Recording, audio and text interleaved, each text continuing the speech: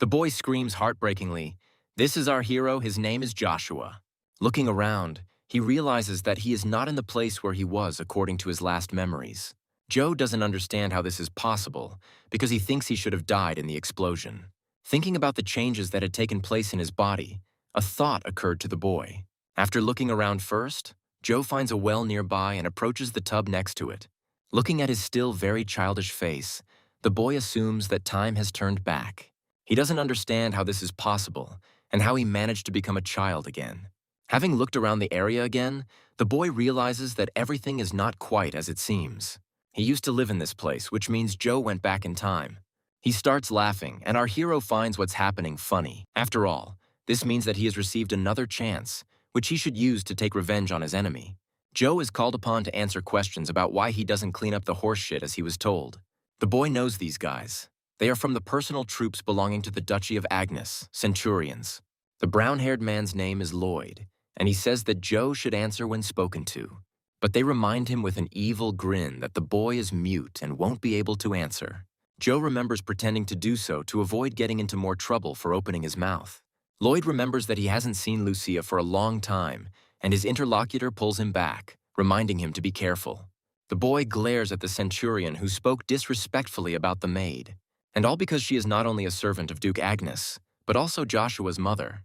He himself is the illegitimate son of the man who raped the boy's mother. Since those close to him knew this, they viciously tortured the child with noble blood in his veins. These three were especially enjoying this, mocking the youngest right now. Lloyd says he wants to visit Lucia, and Rollo asks him to shut up so they won't hear. The interlocutor is not worried, believing that in this remote place only Joshua can hear. Besides, even if we get rid of Lucia and her offspring, Duchess Vanessa will clear them. Lloyd thinks now is the perfect time to do it, but Lucia isn't here. He offers to have some fun with Joe before the maid arrives, and his interlocutor is only too happy with the offer. The boy thinks he is not going to let the bastards who insulted his mother go away. Looking at his clenched little hands, he wonders if what he has planned will work. Joshua wants to use the way he uses the mana technique. This method is unusual. Our hero learned it in the ancient ruins with his favorite spear, Rugia. The mana technique that Joe had learned before had a completely different method of operation. It represents the use of mana from another source, from the environment. Therefore, this method has no limitations as in the case of the mana core located under the abdomen. This technique allows you to absorb mana with your entire body at once. The concentration is also different. It concentrates mana exactly where it is needed, so it can be released instantly. By not going through the core formation process, Joe saved himself years. Gort suggests surrounding this bastard and kicking him. He is filled with anger at just one look. Lloyd says he knows the reason for his friend's bad mood, and he shuts him up. Approaching his victim, Gort says that today he is not going to hold back. Joshua's intense concentration causes the offender to stop and sound puzzled. Gort thinks that this kid fainted from fear right there. Lloyd agrees with his friend. Joe silently prays that he can only scoop up a measly handful of mana. It took him a decade to do it, but now he knows how the process works. From the direct and piercing gaze, Gort recoils back, frightened. Embarrassed, he rushes at the boy, sending unflattering expressions his way. Outraged by this reaction, the young man admits that it is a big surprise. Before the club can touch him, Joe delivers a blow filled with mana. Falling to the ground, Gort curses, throwing out curses, and groans from the unexpectedly intense pain. A stunned Lloyd asks in an uncontrollable tone how such a thing could have happened. It's unthinkable. The boy, meanwhile, realizes that he feels something sticky and disturbing. He is sure that he has never experienced such a feeling in his stomach before. Lloyd assumes that the boy is crazy since he is in such a hurry to get to the next world. Joshua believes that it is dangerous to go up against a trained soldier with such a childish body. He assumes that Rollo will not attack, as he is the most cautious of the three. And since there is only one opponent, and Joe stood his ground against Gort, he has a chance to defeat Lloyd. The enemy mercifully allows the boy to consider today his last. Screaming that he will kill him, Lloyd slices the air with his sword, but Joshua manages to dodge it. The centurion notices the energy emanating from the boy's body, realizing that it is mana. But amazement costs the young man precious moments. The blow is so powerful that Lloyd flies back to his friend, choking on blood. Rollo is afraid to say out loud his opinion that Joshua is crazy, but in his mind he reasons without embarrassment. realizing that the second time cannot be an accident. Joe is in severe pain at this point simply because he is using mana. He thinks that Rollo is no better than Lloyd and Gort. He became a centurion thanks to his wit. This man is very dangerous, and Joshua decides to ask him to deliver a message. Rollo becomes even more confused when he hears the boy's voice. Unable to contain his surprise, he asks his interlocutor if he can really speak. Instead of answering a stupid question, the boy starts talking about the consequences of bullying. He promises to kill anyone who dares to insult his mother, including even centurions. Rollo becomes so scared, as if there was no child in front of him at all. Gasping, he runs away with a heart-rending cry about how this boy is a real monster. When the danger has passed, Joshua allows himself to exhale, his breath ragged. Cursing silently at his own endurance, the boy closes his eyes. He doesn't even find the strength to soften his fall with his arms outstretched in front of him. Joe manages to open his heavy eyelids only once before falling into complete darkness. As soon as they enter the building, an excited conversation begins about the mute child. The man asks if his interlocutor has heard that he beat the crap out of 3 centurions.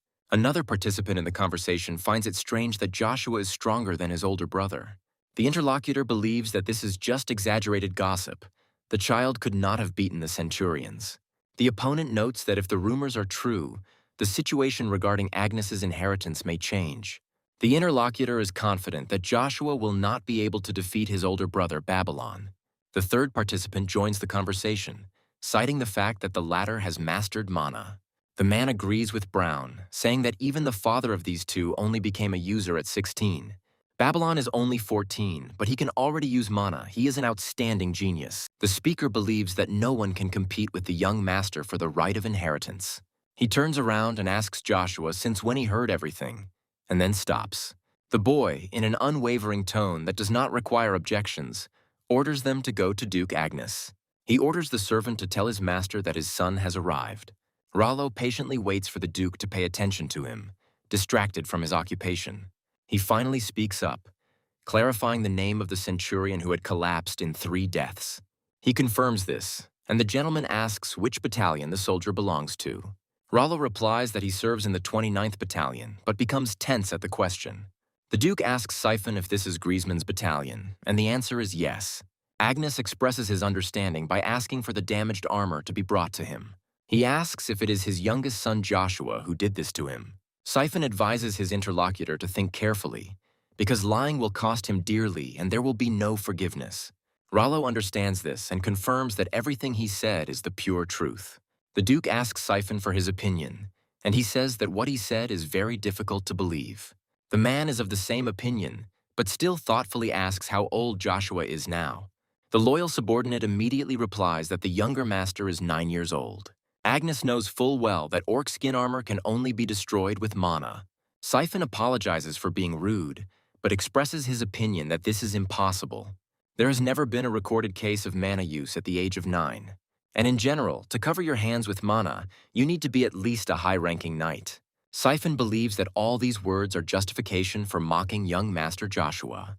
A young man asks permission to take the liar outside to teach him a lesson. Rollo asks to believe him, because everything he said is actually true. Siphon forbids the boy to raise his head in the presence of the Duke and orders him to stop lying. Seeing that Rollo stands his ground, the captain moves to more active actions. Agnes asks Siphon to stop, but he does not want to leave things like this after the slander. The Duke justifies his request by saying that they will learn the whole truth after meeting Joshua. Believing that the time has come to meet his son for the first time, he wants to do it in person. Siphon is surprised by this because the Duke did not show such attention even to his legitimate son. Agnes asks where the junior is, and the subordinate passes on the information he received. The Duke asks Siphon to take him to his son, and he accepts the order for execution. Walking down the corridor of the mansion in a good mood, Babylon slows down. A wave of hot bewilderment overwhelms him, and his wonderful mood vanishes in an instant. Not understanding what the bastard is doing here, the heir openly asks his brother this question. Joshua doesn't hear him, as his attention is completely absorbed by something else. The boy stares at the portrait of the current emperor, Marcus, with a look full of hatred. The thing is, this man reminds him of Caesar, a man who needs revenge.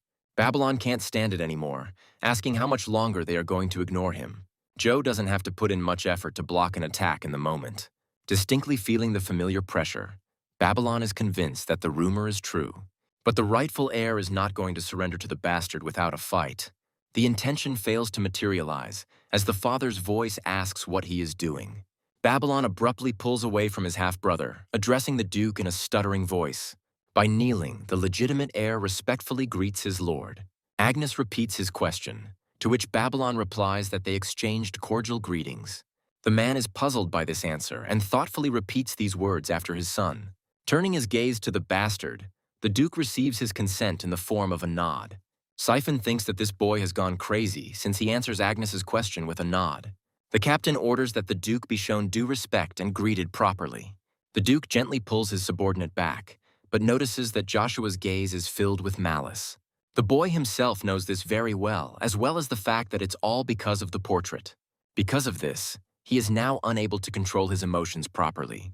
This is bad because Agnes does not allow hostile people to simply leave. The man asks the boy to come closer to him if he has calmed down. The Duke wants to see for himself whether he used mana or if it was all a lie. Babylon can't believe what he heard. He thought it was impossible for his brother to use mana. He is angry that the groom might have abilities superior to his own. Siphon asks the Duke not to rush, but he interrupts him, calling Joshua to him. He is afraid of such closeness, because if the anomaly is discovered, his plans will come to an end. The man has no intention of playing games, and Joe doesn't even have time to notice him approaching. Unceremoniously grabbing the boy's hand, the Duke begins his inspection. He is overcome with great surprise. Literally moments later, he did not expect this. The man's face changes from stunned to disappointed as he lets out an exasperated sigh. Siphon asks about his progress, and his master says that he has not detected any mana. Rising sharply, Babylon mentally rejoices that his position remains intact. Siphon believes that there shouldn't be any traces of mana in the core, but that's not what the interlocutor is talking about. The thing is that every person should initially have at least a little mana. Even ordinary civilians and monsters have it, which cannot be said about Joshua. Siphon equates the boy with the dead, who move thanks to demonic forces. The guy thoughtfully says that he heard from children that such cases had already happened. Agnes considers this unnatural. Joe has a sticky mass of negative energy in place of his core. The Duke says to his son that from now on he will keep an eye on him. Siphon reminds them that they cannot leave the centurion who spread rumors unpunished. Agnes believes that punishing for something they are not completely sure about is a bad idea. The man says that Joshua will live with them for a while since there are enough rooms. Babylon, unable to bear such a threat, tries to object but is interrupted. The Duke asks his legitimate son if he wishes to object to his master. The boy stutters as he answers that he has no problem with it. Agnes orders Siphon to train the bastard in knightly matters from tomorrow. The captain doesn't understand why this is happening because Joe doesn't have mana, and the Duke has a different view of the situation. He tells his son that he looks forward to their next meeting after his training. After escorting Joe to his room, Siphon says that from now on he will live here. While the boy examines his new possessions, the captain becomes thoughtful. Unable to believe that the boy was not happy with the honor, Siphon allowed himself to be addressed. Joe, noticing that the man is behaving differently, assumes that it is because of the Duke's absence. However, he doesn't care about this. He wants to fall asleep on this bed much more. Joe thinks about his father's words about looking forward to their next meeting. Agnes spends most of his time in the Golden Palace of Acadia, the capital of the Avalon Empire. Looking at his hand, Joe wonders if the Duke sensed something unknown to him. No matter what it is, the very fact that Agnes will possess this knowledge is dangerous. At the same time, the most important thing for Joe now is to regain his former strength. And to do this, the boy will need to put in an incredible amount of effort. That same night, Joshua leans out of the window, carefully examining the surroundings. Having made sure that there is no one who could see him, the boy begins to act. Moving nimbly and skillfully from one elevated area to another, Joshua finds himself on the ground. Now it has become easier for him to use such an amount of mana. Everything looks easier than before. The conclusion is made hastily. Joshua clutches his stomach due to incredible pain. The negative energy in his mana core begins to mix with the holy power. Trying to figure out what is holding both of these energies together, Joe realizes it is Rugia. The patrolmen passing by were talking to each other. One of them heard our hero. But when he and his partner look around the corner, there is no one there. Joshua is lost in his thoughts, thinking that it's most likely Rugia's fault. While he is thinking about subjugating all three energies, A piercing screech breaks through somewhere in the area. Lucia asks why they are doing this, but for the tormentors, the answer is obvious. Gort says that because of this woman's son, their reputation is at rock bottom. In response to such speeches, Lucia bites the centurion with all her might, causing him to groan. He pushes the woman away from him, calling her trash and asking if she's completely crazy. The maid hits herself painfully but doesn't make a sound. This doesn't bother her tormentors at all. Lloyd says he wanted to do this the easy way, but Lucia can't stand still. Roland slows Gort down, reminding him of the possible consequences if Joshua becomes known. The opponent says he doesn't care, because they are here to deal with this bastard. The Duchess said she would take responsibility for everything, but the cowards could go away. Rollo stands frozen in indecision, torn between fear and not wanting to look like a coward. Lloyd teases him, saying that such a timid cat as a friend would be better off leaving. Gort asks him not to make fun of him and asks who exactly the interlocutor called a timid cat. Joe tells them to stop, and Rawls joins him, but the pair are unstoppable. The boy tells these scumbags not to even hope to get out of here alive. Lucia, having come to her senses, squeezes out her son's name, breathing heavily. Rollo thinks they should run, but Gort has a completely opposite opinion. The boy lifts his head up and slowly looks around the perimeter with an attentive gaze. Realizing what was going on, he uttered a phrase that caused confusion among Gort and Lloyd. One of them promises to send the boy straight to hell, and the second asks him to share with him. Joshua repeats his demand, ordering it to be seen by someone immediately. Lloyd chuckles, asking the boy what the hell he's talking about. Jumping down from above, the mysterious figure asks Joshua how he knew about him. It is the knight Cain, and he asks how the boy managed to sense his presence. This cross is one of the 3 knightly orders of Duke Agnes that Joshua is familiar with. The boy tries to understand whether a man from the Order of the Crimson Knights was following him. The centurions respectfully greet the knight of such a highly venerated order. He is absorbed in his thoughts. He wonders if this is the boy from the rumors about the concubine's son. To his surprise, the object of his interest turns to him, saying that he wants to ask. Joe begins his question with the backstory that the ladies of the Duke's house tried to cause harm. He asks what, according to the military regulations of the Duke's house, will happen in this situation. Cain clearly feels the overwhelming force emanating from the boy. It is impossible to resist. With the words that immediate punishment will occur, the knight draws his sword from its sheath. Lloyd doesn't have time to do anything, screaming in sudden pain. Gort groans, but he quickly adapts and rushes at the enemy with a warlike cry. This helps little as the knight turns out to be more experienced and parries his opponent's blow. Gort asks Sir Cain to wait, knowing that this could be his end. But the knight does not heed, throwing himself at his next and final opponent. Rollo, saying that he sincerely regrets it, asks for mercy, but he is unable to finish his sentence. He interrupts himself, screaming intermittently in fear. But Joe asks the knight to stop. The centurion begs him for mercy in a stuttering and pitiful voice. He trembles slightly. Cain advises Rollo to shut up if he wants to live even a second longer. Joshua remarks that he is sure he told the knight to stop, and he retorts softly. The man says he is only punishing them for harming the Duke's wife. Although the Crimson Knights are considered weak, it seems that this man is quite strong. Before anything happens, Joshua asks Cain who he serves. The answer comes immediately. The knight says that he serves Duke Agnes. The boy's next question is whether Cain knows who he is. A guess quickly appears, because the knight knows a man with such pressure and look. The boy, meanwhile, orders his interlocutor to immediately lower his sword. The knight does not object, obeying the young master's order and fulfilling his will.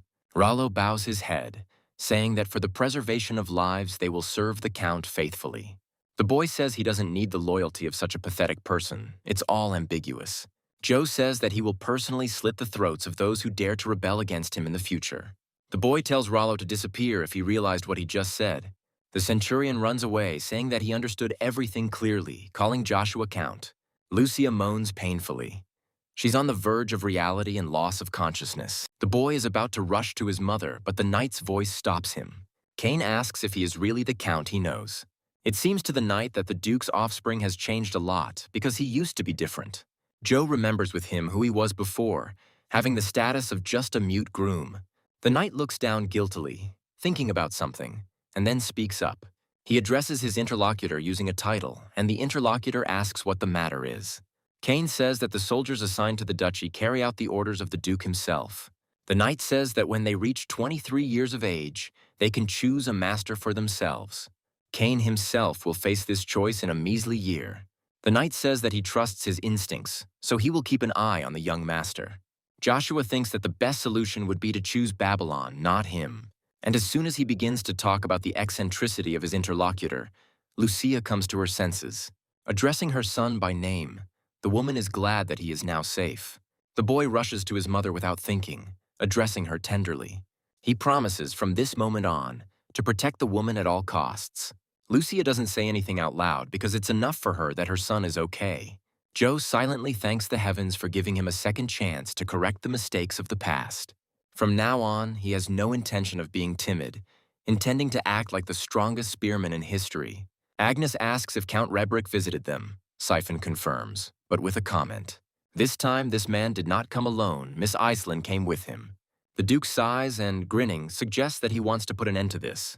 Even though Fanzel Rebrick is an unwelcome guest, he cannot be ignored. The Count's current companion is his daughter, one of his most talented people. She is watched as carefully as Babylon because the girl is a genius of magic. Iselin is blessed with mana, meaning there is no need to learn how to use it. Agnes knows that Fanzel will bother him again. He knows the reason for the Count's visit. Siphon reminds the Duke that his Babylon will be 15 years old next year. Although his coming of age is only a matter of time, the matter is different. The Duke's eldest son already has a lady love. This little lady's name is Charlie. Agnes exhales heavily, confirming these words and asking how then he can. This girl belongs to the Font family, which received the title due to its wealth. Siphon gives his voice to Lady Charlie, Agnes too, but at the same time sees a problem in this. His greed for talent is as immeasurable as his greed for military might. Siphon knows perfectly well that this man evaluates others only by their skills. Duke Agnes stops, causing his subordinate to become perplexed. Siphon asks what happened, and the interlocutor inquires about the progress of his youngest son. The captain cautiously says that he is not sure he understands what is being said. The Duke admits that he told him that he would give Iselin to him. Siphon is speechless, amazed, because this lady has the blessing of mana. And ironically, it can be given to someone who cannot use mana due to a curse. Joshua recalls that his mother was buried on a cliff north of the Duke's garden. In his past life, he often went up there to visit her, but now it's hard for the boy. Remembering that the secret passage opened up to him by accident, Joe tries to grope for it. The sound of knocking coming from underground makes you stop for a moment and your heart flutter. Joshua remembers that on the other side he found his ultimate weapon, Rugia. The boy carries out the necessary manipulations to achieve what he wants.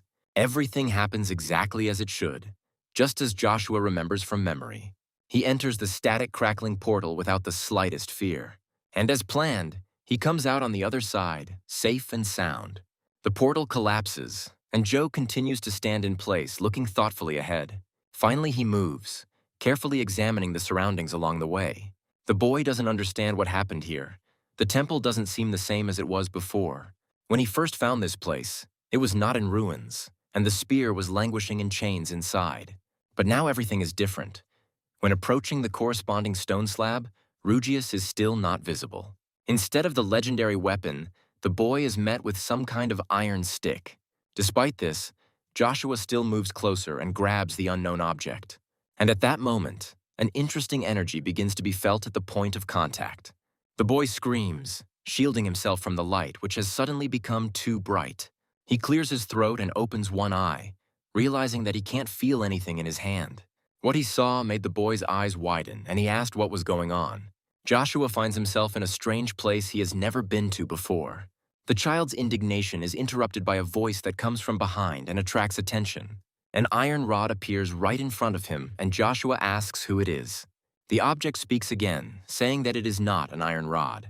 It is revealed that he is a demonic weapon called Rugia. Joshua suggests that the spear looks like this because it also went back in time.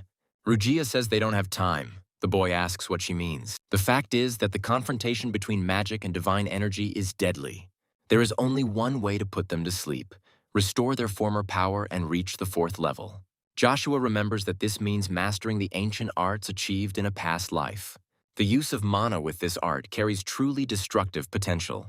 In the past, those who were able to fight Joe on equal terms could be counted on the fingers of one hand. This could be compared to the second most powerful class of swordsmen, the absolute masters. With a spear mastery level of 5 out of 8, Joe was the strongest on the entire continent. The 4th level represents approximately the highest category of the 3rd class. Joshua is confident that he can reach this level, as he has reached it before. The problem is that in his current state, he has a hard time even managing his mana. Rugia says that as long as they are close, Joe will be able to rise using mana without any side effects. The boy finds it hard to believe, so he can't help but ask the spear a clarifying question. Rugia advises her interlocutor to improve his skills, saying what will happen next. Then Joshua will be able to accomplish everything he planned. The boy asks the spear to wait. But leaving the insistence to start training for the end, Rugia disappears in a blinding light. With another discreet cry, Joshua realizes that he is holding an iron rod in his hand again. But now he knows that this is not what it seems at first glance. This is his Rugiar. Remembering the weapon's words about being able to use mana without consequences, the boy checks. Concentrating, he recalls the mana techniques that only he possessed. The first level is the absorption of particles from the surrounding space. Joshua's eyes snap open and he feels a new sensation inside him, which means one thing. And the boy screams with joy because he managed to carry out his plan. The first stage is completed, and Joshua, full of enthusiasm, begins his training. Using the first level of spear mastery, the boy concentrates mana in one point. He suddenly makes an explosive lunge that feels like a gunshot. His efforts are rewarded. The technique finds its visual embodiment. In his mind, Joe turns to his enemy, Caesar, promising that this is only the beginning. A voice rolls through the reception room, announcing the arrival of his lordship. Just a moment later, the door opens, letting in the Duke and his companion. The man smiles, noticing that here are the unexpected guests, and then he hears a familiar voice. Charlie respectfully greets the Duke, who asks what the girl is doing here.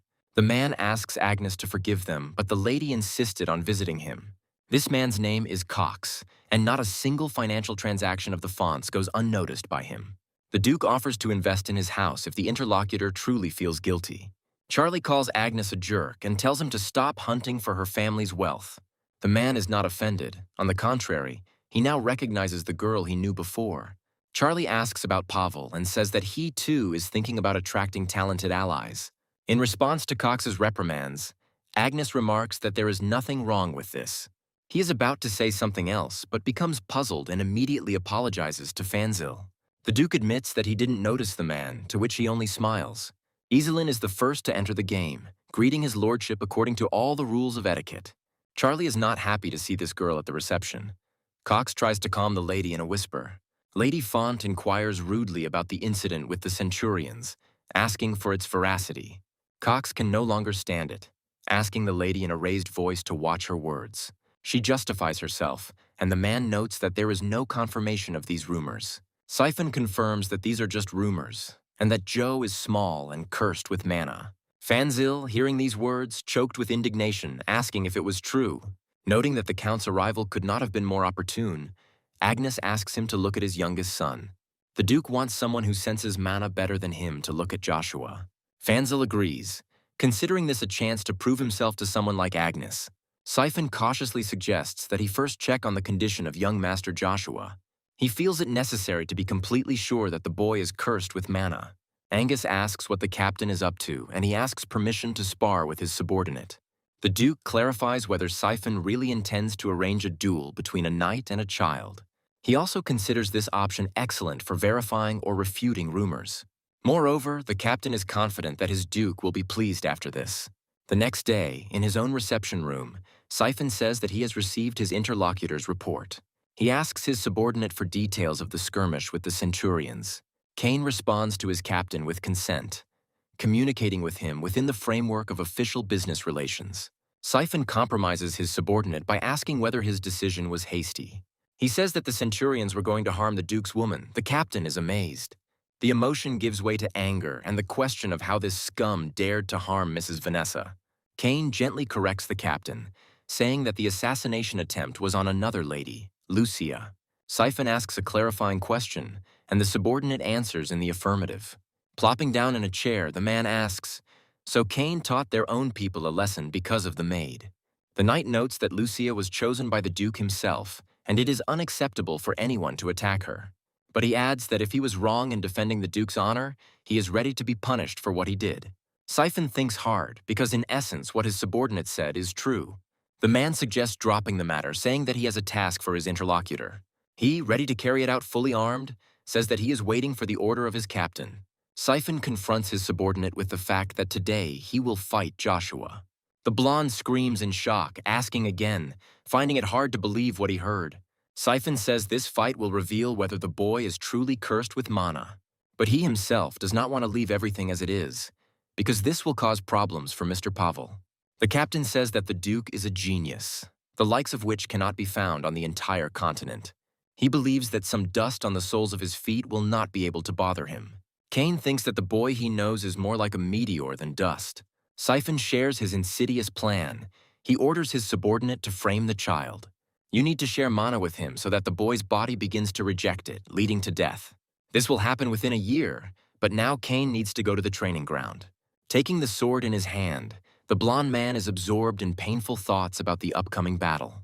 Even though his superior had given him the order, Cain promised Joe that he would keep an eye on him. The boy asks the knight his name, and he respectfully greets his future opponent. Joshua asks bluntly if they will actually spar. The interlocutor confirms this, saying that as he understands, this is the will of the Duke himself. Joe is happy because he believes his father has finally seen the strength in him. Cain says he's not going to fight at full strength, which surprises the boy. He says he finds it ridiculous and asks if the knight is underestimating him. He gets confused when he starts speaking, because he expected a completely different reaction from his interlocutor. Joe says that just as the Duke's son has the right to choose his master, he also has the right to choose. The boy adds that he has no plans to trust the arrogant idiot. That's why he advises Cain to give it his all if he wants to test him. The Duke's observation that they had already managed to greet each other reaches them. The knight greets his lordship with all due respect, skillfully changing the topic. Siphon's expectations are confirmed. The Duke's son still lacks good manners. But to his surprise, Joshua introduces himself with all the rules of decency. Agnes doesn't remember the bastard being taught manners, but he praises him for his resourcefulness. Joshua responds to this by being very observant by nature. The man doesn't show it, but he is very pleased. He asks if the boy heard the news. He agrees and retells what Cain told him the day before. Siphon corrects, saying that this is not a test, but a gesture of goodwill from his lordship. Joe remembers the man's nature, guessing that he intended to kill him. The Duke asks if the duelists are ready, and Cain answers for both of them, reporting their readiness. Agnes says there was a misunderstanding and that he will not be Joshua's opponent. Babylon, who appeared out of nowhere, says that he is ready to help his little brother. After all, who else would take care of him if not a loving older brother? Joshua assumes that Siphon figured everything out and therefore changed his choice. Agnes says that since this is sparring, wooden swords will be used as weapons. Babylon approaches the sword stand with full combat readiness, as if he had rehearsed this. He agrees with his father's words, saying that he wasn't going to give it his all anyway. Joshua is amused by the pompous show that Siphon and Babylon put on. However, he is going to show these two what a real show can be. To the puzzled looks of those present, Joe breaks the handle in two with a loud crack. Not understanding what is happening, Siphon becomes confused, and his master's interest awakens. Joshua declares that he will fight with this weapon instead of the wooden sword. Charlie laughs. Calling the boy funny, Cox asks his mistress to stop. Siphon says this is no joke and asks what Joe plans to do with that stick. Stopping the captain from intervening, Agnes asks if the boy is serious. He agrees, and it is clear from his entire appearance that he is not bluffing. The Duke thinks for a moment, then speaks again. He orders everyone who wants to sit down and get ready to watch. Siphon agrees with the master. Agnes warns his son that he is forbidden to use mana. He agrees, thinking that it would be a shame to waste even a handful of mana on someone like Joe. Watching the preparations from the sidelines, Cain tries to understand what the young master has in mind. Babylon mocks the younger one, reminding him of his past life in the stables. When everyone has taken their places, the Duke gives the command to begin the duel. Babylon rushes into battle as soon as he heard the cherished words. He was waiting for this moment. Joshua is no slouch either, throwing his weapon forward seconds before impact. His opponent has to make an effort to successfully dodge. The blonde guy says that even if the kid learned to hold a stick, it won't work on him. Joshua doesn't think so because although his brother is fast, he is too predictable. So he manages to land his first blow, and Babylon gasps in surprise. Calling his younger brother a bastard, the teenager can't believe he's been bullied. The insults do not end there, and Babylon, blinded by rage, waves her sword. The hothead costs the blonde another miss along with the injury inflicted. Joshua asks his older brother to repeat what he said a couple of seconds ago. Coughing, his opponent says he has no intention of losing to such trash. Joe can't finish the thought that he will keep his distance from his opponent for now. With words about this bastard knowing his place, Babylon activates mana. Realizing what the boy is about to do even from such a distance, Agnes orders him to stop. But it's too late. Powerful streams of mana burst from their source, blinding with power. The dust rising from all corners of the hall obscures the view, but the Duke still peers. Babylon's wooden sword flies off broken, causing its owner to be amazed. Joshua turns out to be alive, which is already good, but upon closer inspection, it becomes even more interesting. Fanzil is the first to cry out, alerting the others that the young man is using mana. Babylon rages silently, trying to understand where this pathetic creature gets mana from. He remembers his father's words that he would return next year and wait for the results. Blondie screams that he will never acknowledge his brother. He himself is the rightful heir to the duchy. Joshua remembers that this very duchy will fall in 10 years. Yet, by creating solid ground under his feet now, he will ensure his own support. So, rushing at his older brother in response, Joshua is going to devour him. Realizing where things were heading, his lordship ordered his sons to stop immediately. The booming voice combined with the destructive force made Charlie hiss in discomfort. Duke Agnes warns his sons that if they disobey, there will be no mercy. Although Babylon does not like this outcome, he obeys, knowing what the wrath of his parent will bring. Siphon can't believe that someone can have mana at the age of 9. Agnes asks the captain if this is enough for confirmation. He is at a loss. Siphon says he's never seen mana like this. Fanzil thinks it's her. Although Joe has less mana than his brother, his structure is strikingly different from all the others. Charlie finds this incident incredible, and Cain notes that this boy is very strong. The Duke tells Joshua that he finds his mana control at the age of 9 interesting. Siphon intervenes in the conversation, trying to object to his lordship but at the same time save face. The man interrupts him, strongly recommending that he calm down his talents. Reading the Duke's mood, the captain submits, realizing that there is no point in arguing further. Agnes tells Joe that he has something to talk to him about and that he is expecting him at his place in the evening. Upon hearing this news, Siphon and Babylon are deeply confused. The Duke's eldest son recalls that his father had never let anyone into his chambers. He is indignant that this honor will go to this dunghill upstart. Joshua, inwardly rejoicing, accepts the invitation and bids farewell to his lordship until the evening. In the guest room, Charlie squeals, thinking it was cool. Cox asks his mistress to calm down. The girl considers the presence of mana at this boy's age to be a historic moment. She reports that she has made up her mind, and the subordinate clarifies what the lady means.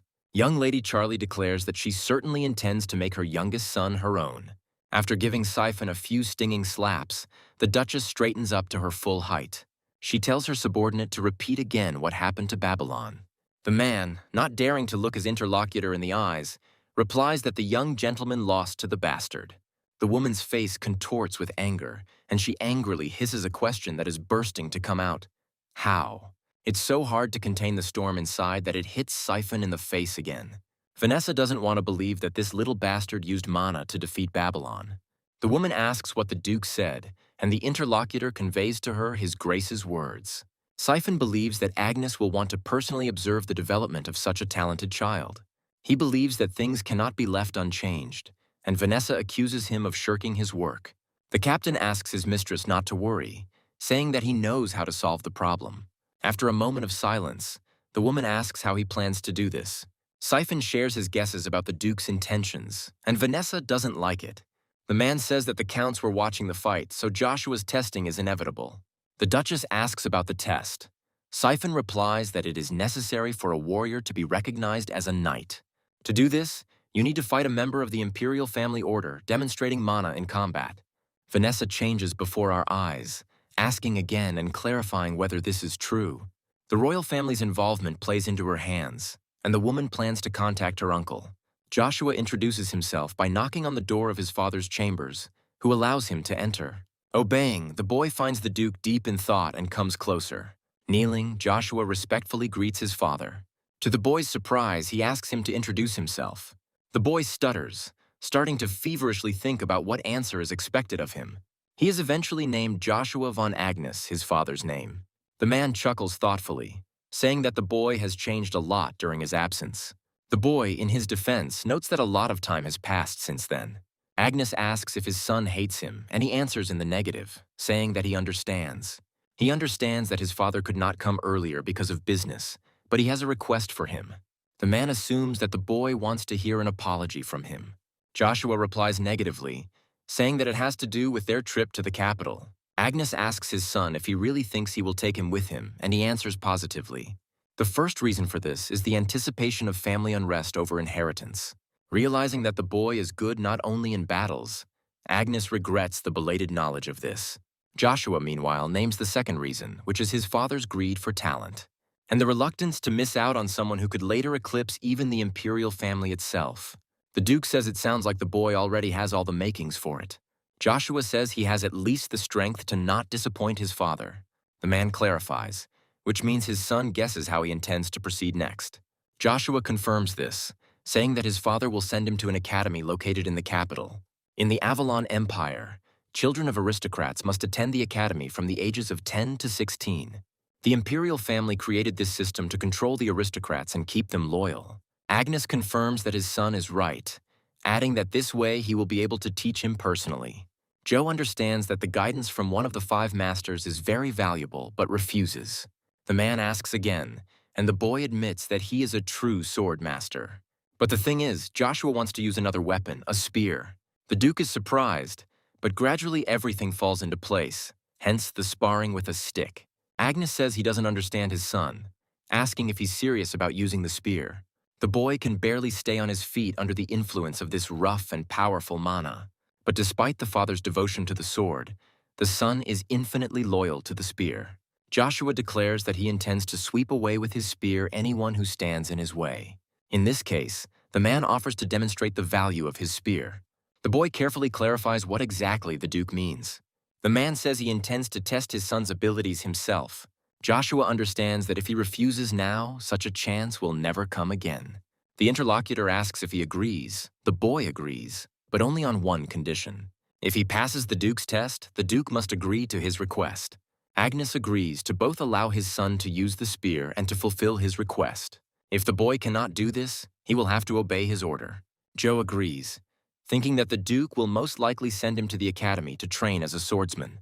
But he has no intention of hiding his skills, and he is confident that this will never happen. Ms. Vanessa is informed that everything is ready, and she confirms this with an excellent rating. The woman greets her uncle, who inquires about the Duke's well-being. She replies that her husband has some business to attend to, and she has one request for her beloved uncle. As soon as the door closes behind the boy, he becomes immersed in his thoughts. He is impressed by the swordmaster's strength, his small body still shaking. Turning to his half-brother, Babylon declares the need to talk. Joshua thinks that they have nothing to talk about. The blonde asks his interlocutor to stop. He invites his brother to fight again, and he notices that Babylon's gaze has changed. The desire to be first is growing in him, and Joe asks if Babylon is sure of his desire. The Emperor laughs, filling the hall with the sound of his voice and asking if this is true. He is surprised that Agnes's family has a child who can become a star. The speaker confirms these words and is asked why Vanessa hit him. The man replies that it is all because this child is not her son. Marcus is amazed, to which his interlocutor says that this boy is the son of a servant. The Emperor exclaims with delight, finding this very entertaining. The man envies Agnes because even Babylon was a real treasure for the Empire. The interlocutor says that princes are also geniuses, but their father does not think so. Even though some of them might have inherited his power, they are still too weak. The Emperor actually belittles his son's abilities because of his own level of skill. But his children, while not as impressive, are also quite talented. Marcus comes to the conclusion that the power of the Duke's second son is at least comparable to that of Babylon. The interlocutor reports the loss of Agnes's firstborn. The Emperor is surprised and asks about his age. The speaker is astonishing when he says that this boy is only 9 years old. The Emperor is impressed that a 9-year-old has brought the Empire's greatest talent to his knees. Marcus believes that the Duke will soon want to test the strength of his youngest, the interlocutor confirms. He continues by informing the Emperor that this boy is almost at the level of a third-class knight. Marcus considers Joshua an incredible find for the Empire, and he is intrigued by this realization.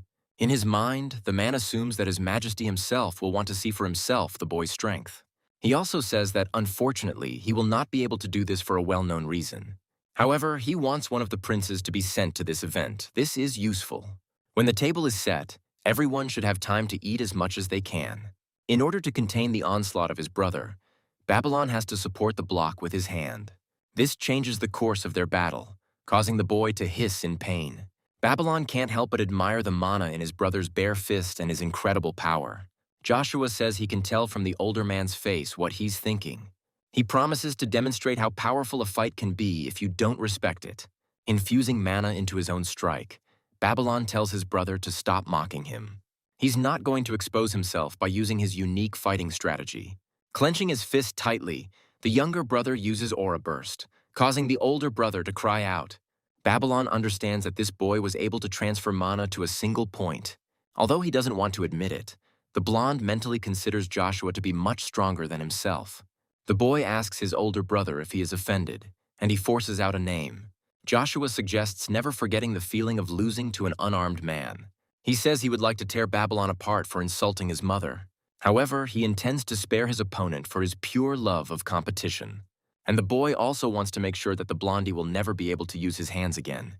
Shaking her whole body under all this power, Babylon swallows nervously in fear. As he leaves, Joshua advises his former opponent not to forget the difference in their strength. Cursing in frustration at his own helplessness, Babylon does not hold back. The next day, Joe has a hard time getting up. He used too much mana. Mana control has become easier now, but the residual pain is still there. A knock on the door makes the boy think of Cain. Opening the door, he wants to say that it is too early, but he interrupts himself, surprised by the visitor. Charlie asks if he is Joshua von Agnes. The boy asks who she is. Introducing herself with her full name, the girl suggests communicating informally. She is older.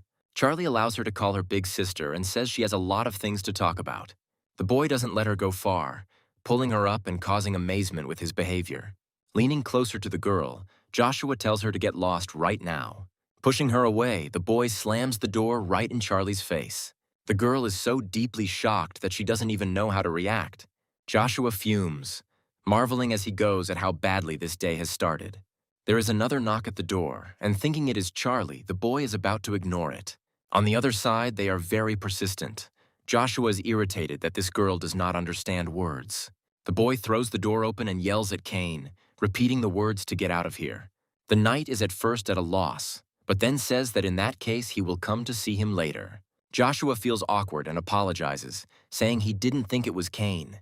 He asks, changing the subject, at what stage his request is. The knight has fulfilled it. However, he admits that he does not quite understand why the young master needs this. Joshua asks you to just believe him and follow him, and then you will be able to understand everything. At the training ground, they approach Rollin and ask him about his friends.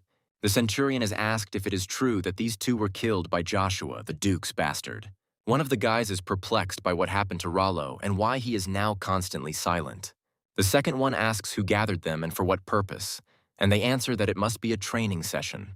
The next moment, a voice is heard nearby giving the command to stand at attention. The member of the Order of the Crimson Knights is greeted respectfully, looking at Joshua with interest. Rollo is seriously scared, trying to figure out what young Master Joshua is doing here. Cain announces that a young count will be training with them today, helping the centurions. Joshua formally introduces himself and says that he will be leading the training today. Duke Agnes's centurions must be able to lead on the battlefield. For this purpose, the most important component is the ability to fight. Saying that he will evaluate their skills today, Joshua asks the centurions to defend themselves. The kids don't take the boy seriously, asking if he's serious.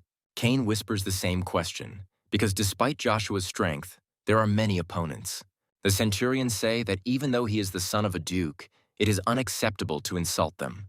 Moving from his place, the boy chooses a specific goal for himself and heads straight towards it. When he asks if he thinks the same, the tip of the weapon is pointed at that person.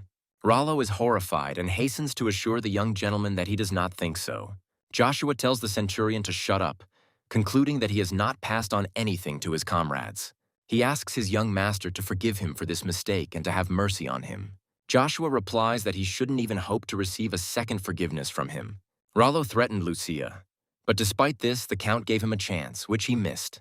The centurions are beginning to seriously believe that the two fell at the hands of young Master Joshua. Stuttering, the centurion asks the Count to give him another chance. He refuses, but with reservations. If Rollo can defeat the Duke's son, he promises to forget everything as a bad dream. The young man sees this as a real opportunity to leave with dignity.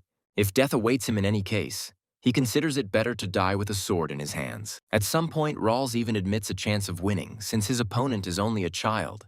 Joshua accurately reads the thoughts from his opponent's facial expression and grins with satisfaction. This is exactly what he was waiting for. There is no pleasure in punishing someone who is trembling with fear and unarmed. Having illuminated the space with its light, a powerful stream of mana falls upon the owner's enemy. When the dust raised in the air clears, those present gasp in amazement. They realize that what the Duke's son used was indeed mana. Joshua says that if you judge your opponent by his appearance, you won't survive on the battlefield. He invites anyone who still doubts his abilities to come forward and fight. Hearing footsteps, the boy turns to the person approaching him with a hostile attitude. But instead of taking up the sword, the centurion performs another action. Introducing himself formally, he respectfully greets young Master Joshua. Soon, the centurions of other units follow the young man's example. Watching this action, Cain now understands what exactly his master was trying to achieve. The young man thinks that this child has lived up to his expectations. While he promises to do his best for the Count's benefit, Lady Charlie sighs heavily elsewhere. Remembering the boy's hurtful words, the girl says his name with disappointment. Bursting into the mistress's room, Cox tells her the good news that the knights will soon arrive. But Charlie is indifferent to this news. She reminds him of the request not to disturb her today. The man asks what happened because she has been upset since the morning. The lady asks her not to bother her and asks what is going on with her father's order. The man belatedly remembers, admitting that he had completely forgotten about it. Charlie asks his subordinate not to forget why they are here, and he promises to improve. As the door slams behind Cox, the girl speaks of her despondency. Sitting in his office, the Duke asks again about the murder of one of the centurions. Joshua confirms these words, reminding his parent of what this soldier did. The boy says that he merely eliminated the offender in accordance with military regulations. Expressing regret, the Duke thinks that in his son's place he would have done exactly the same. Joe asks his father what he thinks, and he counters that the boy had other reasons for this. The boy says that it is difficult for him to immediately win the respect of the bastard from the stable. When his father asked him for clarification, he said that he had thus instilled fear and horror, so that the centurions no longer allow themselves to behave disrespectfully towards mother. Reflecting on his son's words, the Duke says that he now understands him completely. However, instead of talking about this, the man is much more interested in assessing his son's mana. Joe says he heard the knights were coming soon, so he's going to prepare for the meeting. Armstrong is in anticipation, because in this duchy there are two young gentlemen of the second class.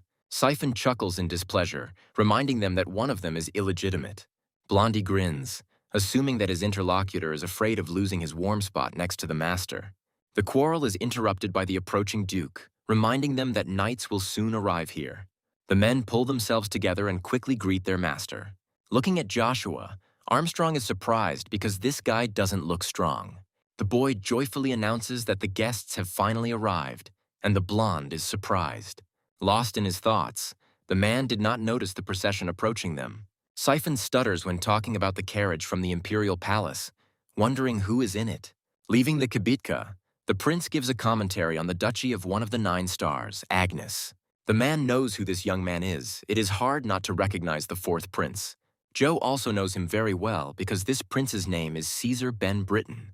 Losing his footing, the knight falls, the sword knocked out of his hands flying back. The man apologizes to Mr. Joko, asking him to stop. He doesn't even consider this option, causing a sharp cry to escape from his opponent. The commander of the 1st Imperial Knightly Order says that weaklings are no authority to him. They turn to him, saying that they knew they would find him in this very place. The interlocutor notes that no one will join the order like that, and Joko's response is arrogant. He asks the man, as if in passing, what business he has come for. He says that a task has appeared from Ms. Vanessa, which Joko should take on. Now he stands among those accompanying the fourth prince, smiling at his thoughts. The boy in front of him is the very same Joshua who needs to be made into an invalid. Caesar addresses our hero, saying that loud rumors are circulating about him. Joshua can hardly contain the anger that boils inside him at the sight of this man. One of the attendants tells the boy to show some manners because he is facing a prince.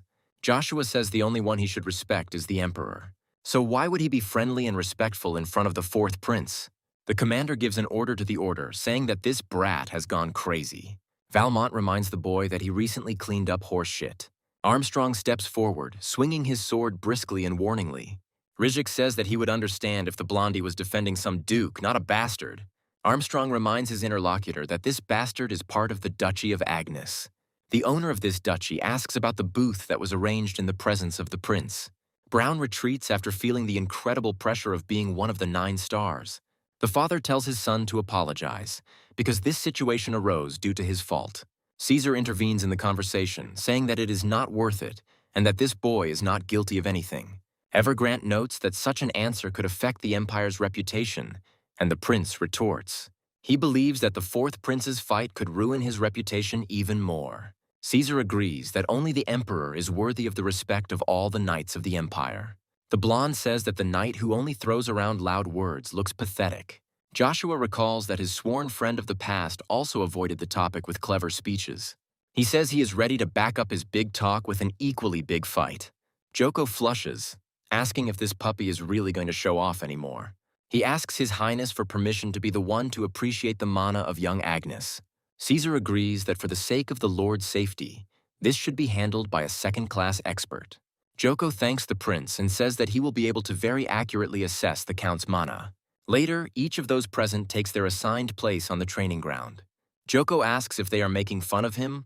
What kind of iron fighting stick is this? Did this kid really believe in himself so much because everyone here was constantly praising him?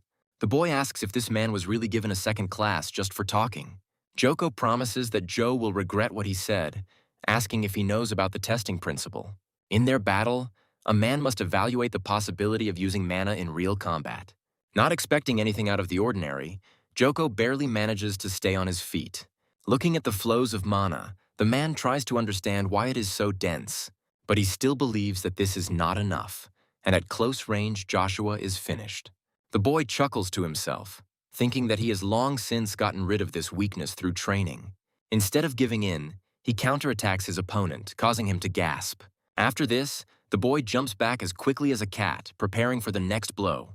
Joshua's weapon is rapidly approaching, but his opponent already knows what he's going to do. He not only repels the attack, but also rushes on, intending to get the boy. Caesar admires Joe, but Brown says Jocko is specifically adjusting to second grade. But the redhead allows himself to be mentally impressed by the boy's mastery of the spear. Joko's attacks are becoming more and more furious and assertive. He didn't expect such resistance from the rookie. If this continues, the test will be stopped and Vanessa will cut off the subordinate's head for failure. It's not easy for Joe either. He feels like it's becoming more and more difficult to control his mana. Joko makes a sharp lunge accompanied by a furious roar. He must not fail. The man thinks that only Angus can stop him here. He moves, reasoning that at this distance he will be faster. Joshua has to work hard to block, but he doesn't escape damage.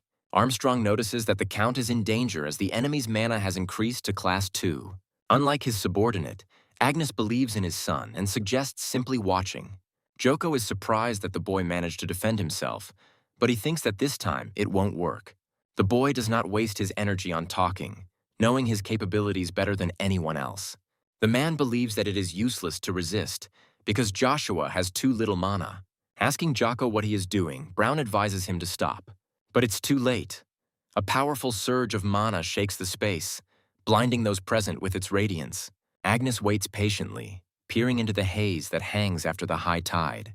When the view becomes clear, Brown openly expresses his deepest astonishment. Others also mentally support him, because the spectacle that unfolds cannot be described otherwise. Joko was as surprised as the spectators. He didn't expect to be thrown back, and so far. He looks at his opponent with hatred and tries to understand what it was. Despite the man's persistent efforts, he still continues to stand on his feet. Siphon cries out in disbelief, the question about the artifact bursting from his mouth. The fourth prince looks at the boy with absolute admiration in his eyes, feeling the same. He tells Brown that the inspection can be completed, since even a non-expert understands everything. The subordinate cannot argue with his prince, so he obediently accepts the order. Joshua asks his opponent how he is, but he doesn't understand what exactly the boy is asking about. The Duke's son clarifies, stating that he was able to repel the attack of the second class. The man says he doesn't know how he did it, but now it's the end for him. Brown interrupts the fight, saying that Lord Joko has done a good job, and he chokes with indignation. Rizek thinks about how the second-class knight repelled the attack of Joko, a second-class knight. Watching Babylon, he did not feel it more strongly than himself, but with his brother it was different. He opens the knighting ceremony with a routine ceremonial speech. In conclusion, Brown, in accordance with the rules, offers the initiate to accept the Emperor's sword. Joe didn't want to take part in this, but he understands that he doesn't have enough strength for another fight. The sounds of the first ovation begin with the fourth prince, who is sincerely happy for the bastard. The members of his retinue repeat after His Highness, picking up the required rhythm. Joe doesn't want to show weakness in front of them, because he's been caught off guard like that in the past. He makes another promise to himself that when the right time comes, he will take revenge on all those responsible. Hearing a familiar voice from behind addressing him, Joshua turns around, puzzled. When his father asks him if he's okay, the boy swears he hears concern. Joshua doesn't remember seeing that kind of expression on the man's face in his past life. It's nonsense. Thinking about this in his mind, the boy answers sparingly, saying that everything is fine with him. Taking the sword in his hands, he realizes that this is the birth of the youngest wielder of mana, and this concerns not only the history of the Avalon Empire, but the entire continent. Count Angel, the Duke's vassal, asks to be informed of the most important recent events. Armstrong says the knights sent out on reconnaissance suddenly returned. The Knights of the Golden Mane report that the number of aggressive monsters has doubled. The main reason for the squad's return is a specific monster, the Black Ogre. He is a top-tier monster, capable of tearing apart even a strong troll. The jurors begin to talk among themselves with concern because the news is a huge problem. To the amazement of everyone present, Agnes says that he will deal with this problem himself. The Duke asks to move on to the next topic. Armstrong stutters, but pulls himself together. The man warns that the next question concerns the fifth Duke. As he asks a clarifying question, he mentally thinks about the second reason for young Charlie's arrival. Deciding that it would be better not to bear this, the Duke orders his subordinate to report on this later. A council member asks if there are any other pressing issues on the agenda for discussion.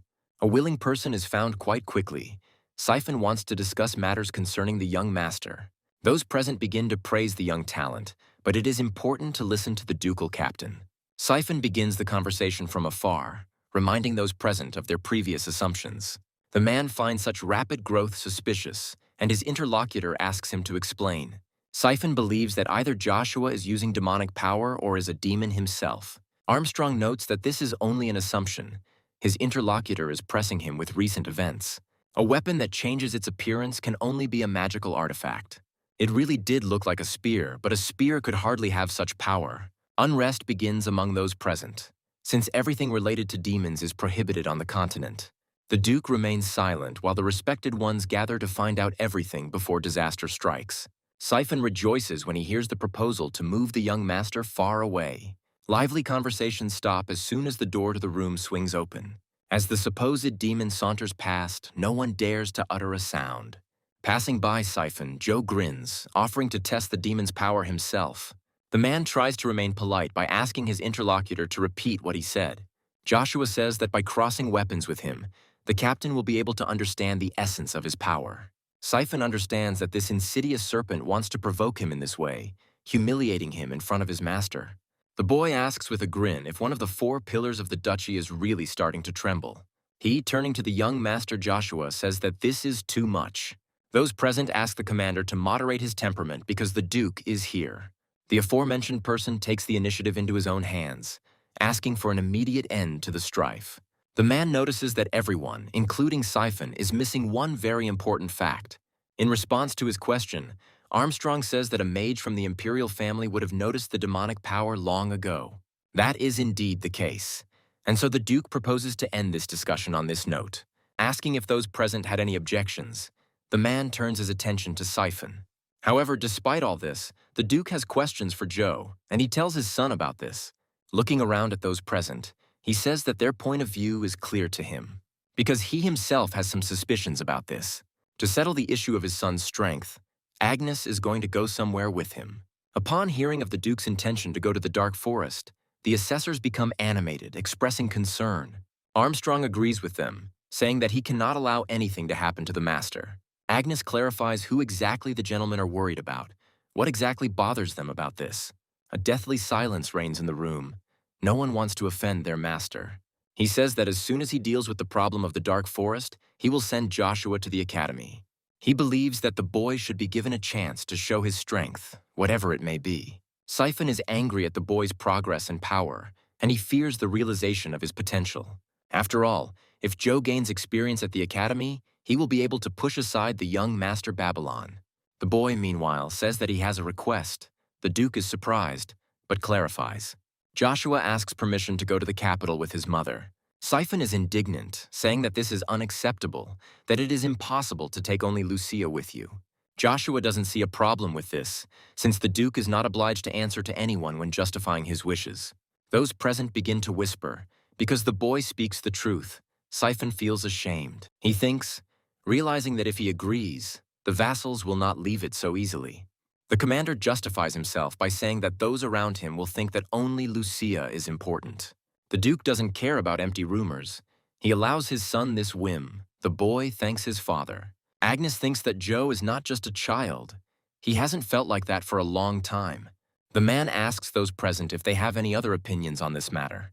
The boys deny it, saying that his lordship's will is law for them. Siphon takes their side, saying that let everything be as the Duke pleases. To sum up, the man reserves the last word. The Duke asks Armstrong to come to him when the report on the font house is ready, and he obeys. His lordship also asks Joshua to come in, and the boy also agrees. The door swings open, revealing Babylon, who orders us to wait at the very threshold. Siphon begins to stutter at the sight of the young master, breathing out his name. The blonde formally greets the Duke, who approves of his son dropping by for the meeting. The teenager apologizes, saying he needed some time to think. Agnes notices changes in his eldest son. His aura has become different. He asks the teenager what business he has with him, what he wants to say. Contrary to expectations, Babylon addresses his younger brother, his voice formal.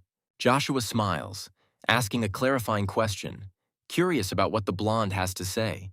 Siphon asks him to behave appropriately, since Babylon is above the younger one in status. Joshua asks if the pillar of the duchy is the representative of the eldest heir.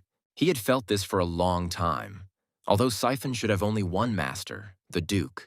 The man says that Joe is wrong because he thought that he still doesn't have good manners.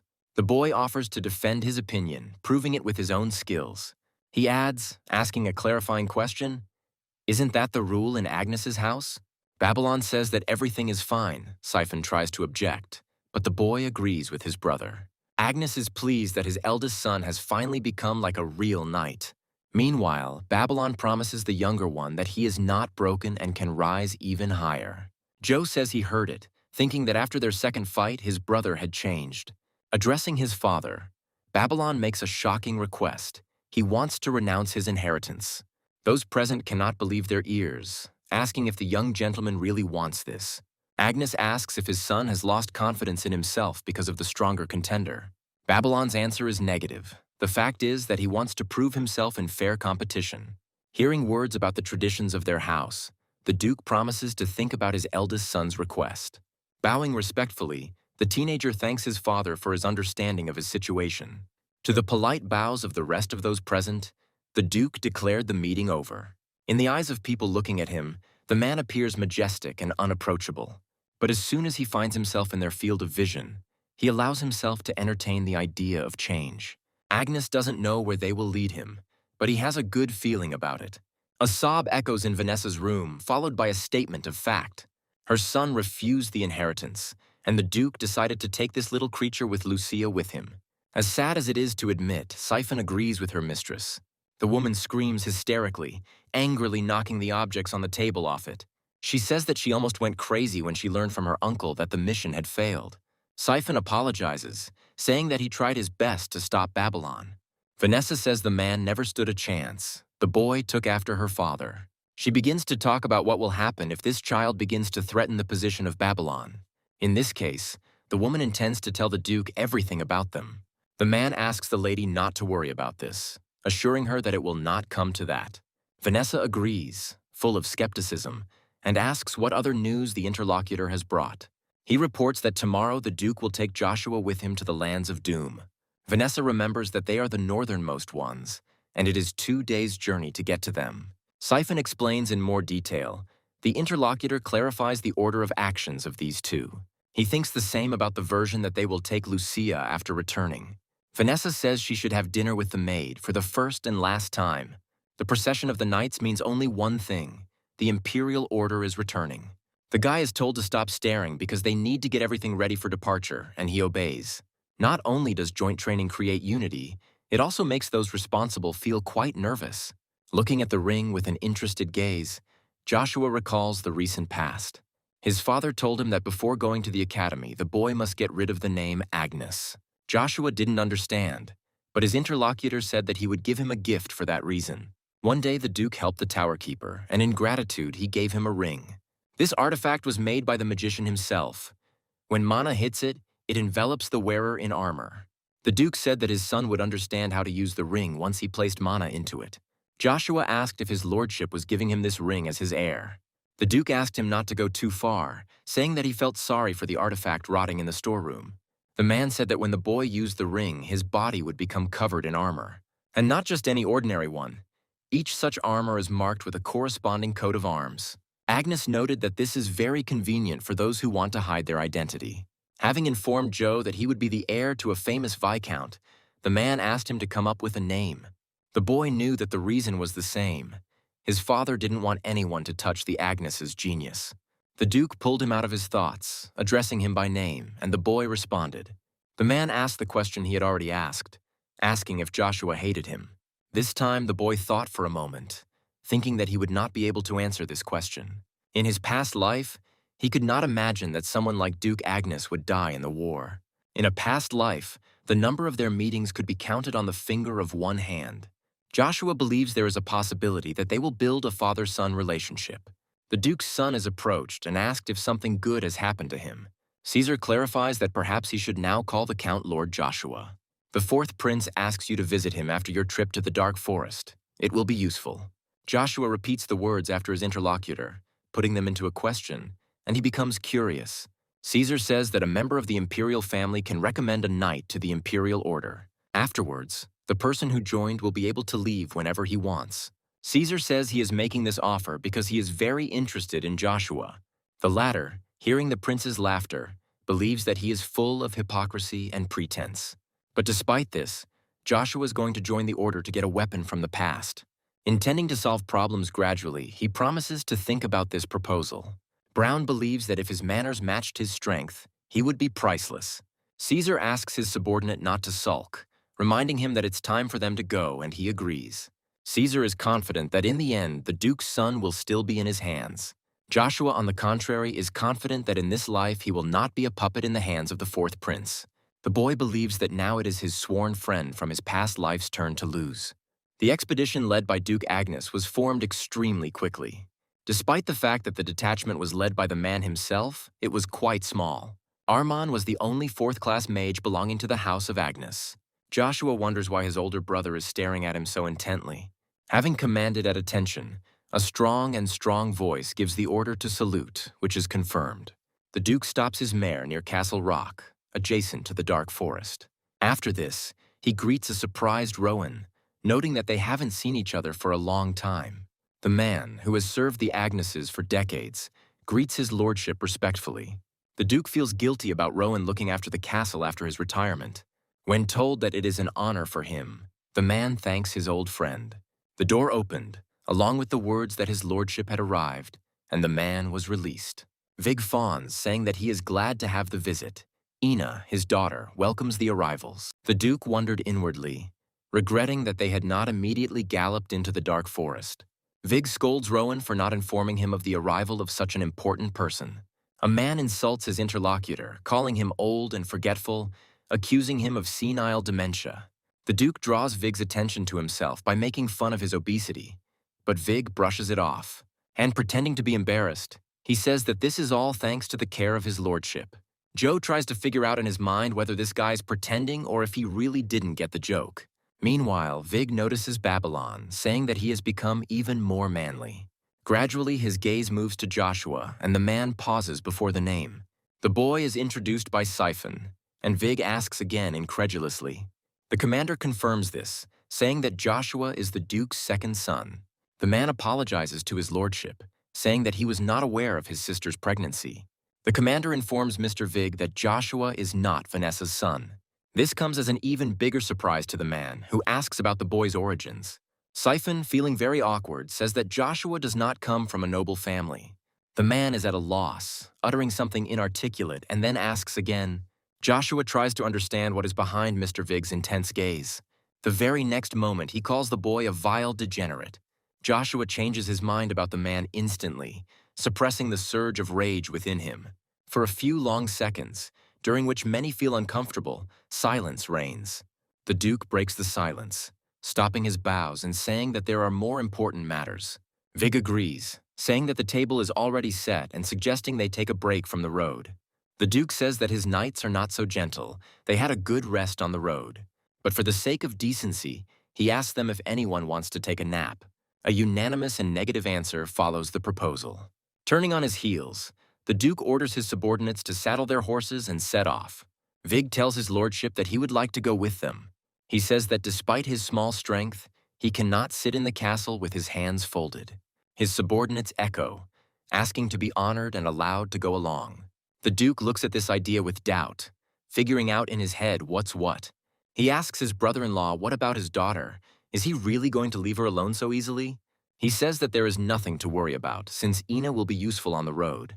The Duke asks if his interlocutor really intended to take the child with him to such a dangerous place. The girl draws his lordship's attention to herself, asking him to look at something. She begins to chant a spell, and soon real magic is born between her hands. The magic turns out to be complicated. The girl summons a sylph. A creature personifying air appears next to its owner at that very moment. Armand shouts out a question in an uncontrollable manner, asking about this spirit. Vig says they recently learned that his daughter has psychic abilities. If we compare the latter with magicians, they are now even less common. Joshua is amazed in his mind, not expecting to see such an amazing phenomenon here. Observing the strange behavior of these two, the boy becomes thoughtful, trying to remember the past. He had never heard the name Ina among mediums, but she seemed very familiar to him. The thoughts are interrupted by the father, who agrees with the idea and informs them of their joint departure. A strange family will be located in the center. Its head agrees, thanks to the Duke. Having said that the vanguard will occupy the Order of the Crimson Knights, the man gives the order to set off. He thinks that having a medium on his side would definitely not be a bad idea. Continuing to watch the two, Joshua can't remember the girl, but he's sure he'll remember if she's one of those who can influence his plans.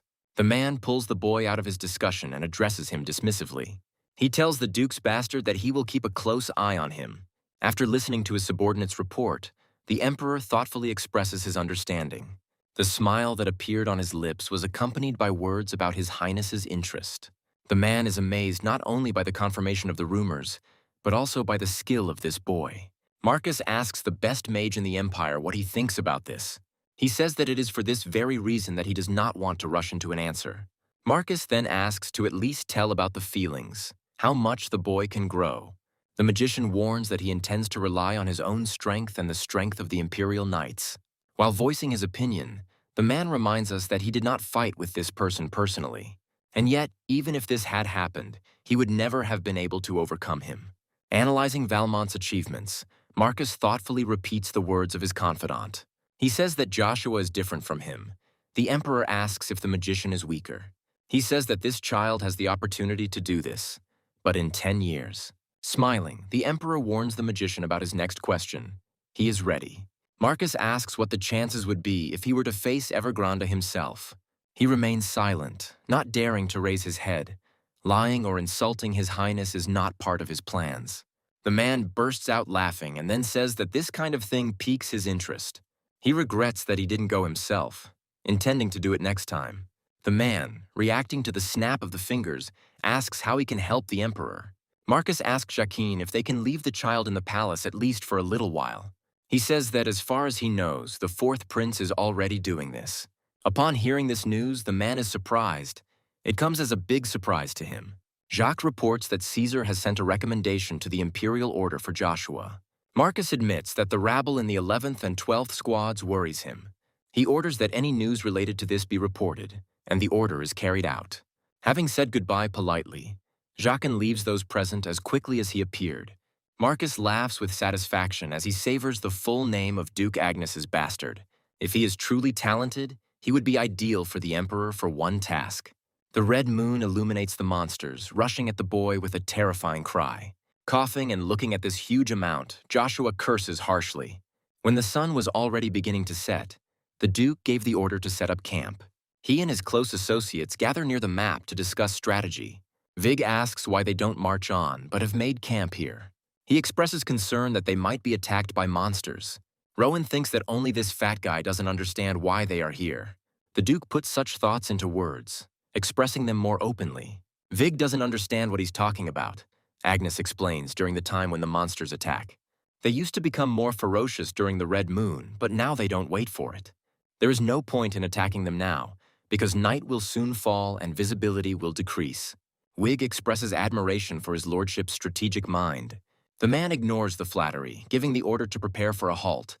The Viscount laughs nervously. Turning to his sons, the Duke orders them to prepare a place for themselves to spend the night. The boys express their consent, but in the meantime, a cunning plan is brewing in the head of one of them. While collecting brushwood, the boy hears behind him a voice addressing himself. The knight says they are finished. Joshua allows them to return, intending to stay.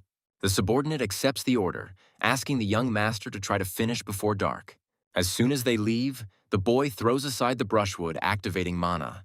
The very next moment, a spear appears in his hand, Joshua reasons. He believes that there will never be another opportunity like the one that has opened up for him now. And while no one sees him, the boy, with a confident and quick gait, heads into the thicket. But it only seems to him that he is alone here, a vile man hiding, fulfilling a promise. There is no way Vig can fail the task his sister has given him. Once upon a time, an artifact possessing primordial magic, the Crystal of Origin, arose. There is a legend that only 5 of these were found, personifying each element. The source crystal is capable of increasing the level of magic from the 1st to the 3rd. This artifact is coveted not only by magicians, but also by knights, including Joshua. The boy remembers that one of these crystals is located in the very depths of the dark forest. Joshua knows that the Origin Crystal has the ability to control the flow of his mana.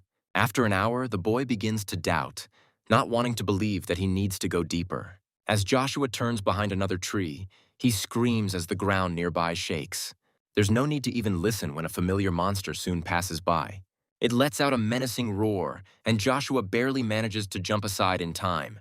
The boy curses as he sees the black ogre blocking the way into the forest. Joshua recalls that such creatures are not affected by low-level magic. You need to be at least 3rd class to face him, but right now there's only one ogre. Joshua believes that if he gathers all the energy in Rugia, he can kill the monster with one blow. If you come closer than 10 meters, the monster will notice the boy. So he's going to make a lightning-fast lunge from his position, cutting off the head. But the ogre, taking a deep breath, lets out his bone-piercing roar. Joshua understands that the monster must be dealt with as quickly as possible. It is strong. The boy sees the giant a moment before the impact, not understanding when he managed to get there. Joshua knows all too well that if he doesn't dodge, he'll get smashed. You manage to jump back, but it's another matter to stay on your feet, because even the airwave is monstrous. The boy, barely able to remain in place, notices movement and prepares himself. Just a moment later, a giant foot appears where he stood. The clouds reveal the moon, which turns out to be red, and the circumstances are not on Joshua's side. Realizing that he needs to leave, the boy hides from the ogre's sight, causing his displeasure. Joshua believes that if he hides his presence, the stupid monster will simply pass by. He plans to use the technique of his old friend, the King of Assassins, to do this. The point of this technique is to cover your body with mana and control it. The boy's trail leads the monster right to the place where he sits. Joshua holds his breath. The ogre doesn't understand what's going on. The smell ends here, but there's no one nearby. He moves on, looking around, and Joshua internally rejoices with the joy of a successful technique. To avoid falling into hot hands again, the boy goes his own way. His body begins to tire, and Joshua realizes he needs to conserve mana. He gets distracted by thoughts about how to get to the source crystal. The branch snaps so suddenly that Joe is unable to brace himself to break his fall. The fall knocks the wind out of the boy, and he notes with annoyance that he landed incorrectly. The troubles don't end there because following the rustling, a monster appears from the bushes. The first one is followed by the second one, until there are too many of them. Joshua swears, and one of the goblins, with a piercing scream and quacking, rushes at his prey. After thinking for a bit, what was happening no longer seemed so terrible to Joe. He remembered his wish. With the thought that he wanted to test his strength, the boy prepares to push back his opponents. While performing a pirouette, the boy turns the spear in his hands, accumulating energy in it. He uses his second level 2 spear technique, Hurricane. Everything happens so quickly that the monsters don't have time to realize what happened, and Joshua continues to twirl his weapon, not intending to stop his working technique. The goblin's already incomprehensible speech becomes completely inarticulate. Joshua is still not satisfied. He is going to give it his all, leaving his opponent no chance. And in vain, the tired body gives in, forcing the owner to lean on Rugia in an attempt to stay on his feet. The boy realizes that he was mistaken in thinking that he had already mastered the second level. But this is no time to relax. Judging by the direction of their movement, they are heading towards the knight's camp. Every second counts now, so we need to find a camp as quickly as possible. The man patrols the area, walking at a leisurely pace, since the likelihood of an attack is minimal. There is a rustling sound in the bushes nearby. He listens, but does not consider it dangerous. And it would be worth it, because a goblin jumps out of the honeysuckle and the knight notifies the area about him. The knights begin to sound the alarm, while simultaneously fighting off the creatures that have infiltrated the camp. In the ensuing battle, the cries warning the allies of the danger are drowned out. Voices filled with despair and the call for a doctor reach the goblin watching over the camp. He makes a quiet sound, which is answered by reinforcements coming to him. The mana-filled sword crosses with the normal ones, crumbling them like cookies. The creature attacks Babylon from the side, taking advantage of the moment, but the boy notices it. It doesn't take much effort for him to repel a failed suicide attack. Cain also does not stand aside, striving for his next opponent. His speed makes the second goblin become confused and freeze in place. Babylon can't help but admire the agility of this man. He has a lot to teach her.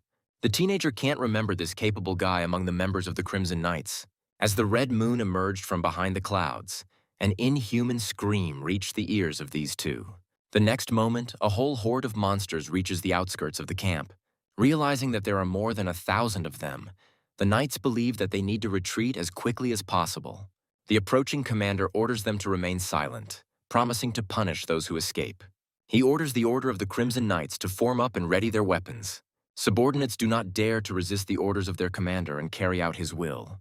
Meanwhile, the monsters continue their rapid march, getting ever closer. Finally, the two waves collide, opening the battle with the first blows. There is not a drop of fear in the bright eyes of the eldest Duke's son, only determination. Cain cuts down monsters one after another, sparing neither himself nor his sword. This is his sacred duty. The commander also does not relax, knowing that his own example will set the tone for the battle. He uses a massive attack to eliminate multiple opponents at once. The man's attention is drawn to rapidly approaching sounds. Siphon believes that they have miscalculated, as there is no end to these creatures. It is unclear why this happened, but the red moon rose today and not tomorrow. He turns around carefully, already roughly understanding what he is about to see before his eyes. And the black ogre, throwing away the annoying midge, screams gutturally, sending out a wave. Siphon curses in annoyance, wondering why he showed up here now. Since he has no other such strong comrades, he plans to take on the ogre himself. A giant club whistles through the air, appearing very close to the man. The black ogre knocks him back, causing him to dig a trench in his flight. Babylon, seeing this, looks at the commander in disbelief, trying to call him. The knights run away in terror, accompanying their actions with squeals. They are afraid of the black ogre. They believe that he will tear them to pieces if he catches them, so they need to run. Siphon realizes he's in serious trouble. This monster is moving too fast. The commander hears words about how a knight must remain calm in any situation. He grabs the Duke's name like a lifeline, and he promises to sort everything out himself. The man fearlessly walks towards the terrible horde that is rushing towards him. The club is also aimed at him, but the Duke remains calm as he reminded Siphon. Flashing with genuine confidence, his eyes give his opponents one last chance to retreat. They don't have time to think about anything before the wave knocks them off their feet, crippling their bodies in its onslaught. When the haze clears, the area where the monsters had been is completely empty. The goblins standing at a distance, who were lucky enough to survive, talk to each other in fear. Even Siphon is confused by the fact that the Duke killed hundreds with one swing. Now the commander understands the power of one of the 9 stars, Duke Agnes. Walking leisurely past the fallen enemies, Joshua approaches the cliff. Looking down from there, he utters the cherished words, causing a crackling of static. In fact, the man's head, looking like he's enjoying a walk, is full. A boy who can't do anything about his tremors is distracted from his thoughts. The uncle remarks that his father's son will also be able to become just as impressive a little later. He himself thinks that a child is still a child, and it's not a sin to be afraid of something like that. The man's thoughts take him in a slightly different direction, and he even becomes interested. Vig asks Siphon where the second child is now, almost calling him a freak. When the commander doesn't understand, the interlocutor says that he is asking about the Duke's bastard Joshua. Siphon admits that he didn't see him. Vig starts laughing, calling the child's escape base. This sows discord among the knights, and they condemn the boy's actions, comparing him to Babylon. Their clucking is interrupted by the Duke, reminding them that the battle is not over yet. It is time to act. Duty does not wait, and brave warriors switch to activity, grabbing their swords. Filling his sword with mana, Babylon charges into battle with a tirade in honor of the Duchy of Agnes. Dismayed by the might of the previous attack, the goblins run away with cowardly cries. It was more than enough for them to witness the death of their comrades. They don't want the same for themselves. One of the knights calls them pathetic cowards, promising that they will never leave the forest again. The knights stop abruptly as the goblins fly back towards them, screeching. Startled, they try to figure out what it was. The answer to the question is not long in coming. The goblins are returning, and not alone. The black ogre lets out a deep growl, its red eyes rolling angrily. The knights barely have time to notify their comrades about this. Some die instantly. Inspired by the support of the stronger ones, the smaller goblins pounce on their victims.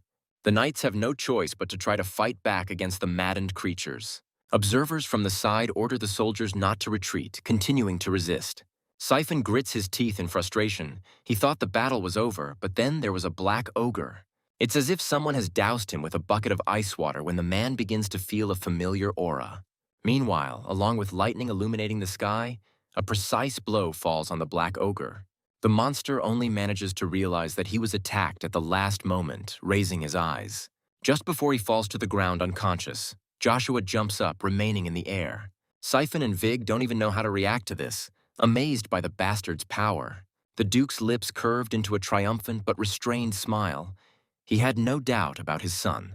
Meanwhile, the boy descends spectacularly, drawing admiring looks from those around him. Siphon can't get over the fact that this puppy killed a black ogre with one blow.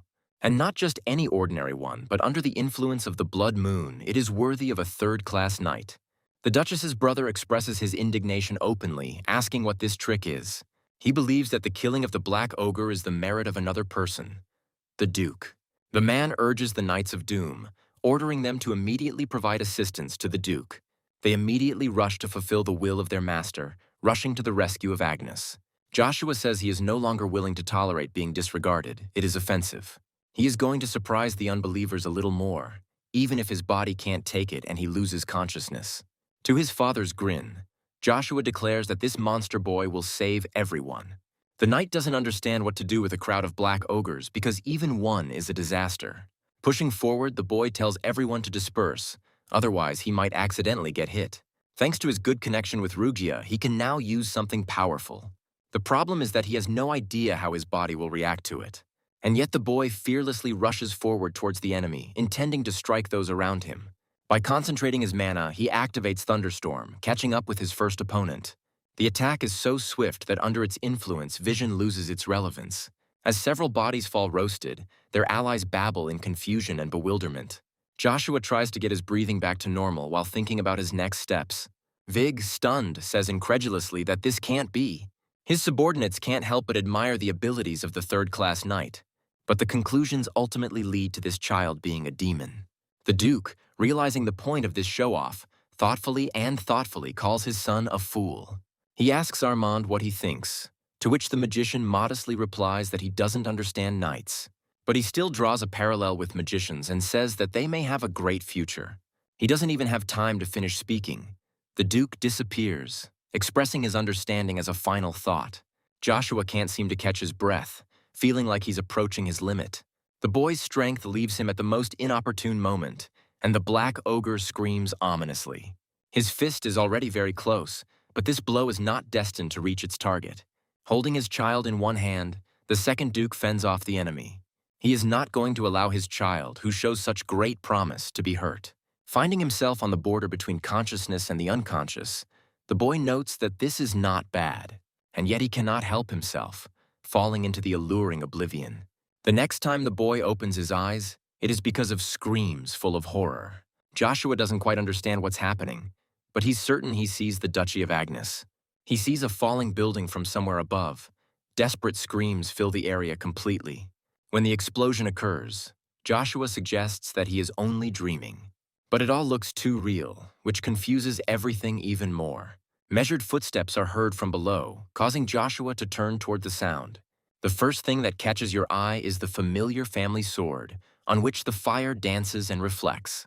Joe thinks it's his father until he looks at the face. It's Babylon's. The boy remembers that this is what happened during the fall of the duchy, but 10 years later, and he cannot understand why he saw this vision right now. Joshua assumes that he is having a prophetic dream, inspired by the power of Rugia. He also remembers that origin crystals are capable of similar things. A wind arises and the boy tries to determine its source. A powerful gust hits Babylon's chest, knocking all the air out of him. The blonde collapses from exhaustion, but somehow manages not to fall completely. A conversation begins between Joshua's older brother and his opponent. The words are inaudible. The beautiful girl continues to say something, and then it dawns on our count. The stranger turns out to be a grown-up Ina-led Grace, next to whom is the supreme spirit of the wind. Joshua only recognized his acquaintance from Aeolus. He finds it hard to believe that something like this could happen. The boy assumes that if this is the case, Ina's mentor must also be somewhere nearby. He tries in vain to make out the conversation between the two. It sounds as if there is a spell of silence on him. Joshua doesn't like this and keeps trying to figure out the essence of the dialogue. Another face materializes out of nowhere on the horizon, its voice also unintelligible. And what's more, you can't even really see this person's face because of the haze. Joshua attempts to get closer, although he is confident in the identity of the third character. And then the angry voice of his older brother clearly reaches him, ordering his interlocutor to shut up. Continuing, he says that his house will not bow its knee to bastards like them. The interlocutor smiles, but Joshua again cannot make out his words. One can only guess what was said. As Aeolus rushes at the enemy of the Lord, Babylon takes several cross punches but remains on her feet. He doesn't even utter a sound, gritting his teeth for the sake of his family's honor. His opponent opens his mouth again, saying something very long and heartfelt. Finally, Joe manages to discern individual features, after which the face is revealed completely. The boy knows this man very well. He is choking with indignation. Just as he begins his angry tirade, a blinding light interrupts it. Joshua's eyes widen as he calls out the man whose name Drax had given Grace. Realizing that it wasn't real, the boy relaxes but becomes thoughtful. This dream was like a prophetic one, not an ordinary one. Its realism was off the charts. At this point, Joshua wonders how much time has passed since he passed out. It is impossible to take a normal position. The body is pierced by unbearable pain. The boy is disappointed that his body has not yet recovered from the battle. If we take into account only skill, he could reach the second class. Although the power that Joe showed might be enough to fight even third-class knights, most likely it is thanks to the source crystal with the power of lightning that he is troubled by a prophetic dream. Joshua decides that he needs to learn as much as he can about the source crystals. When he speaks up, the boy is seriously scared. The Duke says something that is incredible. He finds it amazing that just a few hours ago, this moon was blood red. Now it has changed so dramatically that it emits a dazzlingly beautiful glow. Still embarrassed, Joshua doesn't know how to approach the dialogue. The Duke says they will go to Acadia as soon as they return home. But now Joshua is not Agnes, but the only son, Frederick, of a house in decline. The boy will don the guise of an aristocrat who wants to restore the glory of his family. After listening carefully to his father, Joshua says he understands everything. He thinks that he agrees with such conditions because there is no need for unnecessary attention to him. The man draws his son's attention to himself once again, because that's not all. The Duke says that the boy muttered in his sleep and mentioned the name of a very interesting person. Naming Drax, the man clarifies how his son knows this cursed name. He looks at his father, trying to maintain an outward composure and scolding himself for chattering. Seconds turn into minutes, but Joshua doesn't know how best to respond to this. Realizing that there will be no answer, the man rises from his seat, accepting his son's silence. He advises him to get a good night's sleep because tomorrow they have a journey home ahead of them. In the secret room of Castle Doom, Siphon is asked if Vanessa knows this. He confirms, and Vig clarifies that she knows about the threat, but does nothing. Siphon justifies the lady, saying that until recently there was no opportunity to be active. Vig refuses to believe that this bastard awakened mana on his own. After all, even the genius of the Empire, Babylon, rose to such a level through sweat and blood. And this bastard, even without training, was able to overcome the blackest ogre with his strength. Siphon confirms his interlocutor's thoughts, explaining that this is why the boy is considered a demon. Vig says he doesn't think so, but he's sure the bastard's strength lies in something else. Gaining power of this level is possible by making a pact with a higher demon. Siphon is outraged. He says that the boy has already passed the official certification according to all the rules. Vig asks the interlocutor to use his brain. The veracity of the contract is not important. When Siphon gets it, he starts to chuckle evilly and says he understands. Vig believes that Joshua's intellectual development lags behind his physical development. He is a child. Siphon asks what the interlocutor will do. He replies that he will look after the degenerate. The commander remarks that once Ina enters the Imperial Academy, it will be easier to spy. Joe's claim to the inheritance may cause problems, and then they need to be eliminated. And none other than Siphon will have to take care of this, the man thinks. After watching his former interlocutor go, he savors the words about demons. Cox rushes to his mistress with important news, who clarifies its essence. The man says that the operation in the Dark Forest is over, and the boys will arrive home today. Charlie turns away again, weakly expressing agreement with his interlocutor. Cox didn't expect the lack of reaction. The girl notes that he doesn't like Joshua either. The man says that this was before the boy became the youngest mana wielder.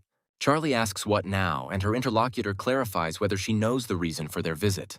The girl suggests that it is because of the King of Assassins and the desire to unite the houses through marriage. The King of Assassins is called Bagration. He was the first of the commoners to become a master of the blade. This man is one of the supernaturals. He has the right to claim the place of the absolute. Based on the available information, Bagration allied himself with the House of Cromwell. Even Charlie knows that if this is true, they have no chance against such powerful opponents. Cox praises the girl for her foresight, engaging in conversation with her on the topic. The Emperor has forbidden unjustified wars, so their struggle is quiet. Charlie clarifies Cox's words about the impossibility of purchasing certain items. The girl says that she likes strong people, but she felt a little sad after hearing the truth. The man does not understand what his young mistress is talking about. He expected a different answer. Charlie asks if he can ask the Duke for help directly. Cox points out the differences.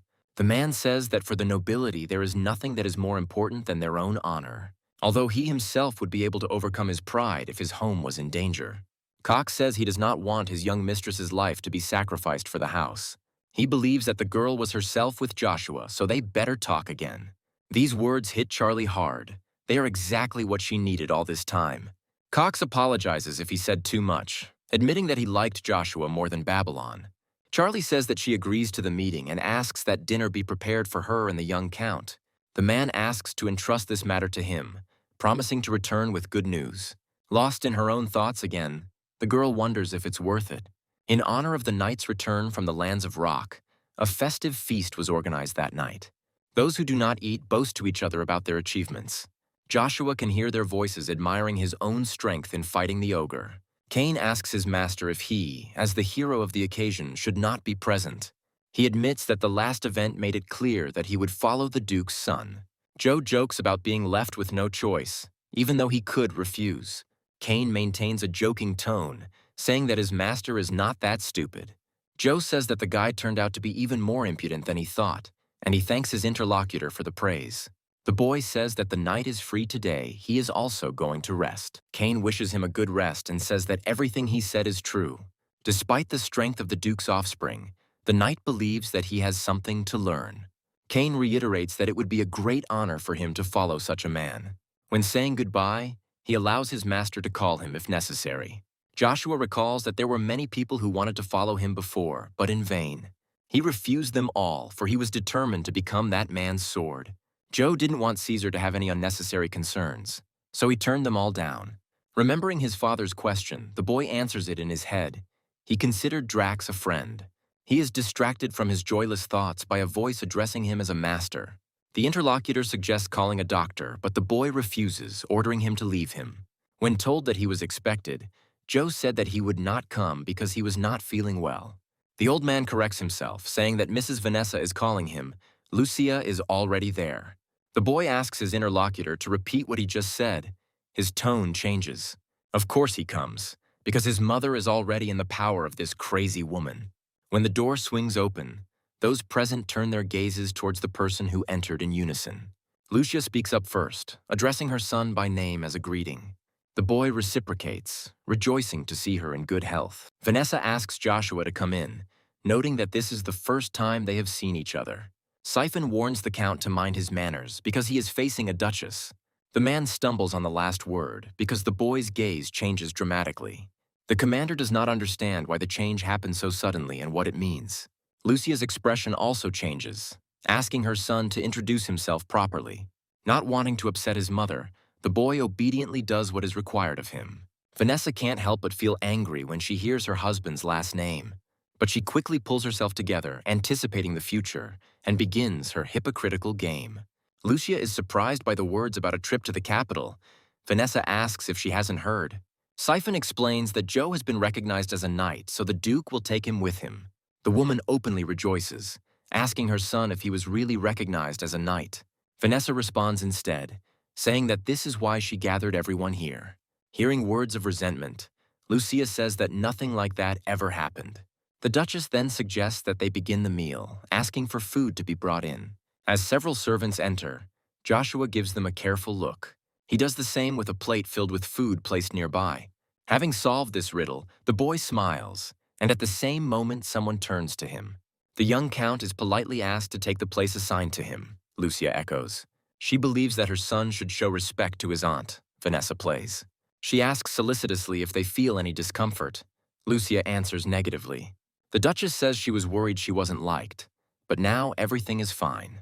Lucia respectfully thanks her interlocutor for taking such sensitive care of them. Before putting a piece in her mouth, Vanessa wishes everyone a bon appetit. Having chosen a dish, Lucia begins to diligently divide it into smaller pieces. Spearing one of them, she brings her fork to her mouth, preparing to taste the exquisite meat. Vanessa can't completely hide her gloating, so she tries not to look at her rival. Joshua gets up from the table, saying that before they eat, he would like to apologize. The gist of the apology is that he did not greet his aunt properly. Vanessa asks not to worry about this and to start eating as soon as possible. The boy says he can't do it. His mother asks what that means. Joshua says he feels ashamed because his auntie doesn't have food, unlike them. Lucia gasps, realizing that her son is right, and the boy continues to carry out his insidious plan. He says he would like to share his last dinner before he leaves with his aunt. Joshua knows perfectly well that Vanessa added poison only to his and Lucia's food. He asks the Duchess if they shouldn't all enjoy the meal together. The woman resorts to trickery, saying that she watches her food because she has problems with her weight. The boy says that she is already attractive. Vanessa, feigning embarrassment, talks about flattery. In her mind, the woman assumes that Joshua noticed the threat, amazed at his skills. The boy asks what his aunt is thinking about. Did she really poison the food? Siphon interrupts the conversation, asking how this impudent man dares to talk about poison. Joshua notices that the commander is showing disrespect by forgetting who he is talking to. The man notices that from the very beginning, this boy looked only at him with that look. Joshua says he was only joking, but judging by Sir Siphon's reaction, it doesn't look like a joke. When asked secondly whether Vanessa poisoned the food, the woman calls the boy a scumbag. Siphon says that he cannot simply watch a nobleman being insulted. Joshua asks if someone like him really dares to raise his sword against the Duke's son. The boy says he is not going to turn a blind eye to the poison or to what just happened. Siphon is affected by the opponent's aura. The speed of his progress is incredible.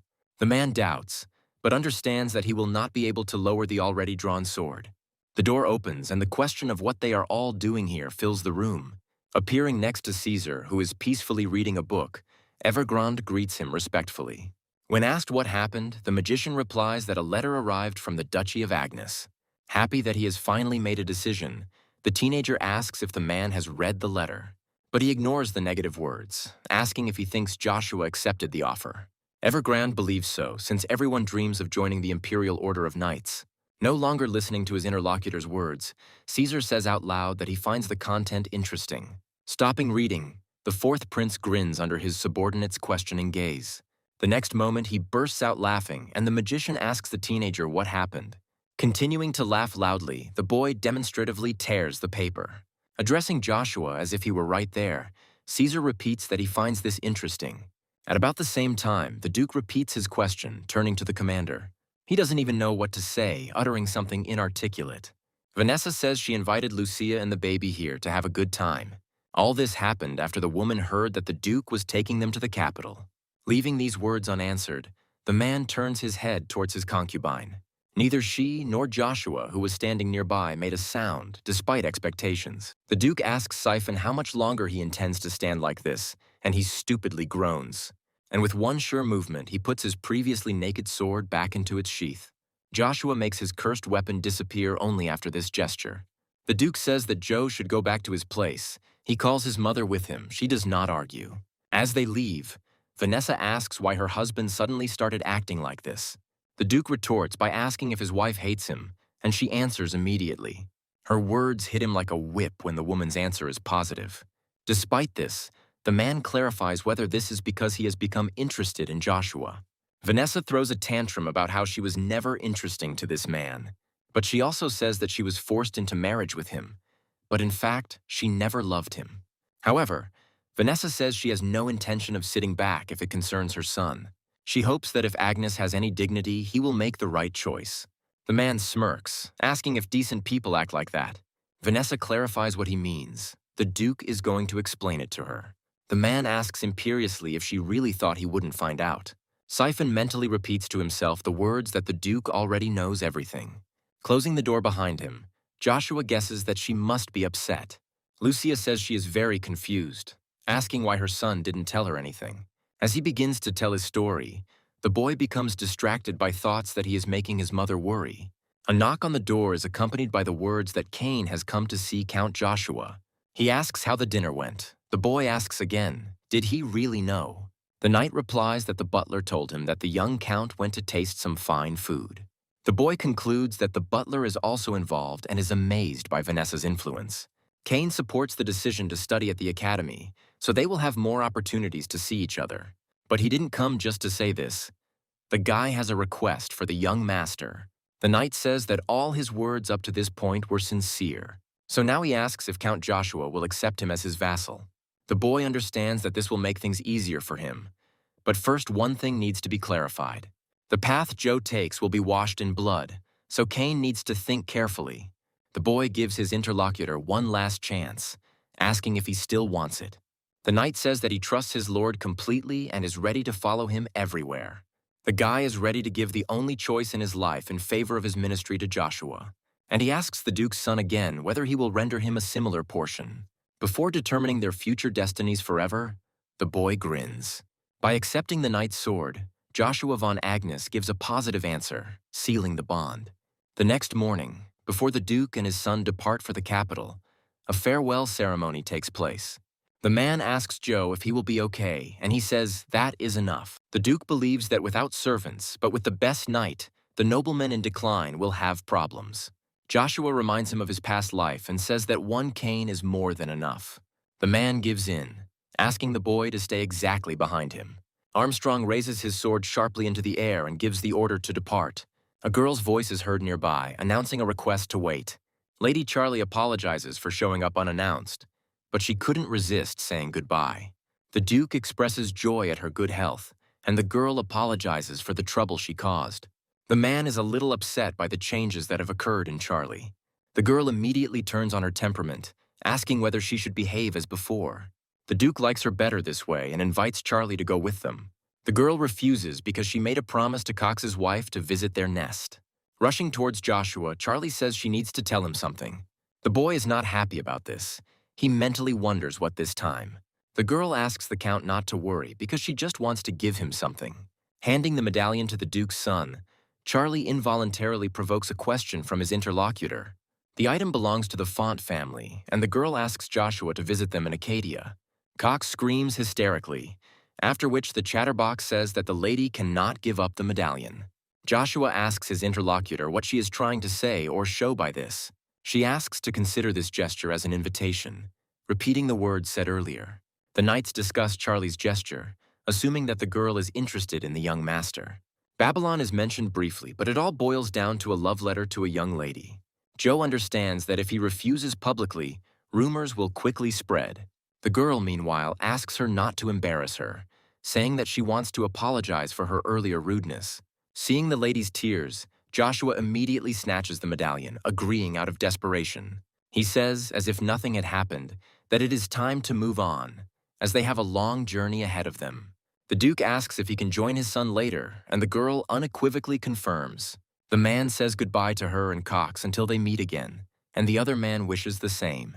Armstrong, who had been interrupted earlier, repeats his order again, bringing the event to its logical conclusion. Taking up his cry, all those gathered raise their swords, praising the Duke. The latter mentally assumes that the son does not know what it means to receive a medallion from a noblewoman. The Emperor is informed that the Duke and his son are expected to arrive in the capital soon. Caesar's recommendation for Joshua to join the imperial order was rejected. Marcus can't believe that this boy refused to join the most powerful order. The Emperor begins to understand that this child has a very good appetite and self-esteem. He assumes that the boy wants global power, but his interlocutor doesn't think so. The letter stated that the boy followed the Emperor's orders without recognizing anyone else. The man laughs, repeating his subordinate's words and asking him a question that interests him. Marcus can't wait to see this boy compete against the best order on the continent. 4 days later, they stand in front of the dwelling that the Duke has prepared for his son. Lucia can't believe it and asks if they can really live in this place. Cain knows him. He was in this place with the Duke when he was still studying at the academy. Joshua is puzzled by this, because to do something like this, you would need to have a very close relationship with the Duke. The boy begins to form theories, but comes to the conclusion that they are now on the same page. Cain explains that he was brought here once for training, away from prying eyes. Lucia invites her son to take a look around, and he accepts the invitation without complaint. The security in this place is terrible, but the good thing is that there is almost no one with them. While the mother admires her, the son thinks that it will be impractical for Cain to protect her alone. Joshua warns the knight that he needs to step away for a while. He clarifies. Cain is worried that the boy might get lost, but he reassures the boy. The knight assumes that the gentleman is simply going to look around and then return. Looking at the familiar sign, Joe remembers that this place has remained unchanged over the years. He wonders what the people inside will think about the boy who came in. A guy came up and offered to help the lost child return from where he came. He replies that he came for a red coin buried at the bottom of Lake Rainulf. The guy is surprised because he didn't expect to hear something like that from a boy. Pulling himself together, he asks to follow him, promising to take him where he needs to go. Joshua is overjoyed that he has come to the right place, because he really needs an informant. He believes that the person walking in front of him is ideal for this role. When they enter the required establishment, they head straight for the pouring beer. A familiar stranger approaches Ryan, saying that he is registered. Joe is sure he's curious about why the baby has come to them, but the rules are absolute. While he is thinking about what is so good about informants, he is invited. When the valve opens, the cute guy tells the inspector that it is him. When the door closes behind them, the informant begins to move his hands along the floor. Noting the impregnability of the security, Joshua is convinced that there is nothing to worry about. Trust is the foundation of a business like this, so Joshua doesn't worry about data privacy. The guy asks the boy to be careful, as it is easy to trip in the darkness. They walk down the corridor in silence for a while, each thinking about something of their own. As they round the bend, a man appears before the marchers. He respectfully greets his colleague, who informs him that they have a customer. Having said that everything will be done now, the man opens the door behind him. Joshua deduces that this guy is in a higher position than he appeared to be. The same thing informs that they have arrived. The boy is no longer surprised by the next door. Promising that this is the last one, Joshua is asked to go to the third room. When he does this, the man politely asks the boy to take the assigned seat. Looking around, Joshua guesses that information is being transmitted through this hole. The young man does not leave, asking what exactly the young gentleman wants to know. Joshua says he finds it funny that the branch manager is in charge of servicing these types of people. The guy remarks that he is well informed and asks why he considers him a leader. Joshua begins to philosophize about how the system of such organizations works. He says ordinary informants do not know the identities of the leaders. But, observing the behavior of the people he met along the way, the boy came to the appropriate conclusion. The interlocutor admits that he thought the rumors were an exaggeration, but it turned out to be the opposite. And this guy calls the boy sitting opposite him by his full name. He remains calm, noticing that his interlocutor knows him very well. The guy says that if he didn't know this, he wouldn't dare call himself an expert in his field. These words are ambiguous for the boy because the informant could sell information about him. Introducing himself, Zero asks the client not to worry about what he is currently thinking about. Joshua asks about the level of information. The interlocutor says that he will give him a compliment. When asked about the reason for such generosity, the boy is told that it is an investment in their future relationship. Joshua understands perfectly well that no one does anything for free. A certain fee will be required. He says he thought the name Zero meant the employee had zero-level information. The informant asks, amazed, how the client learned about such things. They apologize to Joshua, offering to ask for anything, and he takes advantage of the opportunity. The guy says that most of the things the client asks about are sent to the black market, but their organization, the Moon Door, will be able to obtain the required item within a week. Joshua thinks that he will find himself in a sticky situation if his interests are discovered. But if he sets up a distracting bait, he will be able to catch two birds with one stone.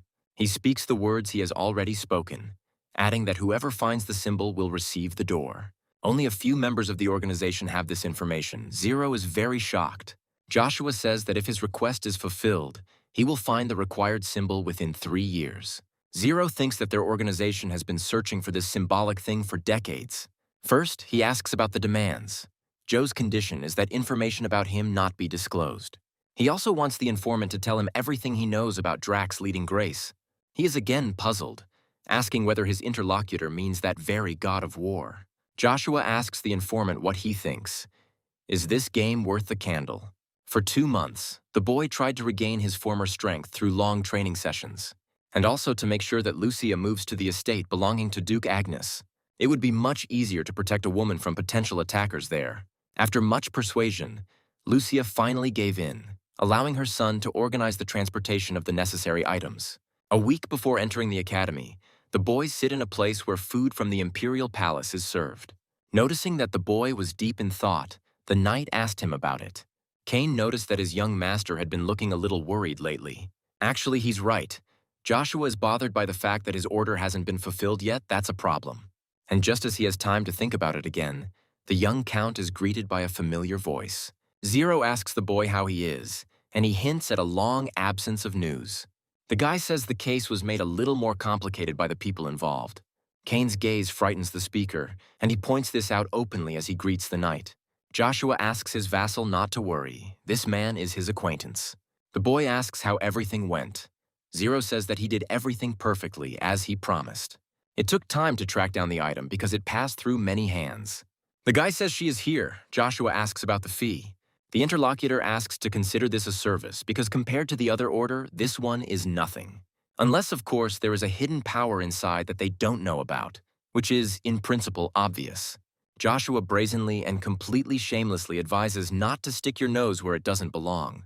Zero says he will charge the fee another time, but informs that their organization works on prepayments. Joshua deduces that this guy, when the time comes, will ask for something quite big. Meanwhile, Zero himself leaves, saying that it's time for him to go. Orders won't fulfill themselves. Removing the lid, Joshua takes out a piece of parchment from inside and unfolds it. The Orbeez family was one of the most prestigious magical families just a decade ago. Even when magicians were treated with respect, this house went beyond the generally accepted boundaries. This happened because the eyes of the family defeated a knight close to the title of Master of Skills. The act attracted the attention of the Kingdom of Magicians, Terra, and the king personally visited the Orbeez. Joe believes that the Avalon imperial family deliberately got rid of the nobles in their kingdom. Baron accent attracts attention, and the boy inadvertently says it out loud. Cain clarifies whether the gentleman means the baron called the Night Trader. He is a very well-known figure in the lower classes and is said to control the black market. The knight also says that this man is the half-brother of Viscount Wig, whom Joshua knows. The boy thinks about this, but is distracted from his thoughts by a voice asking for the name. Fanzil politely notes that quite a lot of time has passed since their last meeting. The higher the rank of a nobleman, the closer his estate is to the imperial palace. However, on the outskirts of the capital, there is a very large and luxurious area. The reason why things are this way is because of the vast wealth that ignores status. And the person who owns all this is one of the most important figures in the lower classes. Baron Pryor asks what brings a potential interviewee to his shabby estate. He calls the man sitting leisurely in the chair Count Veron Chenvillas. He notes that the deadline for fulfilling Baron Pryor's promise has long since expired. The man starts to hesitate, saying something unintelligible, but under a piercing gaze he pulls himself together. Elves are extremely rare, so it's extremely difficult to get them. He asks for a little more time. Veron says he entrusted the case to Pryor precisely because he wanted to avoid such excuses. The man stutters and asks for forgiveness, and the Count gives him only 1 week to correct his mistake. Pryor is overjoyed, promising that with such a supply he will certainly get the goods. The young man agrees, starting to say what will happen if the conditions are not met. In this case, Pryor will have to forget about the luxury he enjoys in the city. The man can't seem to even out his tone when he says he'll take this information into account. After watching his interlocutor before he disappeared, the man finally straightened up. He says that because this kid is always like this, he can't really show off his talent. The butler allows himself to carefully clarify whether 1 week will be enough. Pryor says he has to do it no matter what it takes, or things will get bad. This cub is the son of one of the most influential people in the army and more. The emperor himself trusts him, and Veron Chenvillas is capable of a lot. A question comes from the Kibitka. Does the Count really think that the Baron will fulfill the order? Veron chuckled thoughtfully and said that he thought it would be a bit difficult. The interlocutor is perplexed, apologizes, and is about to ask why all this is happening. Veron says there's a reason he gave the man another week. A conversation begins between them, where the Count tries to lead his interlocutor to the truth on his own. Satisfied with the answer, Veron confirms that the whip is dominant in the equation. The man begins to understand what the young Count is getting at, and he expresses his thoughts. Veron plans to crush Pryor in a way that will make him more loyal. The man says that his interlocutor sees right through Pryor, to which he only waves his hand. He is now much more interested in the question of what to eat. The coachman is given the corresponding order. Cain notes that a lot of time has passed since their meeting. Fanzil expresses joy at the meeting. The man politely inquires whether he has inadvertently interrupted an important conversation. The knight answers negatively and adds that they are also very glad to see him again. Joshua recalls that this man was not an ordinary nobleman in the good sense of the word. Fanzil had a weak body and was essentially just as gentle at heart. He interacted with commoners on equal terms, which made him an object of ridicule among the nobles. But he remained himself. Now his girl, greeting Joe, gives him a compliment. The young Count analyzes her speech, wondering if she always talked so much. Meanwhile, the girl comes a little closer to him and addresses him by name, starting to get embarrassed. Verona's companion is unhappy with the visitors at this hour, but they assure him that the problem will be resolved. Count Veron, noticing Iselin among those present, orders the girl to stop. His gaze changes as he begins to take in her whole appearance, briefly but carefully. The young nobleman expresses annoyance at not having noticed such a beautiful lady earlier. He asks if this is her first time here, and he is interested in what family this girl belongs to. The companion tells Iselin to show respect when introducing the eldest heir of Villas. Cain's mind sinks, trying to understand what such an influential person is doing here. Fanzil apologizes for his daughter's rudeness, saying that it is an honor for him to meet Veron. He introduces himself formally, not forgetting to mention the county he owns. Veron finds him similar to the one mentioned. The companion confirms his beliefs. The young Count says that he did not expect an apology at all. He was outraged by the upbringing of this young lady. And he is not going to turn a blind eye to such an act, expecting an apology specifically from Iselin. Cain understands that it is precisely the young Count's pressure towards Rebrick that is disrespectful. Veron, meanwhile, loses his composure, addressing the girl directly, accusing her of being narrow-minded. Iselin gasps and starts babbling something unintelligible, but her interlocutor doesn't let her finish. He tells her to hurry immediately and show her deep respect to the Count. Joe is not going to watch this from the sidelines, saying that he finds it funny. He notes that Verona's father has something to worry about too, because his son is a reckless bastard. Count Villas cries out indignantly, asking what this degenerate just said. Asking how dare he, the man tells Joshua to first state his name. The boy notes that the consequences of a drawn sword can be quite dire, and he adds that there will be a heavy price to pay for such rash actions. The man freezes as soon as these words leave his interlocutor's lips. This menacing aura reaches out to him with its tentacles, trying to entwine and devour him. After following the trajectory of the energy, the man realizes that it is coming from the child standing opposite him. Varen asks Muck what he is doing. Is he really not able to teach some child a lesson? But that's not quite it. Joshua meanwhile introduces himself as Asher Fen Frederick. The opponent repeats someone else's name word by word, trying to remember who it is. Joe allows himself to stop thinking so hard, because now he will remember it forever. At the Lock Castle, an unknown person greets Ina, noting that they haven't seen each other for a long time. The girl responds to Fortress in kind, saying that he arrived faster than she expected. The interlocutor clarifies why he was called, assuming that something happened. Ina says that an extra variable has appeared, a monster from the Duchy of Agnes. Fortress assumes that this is Babylon, but the girl clears everything up by telling about her second son. The other person feels betrayed, asking why they weren't told about this earlier. Ina asks him to calm down, saying that very soon this will become known to everyone anyway. Fortress agrees with this, but not with the talk of peacetime. There is too much tension around. Most of the country's forces have been building up their power for a long time and are now quite large. Ordinary people think that everything is great, but in reality, everything is far from rosy. Ina says the importance of masters in war cannot be overestimated. Analyzing her words, the interlocutor comes to the conclusion that information prevents war. He understands the girl's thoughts, but considers the appearance of the Duke's second son a significant problem. Ina asks him not to worry, because she has plans for every eventuality. She says that everything will be fine for now and plans to immortalize her name.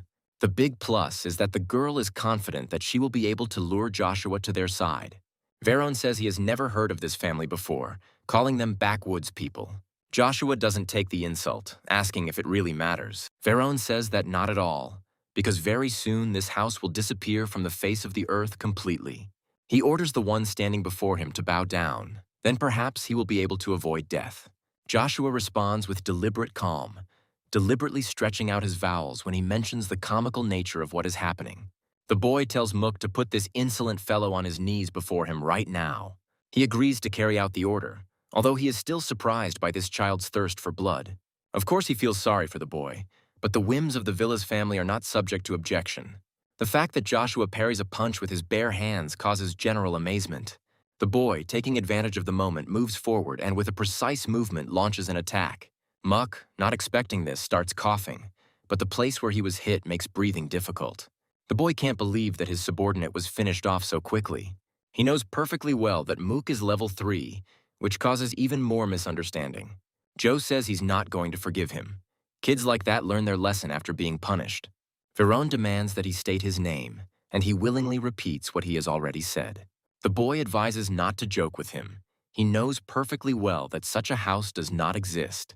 He starts to boast about his family's status, but is interrupted literally mid-sentence.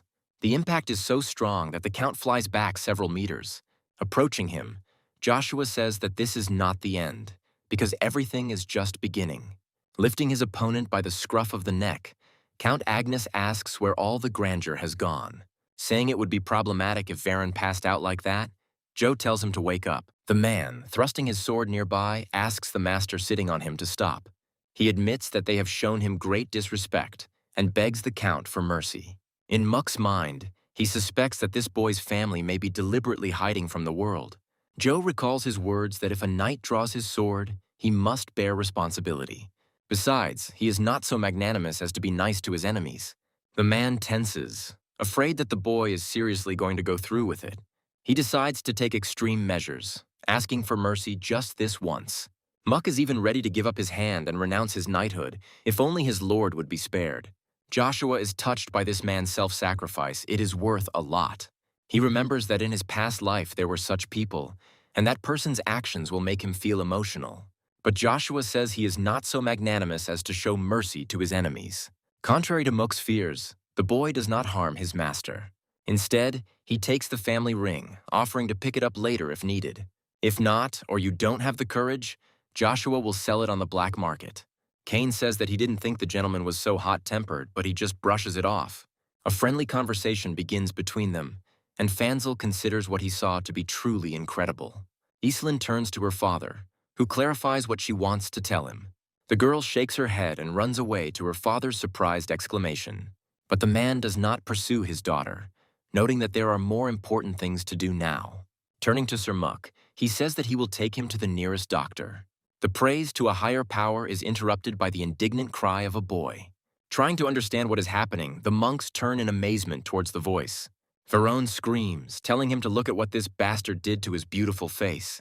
The boy tells Muck to bring this bastard here no matter how, right now. To his gentle retort, Veron calls his knight a useless insect. As soon as they return to the estate, the man will face severe punishment, Muck accepts. The boy tells the knight to return to the estate and find out everything about the Frederick family wanting revenge.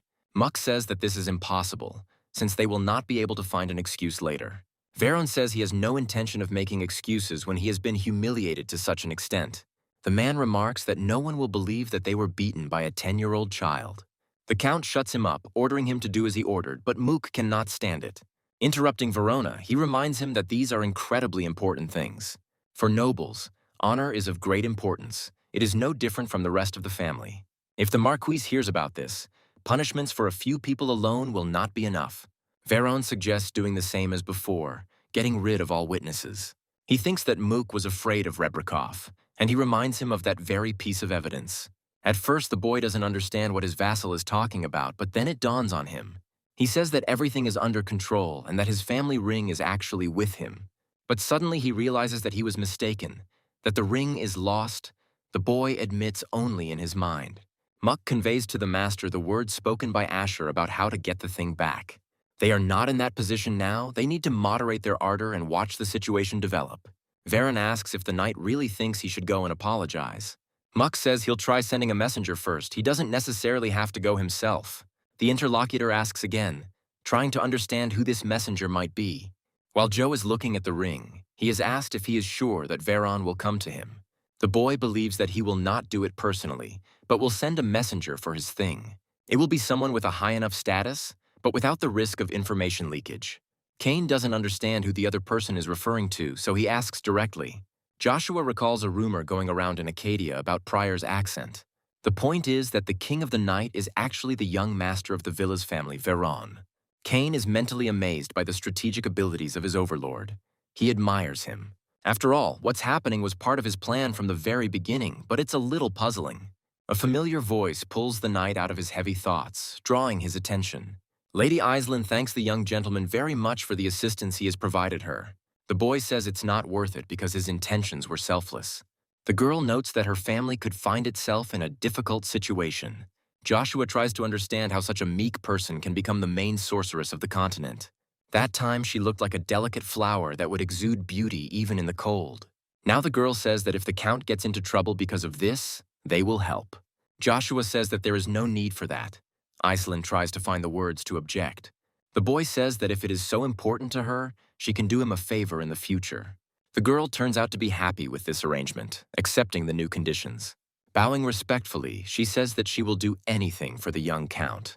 Nodding to his interlocutor, the boy turns away, immersed in his thoughts. He needs this, because now he will have a very strong supporter on his side. Joe notices a flash on the roof of one of the houses across the street. Whoever was there is now running away, moving quickly across the rooftops. Zero curses mentally in frustration. What Joshua observed is a surprise to him. The guy wants to change his plan because, judging by his skills, he is not lying. Zero thought that this kid just wanted to use them, but now he has changed his mind.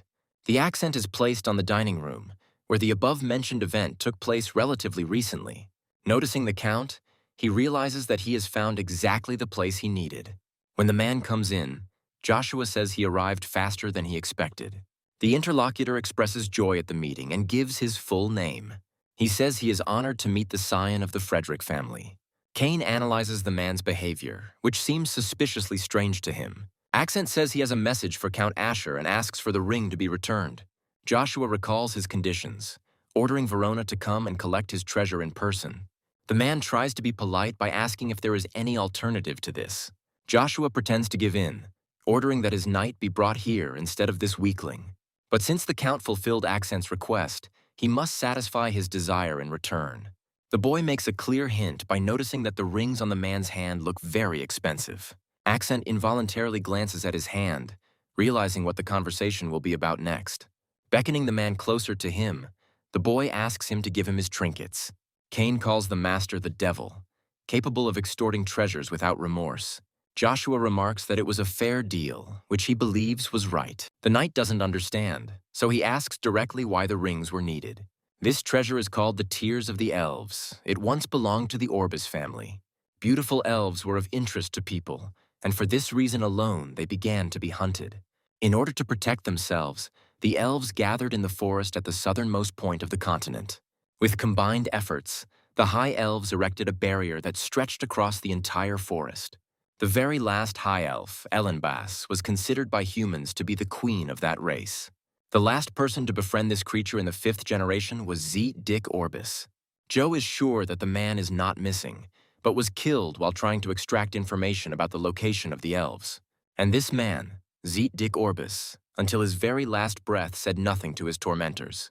To ensure the death of her friend, the elf was forced to reveal herself to the continent. She found the last descendant of Zeeth, who had become a servant to another noble family, and she began to cry, holding her hands. Salty drops fell on the family heirloom, and later it became known to the world as the Tears of the Elves. This ring is said to have special powers, although not for long. Cain asks his master what he is thinking about, since they have already arrived at the estate. Having walked a little forward, the knight jokes that the Count will really remain standing outside. He is still in his thoughts, but about something else, and speaks up. Joshua wants to ask Cain for something. He promises to do anything. The Count says he needs subordinates to whom he can trust his back. Joshua asks the knight to leave here and go to where Duke Agnes is now. Cain asks if the Count really wants him to become Lady Lucia's bodyguard. The guy reminds that the boy has no servants, and according to legend, his family is in decline. He will be ridiculed, among whom will be Veron, also a student at the Imperial Academy. Joshua asks the knight not to worry about him, saying that he is an expert on loneliness. But at the same time, the boy wants to ask his friend for one more favor. Joshua asks Cain to study the way of the sword from the Duke for him, but this is not an order, but a request. A very important request that the boy really wants his friend to fulfill.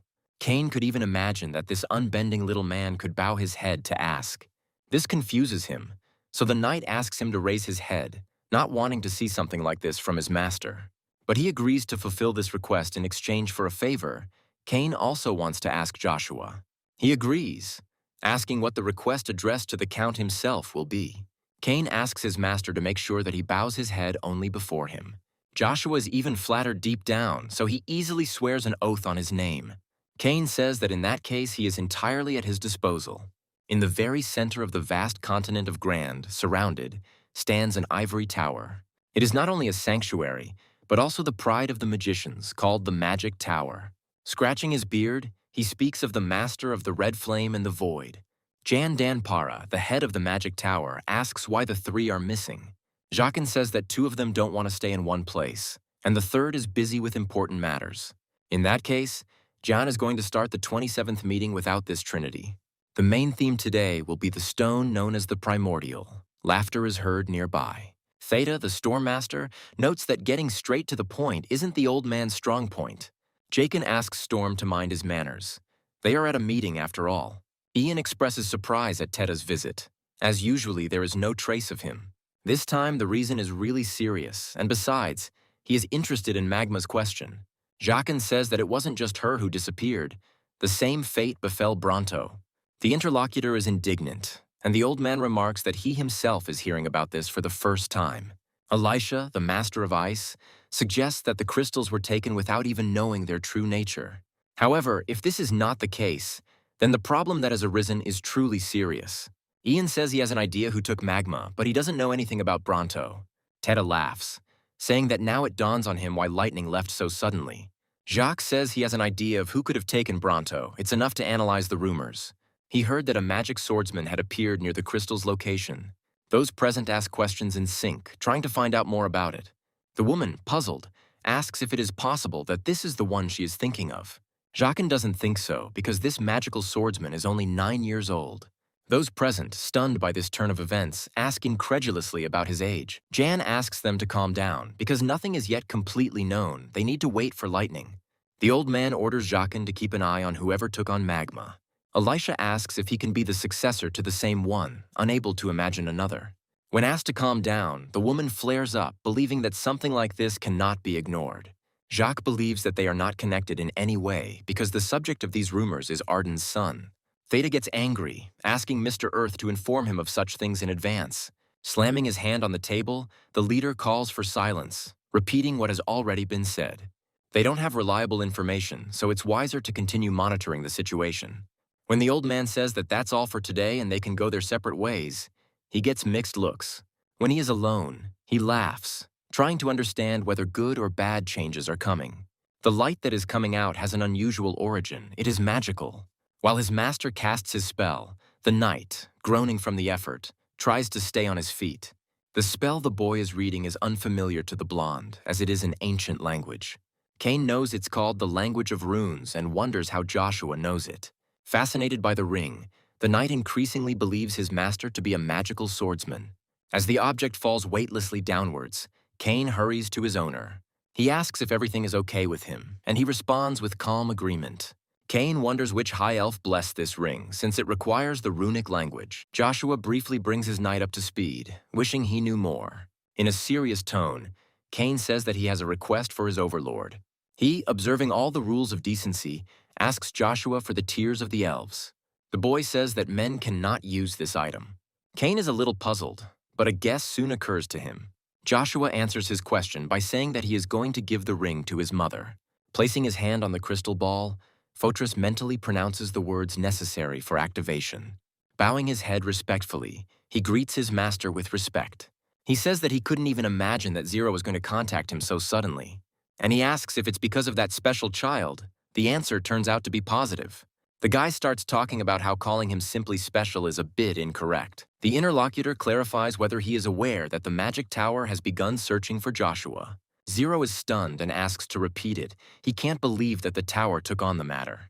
The interlocutor is convinced that the guy did not know this and finds it necessary to clarify everything. He says that what's truly important now isn't the source crystal or even the seeker Joshua. What's important at the moment is that everything is centered around this boy. The guy thinks about these words, and gradually the meaning begins to dawn on him. The interlocutor says that he would like to go to Acadia personally, but unfortunately he cannot. He talks about the red coin, and Zero promises to get it at any cost. The interlocutor accepts these words, saying that he trusts this guy. Zero confirms what was said even as the hologram dissolves into thin air, and he repeats the words to himself, promising to get what he needs at any cost. The sky, which was clear just a moment ago, is covered with gray clouds. An unusual lightning strikes the ground near a pole with a man tied to it in a vacant lot. Vig stubbornly moans, trying to express all his dissatisfaction through the fabric barrier. The man next to him, his eyes flashing, tells him to shut up and just watch. He addresses a band of light traveling across the vast skies. Asking to gather at his hands, the speaker prays to strike her with punishment all his enemies who block his path. Speaking of the collapse of the hail of light, the man calls upon the rain of lightning. The heavens respond to him, striking down the enemies around him with surgical precision. The strikes are so lightning fast that the monsters don't have time to see the trajectory. Vig stops moaning, looking at the sight before him, as if enchanted. The rain summoner, however, looks upon the punishment he himself has sent as a matter of course.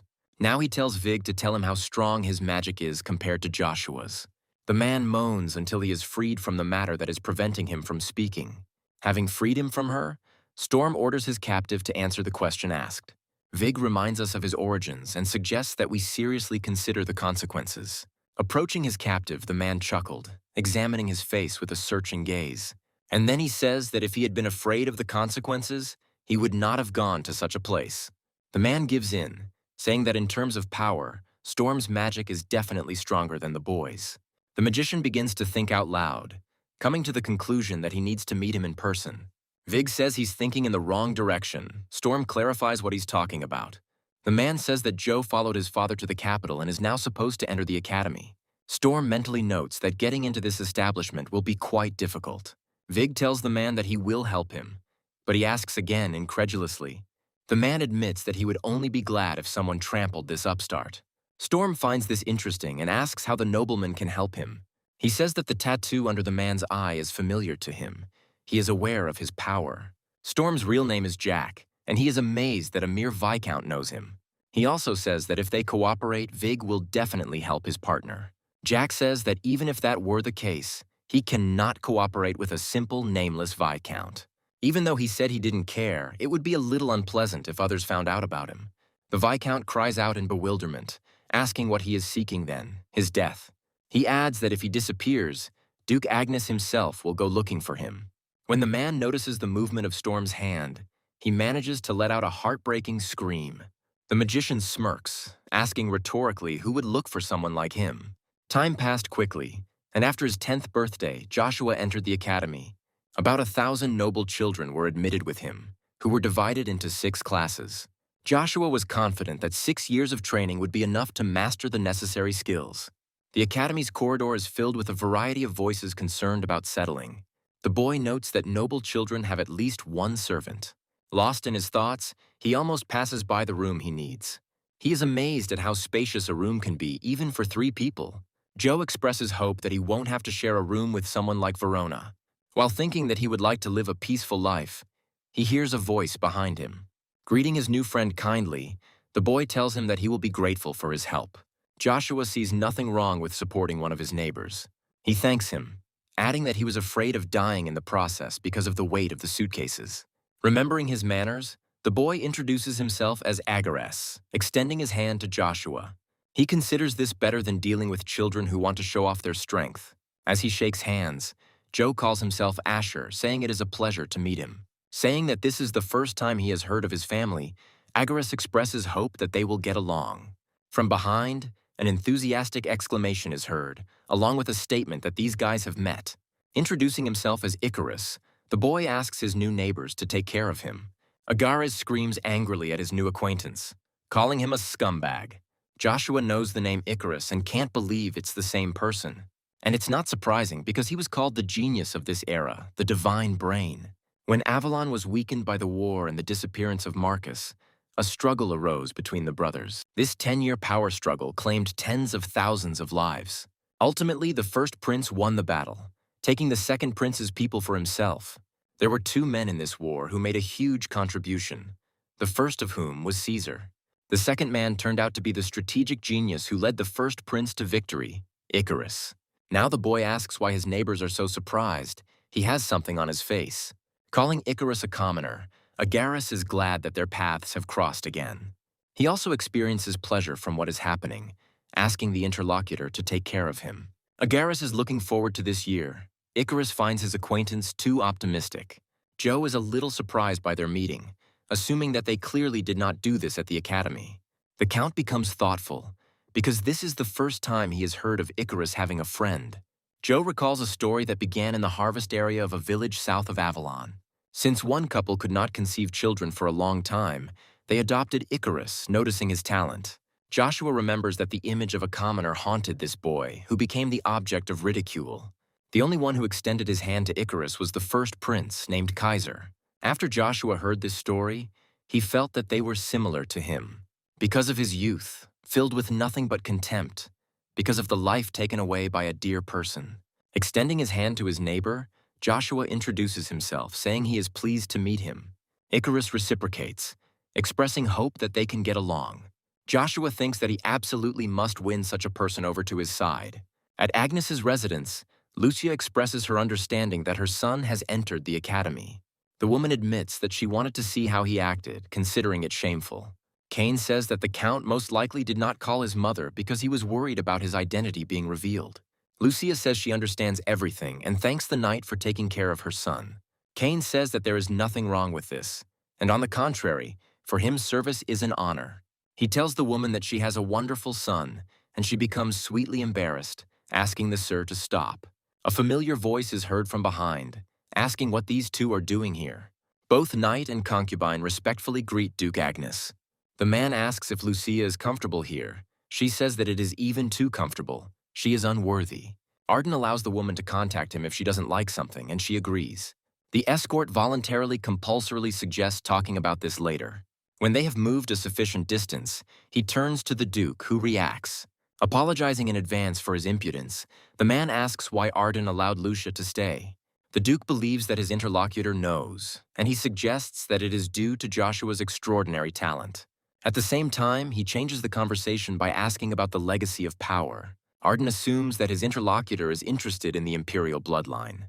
The answer is yes, because if Joe becomes the heir, there will be no end to the hype about the family.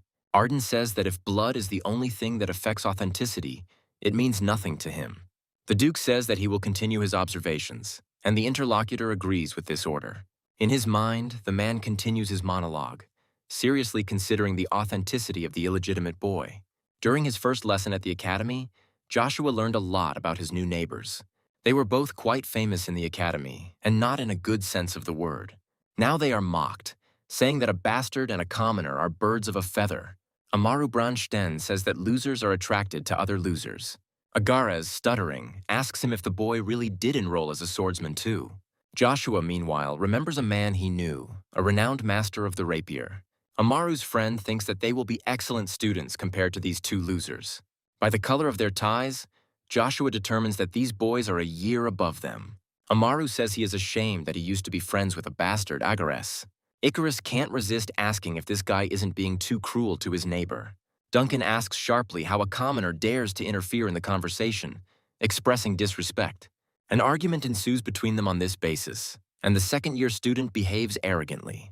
Icarus notes that he said nothing that could be interpreted as disrespectful.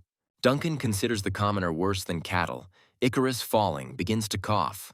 By continuing to insult his opponent, the pure-blooded nobleman crosses all boundaries of decency. Agares intervenes, asking the second years to stop as he thinks they are going too far. He's not just being questioned about covering for his friend. Amaru's gaze changes to one of interest when he notices movement from the side. When Joshua approaches them, one of the second years asks who he is. He no longer believes that he will be able to live a little peacefully and is going to teach the bastards a lesson. Suddenly remembering something, Amaru begins to stutter, asking why he is here. A voice comes from the side, saying that he thinks he got it right. The fourth prince states the fact that he has indeed waited a long time for Joshua. Caesar is greeted, but he is only interested in whether Count Agnes is glad to see him or not. When asked if this is really the case, Mook asks what exactly the other person wants to know. Veron asks if it's true that the fourth prince acted as if he knew that bastard. The boy ponders over a positive answer and the identity of the mysterious Frederick. In the end, he tells Mook to go to the moon door and find out about this strange family. The knight tries to object to his young lord, but his voice trembles. He recalls that during his visit to the boy, the latter made the man make a promise. Muck then swore on his honor that he would stop Veron if he did anything like that. Now the man warns the gentleman that the consequences of this could be shameful for the family. The boy tells the knight to shut up, believing that he should not keep his own promises. He orders that instead of objecting, they do what he says and find out about everything immediately. The man looks away, agreeing with his lord's command, but he is torn between contradictions. While the teacher explains the topic, Joe thinks that he didn't mean to draw attention to himself, and yet he understands that if he wants to attract Icarus to his side, he will have to change his plans. Caesar then said that despite the answer he received, he did not intend to surrender. He asked Joe to visit the palace before graduation, but the boy was already planning to do so. The teacher calls Agares' name, and he jumps up, thinking it's time for lunch. Classmates start laughing at this guy's stupidity. It all comes down to blood purity. The teacher asks Agares to be careful if he does not want to go home. He agrees. The man continues the lesson by explaining why the sword is considered the greatest weapon. He gives examples of famous people who use swords in their battles. After the lecture, the teacher asks to answer the question about why the sword is considered the greatest weapon. Amaru says that all other weapons are just trash compared to the sword. He believes that someone who does not use a sword will never be able to defeat a swordsman. The teacher reminds that spears are mainly used in war. He asks for clarification. The guy says we're talking about people with the same skills, not about those who are cannon fodder. Joshua can't take it anymore and says he finds what the guy is saying funny. He's not only teasing the swordsman, but also Amaru's potential relative by talking about the rapier. Curious whispers are heard around, and students become interested in the identity of their new classmate.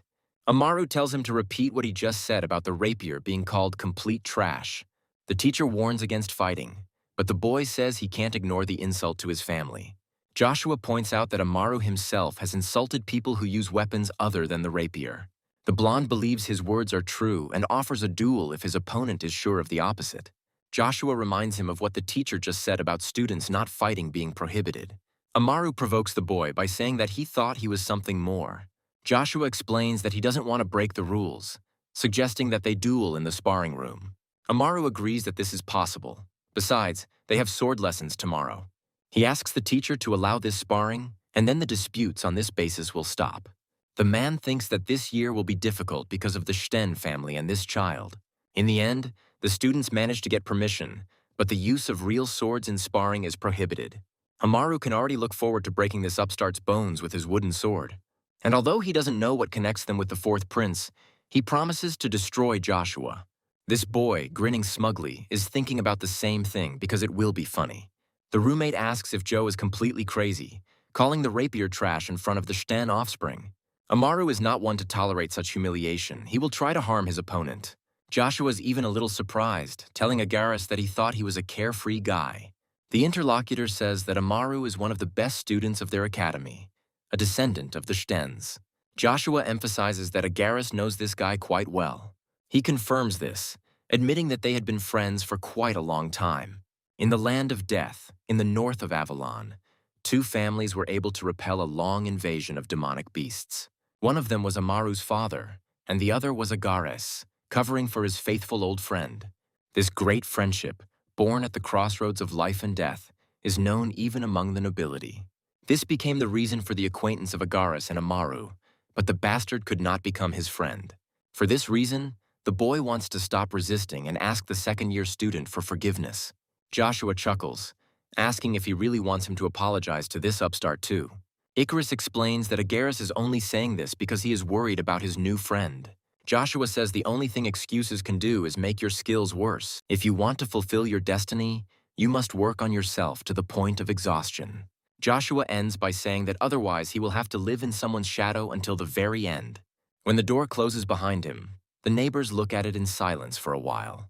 Zero asks Muck if he wants to know about a man named Asher Fen Frederick.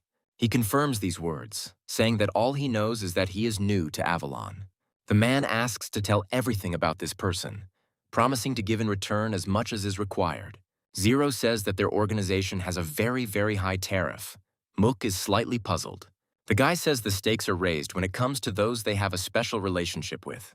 The knight repeats his words again, saying that he is ready to pay absolutely any amount. Zero gives in, voicing what he wants, and his interlocutor, hearing him, asks again, dumbfounded. The man estimates that some cities do not earn that much in taxes in a year. Zero asks Sir Muck to come as soon as he has carefully considered the terms of the deal. The man is so thrown off balance that he doesn't even really know how to react. Zero mentally addresses Joshua, saying that this will be an investment to make the enemies afraid. The guy believes that as soon as this happens, Varen will stop at petty revenge, getting scared. He wants his partner not to worry and to find the red coin for them as soon as possible. According to the Academy's rules, they allow students to go wherever they want after classes are over. This allows Joshua to focus on regaining the strength he has lost. The boy does all this in the mansion that Duke Agnes prepared for him. The divine and demonic energies in his body are in constant turmoil, unable to combine. Joshua intends to synchronize and stabilize the mana using Bronto's power. An attempt to obtain even more energy by feeding it with mana ends in an explosion. The boy hisses from the bright light, forced to close his eyes to avoid burning his hands. It's not a good idea because the very next moment Joshua is thrown back by a splash of water. Hitting his head on a rock, the boy loses consciousness and falls into a black abyss. After a while, he forces himself to open his aching eyes. As Joshua lifts himself off the rock he hits, he winces in pain and gasps. He understands not only that he has lost consciousness, but also that he cannot yet fully control his power. And yet the boy cannot deny the fact that control is already much better for him. As Joshua prepares to repeat the exercise, he suddenly realizes that the workout is missing a crucial component. The attempt to find Rugia does not lead to the desired result, which raises a number of questions. The boy's torment is stopped by a voice, forcing him to stop, calling him an idiot. The twisting stream of energy turns out to be familiar to the Duke's son. The boy remembers that it is called subspace magic, and the voice continues to speak. Saying that his stupidity knows no bounds, he asks how Joshua could have overslept in such a dangerous place. When the boy asks who he is, the interlocutor introduces himself as the greatest Lord Rugia. Joe finds out that he slept for 3 days, during which the spear's essence protected him, which is puzzling. He recalls that the same thing happened earlier when he reached the 3rd level. The difference is that Rugia's form has changed, and he now appears as a child. But the entity says that this is not important now. Joshua clarifies what it means. Rugia suggests that before getting to know the enemy, you should get to know yourself, because you are not in a perfect state. The entity asks Joshua if he wants to get some information from him, and he asks again. Rugia says that the origin crystal has more than just elemental power. The truth is deeper. The interlocutor invites the boy to think about the unique powers of each source crystal. And after that, he advises trying to think about what kind of power Bronto has.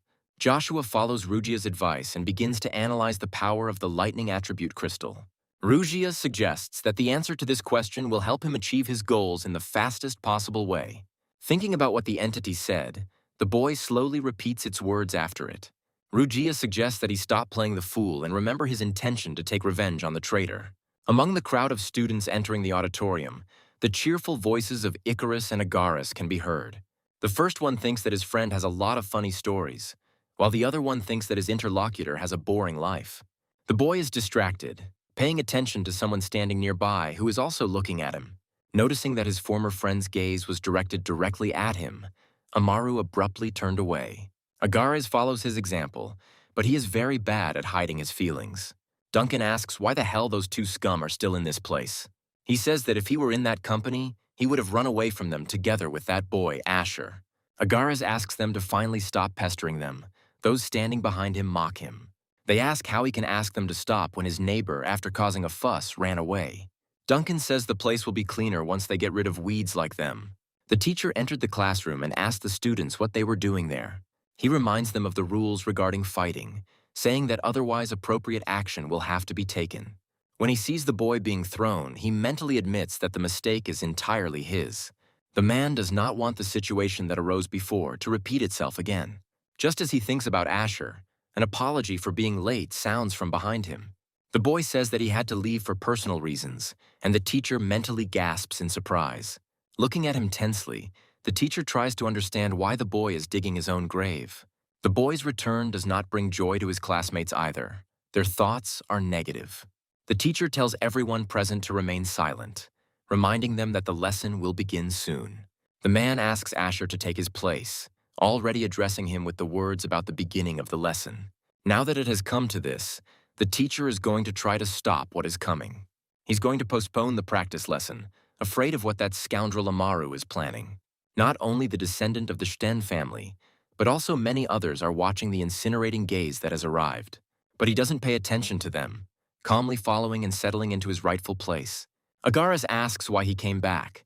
Rumors about his family's situation are circulating throughout the academy. The neighbor still stands his ground, saying that it is not too late to apologize to Amaru. Joshua laughs at the old song and promises to show his friend how to defend his beliefs.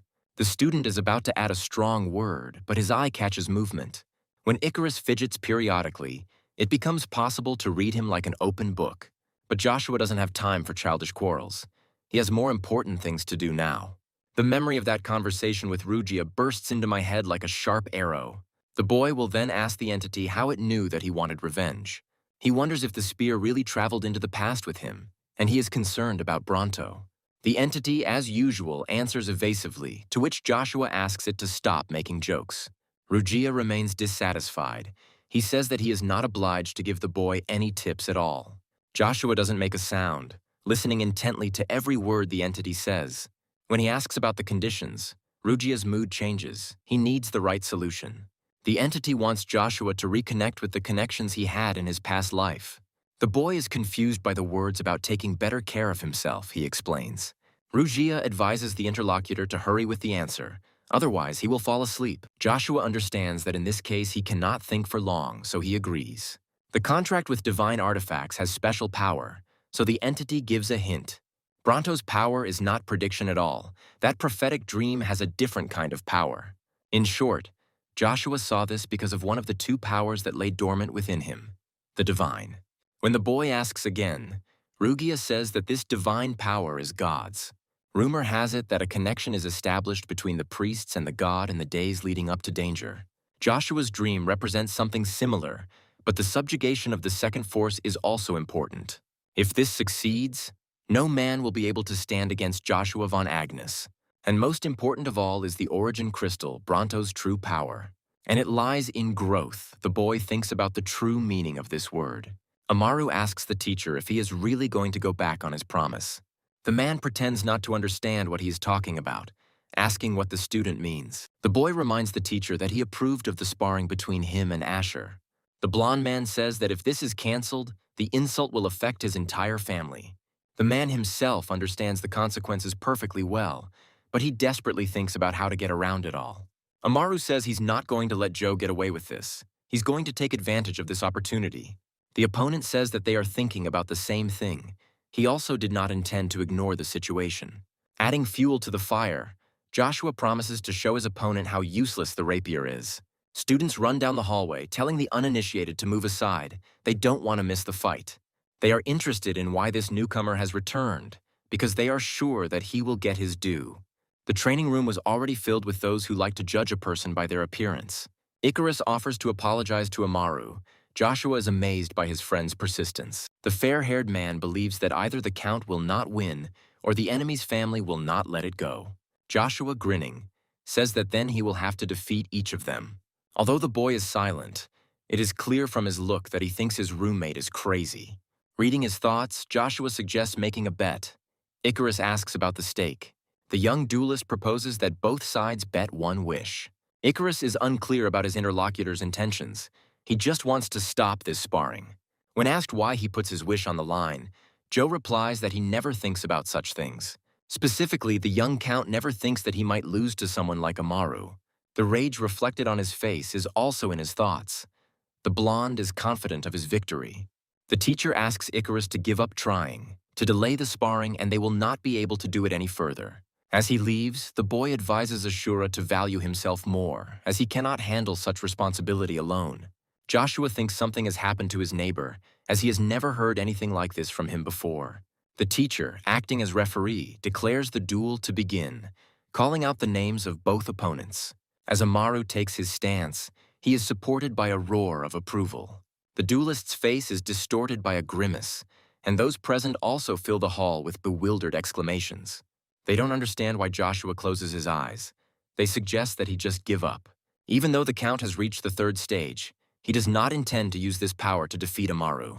Instead, he wants to win using only a spear, because nothing is more important than the basics.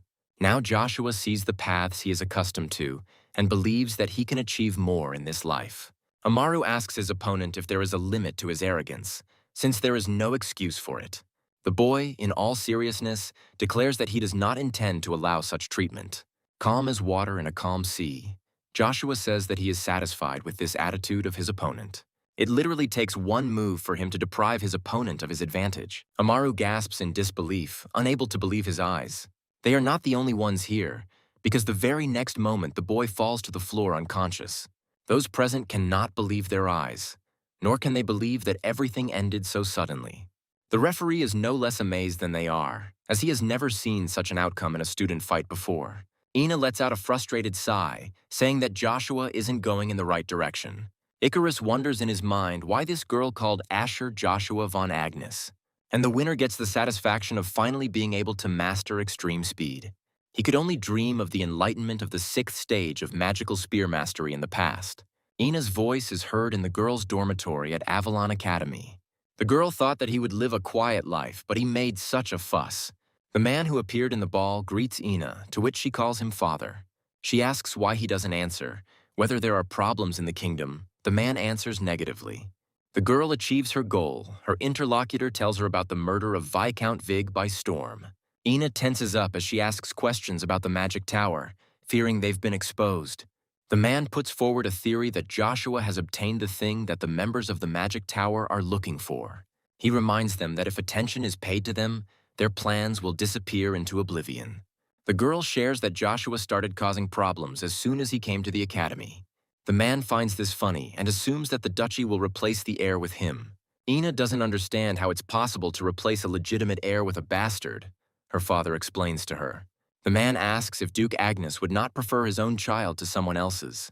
The man sitting in front of Joe notices that a lot of time has passed since the head of the Fredericks disappeared, and they were not known for their military service, so the question arises, who is this boy? Joshua stands his ground, under a piercing gaze saying that his name is Asher Fen Frederick. The man looks at him for a while longer, then gives in and stands up. He says that such cases have occurred, and he doesn't care at all what the boy is up to. Only such changes are undesirable because Amaru was from the Sten family. What Joshua said to him could have been regarded as an ordinary childish quarrel. The young count says that he will take full responsibility for this incident. The teacher says that around this time last year, someone else thought the same thing. Hearing the Douglas name, the boy understands what it means, but still asks. The man says this problem cannot be solved by simply taking responsibility. The division of the hierarchy in groups has already taken place a long time ago. Amaru, naturally, is also a part of it. The man clarifies whether his little interlocutor understands what this could mean. Joshua talks about the segregation of students by rank and the inaction despite the ongoing violence. He asks if it is normal for a person who considers himself a teacher to do this. Joshua believes that such a person cannot teach him anything. Bad habits never go away. The interlocutor says that there are things in this world that will never change. Under his frown, Joshua says that only cowards throw around such words. The man advises the boy to join the Imperial Order if his only goal is graduation. Joe doesn't understand the meaning of these words, because he remembers very well that he rejected Caesar's offer of permission. The man hurries with an answer. The young count says that he does not want to waste time here. The teacher misunderstands him and expresses joy, but his interlocutor interrupts him. Joshua says he's not going to run away in disgrace with his tail between his legs. He says that he is not a coward, as some say about him. On this note, the Duke's son decides to take his leave, saying goodbye to his teacher with the utmost respect. His former interlocutor doesn't detain him, although he really wants to, only watching his back. With a sad smile, the man asks Simmiskun Duncan if he thinks the same. Joshua reflects on his decision and what he recently said to his teacher. Although he was planning to leave, he would have to do so only after he had sorted out all the problems. A voice comes from behind, addressing the boy by his full but false name. Amaru asks him to listen, as he needs to tell Joshua something very important. The boy turns away, saying that he has nothing to talk about with people like him. Then Amaru sees no point in delaying, offering his apologies while the trail is still fresh. He admits he was wrong, saying he laughed at the spear before he understood the matter. Joshua is confused. He didn't think this guy could overcome his pride. The young count says that it doesn't matter anymore. Forgiving. Amaru can't believe his ears, amazed. But in this case, he asks his interlocutor to teach him something, and now he is surprised. Amaru wants Joshua to teach him his extreme speed technique. The student doesn't know what to be more surprised about, the request or the desire to learn a specific technique. Amaru says that he knows very well that speed is very difficult to achieve, especially like this. Joshua's attack was direct. The blond boy felt like his whole body was twisted. Joshua is mentally amazed that Amaru understood the principle in just one strike. And he is amazed that this little boy is not ashamed to ask to teach him something. Blondie begins to sense something is wrong, wondering whether his interlocutor will be able to teach him or not. Joshua says it's not hard to learn, but he has one condition. All he would have to do was provide young Count Agnes with some sort of information. It will concern the Academy circles, and Joshua also wants to know about Simeas Kun Douglas. The Emperor is informed that an urgent letter has been received from the Swello Empire. The man thinks and remembers that the letter was supposed to come from another empire, Drax. The magician confirms this, saying that he said he was going to speed up the plan he spoke of. Marcus suspects that the resistance was even more fierce than he expected. Jacques says that there is something else he must report, and his interlocutor asks for details about the content. He is told about Joshua entering the academy under a different identity and his defeat of Amaru. The Emperor is amused not only by a single-blow victory, but also by superiority over the pride of the empire. The man gives orders to Jachin for Joshua to join the Imperial Order no matter what. Hearing the words that Marcus is ready to write a recommendation personally, the magician becomes seriously tense. And the unsuspecting boy at the same time thinks about the Academy Circle, Araxia. Joshua thought that this division was just childish, but Amaru's words made him change his mind. The children of powerful nobles form the circle to accumulate power for the future. Joshua understands the teacher's concerns, but also that there is nothing sensible that can be done about them. He believes that if he solves the problem, it will be easier to win Icarus over to his side. Just as Joshua has time to think about this, the door opens, letting in the aforementioned person. Ikar asks what he is going to do, because they say that the Stens will soon send someone. The boy believes that this family will certainly do something to restore their reputation. Ikar adds that the circle of the Araxia Academy will deal with the humiliation of the nobility even earlier. Joshua says he has a way to solve both of the problems his interlocutor mentioned at once. He hesitates before asking clearly what this method is. Joshua believes he needs to demonstrate his powers to force others to submit. Icarus thinks that he wants to refute these words, but remembering the duel, he does not dare. Joshua asks his interlocutor if he remembers the bet they made. Icarus replies that he remembers, and the young count announces his intention to make a wish.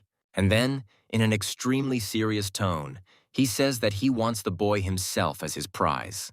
The latter, misunderstanding his interlocutor, asks in bewilderment what he is talking about. Joshua says that he knows Icarus's abilities and asks to use them only for him. He promises to think about it if the count actually does what he says. As soon as the last word is spoken, Icarus hurries to leave the room, slamming the door. Joshua expresses hope that after this conversation he will become closer to the boy. Cain tries to control his ragged breathing, not taking his eyes off his opponent. He understands perfectly well that he has not yet reached the level capable of defeating his opponent. He also asks if the knight really thinks he can protect the lord with such skills. Arden expresses hope that the opponent, on the contrary, will not interfere with his master. The guy says he has to become stronger, so he's sure this won't happen. The man is interested in the reason for such a desperate desire to become stronger, which forced him to change weapons. Cain answers honestly, speaking of the promise Joshua made to him, which he believes. That's why the knight is going to become stronger to protect his lord. Arden, appearing very close, says that he praises his opponent's will. And then he strikes, knocking the air out of the guy's lungs along with the cough. As soon as Cain flies away, the man turns to someone standing nearby with a request. He asks the healer to heal the knight, who unquestioningly agrees with his duke. In his mind, the man admires his son for managing to so quickly acquire a devoted person. Observing the young people, the duke finds the current circumstances amusing. Baron Head, approaching the gentleman, expresses relief that he was finally able to find him, and he says that he received information that the Empire will begin to progress with that matter.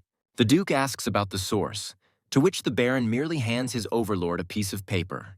Having studied it carefully, Arden states that the very thing has finally begun. Swellow is as large as Avalon, her main specialty being horse riding. But the Empire faced the problem of the independence of the Principality of Trans. The vassals give advice to His Majesty, urging him to begin acting immediately. The Duke and General Altman express confidence in their abilities, waiting for only one order. He is reminded that that man and Lucifer are the stars of the nine of their empire. This man's name is Gondar. He is a sage and the senior prime minister of the Swellow Empire.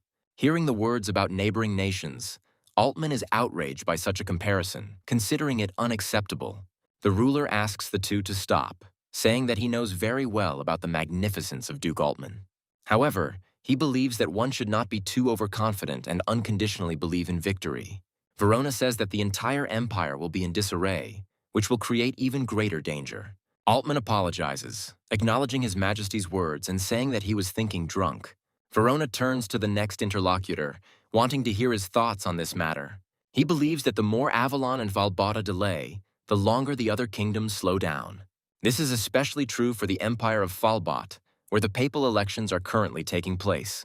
Verona exhales, remembering the problem that prevented them from paying attention to trance. He begins to get rather tired of the continuity of the moments that stop them. The man forbids reckless actions, but asks that the troops be prepared to move into battle. On this fine note, His Highness declares today's meeting concluded. The subjects politely bid farewell to the ruler and disperse, but there is one who is in no hurry. Verona asks Marco if that person is Trans's point of support, and the man confirms. The Prime Minister adds that everyone knows this despite the fact that he does not show himself. The Emperor remembers the knight of eminent rank, Wintro, and involuntarily tenses up. As he leaves, he wonders if it is wrong to wish for the happiness of the city's citizens in the world. Marco believes that concepts such as happiness and peace can only be found in the strongest. The ruler smiles sadly, saying that strength is needed to protect happiness. He thinks hard, but no longer allows others to eavesdrop on the direction of his thoughts. Agar's gaze pierces through me. He is much more silent today than usual. Looking at his opponent, Joshua is mentally amazed at the intensity of his roommates. The boy wonders why Icarus came to him first, and now he. Agaris asks his friend to stay away from Araxia, otherwise he will have to pay. After his fiery warning, his interlocutor asks if he is really afraid. To Agaris's bewilderment, Joe asks if he is really afraid that the same fate as Saimeas awaits him. A verbal response is not required. It turns out that just seeing the boy's face is enough. Joshua says that no one will say a word to him if Agaris runs away, but this is dangerous. This is how one can lose oneself, and the Count asks if his friend is really going to run like this until the end. He thinks for a few long moments, but suddenly speaks up. Agaris blurts out the question heatedly, asking what the hell Joshua knows about this. Araxia is led by Veron himself, a group that is an insurmountable wall for the less powerful. Joshua thanks his friend for the information, as the leader turns out to be a convenient person for him. Agaris doesn't understand his interlocutor at all. He asks what he means. However, he doesn't even intend to answer, leaving the boy alone with his thoughts. He seriously thinks about his neighbor's words, trying to understand what this convenience means. In the private room of the Circle of Araxia, the question is asked why not get started since everyone is already gathered. Natasha is asked to slow down, asking why she is always in such a hurry. The girl considers Gevorg too carefree, assuming that the Marquis Cromwell is worried. The boy says that family and his life are different things. He wants to enjoy the moment. A third voice speaks up, asking to stop arguing, as now is not the right time for it. Veron says he heard about Amar losing to someone named Asher Fen Frederick. Natasha wonders if this is true. Gevorg makes fun of his interlocutor. Veron again pulls them up, believing that they have no time for jokes. They cannot be frivolous. His interlocutors are skeptical about this, but he says that Asher beat him too. The boys begin to worry, especially remembering this one's close relationship with the fourth prince. Natasha suggests recruiting the boy so that she can later use him to her advantage. The atmosphere in the room changes dramatically when Veron asks what she means by that. Gevorg says that he agrees with Natasha. There is no point in caring about someone who has dishonored the family's name. Veron reminds his interlocutors of how much Amaru cares about this man. Besides, he can't watch that bastard Asher walking around within the walls of their academy. Joshua lets out a heavy sigh, thinking about the fact that the headmaster of the academy had called him to his office. The boy regrets that now his quiet and carefree days at the academy have gone out the window. Gathering his courage, Joshua exhales again, knocks on the door, and, entering, gives a fake name. The boy reminds the director that he was called, but stops short when he sees his interlocutor. He says that by order of His Majesty, the Emperor, he came to deliver a message. Taking a small velvet box in his hands, the boy immediately opens it. The ring inside it awakens memories, reviving events of the past. Joshua remembers the man then saying he had something for the boy. Arden said that for helping the master of the magic tower, he gave him a ring as a reward. Looking at this ring, Joshua wonders if he should change his plan a little.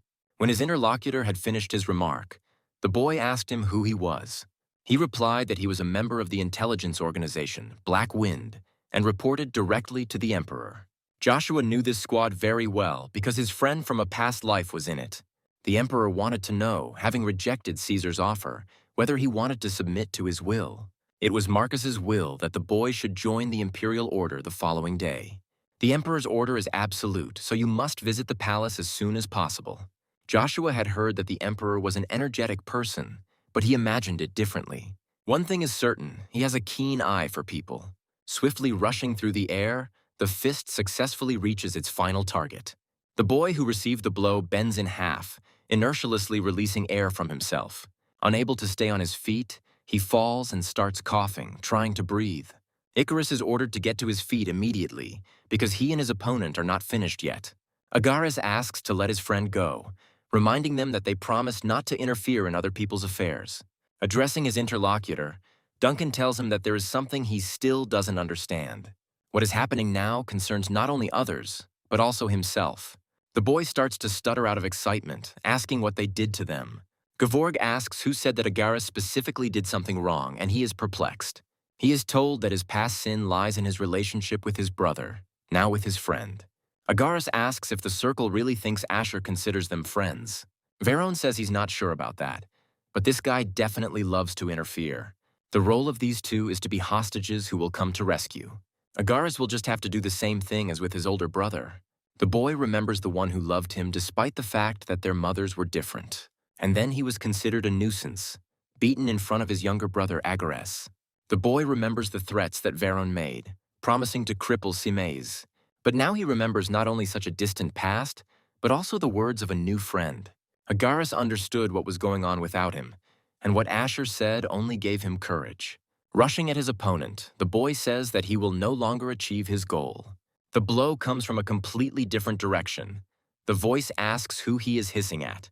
Veron resorts to threats, saying that if Asher does anything, their families will pay. Icarus, who has come to his senses, speaks up, causing surprise among the members of the circle. The boy says that they have no dignity since all they can do is take hostages.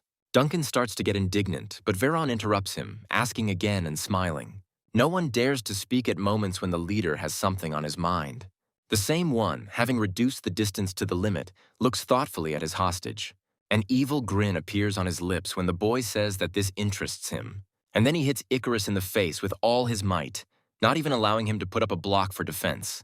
Kicking the boy mercilessly, Veron says that in this world only the strongest survives. He says that none of this would have happened if they had silently eaten their leftovers. It's all the fault of the pathetic attempts of the trash to change something. The nobles cannot tolerate such things. Agares tries to break free from the tenacious grip, and the one holding him enjoys the spectacle. He starts to speak, asking what Asher will say, but falls silent. Veron is also forced to shut up and stop when his full name is called.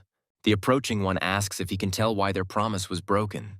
Joshua, looking only at his opponent, promises that he will regret what he did. Veron screams heartbreakingly, wondering if he really thinks this is close to the insult inflicted.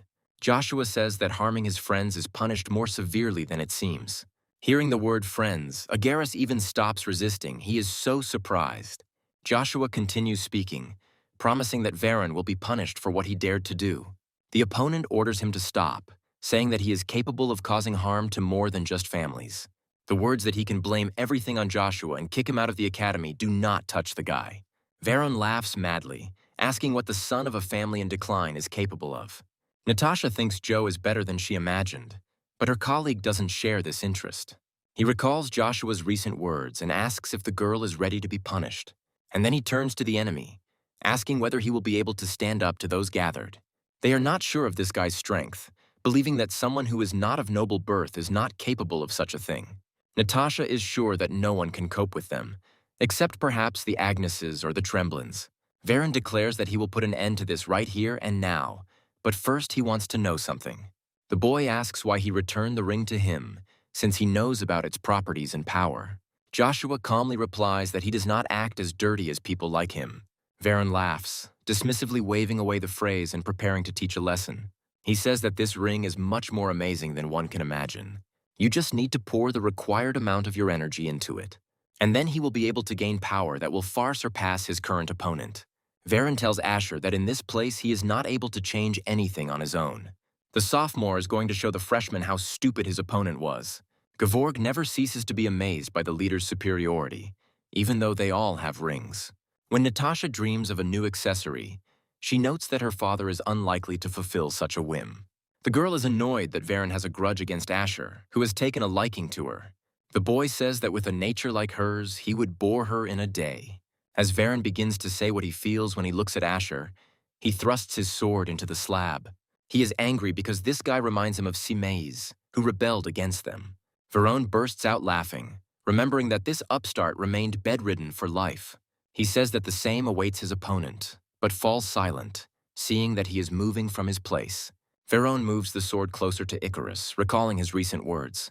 He asks again if Asher is really ready to sacrifice his family for the sake of the degenerates. Clenching his fist and extending it forward, Joshua clarifies that it was he who said it. And with the words that in this place everything depends on the strength of your family, the boy stuns those around him. Veron can't help but ask where someone like him got such a ring. Joshua, not listening to him, says that he too can show him the strength that he is proud of. Natasha and Gevorg cannot understand where someone like Asher gets such a huge amount of mana. Screaming, the boy comes to the conclusion that such a thing is simply impossible. Seeing Asher in front of them, clad in this armor, those around them are speechless. Even Veron is at a loss, beginning to realize that something is wrong here. He asks the enemy how someone like him can wear armor with that crest. After all, it belongs to the family of Duke Agnes and is called the Knight's Tomb. The others are also very interested. They don't even know what to think, because Babylon has graduated. Gevorg begins to understand who Asher might be and shouts out his guess.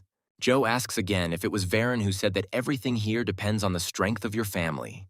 He reveals his identity, voicing his true name and asking what now. Veron can't put two words together coherently, stuttering and then breaking off. Natasha intervenes in the conversation, saying that there was a misunderstanding. They didn't know. Joshua rudely shuts the girl up, saying that her opinion wasn't asked. He continues, telling them not to even dare think that he would spare them. Gevorg reminds us of who they are and what harm will result from causing them. Joshua turns the question back to his interlocutor, asking if he wants to make an enemy out of the Agneses. Gevorg hesitates, mentally understanding perfectly well that such a confrontation will not end well. Joshua lets everyone who wasn't involved in harming his friends go. Gevorg and Natasha shudder as if from a whip, hearing that the boy will judge them. The innocent begin to remember that they supposedly still have unfinished business, and thus the large crowd of students thins out completely, leaving the leaders of the circle alone. Veron tells them to come back, saying that he will not let this kind of behavior go on so easily. Joshua advises him to take care of himself because today is the last day of Araxia. Backing away in fear, he asks in a trembling voice to close his eyes to something like this at least once. Joshua feels confident that he has already given this man a chance. Veron hesitates, not knowing what to do, but nothing is required of him. For in the very next moment, he flies past his comrades at enormous speed. Leaving them both with their mouths open, the boy crashes into a rock at full speed. Magic armor disappears from such a powerful blow as if it had never been there. Gevorg and Natasha look at him with bewilderment, then turn their gaze to Agnes. He is already heading towards the boy, forcing him to swallow and watch him with an unblinking gaze. Addressing Gevorg, Joshua tells him to take his friend and go home.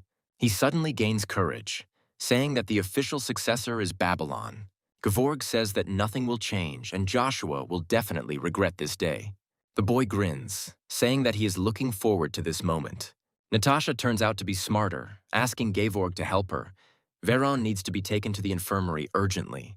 Realizing that this decision is reasonable, the boy runs away, cursing in frustration at the circumstances. And only after these guys are sure to leave does Joshua allow himself to breathe a sigh of relief.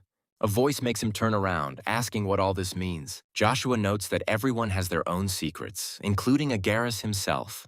However, the guy apologizes for the fact that his friends had to go through this because of him. Icarus assures him that he is fine, and Joe notes that he doesn't look all that surprised. The boy agrees, saying that he had suspicions from the very beginning. It's strange that someone from a family in decline would come here. Such people wouldn't attract attention.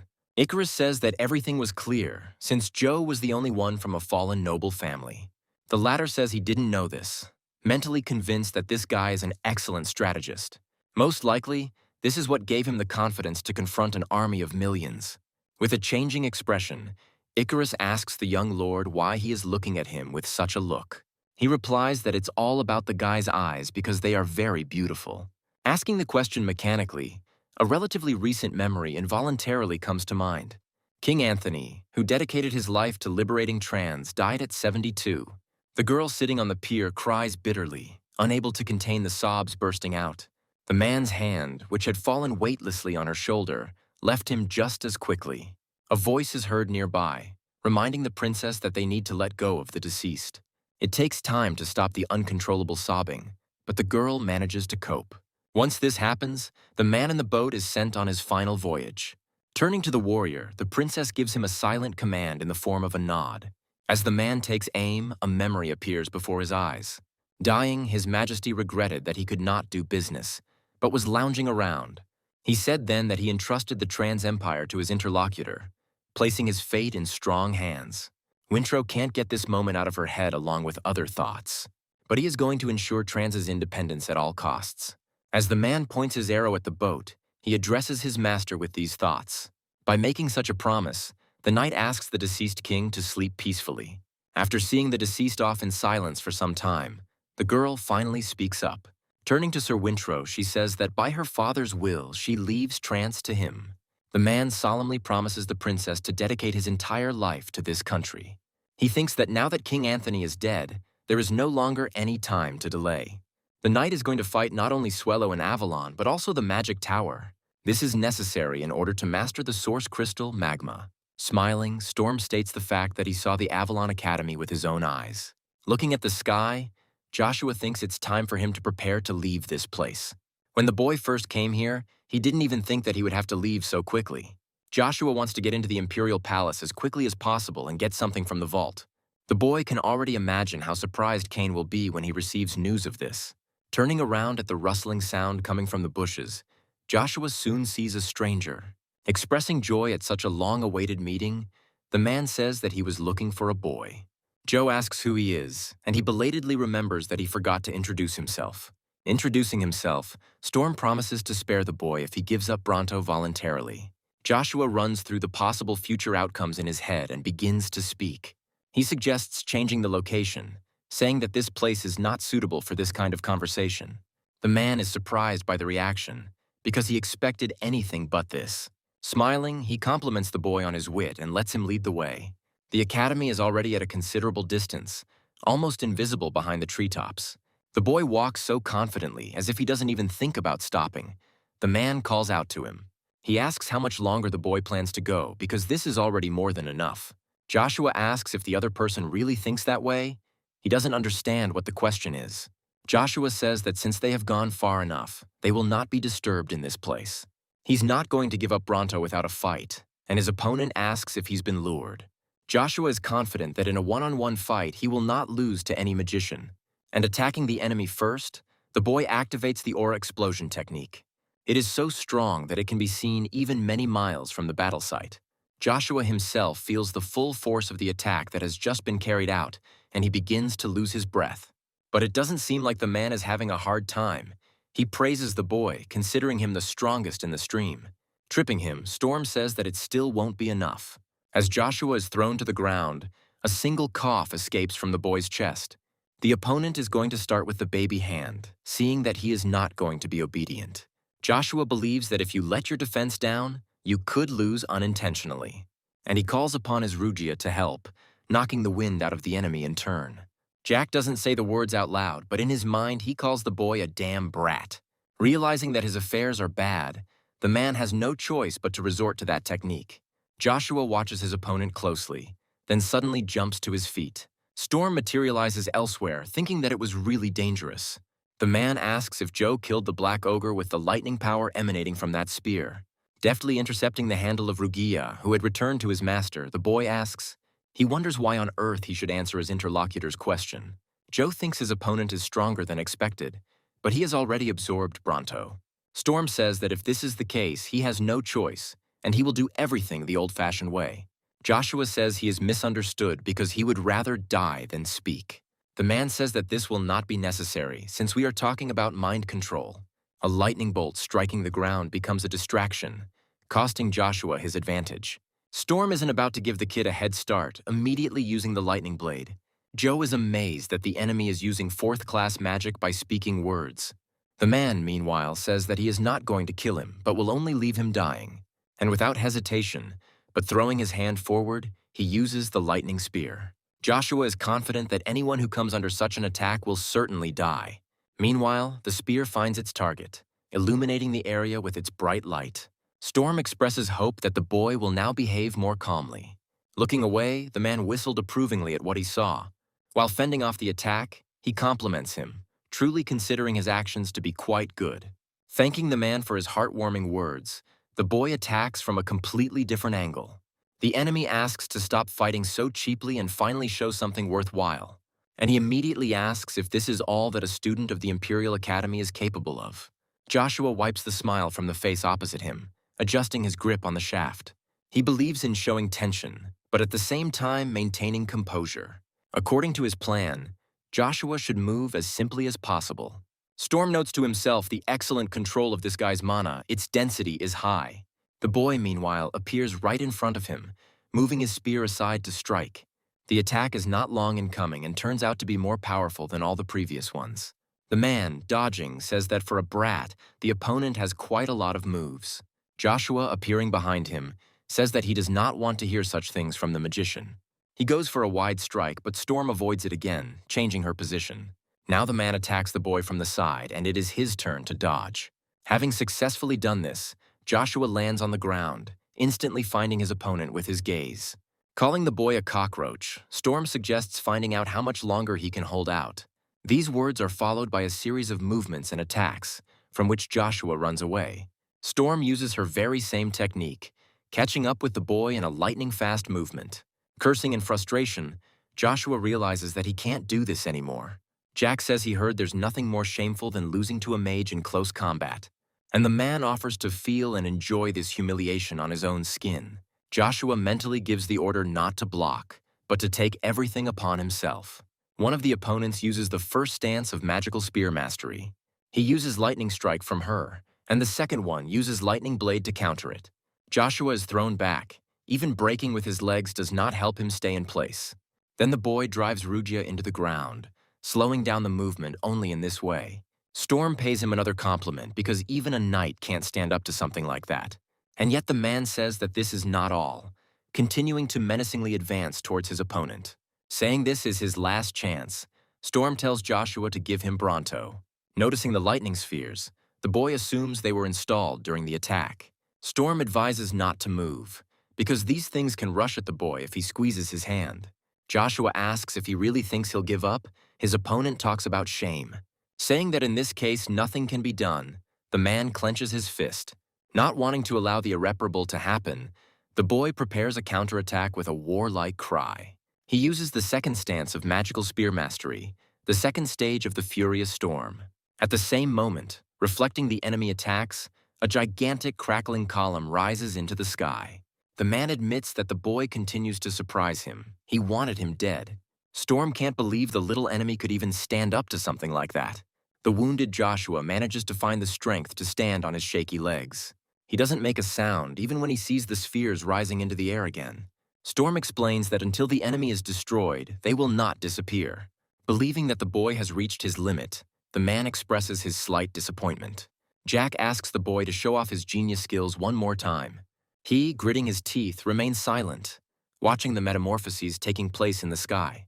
The man laughs, asking if the boy doesn't have the confidence to accept it. Saying he's not going to stop, he activates Rune Flare. The boy looks at what is happening ahead silently, despair taking hold of him. Rugia mockingly asks what he is doing. Did he really give up so easily? Joshua is surprised. Looking from the spear to his enemy, he notices the changes that have taken place around him. At first it seems like time has stood still, but in reality everything has only slowed down. Rugia asks if Joshua isn't even going to use his new power. The boy considers the enemy too strong, but the spear reminds him of his principles. Joshua always chose the path of destruction, regardless of the circumstances and enemies. The boy thinks about these words seriously. Fortunately, time allows. As he grips the handle more comfortably, he remembers that he has survived every battle. And it didn't matter who his enemy was because his name was Joshua Sanders, the greatest spearman. Looking at the chaos unfolding before him, the man bursts into a shrill, mad laugh. He is sure that no one could survive something like this, let alone some boy. Joshua, on the other side, prepares himself by speaking words about magical mastery of the spear. With each new word spoken, the boy's limbs were filled with energy one after another. This completed third stage is called the Path of the Demon by the Magic Knights. After finishing casting the spell and meeting all other conditions, Joshua makes the roll. It cuts through the very essence of magic, absorbing mana in its path, carving its way through. The enchanted weapon flies straight to its target, causing the latter to be extremely perplexed. Stuttering with fear for his life, Storm utters just one word, and the next moment, the space for many kilometers from here is illuminated by light. Rugia flies further, unable to stop such a huge speed. Storm manages to avoid the collision at the very last moment by moving. But Joshua isn't going to let him go that easily, even finding him among the trees. The spear, already returned and in his hands, crackles terrifyingly, foreshadowing death. Unable to believe what is happening, Storm asks himself a question in his mind. The very next moment an explosion occurs, splashing streams of mana in all directions. Approaching his opponent lying on the ground, Joshua grips the hilt of the crackling Rugia. Storm, trying in vain to bring his breathing back to normal, speaks of two types of energetic principles. He doesn't manage to finish speaking. The man's head falls limply to the side, becoming limp. Almost at the same moment, Joshua feels something rising up from within, asking to get out. He tries to hold back a cough that is bursting out, but only manages to muffle it. Looking at his dirty hands, Joe realizes that he was lucky. He could have died. A sudden sound from behind makes the boy involuntarily cry out in surprise. Moving with lightning speed, the static passes through the small body, causing a scream. Joshua doesn't want to believe it. He wonders if this is the end. And at the same time, he understands that if he closes his eyes now, he will finally be able to rest. Rugia, turning to Joshua, tells him to hurry and start moving his mana. Just make sure to do this before Bronto absorbs Jack's mana and goes into berserker mode. Clenching his fists, the boy fills his chest and gathers the last of his strength. The space around is illuminated by such a bright light that this place has never seen before. In the meeting room of the Academy's faculty, a conversation is taking place among those gathered. This is about concealing identity. It's not new, but Joshua's case is special. Chikirta says that no one revealed their origins, especially in front of their peers. His neighbor reminds him of who the student is and thinks it could end badly. The interlocutor says that remaining silent will also not have a positive effect on the Academy's reputation. The director of the Academy, Stein Ein Albert, chuckled thoughtfully at the bickering between the two. He reasons mentally, considering the problem to be that the children of nobles are involved in this. Chikirta suggests expelling the impudent child from the Academy as a lesson to everyone. His colleague notes that such a decision can only be made by the academic service. Chikirta blames teacher Cain for the fact that this is precisely what is causing the problems. The man says that they don't even know the reason for such an act. They need to figure it out first. The opponent thinks otherwise. One of the compelling reasons is causing harm to Veron. Cain asks if power has clouded his mind so much that he is willing to sacrifice his child. The man appeals to the others to express their opinion, to see if everyone agrees. His colleagues look away in shame as soon as Cain addresses them. He is speechless, unable to believe his eyes. He had never even imagined anything like this. Chikirta mentally rejoices, already anticipating the imminent promotion that is just around the corner. Cain finally comes to his senses and reminds that no academy has ever expelled students. Moreover, he believes that Joe should be rewarded for stopping Araxia's evil activities. The opponent does not share this position, saying that Cain's remark is shameful for everyone. He also thinks that it is shameful to speak like that, openly informing Chikirta about it. But his teacher is not the only one shaming him, addressing all his other colleagues as well. He reminds them of who they are, saying that people like them don't have to be like this. The opponent tells the speaker to stop. He doesn't want to continue listening to nonsense. The man reacts with bewilderment to the consent spoken by a familiar voice. The man entering, turning to teacher Cain, says that he completely agrees with him. Upon seeing him and his companion, the director of the academy becomes confused and begins to stutter.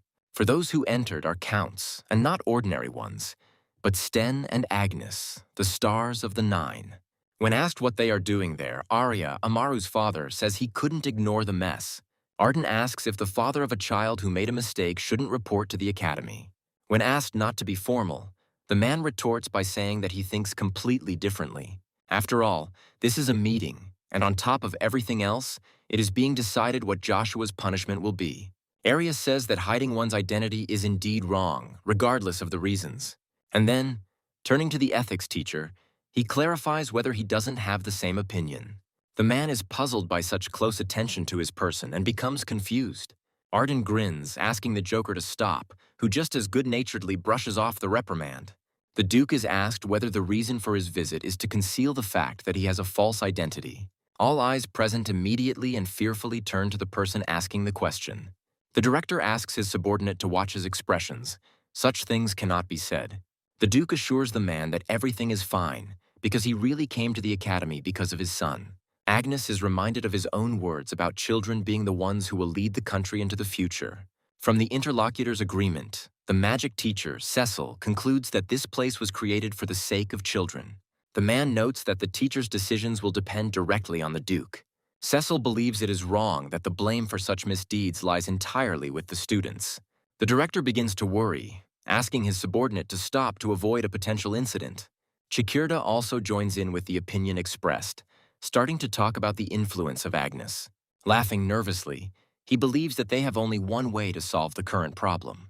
Arius gets involved, noticing how the teachers, who had previously turned a blind eye, have changed their tune. The fact that the man knows how his son was abused makes Chikirda nervous. Arden softens the edges, saying he's not here to pressure the academy to please his son. The director is completely at a loss, confused as to why Duke Agnes is here. He says that after hearing that his son had insulted the Stens, he came to ask them for forgiveness. But since Arius had already left for the academy, the Duke had to follow him.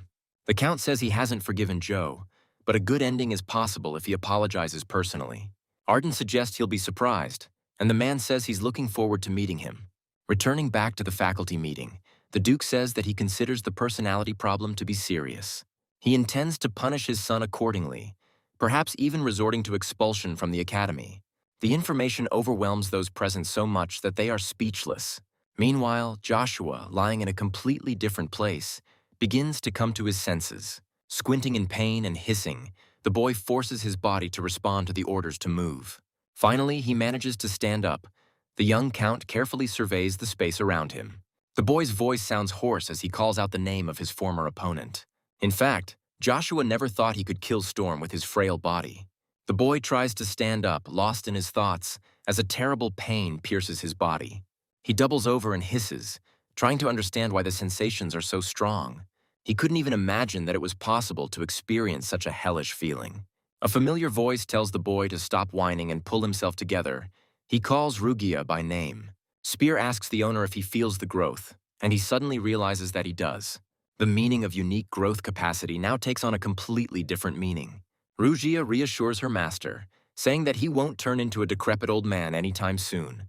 Bronto's power only stimulates growth to the point that is optimal for the owner's body. The entity prophesies that in 5 years, the body of its owner will be fully developed. But at the same time, there is something else that Joshua needs to know. The boy becomes wary. To begin with, Rugia warns her master that this is just a guess, but he thinks that Bronto might have awakened by absorbing the power that had lost its master. Rugia believes that this is what is behind the boy's rapid growth. But in general, it is considered impossible to store the source crystal in the human body. At the same time, thanks to this, the curse of Joshua, called the Master, fell from him. The boy is amazed, asking his interlocutor for clarification of the information, while feverishly analyzing it himself.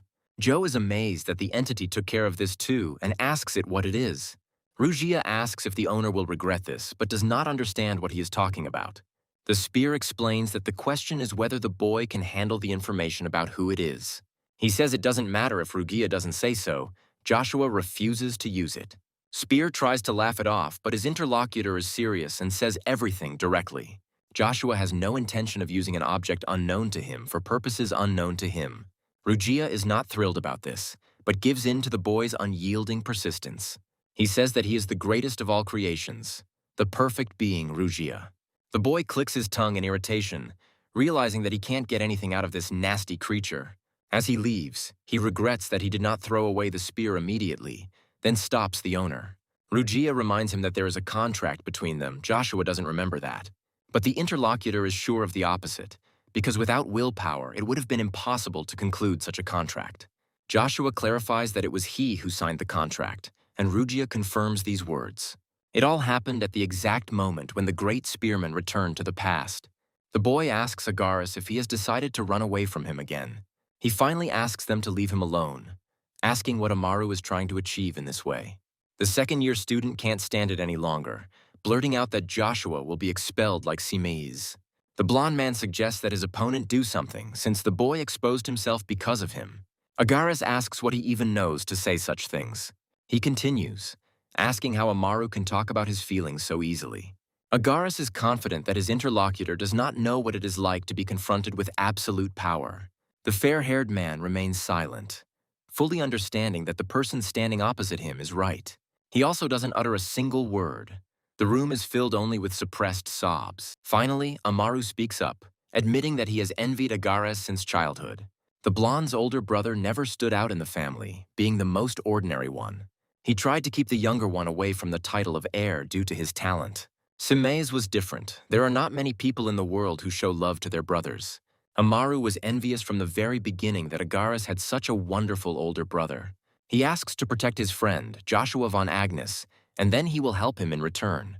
Of all the words Amaru has spoken, the one that sticks out the most is the word friend. The boy shudders as if from an electric shock, confirming the correctness of his interlocutor. In a fit of emotion, grabbing Amaru's hand and squeezing it tightly, Agaris thanks him warmly. As he runs away, he admits that thanks to him, a great idea came into his head. Remaining standing in place, Amaru mutters something in confusion, watching the retreating back. A cheerful male laugh rises into the air, after which its owner turns to his interlocutor. Arius thanks Arden for entertaining him well. The faces of the teacher's council are unforgettable. The man asks what the Duke will do if the old foxes really do expel their son. Arden proudly says that he has a backup option, joining the Imperial Order. Arius admires, saying that now he is even more interested in getting to know this guy. Arden wonders how his friend found time to go to the academy, and he answers. He says he had to make time for it because Joe had brought shame on the family's art. The man says his friend's face makes him pause the progress of this important investigation. The question of Swallow arises between them, about what happened after the death of King Anthony. They, led by Duke Altman, attacked Trans with an army of 200,000. Despite this, they were completely routed, and the commander-in-chief was seriously wounded. Arden does not understand how this could have happened, since the enemy army was insignificant. Arius believes that only one person in Trans could rise to the level of master. He asks his interlocutor if he thinks that it could only be someone they know. The only reason the Empire did not fall was the outstanding Knight Wintro. Throwing his hand forward, Joshua gives a war cry, ordering his opponent to come out. The attempt ends in failure, so he makes another similar move. The boy doesn't approve of Rugia going into hibernation again after his ridiculous monologue. He ponders the meaning of the words demon god's weapon. Although everything, at first glance, is obvious, the demon god is at the top of the hierarchy of demon kings and is worshipped as great. The boy can explain miracles identical to the one that happened recently only by divinity. The boy is pulled out of his thoughts by an enthusiastic voice announcing the discovery of the person he needs. A crowd of students runs towards Joe, calling him the hero of the day.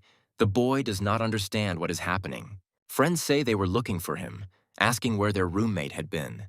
Joshua, delighted to see his friends, admits that he is very glad to see them. The kids ask what happened to him and say that the whole school is in an uproar because of him. Agaris says that he will not run away anymore, and Icarus speaks of a single goal. Joshua doesn't quite understand the message his friends are sending him. Agaris then explains that they are all here to speak out against the punishment of the guilty one. Araxia doesn't have the slightest chance to stand against them. There are only about 100 of them. Joshua still doesn't believe it, so he asks if it's true that they gathered for him. Agaris teases his friend, saying that he sees tears, and he, visibly embarrassed, retorts. Icarus says that there is nothing wrong with tears, and besides, he's always ready to wipe them away. Joshua exhales, realizing that he is ready to trust these people and allows them to joke.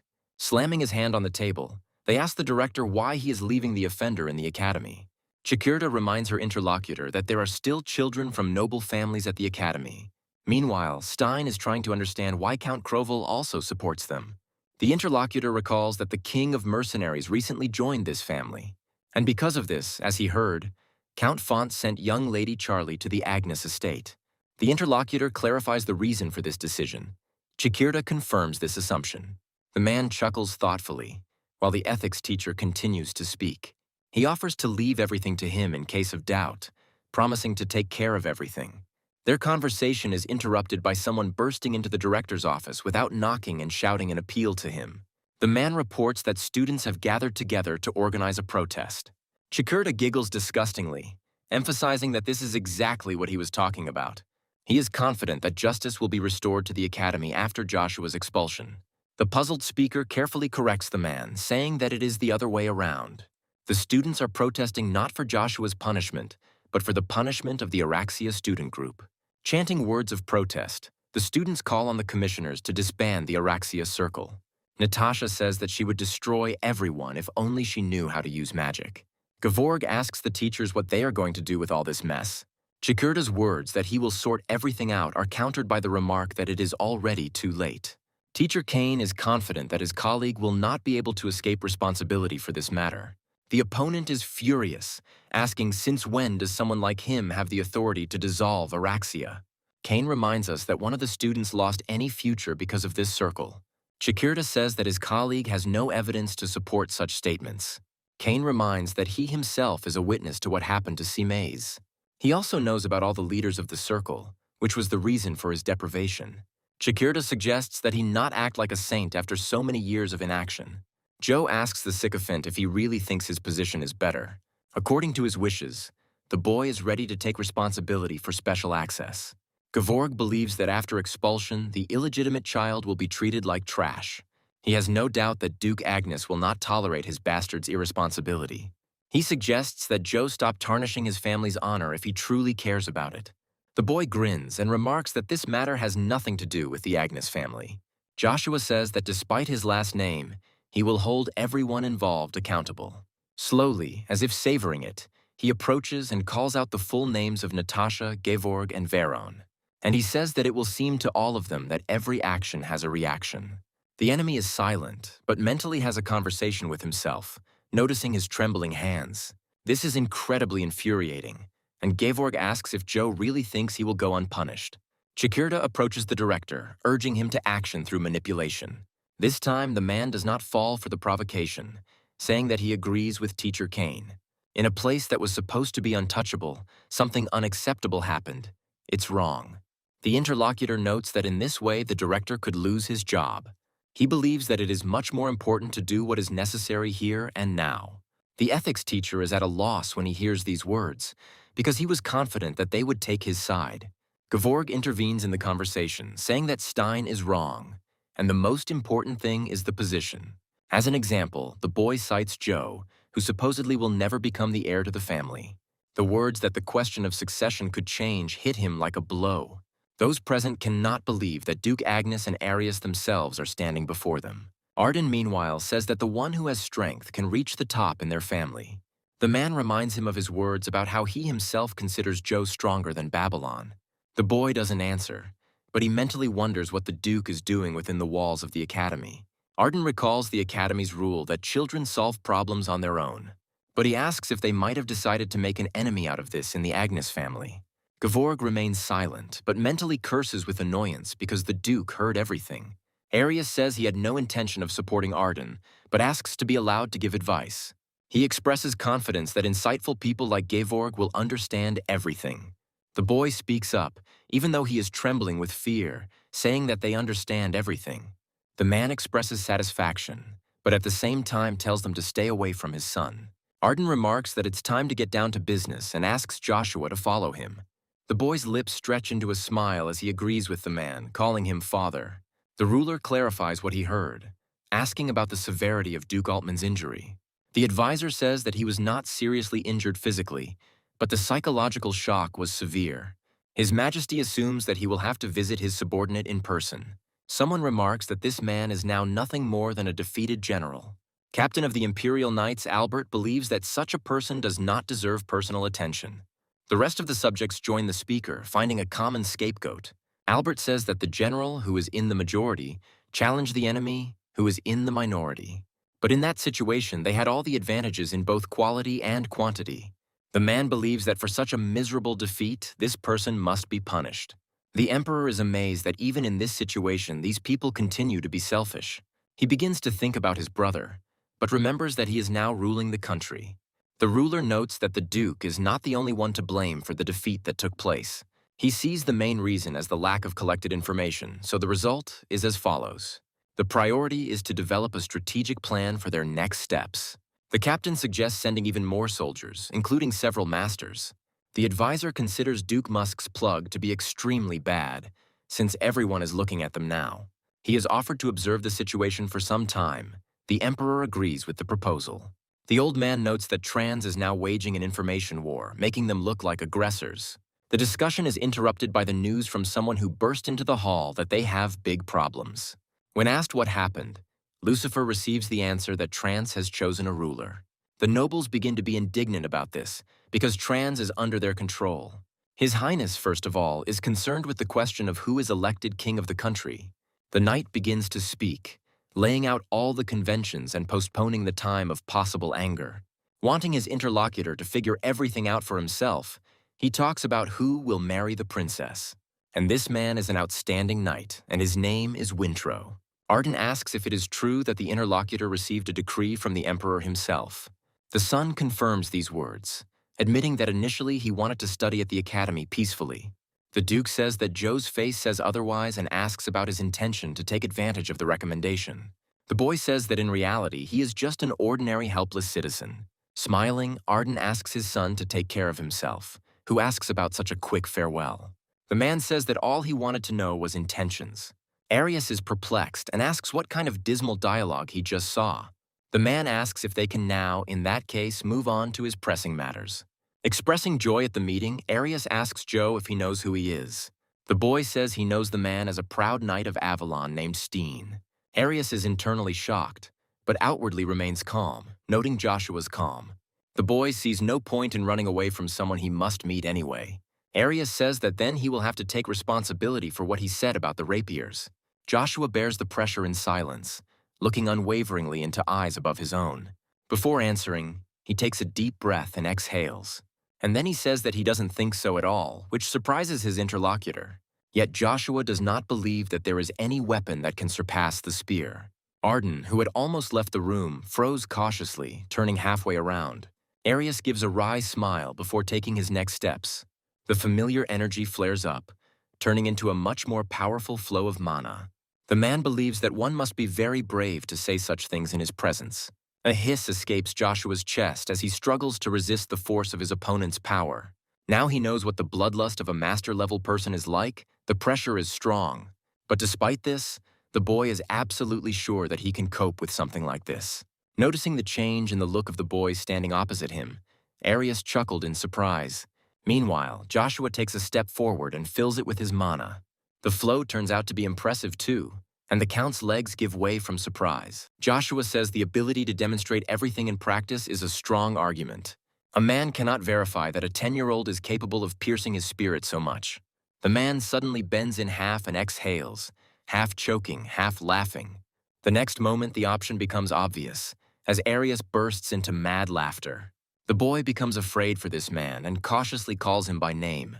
It was now completely clear to Arya why this child was called the greatest wielder of mana. The man is simply incredibly interested to see Joshua's face when he experiences despair. The Duke interrupts his frantic flow of thoughts, forcing him to stop in a tone that does not require objections. Arius comes to his senses, remembering that there was another person in the room. Arden calls out to his son, who obediently responds to his call. The Duke says that if Joshua really wants to leave the academy, he will allow it. The boy mentally repeats the words about his promotion to at least the 3rd Battalion. A smile appears on the lips of the Duke's son, because this request is a trifle for him. Solemnly striking his chest, Joshua says that his lordship's will be carried out. Meanwhile, in one of the rooms of the Duchy of Agnes, one man is breathing unevenly. Rapid breathing is the cause of a high fever. The woman moans painfully. In this delirium, Vanessa calls her boy by name, alternating with drawn-out sighs. Approaching her bed, the captain asks if this worries his mistress, and she answers. The woman's speech is unrestrained, because summoning her son to the imperial palace would disturb anyone. Vanessa confesses to Siphon that she can't even sleep due to anxiety. He listens to her attentively when she says that all this is happening because of Joshua. The man makes a decision and voices it to the sick, announcing his intention to go to Acadia. Vanessa jumps up in indignation, asking how he dares to act without Arden's permission. Siphon notes that at this rate, along with her fear, their entire plan will go up in flames. He believes that it would be better to at least try to realize what he has planned than to wait for death. The woman says that the imperial palace is dangerous even for someone like Siphon. After hearing the words that he could lose his life, the man asks his interlocutor a question. He asks her if she has forgotten that in the past he was also a member of the Order.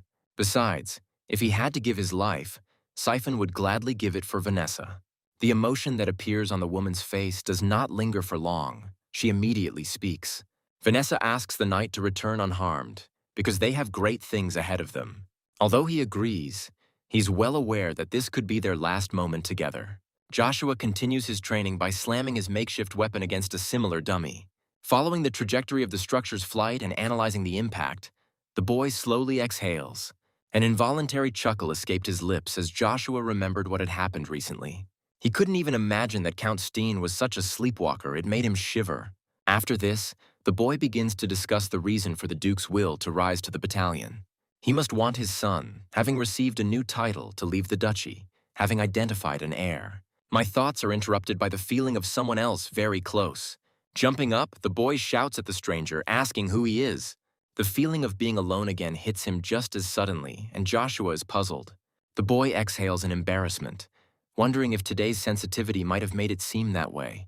And yet, the next moment, measured steps are heard ahead, dispelling the guess. The interlocutor praises the boy, admitting that he did not believe that he would be discovered until the very end. Zero says he would have been seriously hurt if that stick had hit him directly. Joshua is surprised by the visit of a friend, asking him what he is doing there. The guy admits that there is a problem and needs to be informed about the order details. Zero needs to leave Acadia for a while, so the information will have to wait. Joshua suggests that his interlocutor is leaving because of the Principality of Trans, and he is surprised. In response, the boy says that he was just about to say that he also needs more time. Hearing the words about the imperial decree, Zero is surprised, but immediately suggests alternatives.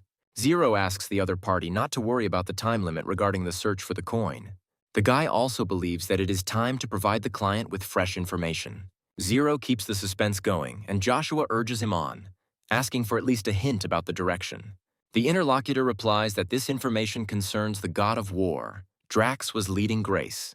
The organization discovered that he had some kind of relationship with the Avalon Imperial family. Joshua is waiting for a continuation, but time goes by and it still doesn't follow, which is disappointing. Zero notes that the boy is not surprised, saying that such things are common knowledge. The guy is surprised that Joe knows about Drax's connection with Marcus, but this is not true. This is news. The boy thought his goal was connected with Caesar, but not with his father, the Emperor. Joshua clarifies whether the Moon Door is 100% sure that the information is true. Zero says they are confident that the information is of a fairly high level of reliability. Hearing further words, Joshua confirms his suspicions about the interference in Swello. They want to put Drax, the invincible god of war, whose skills are close to the master, on the throne. The man addresses Emperor Swello's nephew, his lips stretching into a predatory smile. Arius wonders why he has to do something so annoying to the pathetic family. The advancing people tell the man to shut up, amazed at his impudence and obscenity. The Count remarks that some blood will have to be shed, but of course, not his. The knight who has rushed forward and is standing closest to the enemy forces himself to blink. Meanwhile, Arius is already eliminating the one standing behind him, rushing past like a whirlwind. While the warriors try to figure out where the enemy is, he eliminates them one after another. Realizing that things are bad, the commander orders the shields to be formed. And the very next moment, the knight's weapons fall into the ground one after another. The commander gives the order to activate a technique called the mana shield. The knights almost simultaneously pronounce the necessary words, putting up a magical barrier. Almost immediately, a wind rushes past, striking the force field protecting the structure. Amazingly, the attack achieves its goal, leaving a furrow on the hard surface. Moving away a little further, Arius admits that he finds this technique very interesting. But then he also wants to show something to his opponents. He politely asks them to take a look. The man is interrupted, reminded that there is no time to enjoy the process. Arius is surprised at first, but then expresses relief that his interlocutor has arrived. Literally a moment later, several attacks hit the knight's protective barrier. Watching Duke Tremblay's movements, Arius greets him in a friendly manner. The new character of this battle, meanwhile, strikes, proclaiming him a saint. As soon as it hits the already cracked common shield, a powerful explosion occurs. Covering himself up to breathe less of this dust, Arius expresses his dissatisfaction about this, but he admits that he was always impressed by the man's sharp movements. Gestalt asks Arius why he always takes everything so lightly. Even though they are now in the borderland, this does not change the fact that they are in enemy territory. The interlocutor does not understand the reason for the excitement, because they were not ordered to bring the Emperor's head. Gestalt ardently declares that knights must always give their all. Arius considers this old grumbler to be sullen and meticulous, despite his outstanding abilities. He has more fun with Arden, especially imagining Joe having experienced the taste of despair.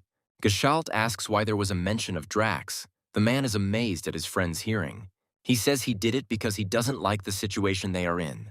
Besides, Arius doesn't think that something like that could deceive people like them. Gestalt believes that they must follow orders strictly, the rest does not matter. Arius makes fun of him, hinting that they are now dancing to the tune of an ordinary brat. With a heavy sigh, Gestalt says that he finally began to understand the man's words, regarding the fact that you can't take your eyes off Arius because this man has a mind of his own. Meanwhile, at Avalon Academy, Joshua can barely contain his emotions. Thinking that he wanted to leave quietly, the boy asks Icarus if he's serious. He asks to allow his former roommate to become his servant and always follow him. Joshua clarifies whether he really wants to become a servant, since he is currently a nobleman by status. Icarus is more confident than ever, saying that he will follow his master even to the imperial palace. Joe reflects that he would actually be interested in watching the boy grow up. He asks Icarus to be honest, assuming that he does not really want to be his servant. The boy says he wants to prove his worth by being on the side of someone like Joshua. The latter becomes curious about the spoken words and repeats them thoughtfully. Icarus asks if Joshua himself had asked him to become his subordinate earlier, and he confirms. The boy believes that his interlocutor will reach heights capable of surpassing the name of the Agneses. And when the time comes, Icarus wants the genius to use him like an artist's brush. Joshua believes that there is no more reliable person than the one who is now in front of him. So he begins to speak, to which he receives sincere gratitude from the lips of Icarus. But Joshua disarms the boy with a happy smile on his face, saying that he refuses. Icarus clarifies the reason, assuming that the interlocutor believes that he will be of no use. He notes that even if that is the case, Joe has nothing to lose, since he is not doing this for the reward. Icarus continues to try to defend his point of view, but his opponent interrupts him. Joshua says the person he's talking to is too special to waste his talent on. He suggests that if the desire is so great, he should try to change the academy and improve it. Joshua believes that it would be better for Icarus to remain in a place where vast knowledge is concentrated. Even if they are not the most reliable, it will still be the best thing for a friend. Joshua says that he also does not want his people to become his servants. Icarus is confused for just a moment, repeating to himself the words spoken by this guy. Immediately after this, a grateful smile touches his lips, and the boy speaks again. Covering the stranger's hand with his own, Icarus promises to prove his worth to the young lord at the academy. Beautiful flowers attract the girl's attention, and she can no longer pass by. The third princess, Irona led by Grace, asks her father to look at these beautifully blossomed flowers. Approaching her, Lucifer remarks that this is how it should be. Flowers are always beautiful. And yet the smile fades when the man involuntarily looks away, pausing. The change cannot be hidden from the girl because she continues to look straight at her father. Approaching, Irona asks the man if he is thinking about his brother Demer again. Lucifer can't help but sigh wearily before he begins to speak. He wonders if he had given up the throne to his brother, the people of the Swellow Empire would have been happier. Something tells the man that in this case the relationship with Trans would also be better. Irona speaks sincerely, carefully starting with the fact that she doesn't understand everything in the world. And yet the girl believes that with the future her father mentioned, the people of the Empire would have suffered more. Irona says she will never forget people's smiles, and her own face lights up with happiness. The girl remembers very well the day when people looked at their future ruler with hope. Irona considers her father not only someone she is proud of, but also the son of their empire. She asks him not to blame himself, because she and the people do not want to see the ruler in such a state. The man is silent for a few moments, enjoying the warm feeling, and then thanks his daughter. However, he says that even if that is the case, at such moments he cannot help himself. Lucifer is completely confident that there has never been a more reliable person than his brother. Aaron reminds him that no one has seen him for a decade. He doesn't care about the Swallow Empire. Hearing the fluttering of wings in the sky, the man looks up, chuckling thoughtfully. Looking at the proximity of birds, he sees in them not only animals, but something deeper. Lucifer remembers how close the Swellow Empire and the Principality of Trans were once. The peaceful conversation is interrupted by the news of a message received from the border guards. The point is that the Principality of Trans attacked the Baker estate and slaughtered about 1,000 people. This truly shocking news horrifies not only the young lady, but the man too. Meanwhile, in the residence of the first magician of the Imperial Palace, the activation of the ball takes place. The man politely asks the owner of the magic tower whether he invited him. The interlocutor greets him, to which Evergrande expresses hope that no problems have arisen. The elder answers negatively, but teases his opponent with words about his departure, which caused the downtime. Asking for his forgiveness, Evergrande says that he has no excuses for this. The owner says that the reason for their connection is different and asks about the emperor's attitude towards the magician. A smile blossoms on the man's lips as he says that everything is more than fine with him. The interlocutor suggests that the Emperor of Avalon does not allow the magician to spread his wings because of his character. He expresses confidence in the support of the fourth, most promising prince. However, he believes that his interlocutor chose the wrong one. He does not believe that Caesar will inherit the throne. While Evergrande experiences shame as well as defeat, the tower's master continues. He suggests thinking about changing the candidate before it's too late. Starting to speak under the watchful gaze, the man stops short of saying a word. He falls deep into his thoughts, remembering what he saw then. On the day the magician first met the fourth prince, he felt something inexplicable. Evergrande is pulled out of his memories by his interlocutor, who says that he wanted to suggest something. The old man talks about killing Storm, which causes genuine amazement in the magician. He offers Evergrande to take this man's place because this position is very important. The opponent abruptly refuses, assuming that the tower's owner expected this. He confirms this by talking about another goal that the interlocutor is striving for, and he asks again. Jan asks Evergrande not to play dumb when he mentions the Avalon Empire's treasury. He begins to describe this place in vivid detail, which prompts a clarifying question from his interlocutor. The head of the tower notes that every magician is infinitely greedy for the truth, hence the knowledge. Jan says his offer always stands, so he'll hold the spot for Evergrande. But still, although the old man is ashamed of this, he wants his interlocutor to listen to him. The tower master asks Evergrande to conduct an investigation into Jack's murder. Standing before the gates, Joshua notes how much time has passed since he was last here. The guard tells the boy to stop, saying that the palace cannot be entered without permission. He asks Joshua to provide a pass or coat of arms to confirm his identity.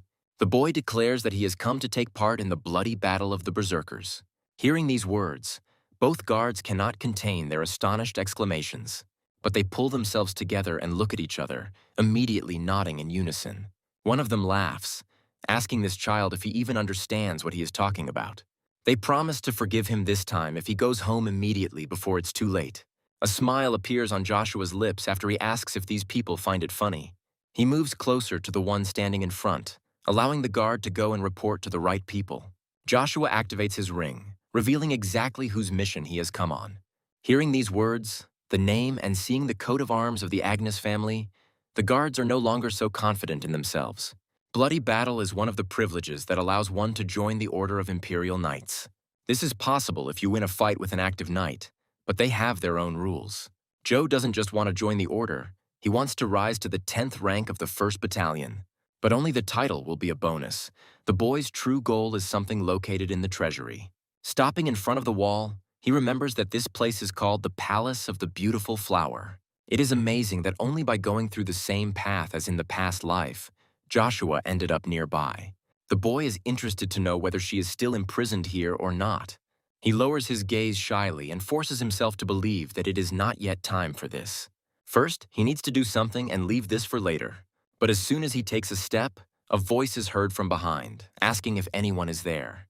Joshua is silent and barely breathing, but the interlocutor on the other side does not stop, asking again. Introducing herself as Circe, the girl asks the man standing on the other side of her prison to talk. Joshua remembers this girl from the Britton family very well, so he dives deeper into the memory. Their acquaintance dates back to the time when he was first in the Avalon Palace as a mercenary. She treated the guy warmly, disregarding his status.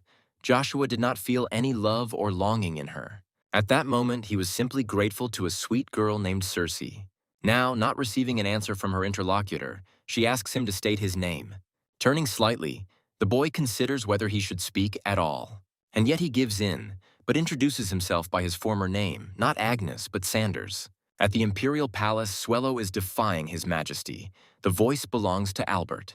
He believes that other nations will consider them a laughing stock, and this worries him greatly.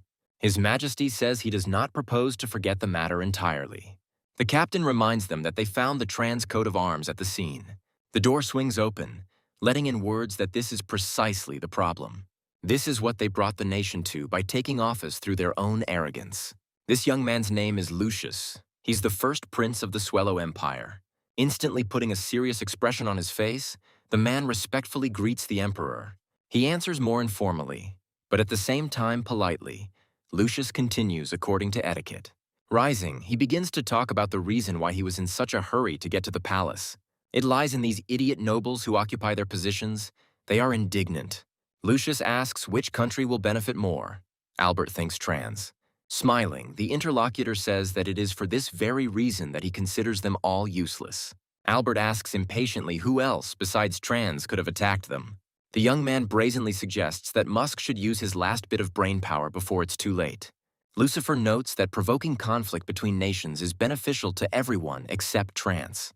If we exclude Valbot, who is busy with the papal elections, the most likely choice remains Avalon. Meanwhile, in the aforementioned state, the ruler is informed of the latest news.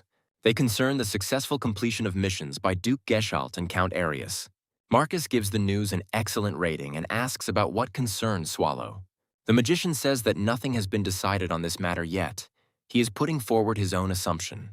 The emperor finds this unexpected. He thinks that it is the merit of old Veron.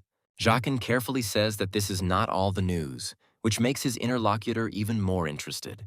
The mage speaks of rumors regarding the death of Vig, who was the manager of the Locke estate. The emperor chuckles, asking if it is possible that Arden has learned of their plan. Jacques says the investigation revealed nothing of the sort. The Duke was in Acadia at the time. Interrupting the speaker, Marcus asks if he has managed to figure out the identity of the killer. The man tenses his whole body, swallowing nervously, and then falls to the ground. Jachin, fervently asking for forgiveness, admits that he did not have the ability to do this. Marcus waves it off, suggesting to forget about it. He considers his interlocutor incapable of this. Instead, you need to arrange a meeting with that person because he may have information. By the way, it is said that the man's daughter was supposed to enter the academy. The emperor asks to be more specific as to whether this refers to the academy of their empire. The interlocutor confirms this by first giving a false name for the girl in question. After this, he voices his real name, and Ina's last name turns out to be Grace. Duke Agnes stands proudly before his opponent and invites him to attack. The enemy does not deny himself anything, attacking Arden with a war cry. Since it doesn't require much effort, he coats the weapon with mana at the last moment. The collision of two blades causes an explosion, so powerful is it. Arden notes that his protege still has a lot to learn. But Cain does not want to give up. He warns his opponent that this is not all. Easily fending off the attack, Arden calls the knight's movements out loud interesting. He still doesn't give up and, once again grouping himself, rushes to attack his opponent. He praises the speed, but notes that these movements have no weight behind them. A familiar tread is heard behind, and after it stops, the same voice is heard. Baron Head respectfully greets Duke Agnes, who continues his training. However, he listens to his interlocutor, asking what the matter is, and says that the conversation will be about Joshua. The boys set out for the royal palace. This news astonishes the man, causing him to become distracted. And this brings the Duke closer to a point he would not otherwise have reached. The enemy's sword comes unacceptably close, causing the man to become stunned. And yet he manages to take control of the situation, because it's not for nothing that he is one of the stars. Rising on trembling hands, Cain hisses in pain, amazed at his opponent's resourcefulness. He, approaching, is amazed at his son, who is acting calmly after the incident. The man asks Cain what he thinks about his lord's actions. He begins to stutter, asking the Duke if they weren't just sparring. The man asks to understand him correctly, remembering that his son asked him to do this. Cain is dying to know why the hell his lord asked his father to do such a thing. The man, meanwhile, expresses a desire to approach himself if the knight is shy. Cain jumps to his feet and, screaming, rushes at the enemy, showing initiative. Arden knocks his opponent out of his wits and says he's moving too slowly. Cain falls to the ground again and again. The weapon he was defeated with turns out to be a twig. The young man appears to have lost consciousness, and Head speaks up. The man believes that his lord should not take out his anger on this youth. Arden asks if it's better to take it out on the one who arranged all this, and asks about 20 families.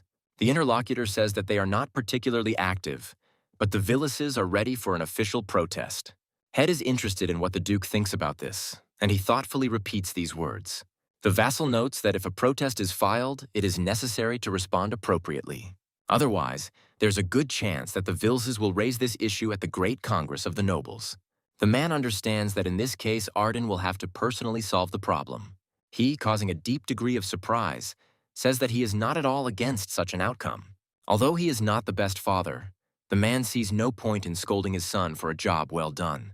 Arden says he will take care of any potential problems with the Marquis of Ville's family. Head assumes his lord's position and reports the news that has arrived from the main house. His Majesty the Emperor wishes to see how much Babylon, the treasure of the empire, has grown. The news that for this reason the eldest son is already on his way here surprises the Duke. From the carriage comes the voice of Siphon, addressing the young Lord Babylon. He reports that they are already on the territory of the imperial family and will soon arrive at the palace. The boy admits that this is his first time here since graduating from the academy. The captain assures his master that he has no need to worry about anything. Hearing the words that the emperor wants to see the genius of the continent, Babylon becomes upset. Siphon understands what the young man is thinking, so he searches his head for the right words.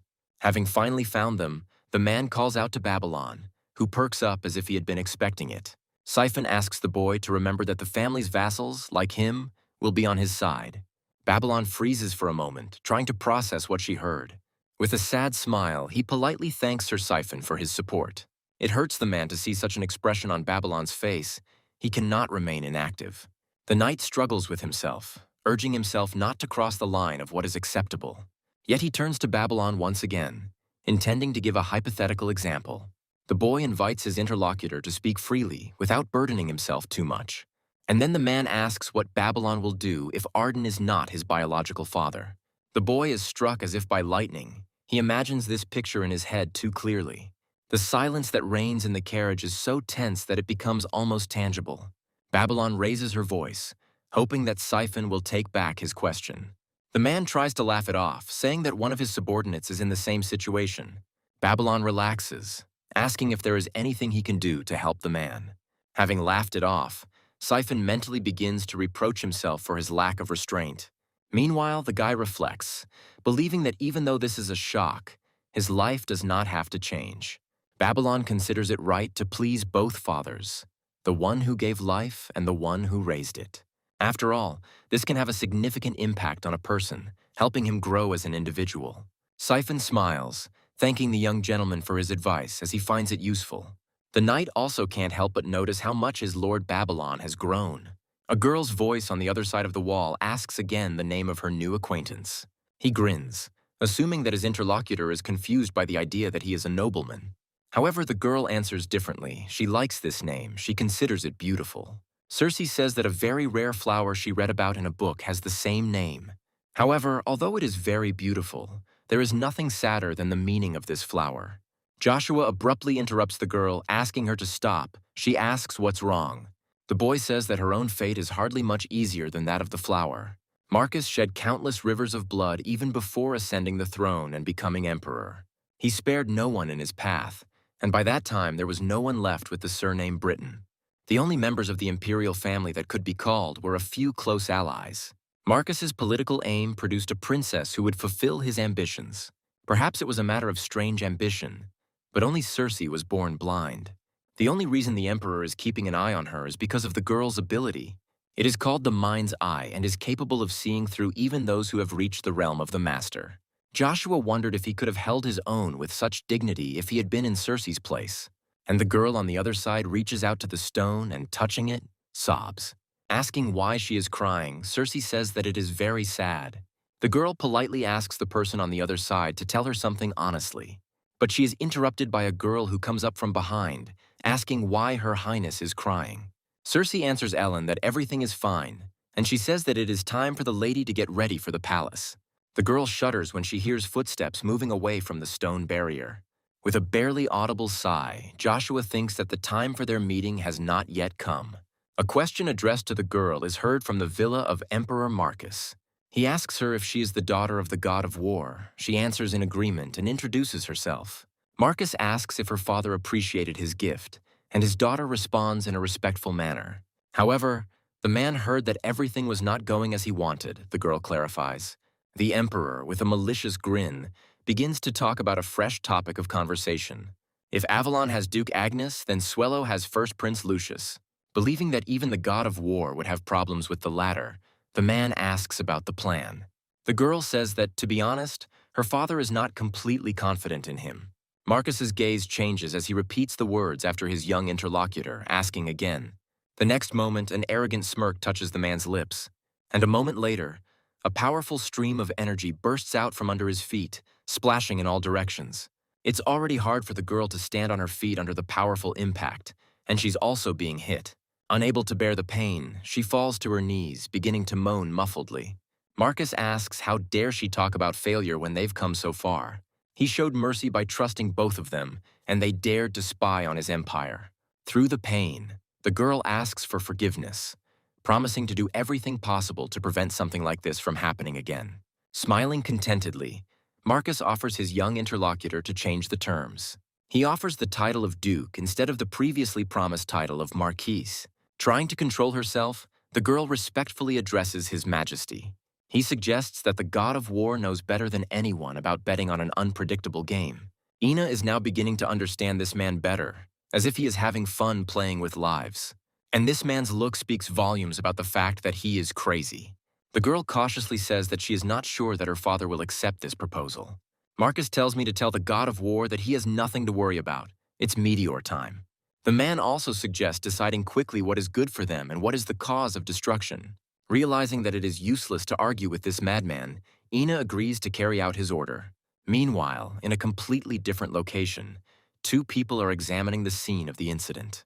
One of them notices that this dirt is definitely different from the usual one around. Turning to his colleague, Jacques explains to him that this is not dirt at all. But he stands his ground, adhering to the opinion that this is exactly how it looks. In such a state, he cannot bring himself to call the substance ash. Jacques asks Tetu to focus on the matter at hand, as they are not here for fun. The blonde believes that there is nothing to worry about since there are clues everywhere. The man suggests closing your eyes and listening to the wind, trusting your feelings. Jacques does not neglect the advice, sharpening his senses to the limit. He opens his eyes soon after, clearly feeling the mana void. Theta reminds us that it can only arise under two circumstances, either naturally or when a 6th level mage's heart takes enough damage. Jacques remembers this too and begins to put everything together, leading to the obvious conclusion. Teta believes that there is a high probability that Storm was killed by a person possessing Bronto. Cersei can't believe that the boy knew everything so accurately. She asks Ellen if she has heard anything about Joshua Sanders, and she is puzzled. The girl actually heard this name, and the blonde asks where exactly. The maid says that the knights were gossiping about him, saying that a new star had appeared in the Empire. Cersei recalls that this is what outstanding geniuses are called. Ellen confirms these words, and he adds that most nobles do not like this state of affairs. The girl is puzzled, asking her interlocutor what exactly she means. Ellen explains about competition using words her mistress can understand. Cersei makes a guess and is surprised when she is told who Joshua is. On the training ground of the 11th and 12th battalions, taunts are shouted. Hearing all these harsh curses, Joshua notes that they are the same as before. Fans not only verbally cheer for their favorites, they place bets. Swinging his trusty sword, the knight taunts his opponent. He asks him if that's all, and it becomes clear to him why people say that. But the opponent is no slouch either. He, like his opponent, is sharp-tongued. Both mix verbal abuse and ridicule with physical attacks. They are talking about how His Majesty is dividing the troops into battalions. After all, the enemy who is now being hit is precisely one of the last. He hisses with the tension of trying to contain the force his opponent put into his attack. But he still can't stay on his feet, and the young knight stumbles along the ground of the training ground. His opponent asks with a grin if he now understands the difference between the battalions. And as a reward for defending the honor of the battalion, his own share flies into his hands. When he catches it, his friends thank the guy for the lucky win, and they remind him that the loser will challenge him again if he is left alive. The young man thanks his interlocutor for reminding him, because he himself had actually forgotten. The loser asks not to kill him, promising not to attack again, otherwise he will become a servant. Blue Eyes clearly enjoys the pleas addressed to herself, but everyone else starts to slander the one asking for pardon. A cheerful laugh is heard from behind the crowd, and the knights begin to search for its source. To their surprised looks, Joshua says that nothing has changed in this place. He says that he missed him very much and is happy to be here now. The one who approached him asked if the boy was lost, telling him to go where he was going. Joshua's lips stretch into a smile as he promises to finish quickly. The ring that is being activated leaves no one indifferent. The knights are amazed by it. And Joshua says that he came specifically here to take part in the bloody battle of the Berserkers. Having taken a good look at the coat of arms, those present are even more amazed. It is familiar. And the boy, introducing himself, invites anyone who wants to fight him to come forward. The name also does not leave the warriors indifferent. They have heard about the rising star. The young lord is asked if he understands what he is talking about. He nods. A recent combatant asks if he understands why the berserker battle is not resorted to now. Joshua recites the rules of this competition as if he knew them by heart. Finishing, the boy asks the person standing opposite him whether he is informed correctly. He looks at the Duke's son without a shadow of fear, his question a desire to clarify. Joshua exhales heavily because he is already irritated that he is not being taken seriously. He reiterates his intention, reminding that the last battalions on the list are obliged to participate.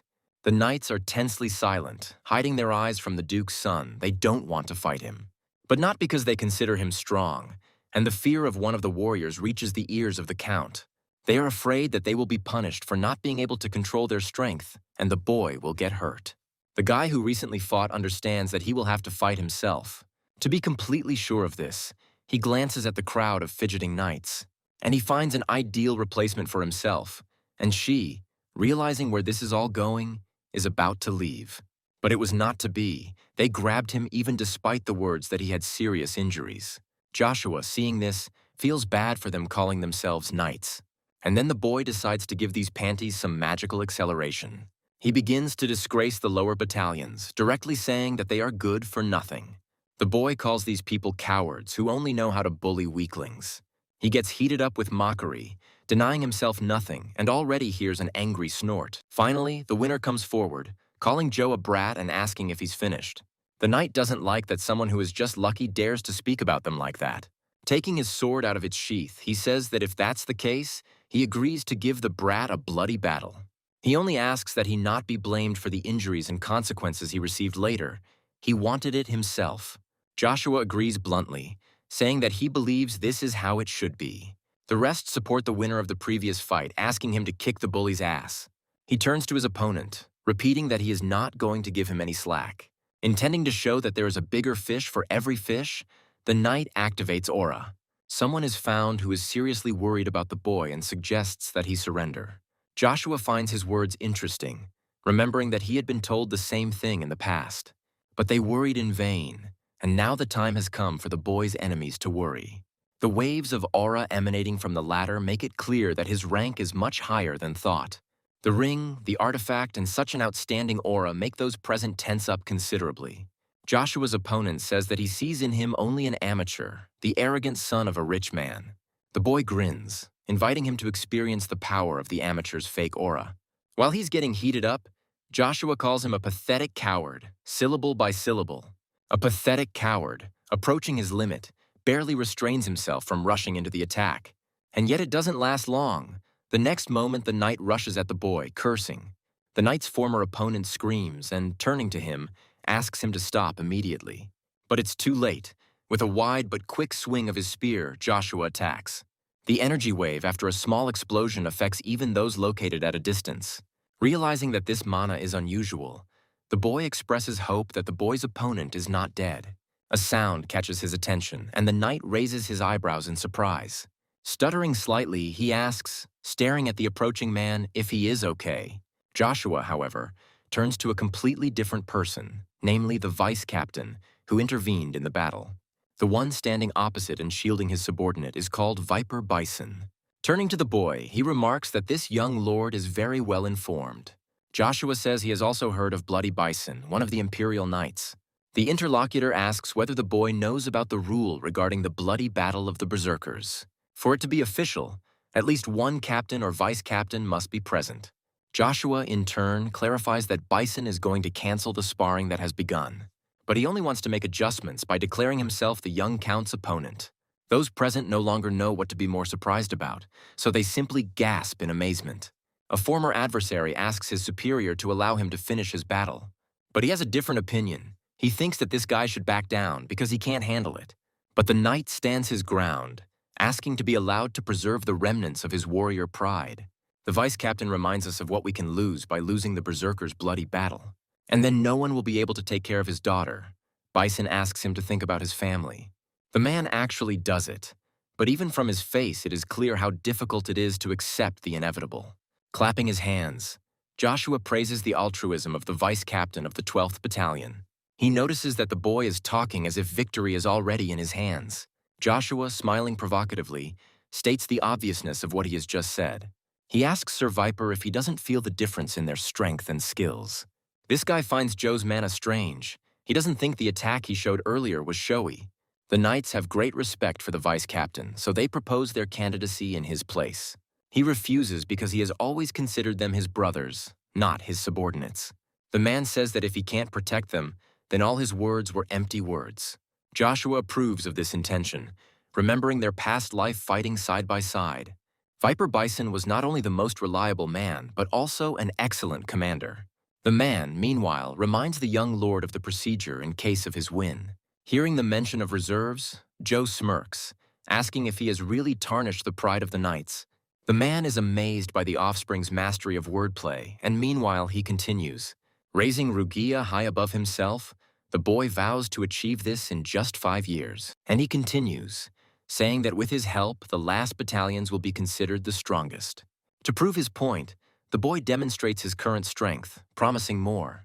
Viper can't believe what he's seeing and that the boy is emitting Blade's aura. Joshua, meanwhile, asks what Bison's next move will be. In this pose, Babylon respectfully greets His Majesty, the Son of the Empire. Marcus notices that quite a lot of time has passed since their last meeting. When the man asks Babylon how old he is slightly surprised. But he still answers, saying that he is turning 15 this year. The interlocutor recalls that at that age, even Arden was not so strong.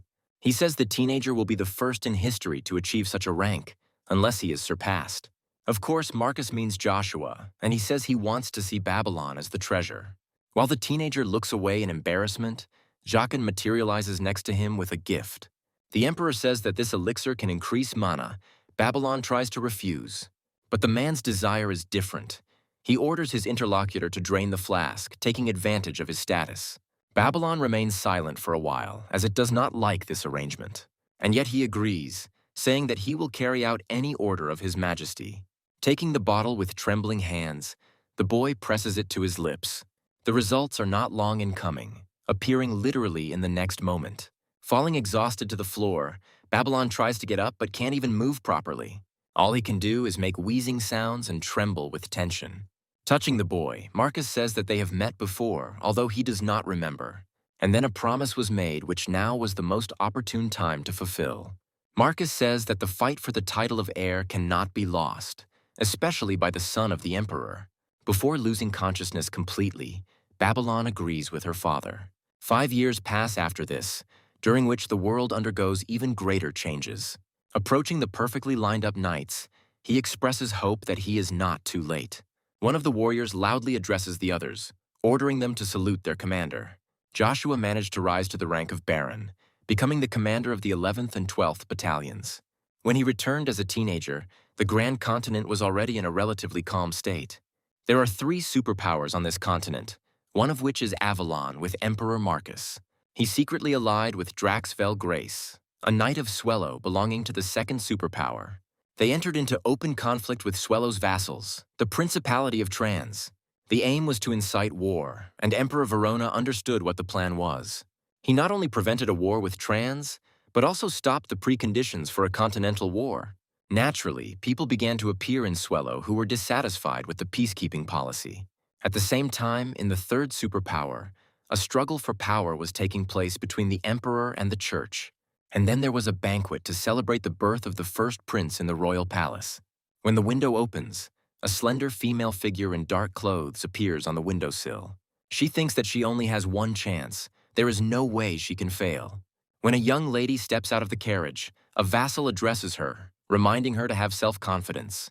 Cox says the Font family needs to be shown as thriving as it always has been. The girl asks her henchman not to worry. She's not going to give in to the Cromwell family. The man wants them to capture the first prince's full attention, and Charlie finds this amusing. The man who came out to meet them was surprised, saying that he did not expect to see these two here. Natasha and Gevorg mock the situation the Font family is currently in. Cox checks on his mistress's condition while mentally scolding these two assholes.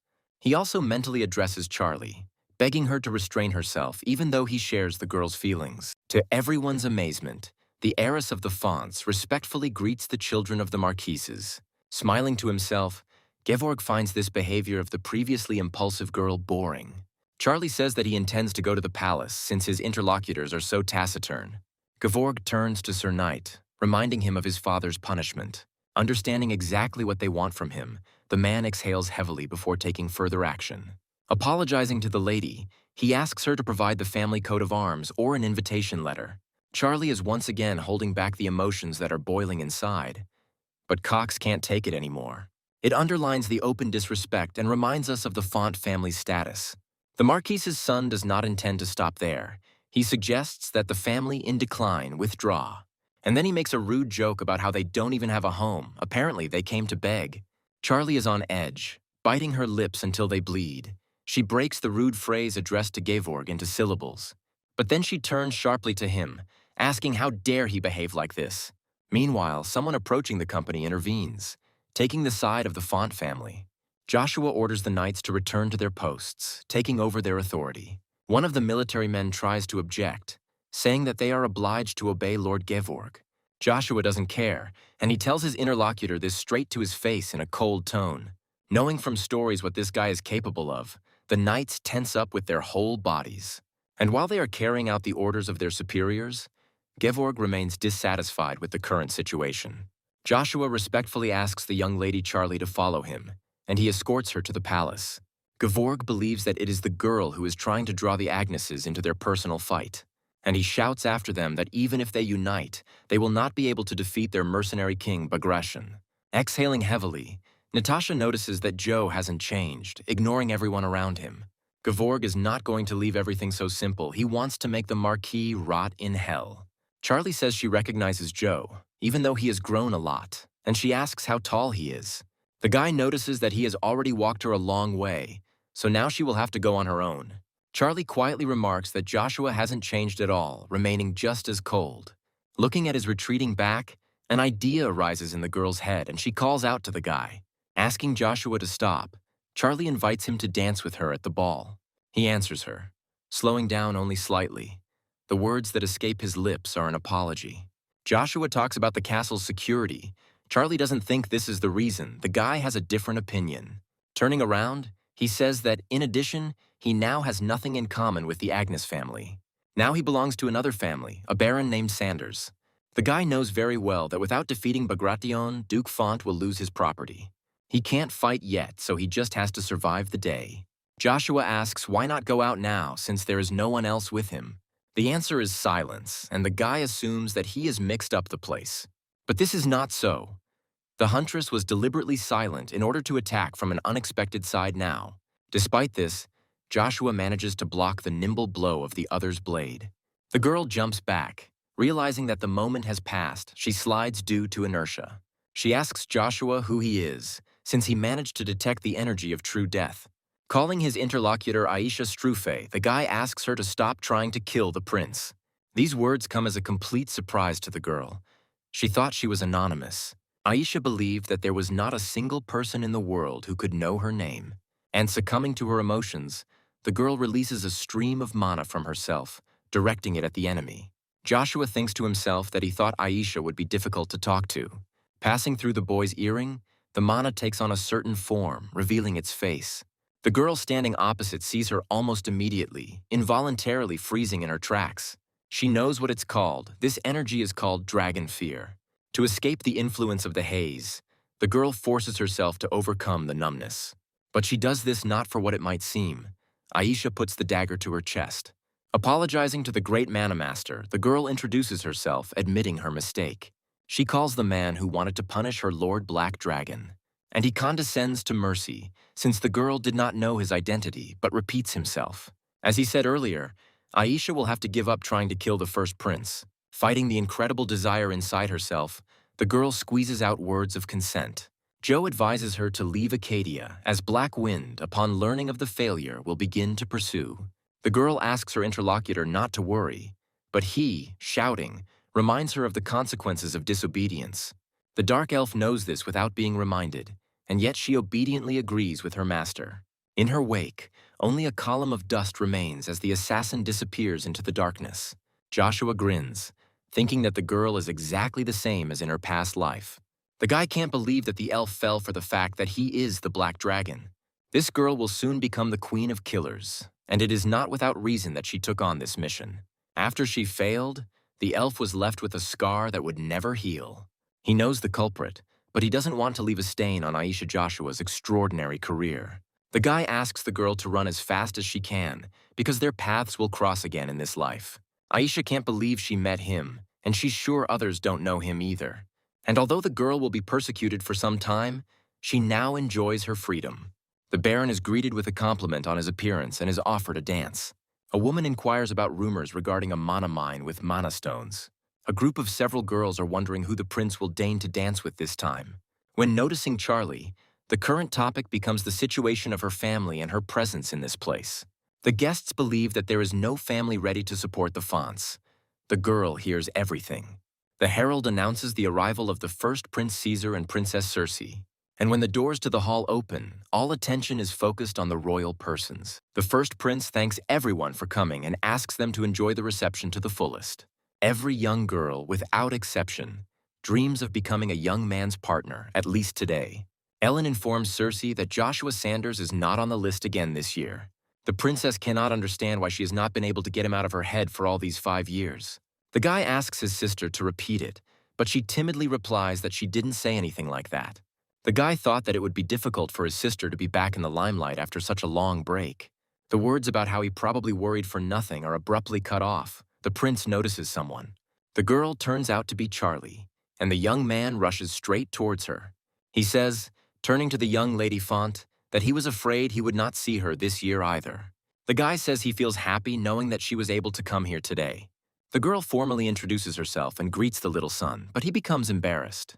And he admits that he has been following the Fonts' affairs since the day he met Charlie in the past. The girl cannot believe what she heard, and while apologizing, she tries to clarify these words. And Kaiser admits that he had wanted to see this lady for a long time. To everyone's amazement, the prince asks permission to invite the girl to dance.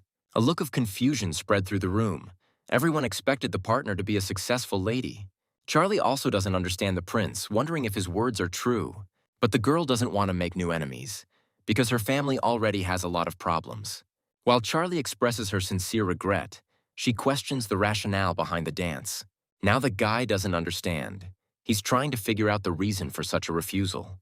The interlocutor begins to hesitate, starting to speak but pauses, choosing softer words. Joshua, approaching, says that the thing is that she already has a partner. The prince asks his new interlocutor whether he belongs to the Imperial Knights. He, saying that he was pleased to meet you, introduces himself to someone screaming nearby. Circe asks again the name of the man who introduced himself, and a wave of excitement rolls through the hall. Those present cannot believe that they are seeing a man who has taken the young titles. At the same time, they assume that the reason why Fonty is here is because of the Duke's son. The prince, meanwhile, says that it is an honor for him to meet someone like Joshua. He responds with dry reciprocity, but apologizes, insisting on an agreement with Lady Charlie. The prince looks at his interlocutor silently for a while, considering the possible options. A smirk appears on his lips as a mischievous idea comes to mind. The guy asks Charlie if they really agreed to dance with this man. The girl confirms these words, continuing to say something else, but she is interrupted. Gevorg, addressing Joshua, declares his arrogance. The prince clarifies this point. The interlocutor apologizes for his intrusion, but says that he cannot bear to see rudeness. When Joshua interrupts him as brazenly as he did Charlie, the boy flinches in surprise. The Baron invites his opponent to return to his seat if he knows what true politeness is. Listening closely, Gevorg understands what they are talking about, hearing the dissatisfied whispers of the surrounding ladies. Joshua confirms this, advising him to leave again if he truly cares about the prince. The Baron also reminds his old acquaintance of his past shame, and he gets angry. The prince reassures everyone, saying that everything is fine. He wants everyone to enjoy the ball. Joshua puts on an act, apologizing again and saying he wasn't aware. The prince believes that he is the one who should apologize to the already established couple of dancers. However, he asks Lady Charlie for a chance to dance with her at the next ball. The girl agrees, saying that it would be the greatest honor for her. As he leaves, the prince expresses his hope that everyone present will be able to enjoy this ball. Joe offers Charlie his hand, and the girl assumes that she will be forever in his debt. She asks why he helped, because he could also get into trouble for this act. Joshua says this can be considered a fulfillment of a promise made 5 years ago. Charlie says she thought he had already forgotten about it, but she is mentally upset. She doesn't understand whether this guy doesn't know what it means to give someone your coat of arms. She tries to hold back, but the words come out through clenched teeth. Joe preempts her by saying that he can't help her now since he's still an Imperial Knight. The girl pretends not to understand him, saying that she just wanted to satisfy his curiosity. Repeating the words about height, Charlie asks the guy not to accidentally step on her toes. The man indignantly curses the Lord. He is offended by the blow dealt. And this after everything he went through to survive next to this demon for 5 years. The man is angry that at this time this scoundrel is enjoying a banquet in the Imperial Palace. The guard asks the tramp to stop and leave, because there is no place for people like him here. By pointing to his coat of arms, Cain emphasizes whose specific vassal he is. When the dance ends, those around no longer remember that the Font family is in decline. They are too enchanted by the girl and her partner, who look so beautiful together. They are considered a beautiful couple, the likes of which cannot be found in all of Avalon, and they receive compliments. Natasha and Gevorg do not share the same opinion, promising to show these two hell. Charlie sincerely and generously thanks her partner for the honor bestowed upon her. Running away, incredibly happy, she says goodbye to him until they meet again later. Joshua smiles indulgently, noting the girl's inherent impatience. Meanwhile, someone approaches him from behind with barely audible steps, attracting his attention. Circea clarifies whether the guy is the same Joshua with whom she communicated before. The girl is surprised to feel a telepathic impulse coming from the front. While the gentlemen invite her to dance, Cersei receives a message that the medicine is ready soon. The girl asks Baron Sanders to wait, trying to clarify the information received. He finishes his thought by saying that this is his way of repaying the girl for her warmth. Cersei stops, unable to utter a word due to the misunderstanding she has experienced, and Joshua finally mentally asks her to take care of herself and stay healthy.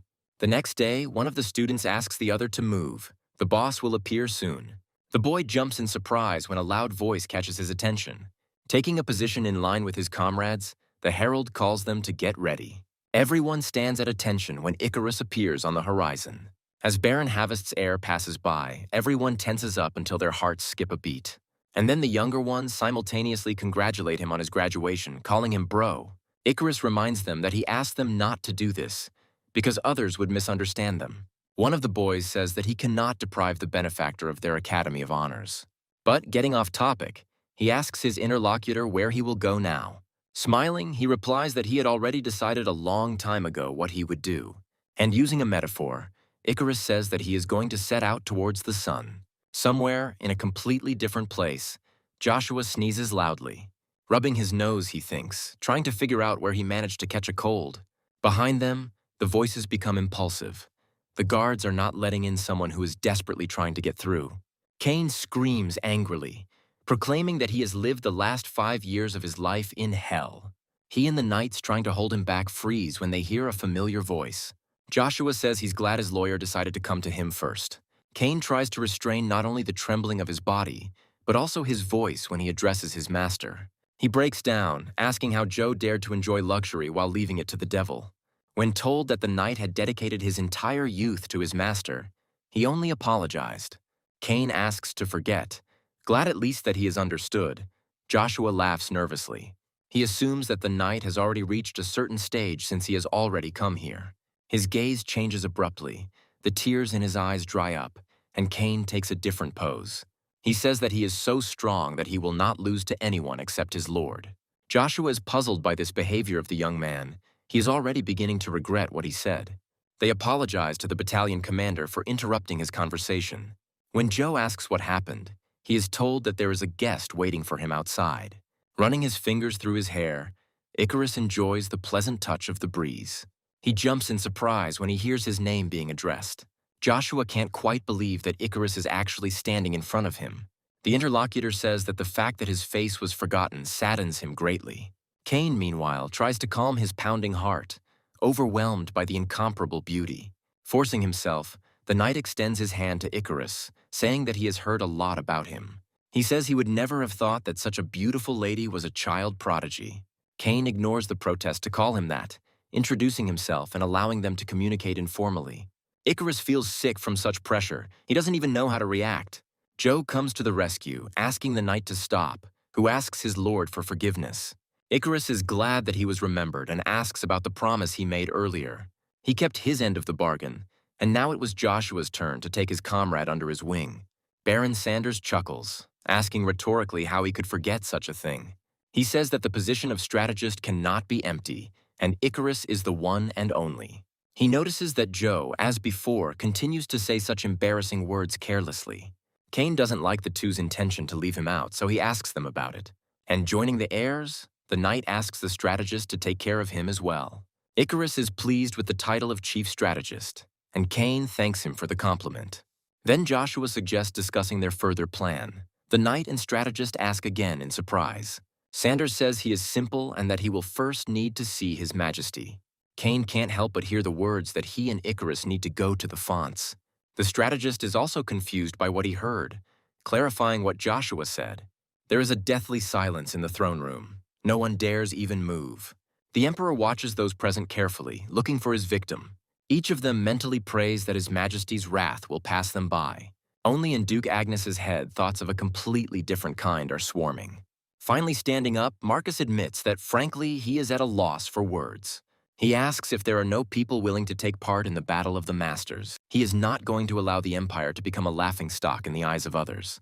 Stopping nearby, Marcus asks Arden about his thoughts on the matter, and also about whether Avalon's status will change if you refuse to participate in the Battle of the Masters in Reinhardt.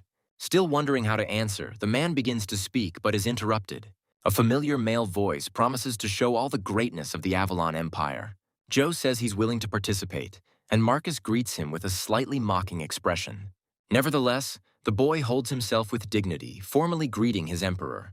Hearing someone else's last name instead of his own, Arden remains silent and unperturbed. Meanwhile, the emperor clarifies whether he understood his interlocutor correctly. Joshua confirms that he will represent the Avalon Empire in the Battle of Masters. Marcus reminds us that this is not some ordinary tournament in the boondocks. He asks how old Joshua is, and he says he is 15.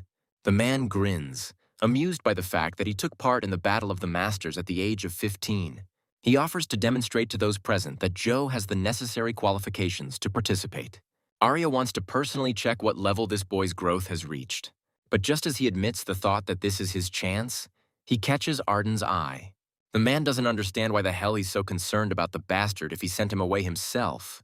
Joshua says that he wants to put forward a condition before proving his qualifications. The guy will agree to participate only if his desire is satisfied. While Marcus tries to comprehend what he has heard, the first murmurs of discontent appear in the hall. Those present believe that this boy has already crossed all boundaries of what is permissible. To drown everyone out, the emperor resorts to using more than just his voice. He unleashes a wave of his suffocating mana on those present, forcing them to tense up. Marcus is ready to give the guy everything he wants, except freedom from the obligations of an imperial knight. Hearing this answer, Joshua does not respond, and the silence that has fallen over the room drags on. Marcus asks about leaving and states that the guy is his property. Joshua starts to speak, reminding the ruler of the rules, but he is interrupted. In an authoritative tone, Marcus declares that in the Avalon Empire, his word is law. But even though Joshua is silent, his gaze remains unwavering. The guy's intentions are serious. Smiling, his opponent says that if that's the case, he will also have a condition. Joshua asks what this condition is. The man interrupts him again. Saying that something will happen first, to everyone's surprise, Marcus attacks. Even Joshua didn't fully believe that this man's madness had reached such a level.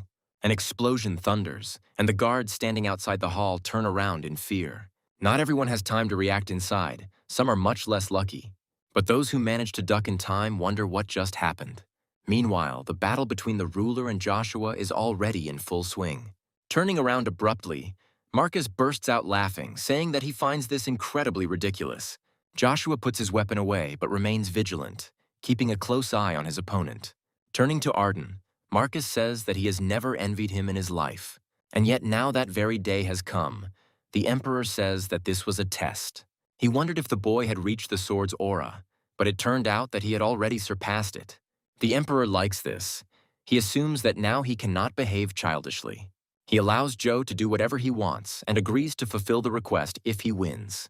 As Charlie tries to concentrate, she is distracted by a prolonged knock on the door. The servant apologizes for this, but there is no other way, because the mistress has visitors. Having received permission, Cox politely lets the two inside, who also do not neglect their manners. They exchange respectful greetings and formal courtesies. Icarus introduces himself, not only stating his name, but also briefly describing his estate. Charlie says it's different. She's the one who always wanted to meet such an outstanding person. The girl's gaze involuntarily catches a detail that she had somehow overlooked earlier. Seeing the coat of arms of a family she knows very well, Charlie relaxes a little. She suggests that Arden sent the two after learning of the font's dire situation. But Cain completely dispels this erroneous guess by directly saying that this is not so. He says they came to help her on behalf of another gentleman, Baron Joshua Sanders. The girl can't believe what she heard. She just blinks her eyes stupidly and asks again. Looking at the palace, Joe thinks that he will be glad to leave it, freed from unnecessary suspicions. Just as he turns to leave, his eyes meet those of someone standing very close. Arden notices that his son hasn't been here for 5 years and is now trying to leave without saying goodbye. The man asks if he despises him for choosing Babylon as his heir. The interlocutor responds as soon as the question is uttered, with a brief but confident agreement. But he doesn't despise him because of the question of inheritance. The guy approves of this decision. A man who abandoned the Agneses without a shred of doubt has no right to claim the inheritance. Joshua asks if he really thinks he would despise his father for something like that. The man gathers his courage before asking why then. Joe despised his father because he and Lucia meant nothing to him, but he makes excuses. But now the boy doesn't despise him, because for the first time he saw his mother so happy. The son thanks his father for taking care of his mother and taking the knights for training. But that's not all. The guy would also like to thank Arden for the future. He denies it, saying that it is he who should thank his son. The idyll is interrupted by a question from a subordinate about the departure of his captain. He and the others want to know why their commander decided to leave. Assuming these knights are his, Arden notifies his son that it is time for him to leave. Seeing Agnes, the soldier is amazed, but his comrade pulls him back because something else is important. Viper Bison asks the commander why he wants to leave secretly from everyone. He doesn't understand why Joe wants to leave his subordinates, the 11th and 12th battalions. The guy says there was a misunderstanding. He never thought of them as subordinates. This news comes as a bolt from the blue, but Joshua is quick to clarify his words. He says he meant that they are not only his people, but his most valuable comrades. The kids ask me not to joke like that again, because they were seriously scared. Joshua says he is leaving on personal business. He promises to return for them soon. Bison asks if the leader will stop them if they want to help him with the matter. He had been watching this guy all this time, having studied all his habits quite well. The man believes that Joshua is leaving alone to avoid endangering his battalions. When the guy addresses his interlocutor, his voice sounds stern, and he maintains a theatrical pause.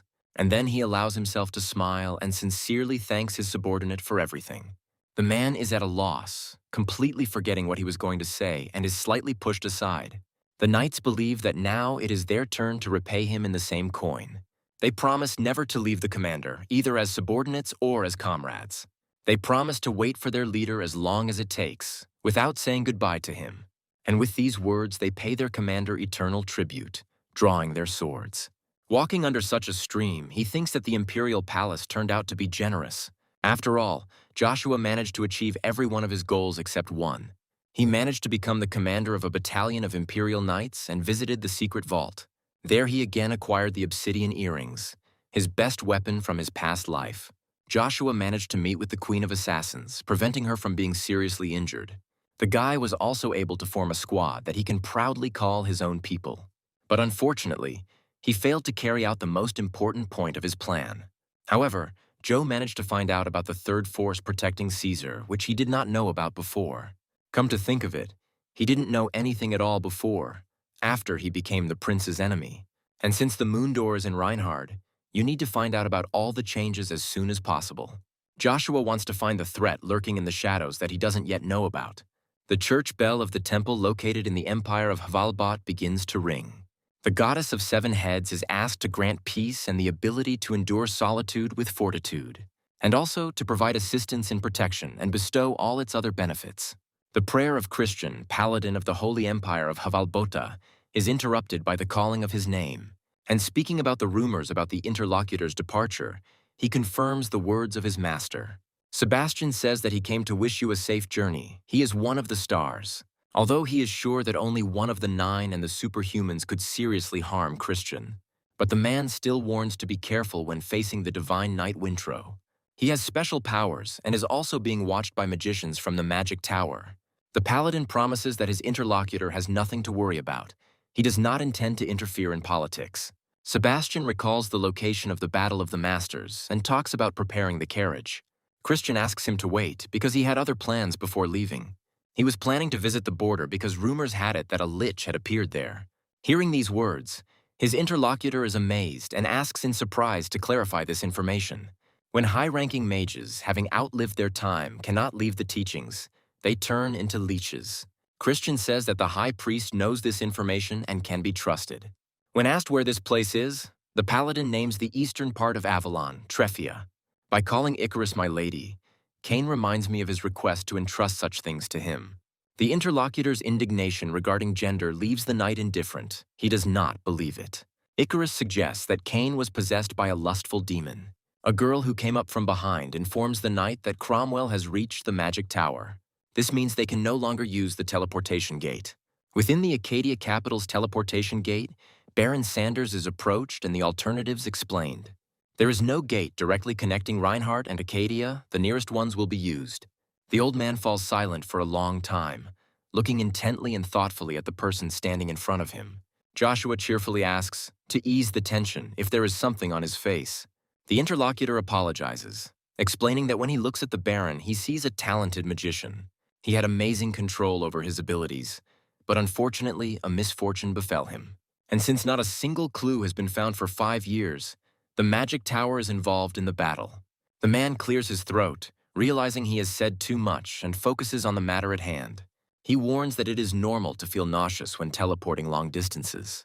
Before completing the assigned task, the man wishes the young Baron a safe journey. Joshua lands at the teleportation gate of the hybrid palace of the Tremblin Duchy. The guy can't get the words out of his head that the magic tower is still looking for Storm. Baron Sanders is brought out of his thoughts by a cheerfully greeting voice. Count Hybrid recalls that the last time they saw each other was at a banquet in honor of His Majesty. Joe says that he is surprised by the personal meeting and learns that this is an order from His Majesty. He issued a decree that families should show sufficient hospitality to the pride of the Joshua Empire. The guy doesn't like this. It's not good for him that everyone knows about his movements. Noi Ken Hybrid, meanwhile, invites his interlocutor to go into the palace. He says that he appreciates the Count's kindness, but he still has important business. The man begins to worry, because His Majesty had given an order regarding this. Joshua asks him to forgive him, but the matter is really important. He will try to return for dinner. When asked where he's going, the guy answers honestly, his path lies to the Mercenary Guild. The hand that tosses the coin sends it into the pond, causing it to spin several times. It enters the water's surface with a corresponding sound, beginning to sink to the bottom. There the coin hits several others with a dull thud, causing one of them to move to the side. A man dressed in all black and wearing a mask begins to read texts in an unknown language. The voice addressing him makes him flinch in surprise and stop mid-sentence.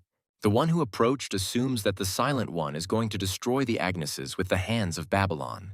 If so, there will be another opportunity, he suggests, letting them know if any assistance is needed. Finally, the figure speaks up, saying that he will not obey the interlocutor no matter what.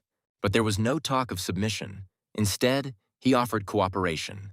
Although it is not visible behind the mask, the man smiles and then turns around, getting ready to leave. He thinks that it sounds too mundane. At this rate, his interlocutor's father will have a heart attack. He is stopped by words about a madman who is going crazy about killing and fighting for his father. And he asks his interlocutor to keep in mind that his offer always remains valid. And he reveals the name of the one hiding behind the mask, calling him Draxvel Grace. He calls his opponent incredible in many ways, especially for a young man who is a piece of trash. The second name is also revealed. This man is none other than Caesar Ben Britain. This is how the people who led Joshua to inevitable death in the past met. There is some outrage in the Mercenary Guild over the lack of opportunity to obtain a badge. The thing is, you need to get bronze first, but Joshua is looking for workarounds. The manager, whose name is Hybrid, says he cannot afford such incompetence. Joshua, starting to get angry, asks if his interlocutor knows who he is, and he starts to hesitate. But then he answers, and his answer is more than complete. Then the Baron becomes completely perplexed. The man says that he doesn't trust him, which is why he needs a reason. Joe reminds his interlocutor that mercenaries are paid to provide their skills. Hybrid is perplexed and asks why the Baron suddenly started talking about such things. The guy continues, saying that they can have nothing but a business relationship. Joshua just wants to offer his services to those who need them, and he doesn't understand what even more compelling reason is required of him to receive the token. In the end, Hybrid gives in, promising to give the Baron a task to obtain a silver badge. Joshua promises to complete it under any circumstances, regardless of the nature of the task. Pulling out one of the drawers, the man thoughtfully begins to announce the difficulty of the applicant's mission. He ends by saying that this task has been awarded 5 stars. Joshua clarifies, because he knows that missions of this level are comparable to scouting a dragon's lair. Hybrid says it's just a request for supplies and surveillance. Noticing that he has no choice, Joshua asks when it will be time to move out. We need to head south now, to the Treffia region, which was previously occupied by the county of Rebrick. The man politely asks Baron Joshua Sanders to take care of it, who corrects him. He says that from now on he is no longer an aristocrat from Avalon, but an ordinary mercenary Ash. Hearing the name his interlocutor gave him, the man says that it suits him perfectly. Joshua pauses, admitting that he had almost forgotten the most important thing. He asks if they sent him on this mission without asking about his abilities. The man asks, puzzled, if the boy wants any specific reward. He replies that he hopes to receive a reward commensurate with the difficulty of the mission given. Squatting down, the man grabs the soil, passing the excess through his fingers. By rubbing the earth in this way, he forces the particles to renew their properties. There is a rustling sound from behind a nearby tree, and soon a partner appears from the bushes. To avoid drawing unnecessary attention to his voice, he silently shakes his head.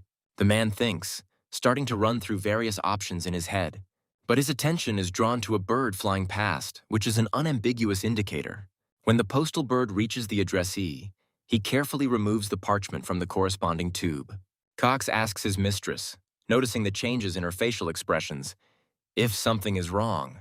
After a short pause, Charlie reports that her father has lost consciousness. The man feels as if he has been doused with a bucket of ice water, and he asks incredulously about his duke. Icarus suggests ending the campaign, as he needs to take the Duke's place as soon as possible. Cain turns it all into a joke and says that at least this way the body won't rust.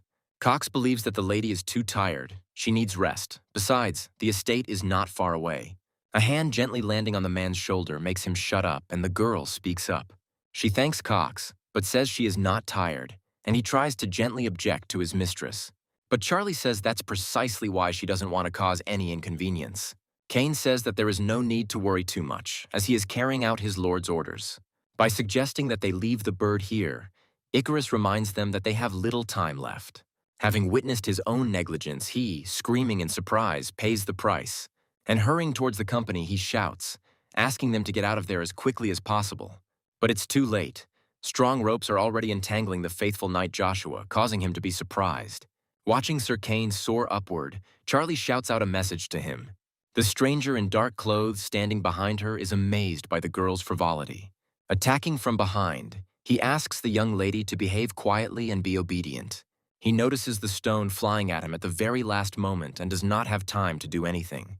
Icarus grabs Charlie's hand tightly and drags her as far as he can, telling her to run without looking back. The mercenary takes responsibility for taking the lady, but orders the rest to be disposed of. The shadow people who appeared out of nowhere obediently confirm their master's order. A voice coming from above mockingly asks who is going to be taken away, and Cain, under the puzzled looks of the mercenaries, scatters their friends in his path. They are wondering, trying to understand how he managed to escape from the trap. The knight's gaze is full of unhealthy anticipation as his blade hovers over his first victim. The force of the impact causes an explosion, and the shockwave spreads over long distances. The master belatedly realizes that this knight is strong, but he does not lose faith in himself. Hearing the words about the thoughtless use of mana, Cain asks dismissively. He notes that the explosion that occurred should be heard by all people in the area. The master of the mercenary group becomes increasingly convinced that this man is dangerous.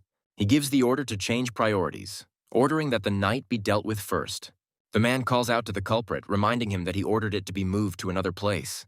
Someone else from the company inquires about the location of the loot box.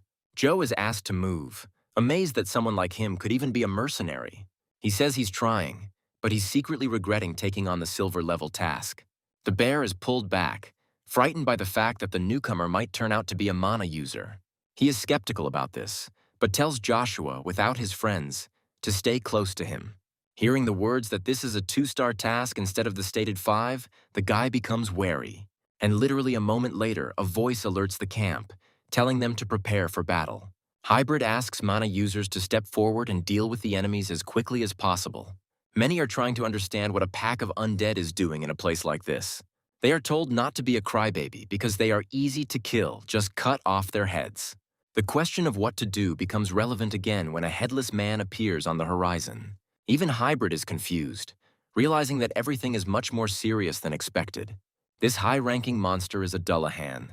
Its armor is not easy to penetrate. A smile appears on Joshua's lips, because everything is exactly as he expected. The bear reminds the newcomer to stay close to him, otherwise he could die. Joshua slows down, but not because of the man's words. He saw someone. A suspiciously familiar energy emanates from the figure flying through the air. When graceful maiden hands form a magical sign, suspicions only increase. Meanwhile, the girl finishes reading the spell for the freezing star. The chosen technique turns out to be effective against the undead. It affects the entire group. Even the bear understands that this is 4th-class magic, but it is even more shocking. Joshua knows that finding a magician who has reached the 2nd circle and above is difficult. Therefore, in the Tref region, there can only be one mage capable of using the 4th rank, and his name is Iselin Jin Rebrick, who is an archmage of the ice element. And right now, this girl has demonstrated in all her glory the strength she is capable of. But unfortunately, the ice shackles were unable to neutralize everyone. Dullahan is slowly moving. Iselin can't believe her eyes, because she thought her magic was quite powerful. Catching up with the girl, Hybrid tells her to step back, saying that he will do the rest. The man also turns out to be a mana user, as everyone soon discovers. Directing his magical weapon, he attacks the monster, who has not yet fully recovered. He manages to successfully crush the ice, all in the blink of an eye. But the technology is quite expensive, and the hybrid's breathing is labored and difficult. The mercenaries begin to rejoice, admiring the strength of such an outstanding man. Joshua had heard of it, and yet such power, seen with his own eyes, was astounding. He remembers that in a past life he knew a man who loved this weapon. It was valuable, and the guy assumes that his other artifact already exists. Meanwhile, Iselin stares at the back of the man standing in front of her. The leader is informed that another pack of undead is approaching, and he's advised to leave quickly. The man cannot believe what he is hearing, and behind him he hears the neighing of horses. Someone from the crowd desperately asks to pay attention to the number of headless riders. There are 5 of them, and the mercenaries are puzzled as to why there are so many undead with 2 stars. The brave fellows decide to retreat, considering lives more valuable than money. Seeing such brazen desertion, Hybrid helplessly asks his subordinates to return. There are chuckles nearby, and the Baron asks if he really thinks they will return. He asks his interlocutor to ensure that his reward for this is decent, and ignoring the Hybrid calling him questioningly, he activates his mana. They call out to the bear, saying that the newbie is up to his old tricks again, and he turns around in surprise. He again expresses concern about Joshua, and his friend is concerned about his own skin. Meanwhile, the trusty spear is already flashing brightly in Baron Sanders' hands. One of the Dullahans raises his sword invitingly, directing the army to attack, and then he immediately takes off from his place, as if he was just waiting for this command. Joshua slowly takes Rugia back, filling him with his magical energy. The boy speaks words that allow him to activate the 4th stage of spear mastery, and he suddenly thrusts his weapon in front of himself, illuminating the horde of enemies with a light full of mana. The technique he uses this time is annihilation. The undead freeze in place. Unable to continue their journey, they are blown away by a powerful stream. Even the Dullahans have it tough, though their resistance is proving more successful. The worst thing happens to those who are very close, because the flow of mana incinerates them. Although Hybrid had heard of Baron Sanders' strength, he now had the chance to witness it. Bear and Scar are more unrestrained. They practically scream in amazement. When everyone is incinerated by the harmful mana, the situation reaches its climax. Hybrid admits that he has never heard of such a technique from the Agnes family. But what most surprises the man is that the guy uses a spear, not a blade. Joshua advises him not to try to find out too much, as it could harm him. Later, in the leader's tent, the guy clarifies the true nature of their mission. Hybrid says he said it because that's what the customer wanted, Joshua continues. When asked about the consequences, the man says that he himself did not expect such powerful monsters. Remembering the very essence of the mission, Joshua asks about the final monster. The interlocutor replies that it is a lich and names the town in which this undead is located. Hearing that she lives near Aislin's father's castle, Joe puts 2 and 2 together. He thinks, running through the options in his head, and Hybrid tries to figure out the plan. Joshua becomes cheerful at the thought that after the task he will get what he wants. He says that it's time for them to move out. This camp is completely out of place. The man says that it will take some time to obtain entry permission. There is also a territorial war going on in the county, with the Imperials regulating entry by identification. These words are news to Joshua, who asks for more information about the territorial war. Iselin, entering the tent, says that in reality, everything is not as it seems. This is not a war at all, but a brutal massacre carried out by the Marquis of Cromwell. Another burst of mana is heard from behind, but not as strong as before. The girl stops and desperately shouts the knight's name into the darkness of the night.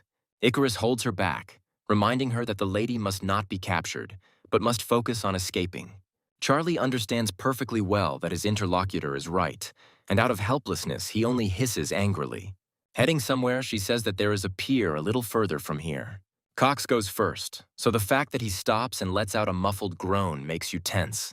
Charlie, not paying any attention to this, asks the man to prepare a boat for them. But she herself, without Cox's contrition, clearly sees that the pier is destroyed. A man materializes from the shadows in front of the man and begins talking about a way to escape. He says that the only way they can escape from here is by dying. Despite the fact that Cox and Icarus are scared, they heroically ask their mistress to escape. She screams in horror as blood sprays into the air. The attacker's eyes become completely round, and a wheeze escapes his lips.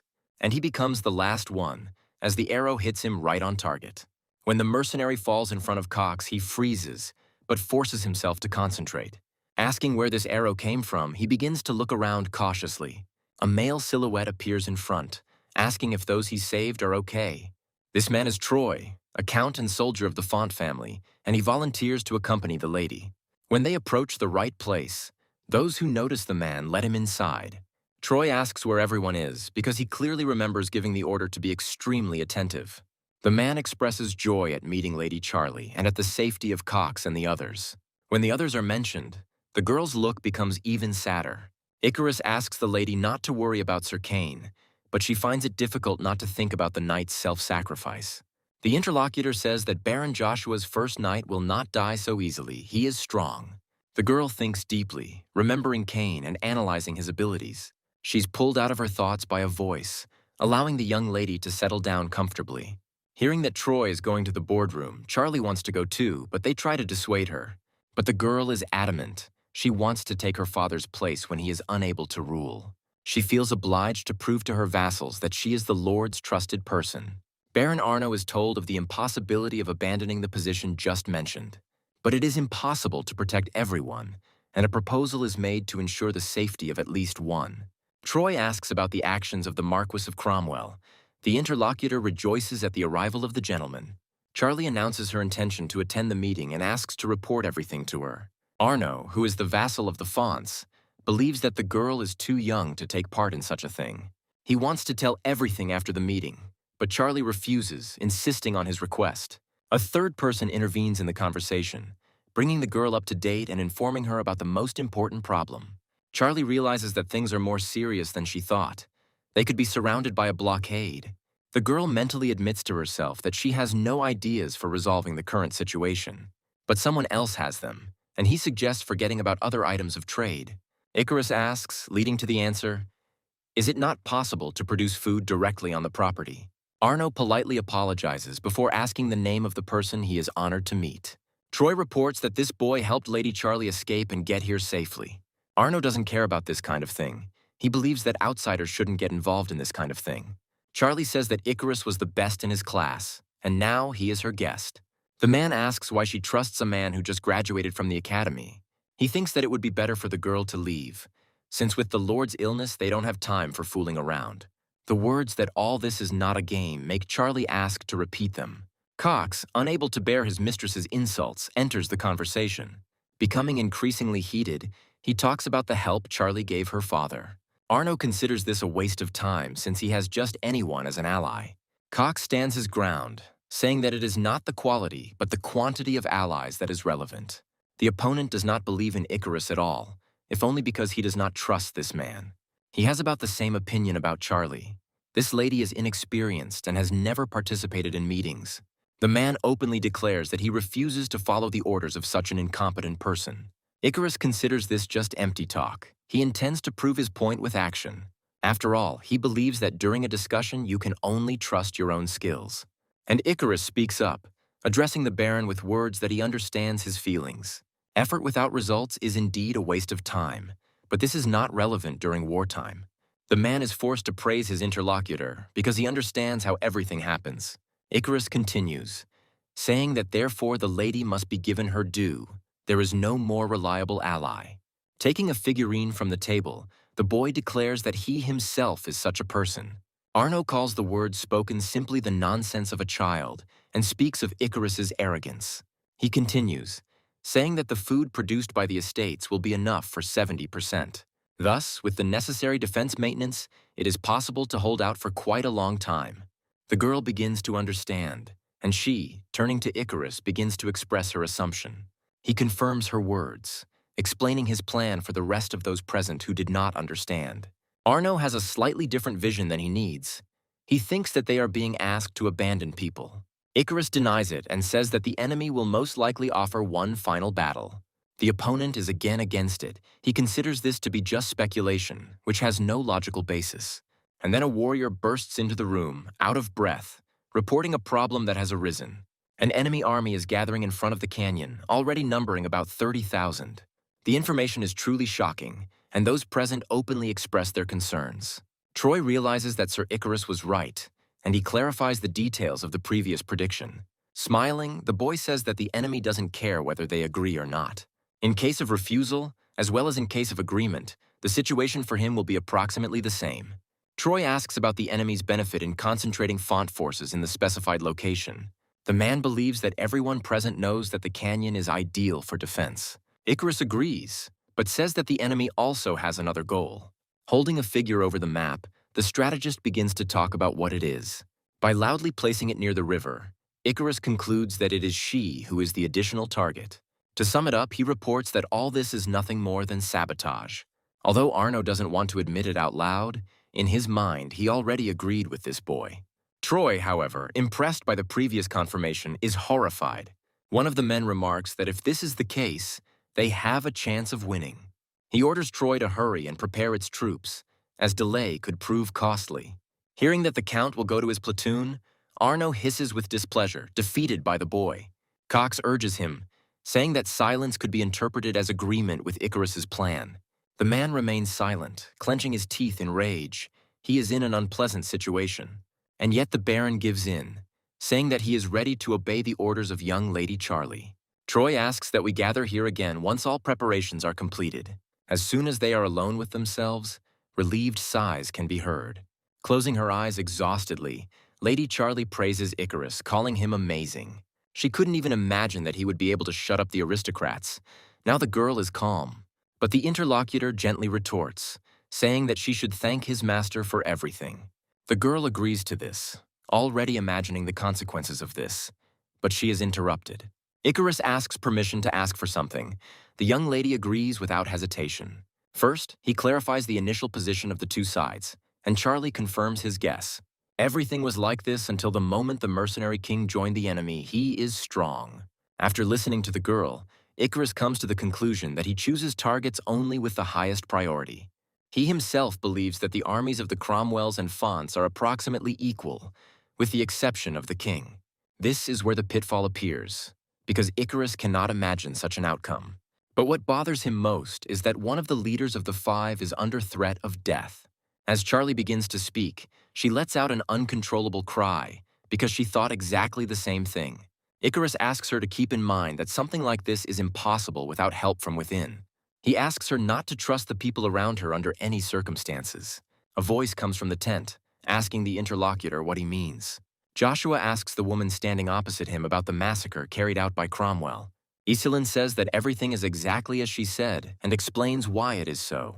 Passions flared up due to Cromwell's unilateral declaration of war. Fanzel disappeared. A third one joins them, finding the ignorance of the one who was in the imperial court strange. The man says that the Cromwells destroyed the Rebricks and recently began the siege of Fonty.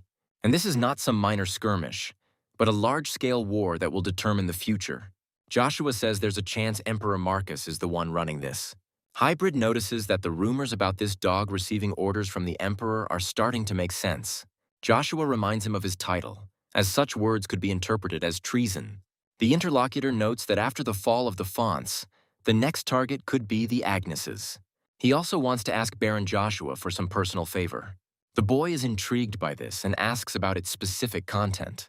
The man responds without a hint of embarrassment, asking him to take care of Lady Iselin. Somewhere very close, a wolf's drawn-out howl at the moon is heard, and a tree nearby cracks. But a trained horse carries its rider, fearlessly walking over the bumps. Approaching the right place, Christian says that he could not even imagine such ruins. He is asked to stop, and the direction of travel is inquired about, since the territory is limited. The paladin says he was sent to investigate the peculiar remains by the Valbot Empire. The interlocutor asks you to refrain from making excuses and leave the territory under Avalon's control. Christian isn't going to try to prove anything to the impenetrable people, so he remains silent. He comes up with another plan, and the man leaves his mare away from that place. A grinding sound is heard from behind one of the bricks at the very bottom, after which it moves away. A scuffle is heard from the darkness, followed by the paladin's quiet curses. He wonders what this empire is thinking about. He never thought that the ruins were being monitored like that. What's really suspicious is that the royal mages are working with the mages of the Magic Tower. Christian is curious about the connection between the Lich that appeared here and the Avalon Empire. Standing in front of Reba's castle, he tries to understand what Emperor Marcus wants to achieve with this. The door opens easily, but with a piercing, otherworldly creak. Christian carefully enters inside and carefully looks around for enemies. Listening to the outside noises, you can only hear the rustling of the swaying chandelier. Well, and besides this, the sound of the cautious but confident steps of the paladin himself. As he moves further, the man begins to think about the reliability of the old building's structure. And in the pitch silence, a rustling wheezing sound reaches the strained ear. At first, the slow source of motion begins to pick up speed. Christian places his hand on the hilt of his weapon, preparing for the upcoming skirmish. The creature appears from a completely different direction, its approach distorted by the acoustics of the hall. Assuming it is a form of ghoul, the paladin notes its impressive speed. Although he himself is no slouch, dodging the attack, the man faces another unpleasant outcome. Under the influence of the weight of both and the applied force, the floor sags and collapses. Christian doesn't have time to group himself properly, hitting his back painfully. The undead suffer the same fate but seem unfazed, rising with a wheezing sound. And jumping sharply to his feet, he rushes at his victim who manages to strike. It takes more effort than it should, and Christian has to fight shortness of breath. Something catches the man's eye, and he curses in annoyance at his own carelessness. Dozens of pairs of eyes are waiting for the right moment to stare at their victim and tear them to pieces. And when they finally break away, the paladin thinks that his end has come. But he is not going to give up so easily, letting out a battle cry. And the next moment, the paladin rushes forward, starting to dance among the dead. Their punches are powerful and their speed is impressive, so Christian has a hard time. He decides to take a long-range approach, using the lightning spear. The creatures are not only pushed back, but also dealt decent damage. And yet, what he sees next leaves Christian confused, refusing to believe his eyes. An anomaly occurs with the creature, suspiciously similar to healing. And then, with an unpleasant wheezing and gnashing of teeth, the undead rushes towards the enemy again. She moves in from behind, surrounding Christian from all sides and leaving no escape route. The paladin then turns to his holy sword, asking it to answer the call. The undead first wheeze questioningly, and then, hissing, begin to back away. Christian says that he is obliged to punish each of them in the name of the god Hermes. Solemnly plunging the weapon in front of him, the man calls upon the holy cross for help. The undead surrounding him, starting with the closest ones, begin to scream shrilly. Living dead are thrown in different directions, along with massive damage. Christian tries to understand how powerful the Lich is, since ghouls are so drawn to holy energy. The paladin had hoped to come and sort everything out quickly and quietly, but that was no longer possible. Sharply pulling the sword aside, the man throws off the remnants of filth from it. He understands that although a scandal cannot be avoided, everything needs to be sorted out quickly. Turning to Hermes, Christian asks him to awaken the saints and find the source of evil. Breaking away from the man's hand, the created source of light begins its journey. He moves further and further, going deeper into the corridors, until he finds what was asked for. One of the figures turns halfway, and an eye sparkles from the impenetrable darkness. Christian is overcome with emotion as he tries to figure out what he's doing there. Meanwhile, a portal silently opens behind him, which the man does not notice. Tentacles burst out of it, rushing towards the target with lightning speed and causing it to scream. Christian tries to wriggle around, looking for the source from which the shoots originate, and a single curse escapes his lips as he appears before his eyes. The paladin asks in a raised voice if they really want to start a continental war. After all, this is no ordinary undead standing before him. Those like him are called Death Knights. Taking a parchment with a familiar seal from the hands of the person standing opposite, they unfold it. Having delved into what was written, the sorceress gives a silent signal to her subordinate, who reacts. Approaching the required place, he begins to cast a spell, reciting an ancient spell. And soon, in the place where there had just been emptiness, a portal appears leading to the city. Hybrid says that he will return to the castle for a short time and then go here again. He is being asked to do whatever is necessary before things get complicated, which will happen soon. He says that he will try to do everything in his power, expressing confidence in assistance. They wish the man good luck on his journey. He thanks them and gives the order to set off. Iselin notices that Joshua has not said a word, and he says that he has nothing to say. The girl has a different opinion. She asks what is the value of an artifact that is only being developed. Turning to his interlocutor, he remains silent because she has not yet said everything. Recalling the seriousness of the situation, she does not understand why Joshua asks for so little. He says he decided that a man like Captain Aiden Hybrid could be useful. The girl is puzzled when she hears these words. She involuntarily repeats them after her interlocutor. And then she suddenly bursts out laughing, saying that she thinks Joshua is funny. Iselin promises to personally provide him with what he wants a little later, as soon as everything is over. Joshua looks away, hiding his true thoughts behind a polite smile. He asks cautiously, warning in advance how Count Rebrick disappeared. The guy doesn't miss the dramatic changes the girl's face undergoes. Then he apologizes, starting to say that he allows, if it is difficult, not to answer the question. And Iselin says that the main problem is that it all happened very suddenly. Their family estate was set on fire and everyone, including knights and servants, could have been killed. A memory from 5 years ago involuntarily appears before the girl's eyes. Her father then asked those in charge not to allow the enemies to pass, and for the rest to run away. Iselin didn't want to leave her father then, saying that they couldn't do it. The man was then so furious that the daughter had never seen her father. He shouted at her unusually loudly and insistently, telling her to just listen to him. The vassal holding her hand reminded her that if they didn't hurry, they would all be killed. The girl was torn between feelings and duty. The struggle was difficult, but it was resolved quickly. Before finally putting an end to it, Iselin burst into tears, unable to hold back a sob. Running away from her father, she screamed loudly that she would wait for him. He, without saying anything in response, hurried to construct a protective spell, and the enemies running after them shouted furiously, ordering them not to let the people escape. They were going to kill everyone, no matter the cost, but their voices were drowned out by screams of agony. Iselin ends the story by saying that her father bought time by letting them leave. When, over time, people began to forget about it, she decided to return to help. Then rumors about the Lich appeared, and the girl wanted to see him with her own eyes. Joshua starts to softly talk about something concerning this Lich, but is interrupted. More precisely, he himself is interrupted, as someone's very familiar presence falls upon the guy. A puzzled Iselin tries to attract the attention of her interlocutor, bringing him back to her. But he doesn't listen at all, abruptly throwing open the door of their carriage and rushing out. Joshua is sure that he felt his presence, Caesar's damn dog. And this accomplice, who is loyal to the fourth prince, is called Velvel. Knocking down the door in front of him, Joshua bursts inside. Hybrid asks what happened and why this guy does whatever he wants. Joshua replies that he needs to check something, suggesting to meet later. The Baron is asked to wait and explain everything. but he is already at an impressive distance. He runs further and further along the trail, beginning to feel the presence of its owner more and more clearly. And suddenly it breaks sharply, ending up exactly on the symbol inscribed on the slabs.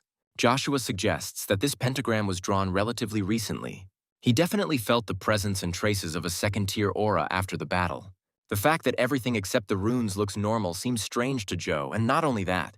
The guy knows what it is, and the anti-magic field surprises him, prompting him to action.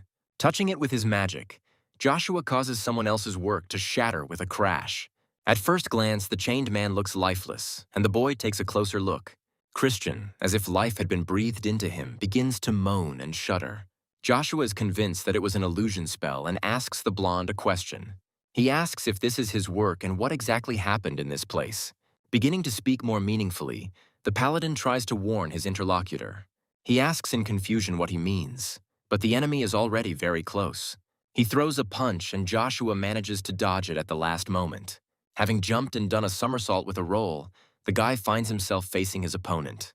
He begins to wonder why he didn't sense the creature approaching. Joshua admits that he has never seen a death knight like this before. And then Rugia, who had been sleeping for a long time, speaks up, claiming the right to the undead. Joshua feels with every cell how great the entity's desire to appropriate the Death Knight is. At that moment, the guy's body is pierced by pain, and he cannot suppress an involuntary scream. The Death Knight, meanwhile, is already nearby, advancing with a drawn sword. Removing his hand from his face, the young baron shows the world his scarlet eyes. By exposing the shaft of his spear to someone else's attack, the guy builds a successful block. Christian, at the same time, is trying to understand why he feels two energies at the same time. He didn't know that this was possible, and even now, feeling it, he finds it hard to believe. And Joshua, in a voice not his own, once again lays claim to the undead knight. By striking the first blow, he declares that the enemy is his prey. As the undead moves backwards by inertia, they bend in half and freeze for a moment. Leaping at the enemy, he cuts through the area with his loud roar. The guy asks him to just die, since the knight will never defeat him. He suddenly, in an otherworldly voice, orders the enemy not to play with him. Rugia's face changes. His gaze becomes more interested. The enemy rushes forward, clad in ethereal embodiment his physical sword. And this raises questions in his opponent, since he could not even think about such a thing. Also because the wolf's fang blade is impossible to miss when it comes to howling. At the same time, the imperial palace of the Swellow Empire is shrouded in mist. Inside, it is not much better, and even on the contrary, there is a stench characteristic of a massacre. Approaching with a confident gait, the interlocutor declares to Emperor Verona his weakness. Lucius believes that a man with such priorities has no right to be emperor.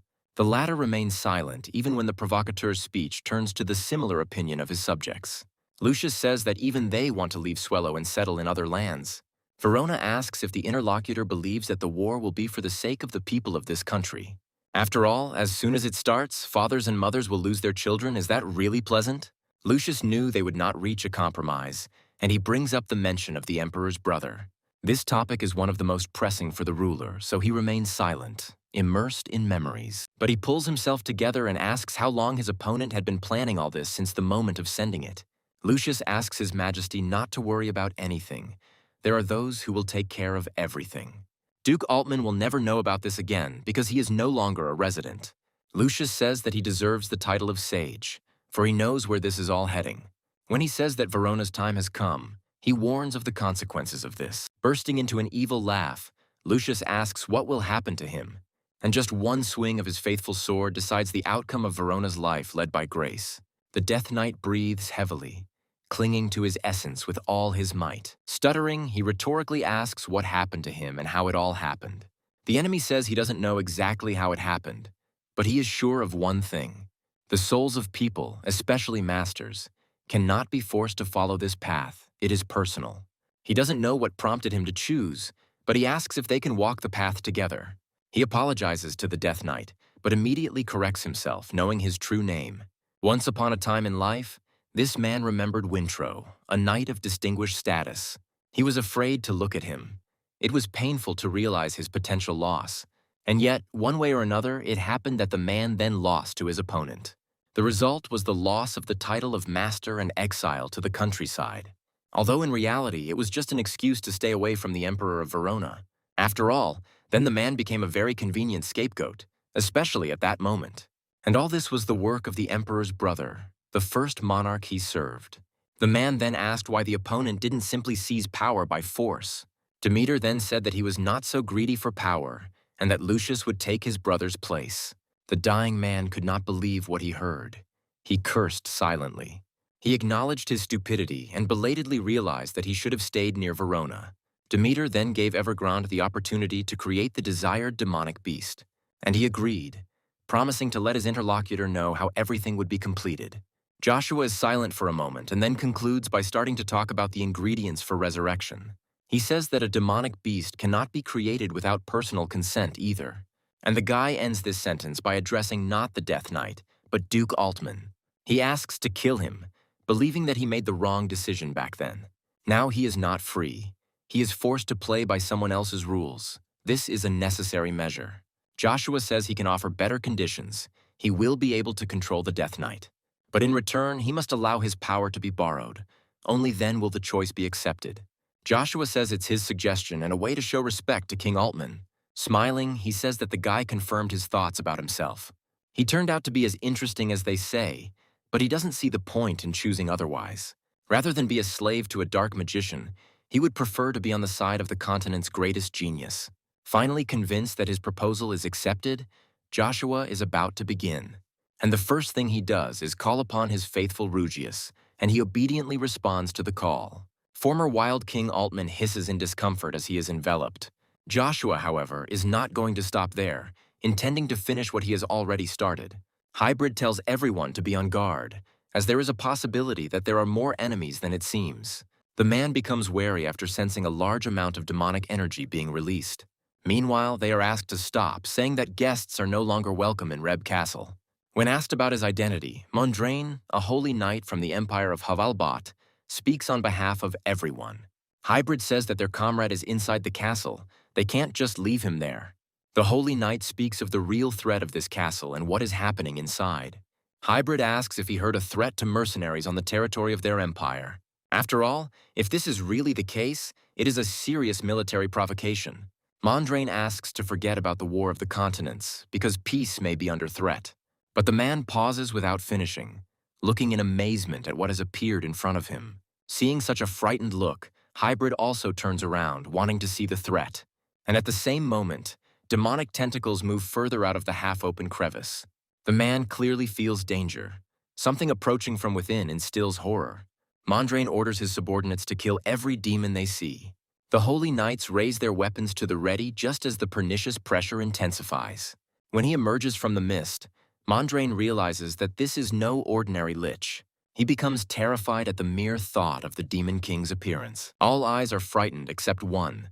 The girl looks at what is happening with cold readiness, and having fully emerged from the haze, he asks Aiden if he was waiting for him. When questioned, Joshua says that he managed everything without outside help. Mondrain, however, steps forward, ordering that this demon not be allowed to escape and that he be stopped. The Holy Knight's blow is parried by the hybrid, causing a look of surprise on his face. The man orders him to put down his sword, as this man is a nobleman of the Avalon Empire. The opponent talks about demonic energy emanating from him. He is clearly not human. Joe mentally addresses Ruggie, recalling his words about the measure, who retorts. Stepping forward, the saint asks them if they think something is wrong here. Seiran says that the amount of this energy would be enough to kill them all. Mondrain remarks that they don't know what this demon will do if they let him go. Then the girl offers him a compromise, to leave the choice to God. The girl offers to test this man's essence using the tear of God. She turns to Joshua himself, asking about his attitude towards such a proposal. He thinks deeply, mentally weighing the pros and cons, calculating potential options. Her voice breaks into thoughts, causing surprise and saying that deception will not be difficult. Joshua addresses his interlocutor in the same mental way, asking about her expectations for this help. The girl replies that the Baron is just her type, as handsome as they say. Rugia notes that he has never seen such an impious saint before and is eager to act. The guy refuses his interlocutor's help out loud, and her look becomes perplexed. When Joshua releases the Holy Knight, the others, seeing his face, shout out his name. They are harsh in their expressions, asking what the bastard did to Sir Christian. And Joshua, noticing movement from the Holy Knights, orders them to stand in their places. As the others shield themselves from the bright light, Saren is shocked by the energy reversal. While she tries to understand who Joshua is, strange things begin to happen to the holy artifact. The girl tries in vain to hold him back, because Tyr still manages to escape. And Joshua, who caught the artifact, says that greedy people do not deserve to use it. He adds that since they don't believe him, all that remains is to demonstrate everything now. And immediately after these words, the boy forces those present to shield themselves from the blinding light again. Only this time, the thing is that he splits the artifact into many small particles. By calling Joe a demon, the knight becomes convinced that his intention was desecration. However, when he finally gets a chance to look at his opponent, something incredible happens. And it makes not only him, but also others open their mouths in amazement. The saint voices the thoughts of those present, rhetorically asking how this is possible. After all, Joshua is neither a paladin of Valbata nor even a follower. The girl can't understand why the wings of Archangel Michael appeared on this guy. And Joe replies that he is neither a beast nor a demon, as the holy knights consider him to be. When he asks to put aside their differences, he is rudely shut up, reminded of what was done with the artifact. Joe asks if this thing is really a holy artifact if it breaks so easily. Seiran remembers that the tear of God really can't be used in that way. Joshua points out that now is not the time to argue, as Christian's life is at risk. Addressing Sir Christian, the holy knight notices demonic energy emanating from him.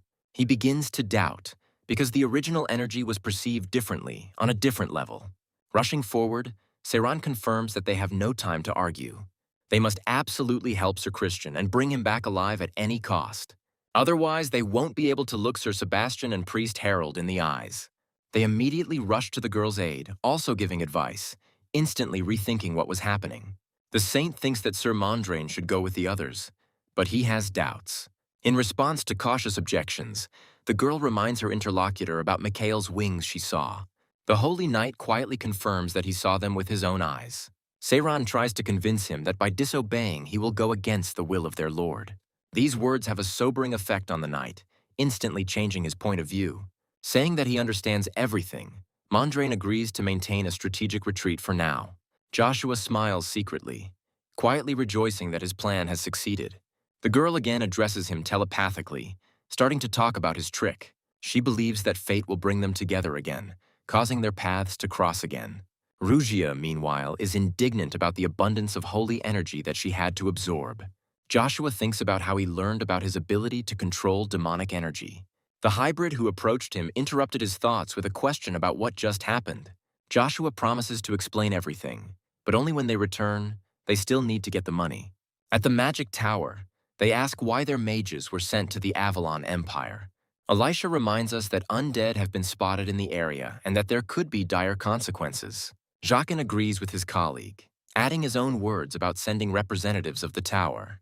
Letting out a tired sigh, the leader reassures his subordinates, taking responsibility. He advises not to look up to Theta and their capabilities. Everyone was chosen based on skills. In terms of potential, this child is out of reach even for someone like him. Elisha thinks that the old man believes in this child, since he speaks about him in such a way. He also adds that they sent their people to the Avalon Empire at the request of Evergrande. A woman cannot remain calm when it comes to this traitor. Jan asks if his interlocutors remember the man's words before leaving. He declared that he would follow in the footsteps of the very one who had defined the boundaries of battle mages. An idea comes to Elisha's mind, but she asks not to voice it out loud, hoping for the best. Jacques, who had been calm until then, slams his hand on the table and says that this is impossible. After all, 20 years have passed since he disappeared, and during this time no one has found anything. The man can't believe that this traitor Evergrande managed to succeed. We are talking about a man who was the only one with knowledge of the location of the elves. John expresses understanding about his interlocutor's feelings, but speaks of his own trust in Evergrande. He asks how many people would refuse to receive information about this person, and the man remains silent, because the answer immediately arises in the mind of each of those present. Jacques asks a question, saying that he will be the last one.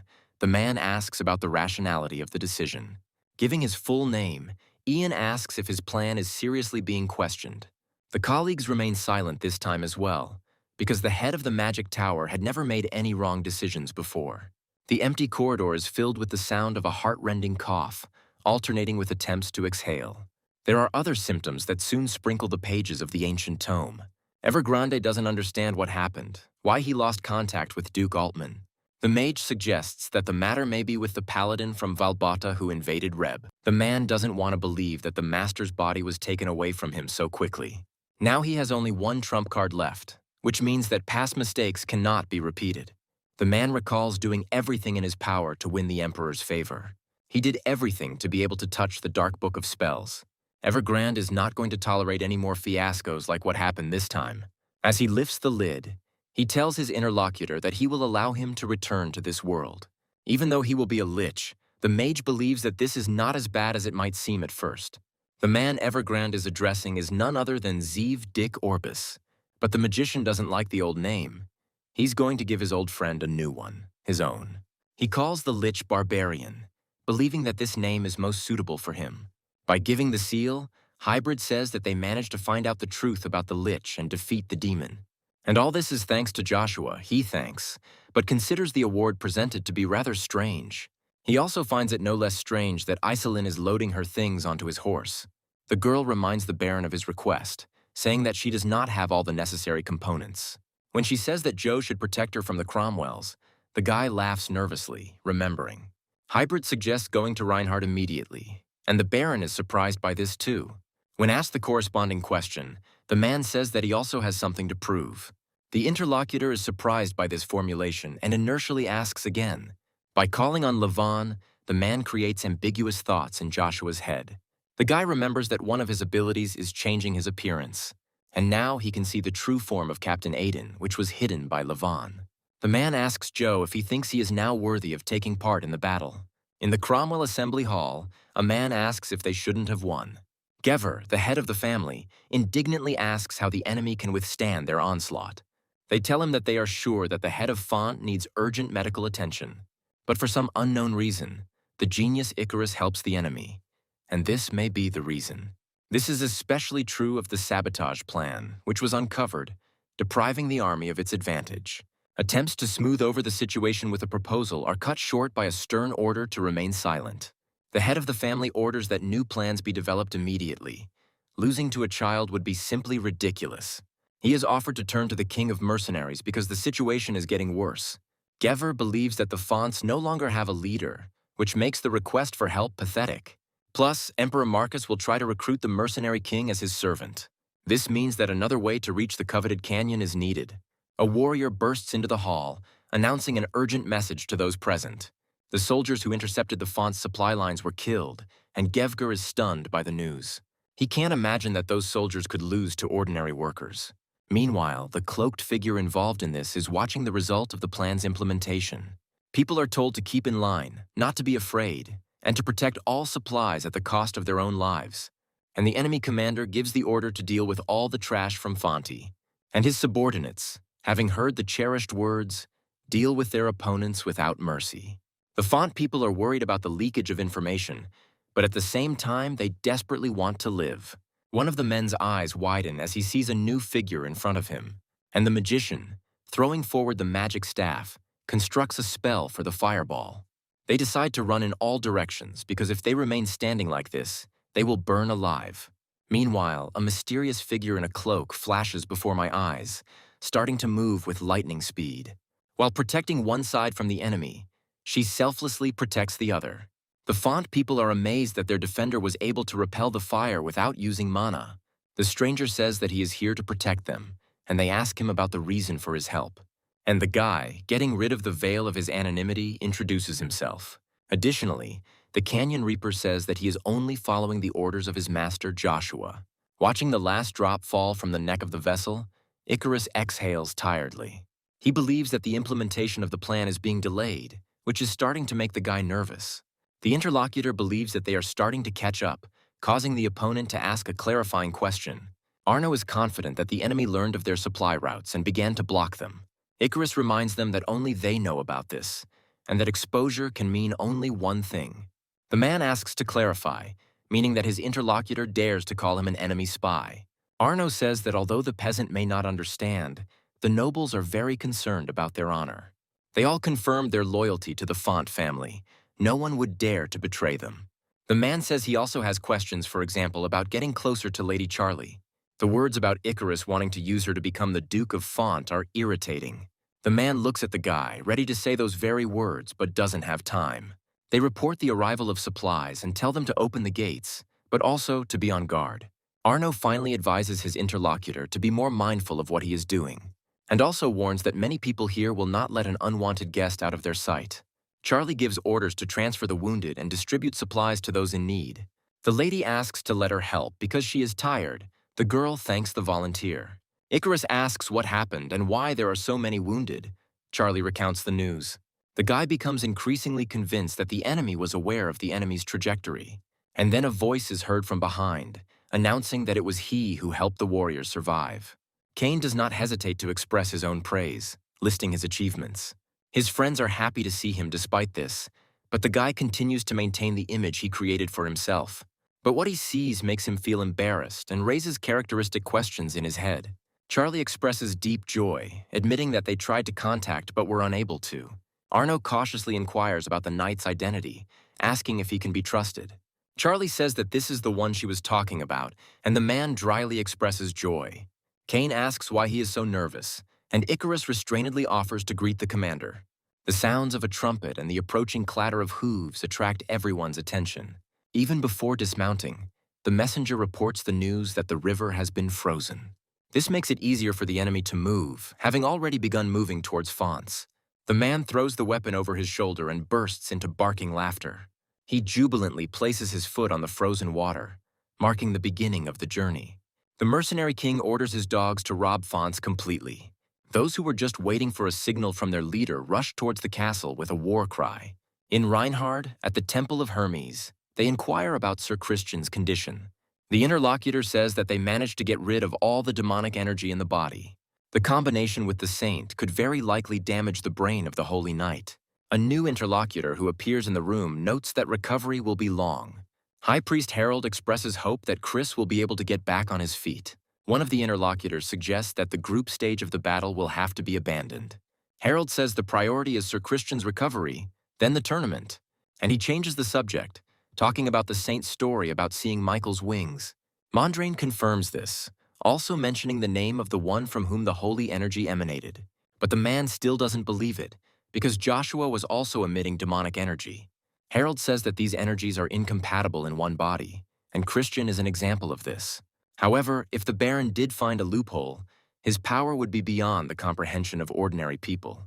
Mondrain can't believe his ears, assuming that the boy has reached the level of a godlike being. The priest denies this, believing that he was not the source of the demonic energy. Although he doesn't know what kind of energy it was, Michael's wings are a great opportunity for the Order. After all, of the 7 archangels, Michael, called the God of War, is considered the most powerful. Because right now the main problem is not the Battle of the Masters, but the threat. After some time of walking in silence, Hybrid finally breaks it. He asks his companion if she finds the festival amazing, and she answers hesitantly. The man asks if the girl is upset that Joshua went on urgent business. And then Iselin breaks down. She is indignant about the fact that the guy is so frivolous. Meanwhile, people notice the mighty Asker, the second greatest mercenary. Iselin considers his companion to be quite famous, and he apologizes for the inconvenience. A cry reaches the man's ears, announcing Wintrow's appearance. The townspeople begin to chant the title of their prince, giving him praise. And the guard orders that the distinguished knight be greeted with all due honors. Iselin says that he is also famous, and his interlocutor smirks, reminding him of his title. The man considers Wintrow to be the complete opposite of the girl, but she is not a knight either. And the prince, to their amazement, turns to the hybrid, calling him an even greater monster. When the man calls him the second mercenary, his voice is filled with hostility. The opponent doesn't intend to put on a show here, so he simply remains silent. But Wintrow doesn't like this, but he chuckles thoughtfully and moves forward. And moving in a royal manner, he asks the hybrid to let him pass further. The man belatedly comes to his senses and in a hurry to correct himself speaks up. He asks Prince Wintrow to forgive them and says that it is an honor for them to meet him. The man says that this meeting made him realize that he had the wrong opinion about him. Wintrow even slows down, allowing him to reward his opponent with a condescending grin. And he says that he eagerly awaits the day when they will cross their blades. Meanwhile, more and more people are gathering for the Battle of the Masters draw in Reinhard. There is talk that there has never been a battle on a larger scale than the current one. According to the rules of small talk, this is the most relevant topic for discussion.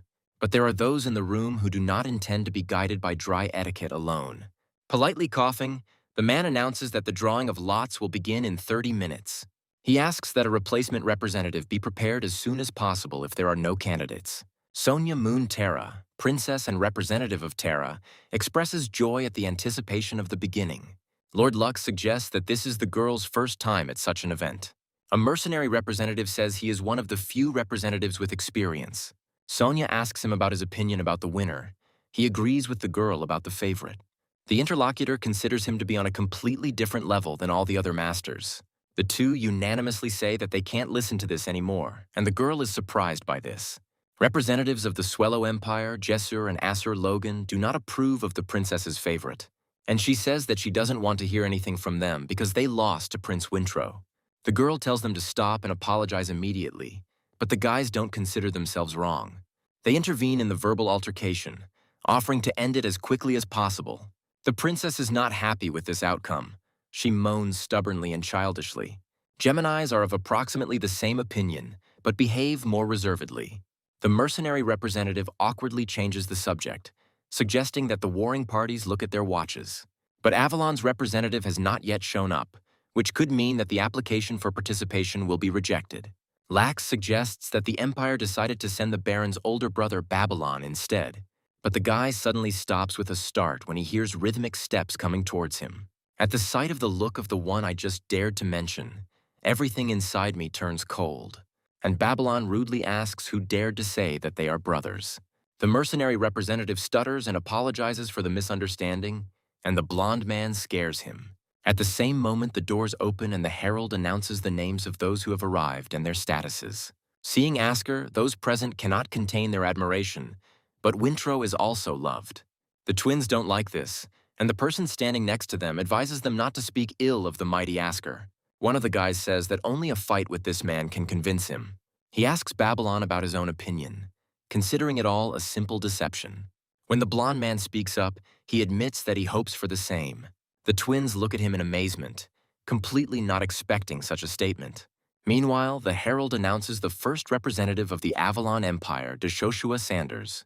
When the guy slowly enters, maintaining his dignity, all eyes of those present turn to him. Even Prince Wintro, the distinguished knight, becomes interested in this person. And Sonia Moon Terra completely forgets how to breathe for a moment. Geminis cannot bring themselves to connect the name of this person with his appearance. Sonia believes that even though Joshua is young, he is definitely not inferior to Wintro and Asker. The Baron himself slows down at the sight of the one with whom he had just crossed eyes. Babylon's gaze is fixed squarely on his brother. He stops noticing those gathered around. Inside him, in his head, there is a primordial storm that can hardly be calmed. Joshua understands his brother's feelings, practically reading them on his face, and exhales heavily. And the guy walks past, just like the blonde guy, without saying a word to his opponent. Somehow, Babylon manages to contain the storm within itself. Hybrid makes fun of his friend, who good-naturedly returns the teasing. Meanwhile, the presenter addresses all representatives and members of the families, asking for their attention. Before the draw, he plans to explain the format of the upcoming event. The box contains balls with the numbers of the Battle of Masters participants written on them. The position of each will depend on the number on the drawn ball. So the couples will compete with each other, but due to odd numbers, the last participant is eliminated. The most important thing is that the master title will not be given according to each battle. If half of the masters deem a participant worthy, he will be called a master during the battle. To ensure fair judging, 3 masters from the Empire and 3 independent masters were invited.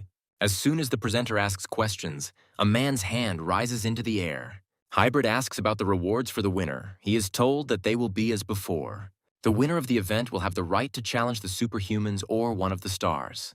For Babylon, this information is new, and he is mentally amazed by it. And the presenter adds that the winner of this battle will receive the Hammer of Naga as a reward. These same words become news to the rest of those present. Wintro is one of them too, because it changes everything, and it's even better this way. But this also means that the winner of this Battle of Masters will become the owner of Reinhard. This neutral city does not belong to any country, but is incredibly profitable. Wintro believes that if he becomes the winner, Swallow will no longer be a hindrance to him. The host suggests getting down to business and finally starting to draw your lot. Sonia, like a true lady, is let to the front of the line, full of enthusiasm as she pulls out the ball. Hybrid follows her, and although the man is outwardly calm, he's a little worried on the inside. Wintro, on the other hand, is filled with cold confidence as he plunges his hand into the dark box. Babylon, as usual, finds it difficult to contain his feelings, but he manages to cope. Lord Joshua ends up being the one who is sorting into groups. He is extremely calm.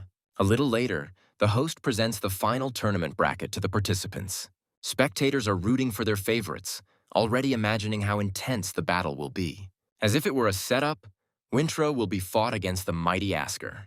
Although the pairing will be difficult, Sonia is comforted by the thought that the battle will be between magicians. And yet, the girl considers it wrong to confront the seventh mage of the Magic Tower.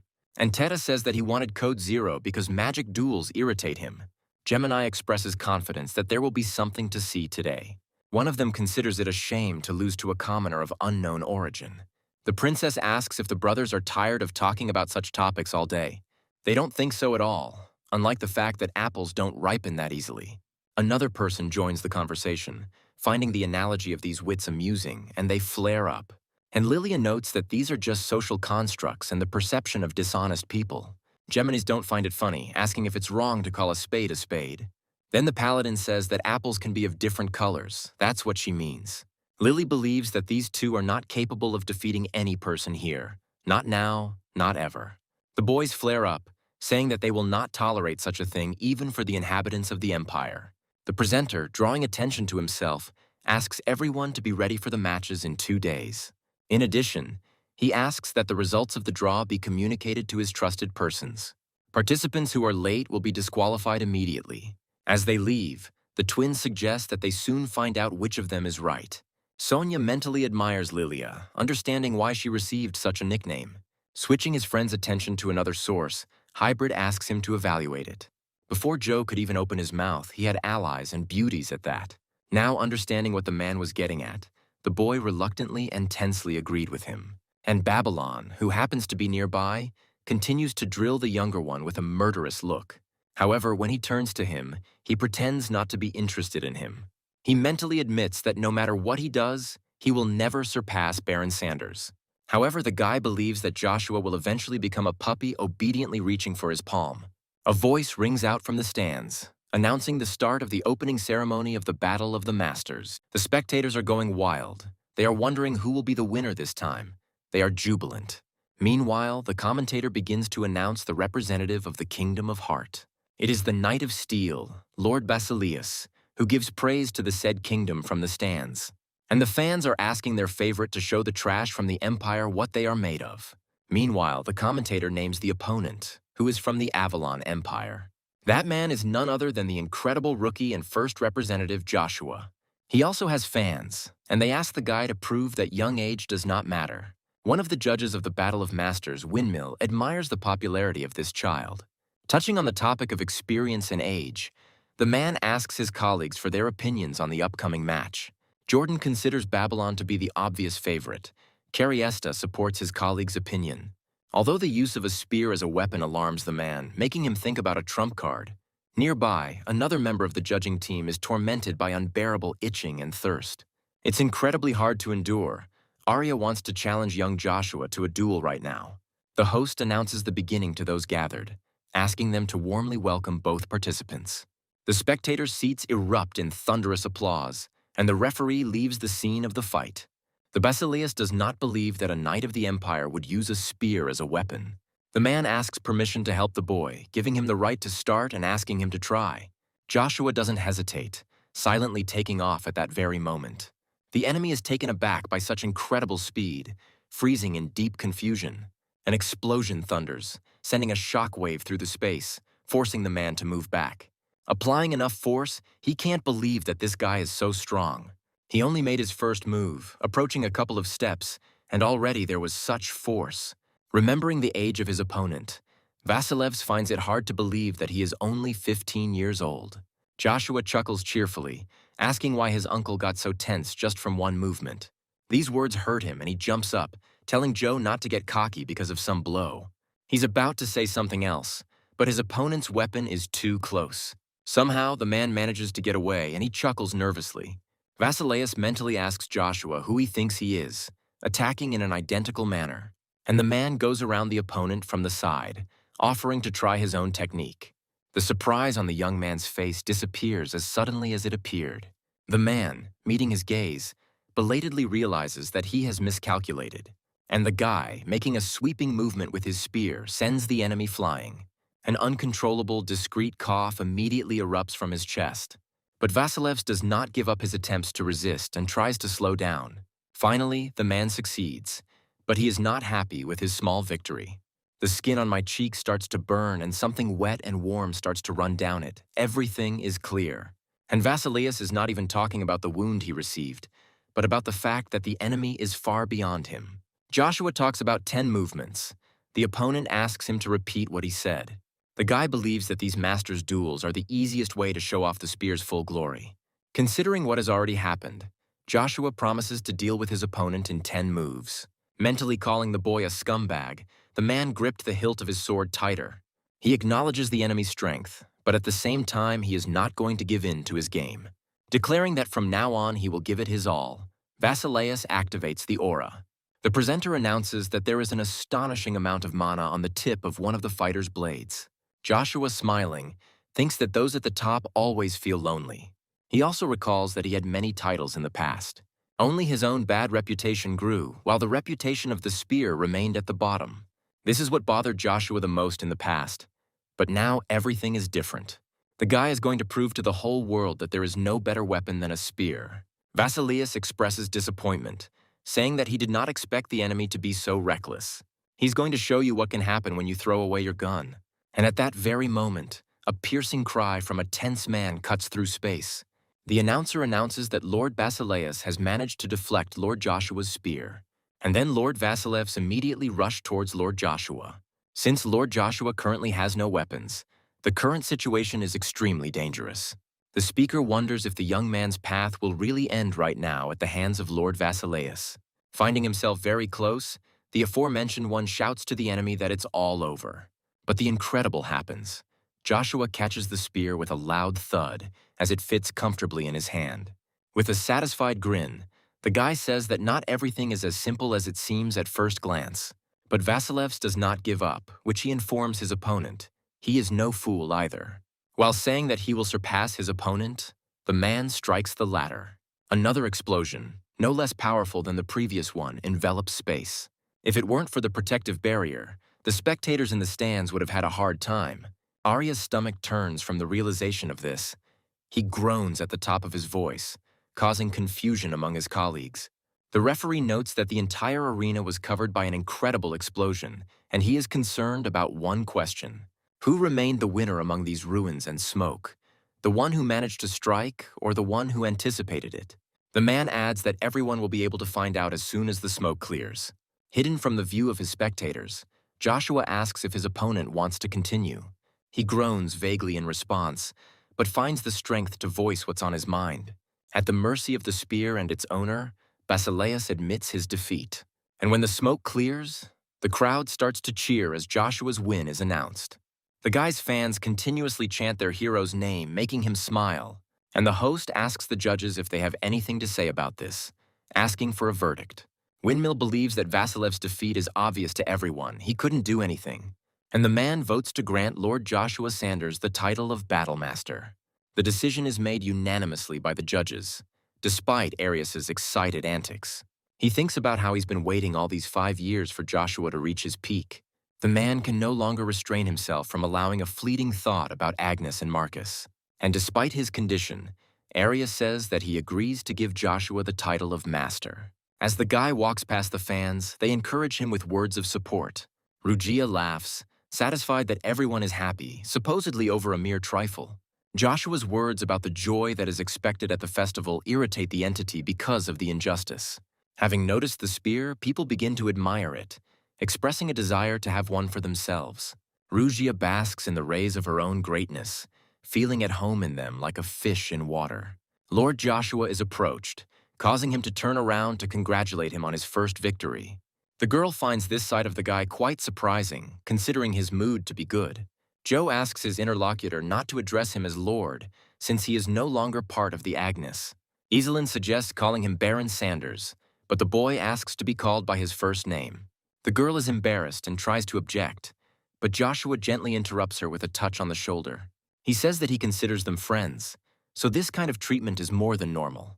The girl is seduced by these words, since she did not even dare to hope for them. Joshua changes the subject by asking why Iselin is alone, and she can't help but feel flustered. Speaking about Hybrid, the girl says that he is worried about the upcoming battle with Wintro. Joshua recalls that before his reincarnation, the latter became one of the superhumans and the Nine. Although Hybrid is unaware of such an outcome, he's still nervous, sensing Wintro's aura. Bronto's power reacts to this man's magma, and Joshua himself feels something like this for the first time. Iselin brings the guy out of his thoughts by asking permission to ask him a question. The girl asks what Joshua knows about the relationship between Axler and Bagration. The conversation is interrupted by a man, who teases the boy and asks about their potential confrontation. In response to the man's confidence, Joshua asks him if he himself is too self-confident. Hybrid believes that if you truly believe, no obstacles will become an obstacle. And he asks what these two were talking about. Was it really about the artifact? Joe is surprised, asking about the readiness. The hybrid chuckles nastily, saying that the boy needs to be measured to complete the process. Iselin is confused by the words and phrases the man used to convey the information. Joshua allows you to come into his room tonight to do this deed. And his interlocutors, absent-mindedly saying goodbye to the guy, are amazed by the openness of this man. A male voice comes from inside, its owner admiring the 15-year-old's talents. He is confident that in just 5 years, no one in the world will be able to stop Joshua Sanders. The man's interlocutor assumes that this guy is from Avalon, despite the previous results. The presence of such a powerful warrior in the Empire changes everything, and the balance will soon be destroyed. A third person enters the conversation, agreeing with the words of the previous one, because many people want this. And what scares him most are those who will not be content with dreams alone. The question arises whether it would be better to get rid of the Baron if everything started because of him. Carefully closing the door behind her, Iselin turns slowly to look around. Joshua allows her to hang up her coat and make herself at home, and the girl agrees. She finds amazing what she once considered impossible when she was alone with a guy. Joshua ignores this, offering to continue where they left off last time. The girl asks if he means their conversation about Axler and the mercenary king Bagration. The guy confirms these words, not understanding why Iselin should stay near the mercenary. Joe finds the mercenary hierarchy enviable, despite the prejudices against it. Their own system is divided into silver and gold ranks depending on skills. The boy relates Bagration to the title of king of the country, noting that Hybrid spoke out against it. This is expressed in the fact that the man helps the last of the Rebrick family, ignoring the king. Iselin agrees that Axler despises him, believing that Bagration is destroying the mercenaries. The girl talks about rumors that the mercenary king and the emperor have some connection. She believes that covering this up with a request is too suspicious. Joe believes that the actions of mercenaries should be neutral, but the king does otherwise. The guy suddenly agrees to help, assuming that Iselin called him for this. To the surprised exclamation, he again repeats the words that they are friends. The girl is amazed, almost as much as the first time, and mentally feels great gratitude. After her lips stretch into a smile, Iselin begins to speak. She reports that Axler is going to win the battle in order to challenge Bagration to a duel. Joshua clarifies if she wants him to win and then challenge the mercenary king. Actively denying this, Iselin says that, on the contrary, she wants Joshua to avoid Bagration. Tears well up in her eyes when she says that she no longer wants to lose loved ones. She talks about wanting to forget everything and move on as Joshua hugs her. He assumes she was very scared and promises to keep that in mind. The girl cries out loud, hearing the words that she will never lose anyone again. They stand like this for a very long time, silently, until Iselin stops shaking. Then Joshua asks her if she can now loosen her grip and let him go. The girl jumps back, talking about the promise, and the guy suggests waiting until the end of the battle.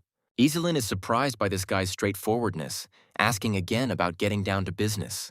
And then she screams out, asking why Joshua started to undress. He reminds his interlocutor that she wanted to take measurements for Levon. It's more convenient that way. Iselin says that he doesn't need to do anything. She can take care of everything herself. Then Joshua says that in this case he completely entrusts himself into her hands. The announcer announces that the arena is hosting its first mage versus mage battle. On the 4th day of the Battle of Masters, the same thing will happen as in the Continental Magic battles. And while the spectators are in a frenzy, wanting to see the spectacle as soon as possible, they come out. Yawning with boredom, one of the opponents openly declares his laziness to fight. Instead of fighting, Teta suggests deciding everything with rock, paper, scissors. But his opponent suggests something else, so that his opponent would give up before being disgraced.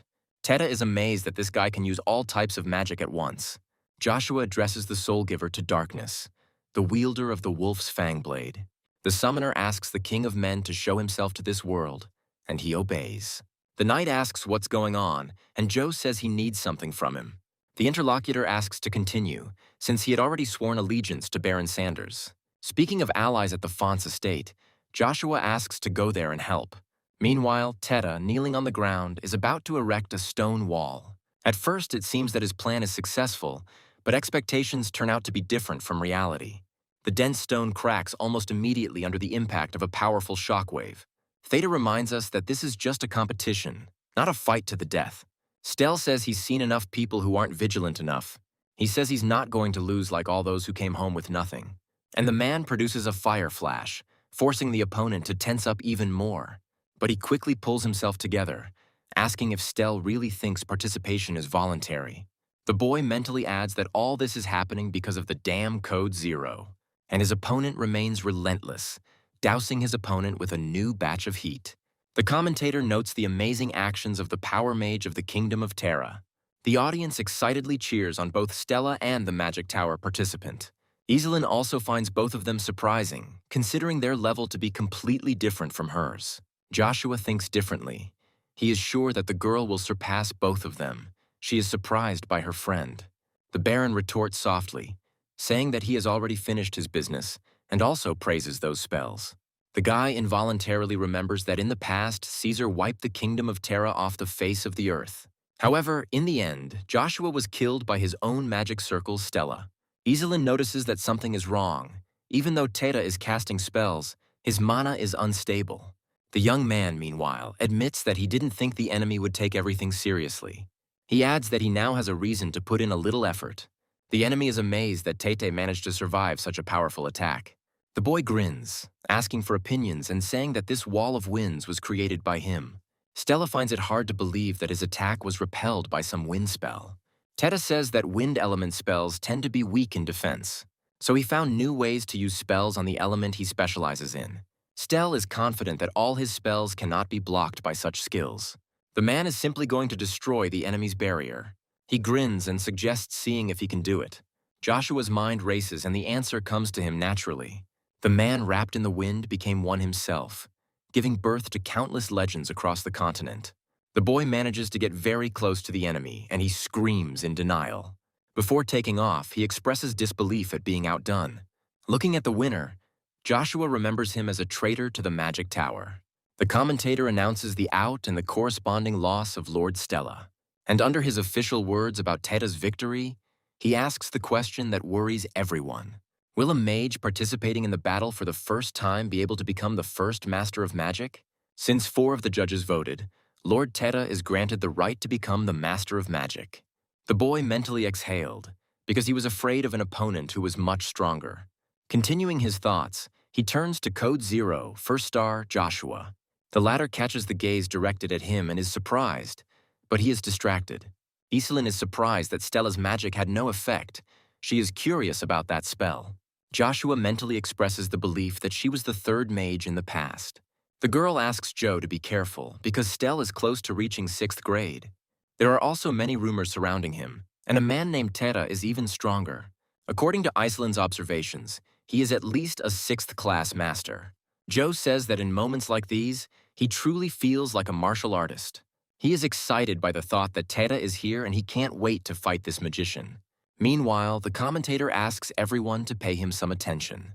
While he talks about the next fight starting soon, the arena regenerates, and the man continues, expressing confidence that the continent was expecting this battle. After all, on one of the competing sides is the distinguished knight, Prince Wintro. The name of his opponent is also on everyone's lips, because he is the greatest mercenary. He is known by the nickname Mighty Axler, and his name is Lord Aiden Hybrid.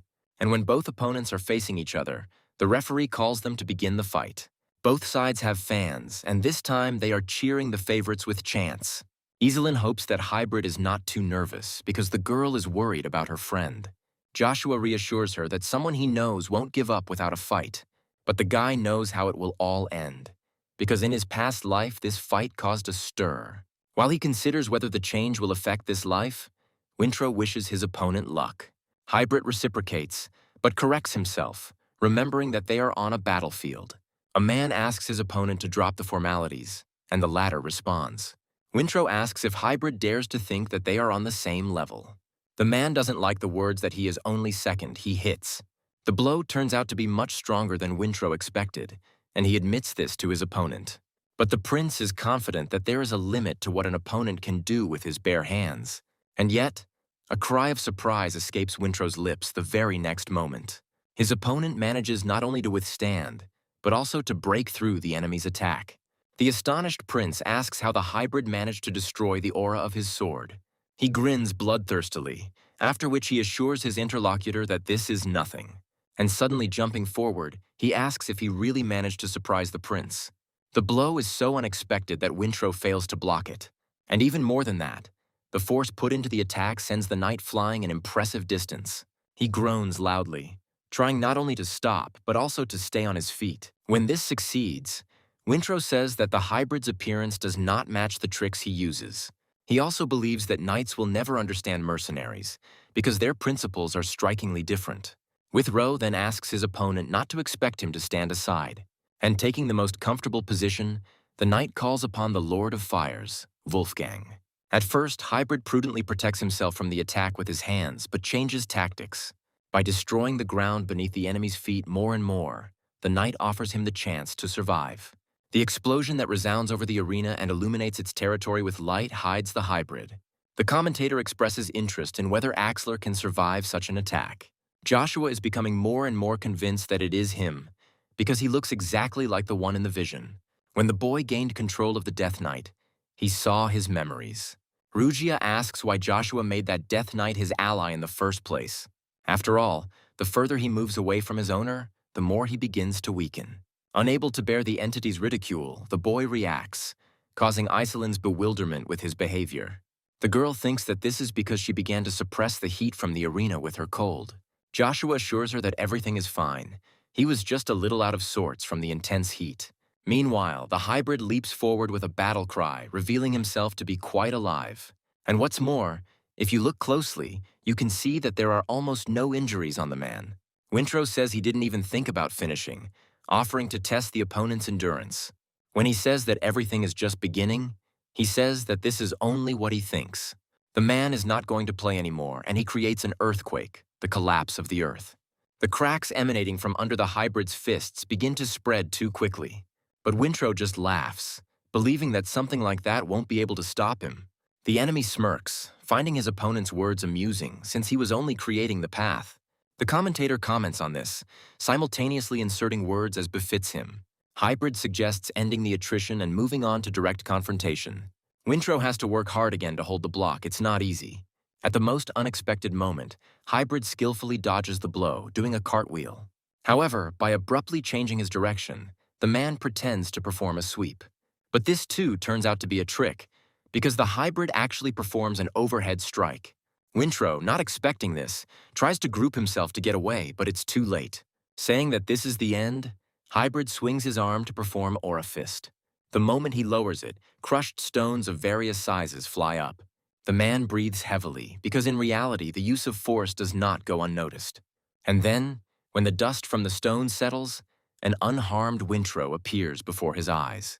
Smiling, the knight asks if he really thinks such a blow can be called the final one. Saying he is disappointed, he steps forward, ending up very close to his opponent. Hybrid is mentally amazed, because one of his blows should have knocked down a second-class knight. And this man not only survived, he continues to stand on his feet with such confidence. Iselin says that as a magician she cannot say whose victory it is, and asks the participants' opinion. Joshua is in unbearable pain, and the girl expresses concern about the guy's well-being. The thing is, Bronto is getting out of control. Rugia doesn't seem very surprised. He says that the man called the Prince is hiding his true potential. Wintrow's skills are not just any lights, but hellish flames that can burn anything. Rugia says that this skill comes from the primordial magma stone, which has extinction, and the man who has it already knows that Joshua has exactly the same one. The boy tries to see the realization in Wintrow's eyes, but he is absorbed in the battle. But just when he's about to move on to something else, the knight finds Joshua with his eyes. Only a fool wouldn't have guessed that Wintrow was looking right at him. Rugia clarifies that magma, located inside the knight, sensed Bronto's energy. Originally, the primordial stones were considered parts of God, so there cannot be more than one of them. And while Joshua ponders the meaning of what was said, passions in the arena heat up. The hybrid feels uneasy. It is difficult to imagine that such power could come from a mortal. It's more like a god who can control the greatest volcanoes. Wintrow screams, asking the invisible interlocutor to burn everything he sees to the ground. And it turns out to be the flame of extinction, aimed at none other than the hybrid. The man shouts, telling his opponent that he can withstand this attack too, and he puts most of his strength into this defense, desperately trying to maintain the hold. Iselin, not caring what anyone thinks of her, begs the man with all her might not to lose. Meanwhile, Prince Wintrow's lights explode as the commentator reports, and the next moment, the audience begins to panic, afraid that they too might be affected. And although they say that the greatest magicians of the continent cannot break through this barrier, it is scary. The alarmists turn out to be right, and those who manage to come to their senses in time rush to get away. As things calm down and the smoke clears, faint laughter can be heard throughout the arena. Hybrid says he can't believe the vaunted knight would involve spectators in the battle. He asks not to worry about it because he restrained himself and the damage should be small. The hybrid is surprised by this, wondering how strong his former opponent is. He answers this question by saying that he himself does not know this yet. The prince is eager to gain the title of master of this battle by winning for the sake of the newborn trance.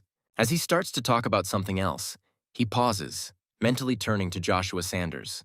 Wintrow ends up thinking that he has his eye on this guy.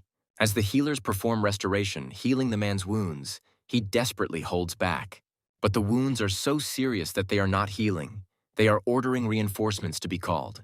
Iselin is indignant that they are not being allowed in, even though the battle is already over. They apologize to her, but say that interactions between the participants are temporarily suspended. Joshua says that this girl is his companion and tries to push her status. The man bends a little but does not give in completely, gently insisting on his own. Lord Rain asks for these people to enter, which leaves Joshua puzzled. The man, reminding him of his status as a baron, says that there is no need to worry about him.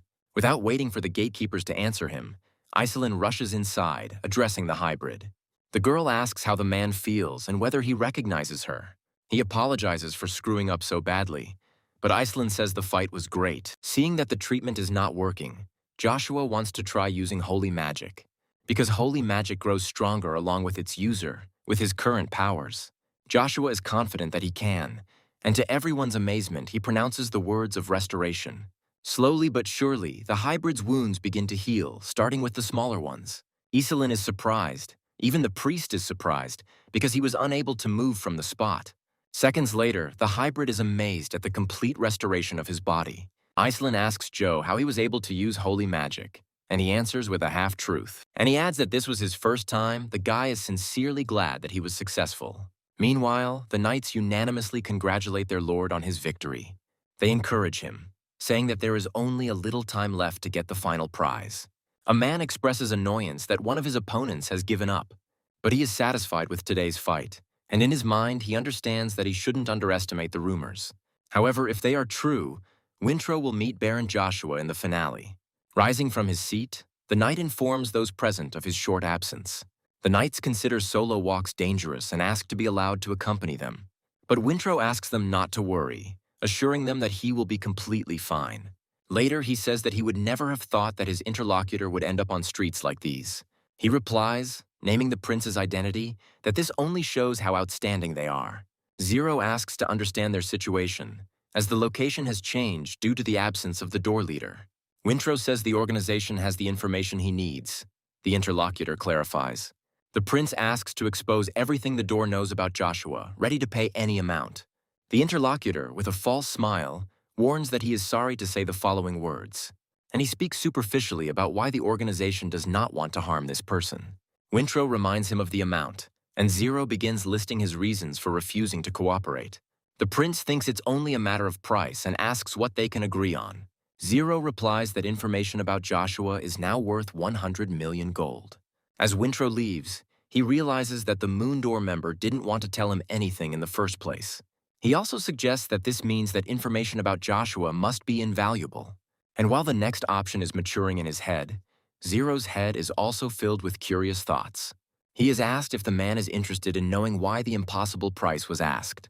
Zero evades the answer, and his interlocutor assures him that in his place he would think similarly. The man mentally regrets that they had to give up 1,000,000 gold pieces. In recent years, an exorbitant amount of money has been spent on cutting off rotten parts. Meanwhile, the interlocutor asks if he knows about the special assassin who killed the elders. Rumor has it that he is trying to unite all the assassin organizations across the continent. Zero is amazed by what he hears, because it's difficult to even imagine something like this being implemented. The interlocutor says that he agrees, but the assassin was able to win the trust of many colleagues. No one knows exactly who this man is, but many call him the King of Assassins. The most important thing is that this king was seen uttering the name Joshua Sanders. Zero puts the facts together and deduces that the assassin wants to kill the Baron in this way. The interlocutor is not sure, but the fact that the king is looking for Joshua could have a negative impact. This is precisely the reason why information about the Baron cannot be allowed to leak out. The man sharply pulls his fist back and punches the air with a loud cry. A satisfied smirk appears on his lips as he addresses his interlocutor. The hybrid found it incredible that Joshua had managed to completely cure him. And while he's going on, Iselin thinks that she's seen this somewhere before. The man suggests that the girl misses Baron Sanders. She complains about being scared, and Hybrid insists that Iselin is dejected. The girl says it's not because of Joe, but because of the man she saw in the temple. Iselin explains that he looked like a lion, and the organizers called him Rain. Hybrid has a guess and names the person who comes to mind.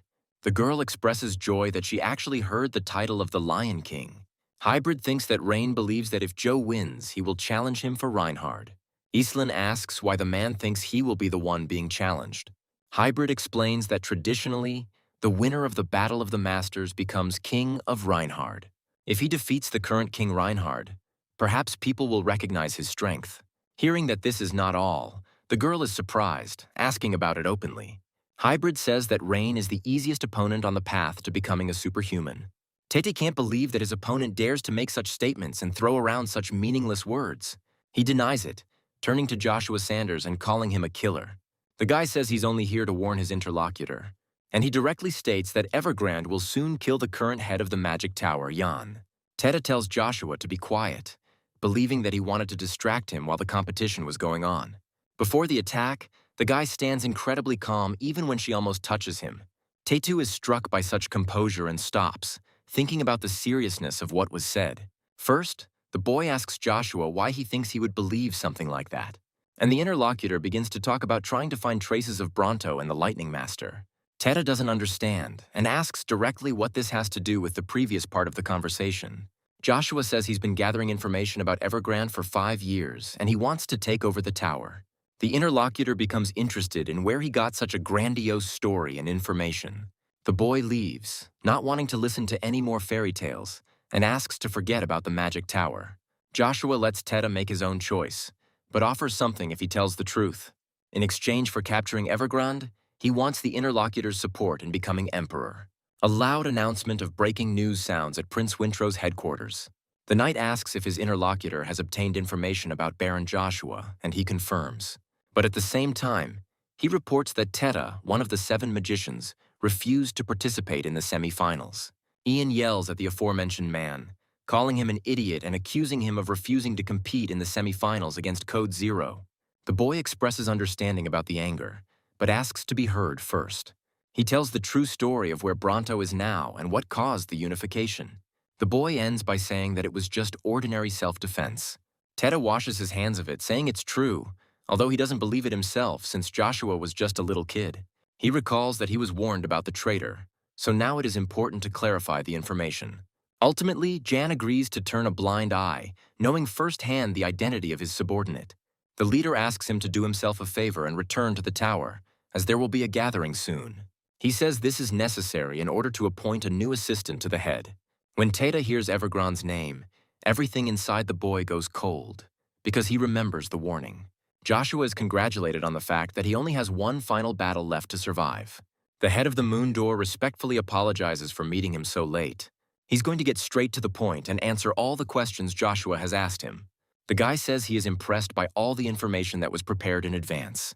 The interlocutor says that it would be great to receive payment for their services first. Joshua is confident that revealing the location of the promised item will not change anything for the door.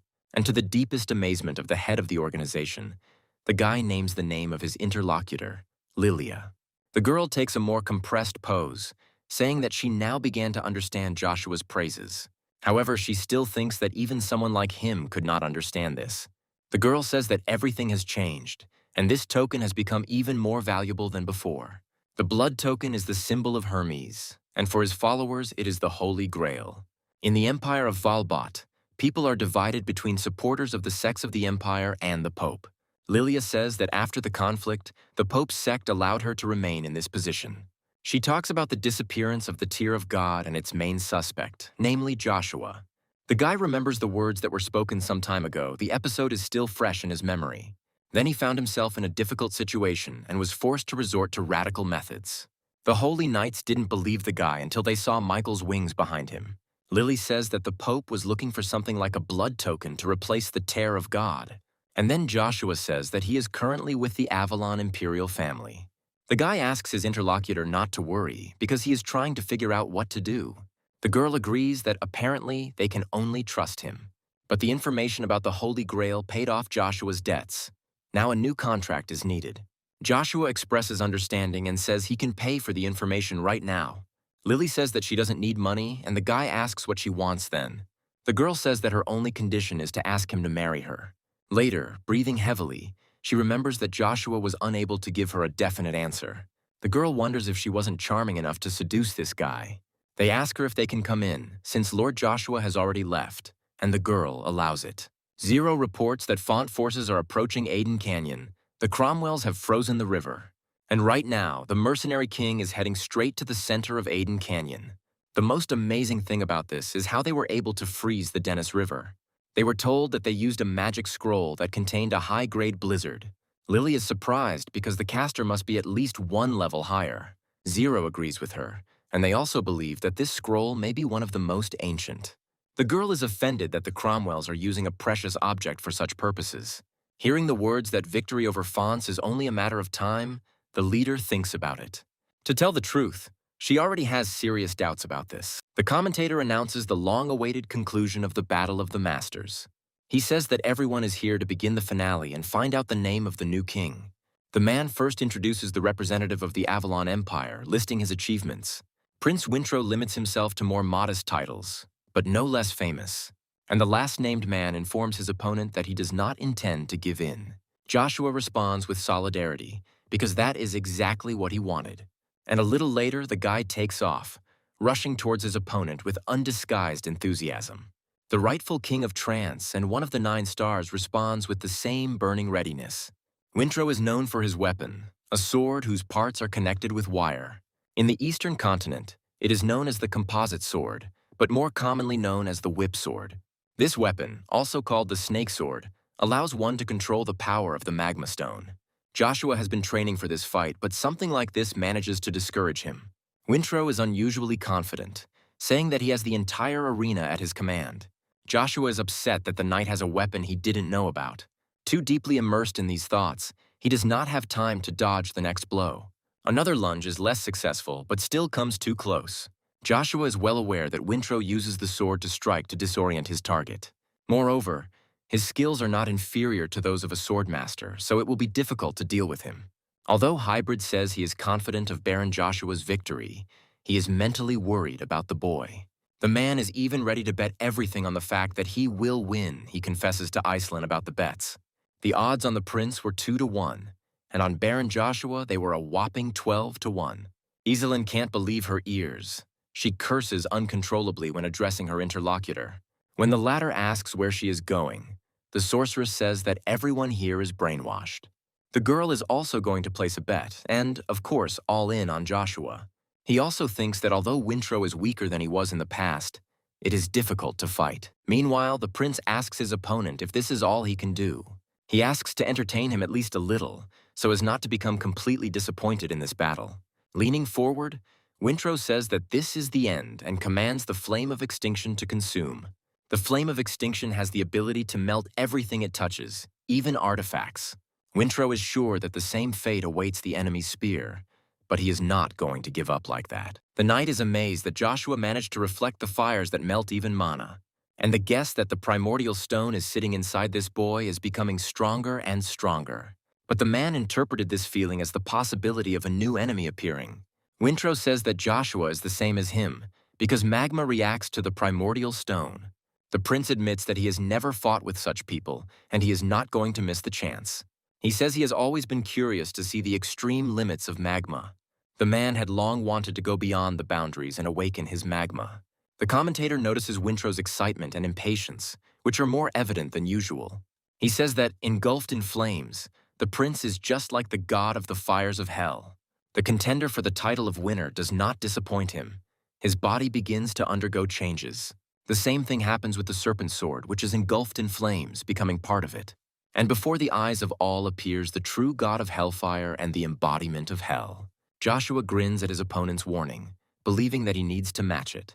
The guy clarifies whether it is true that Wintro believes that he does not know about this power of God. And then he asks the prince to look carefully because he is not the only one in this favor. Joe suggests that Wintro should also be careful since he himself cannot control himself. He adds that this happens especially in cases where he is so excited. Wintro acknowledges his opponent's speed, but believes that this alone won't allow him to win. Joshua ducks a punch when the man says he will be the winner in the end. The guy thinks that his opponent's pride is excessive and tells him so openly. Joshua says the games are over and now he will show who is stronger. Wintro doesn't have time to react, and an involuntary curse escapes his mouth. Getting his feet back on the ground, he calls upon the Fire Lord, Wolfgang, creating a wall of fire. Wintro is confident that enemy attacks will not be able to overcome this fiery barrier. Meanwhile, Joshua takes advantage of the advantage and goes around his opponent from the other side. Wintro doesn't intend to let himself get hurt by attacking, but his opponent's speed is great. The commentator calls this battle a battle between gods beyond human capabilities. Wintro says that the magma inside him is desperately wanting to devour his brother Bronto. Joshua says that the primordial stone within him demands the same. He offers to make a bet. Its essence is that the loser gives up the stone and becomes the winner's follower. The enemy agrees to this condition without thinking for a second.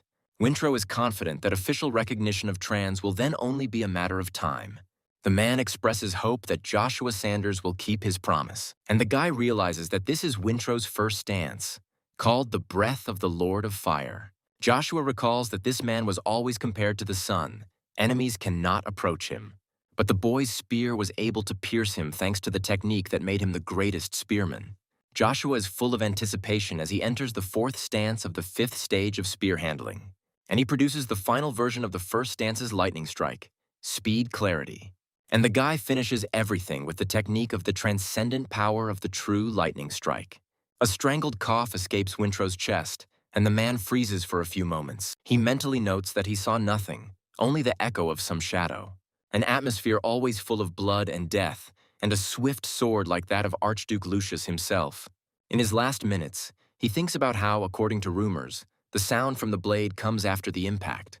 And after that, flying an impressive distance away from the opponent, it crashes into the wall with a roar. Even though the boys wanted Joe to win, this outcome makes them cry out. The commentator asks directly into the microphone what just happened, and he answers his own question, naming the winner of this year's Battle of the Masters. Joshua lifts his chin proudly, enjoying his moment of glory. Wintro tries to figure out where he is and why he is here and not on the battlefield. It comes to him that he has lost consciousness and, apparently, lost. The man admits that the guy's latest attack was beyond his comprehension. And when Wintro admits his loss, a voice is heard expressing its disappointment. Trying to determine its source, the man becomes confused by the activation of magma.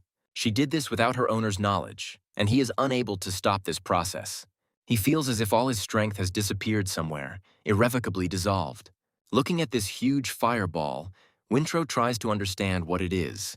Magma speaks to him, saying that they, the primordial stones, do not accept defeat.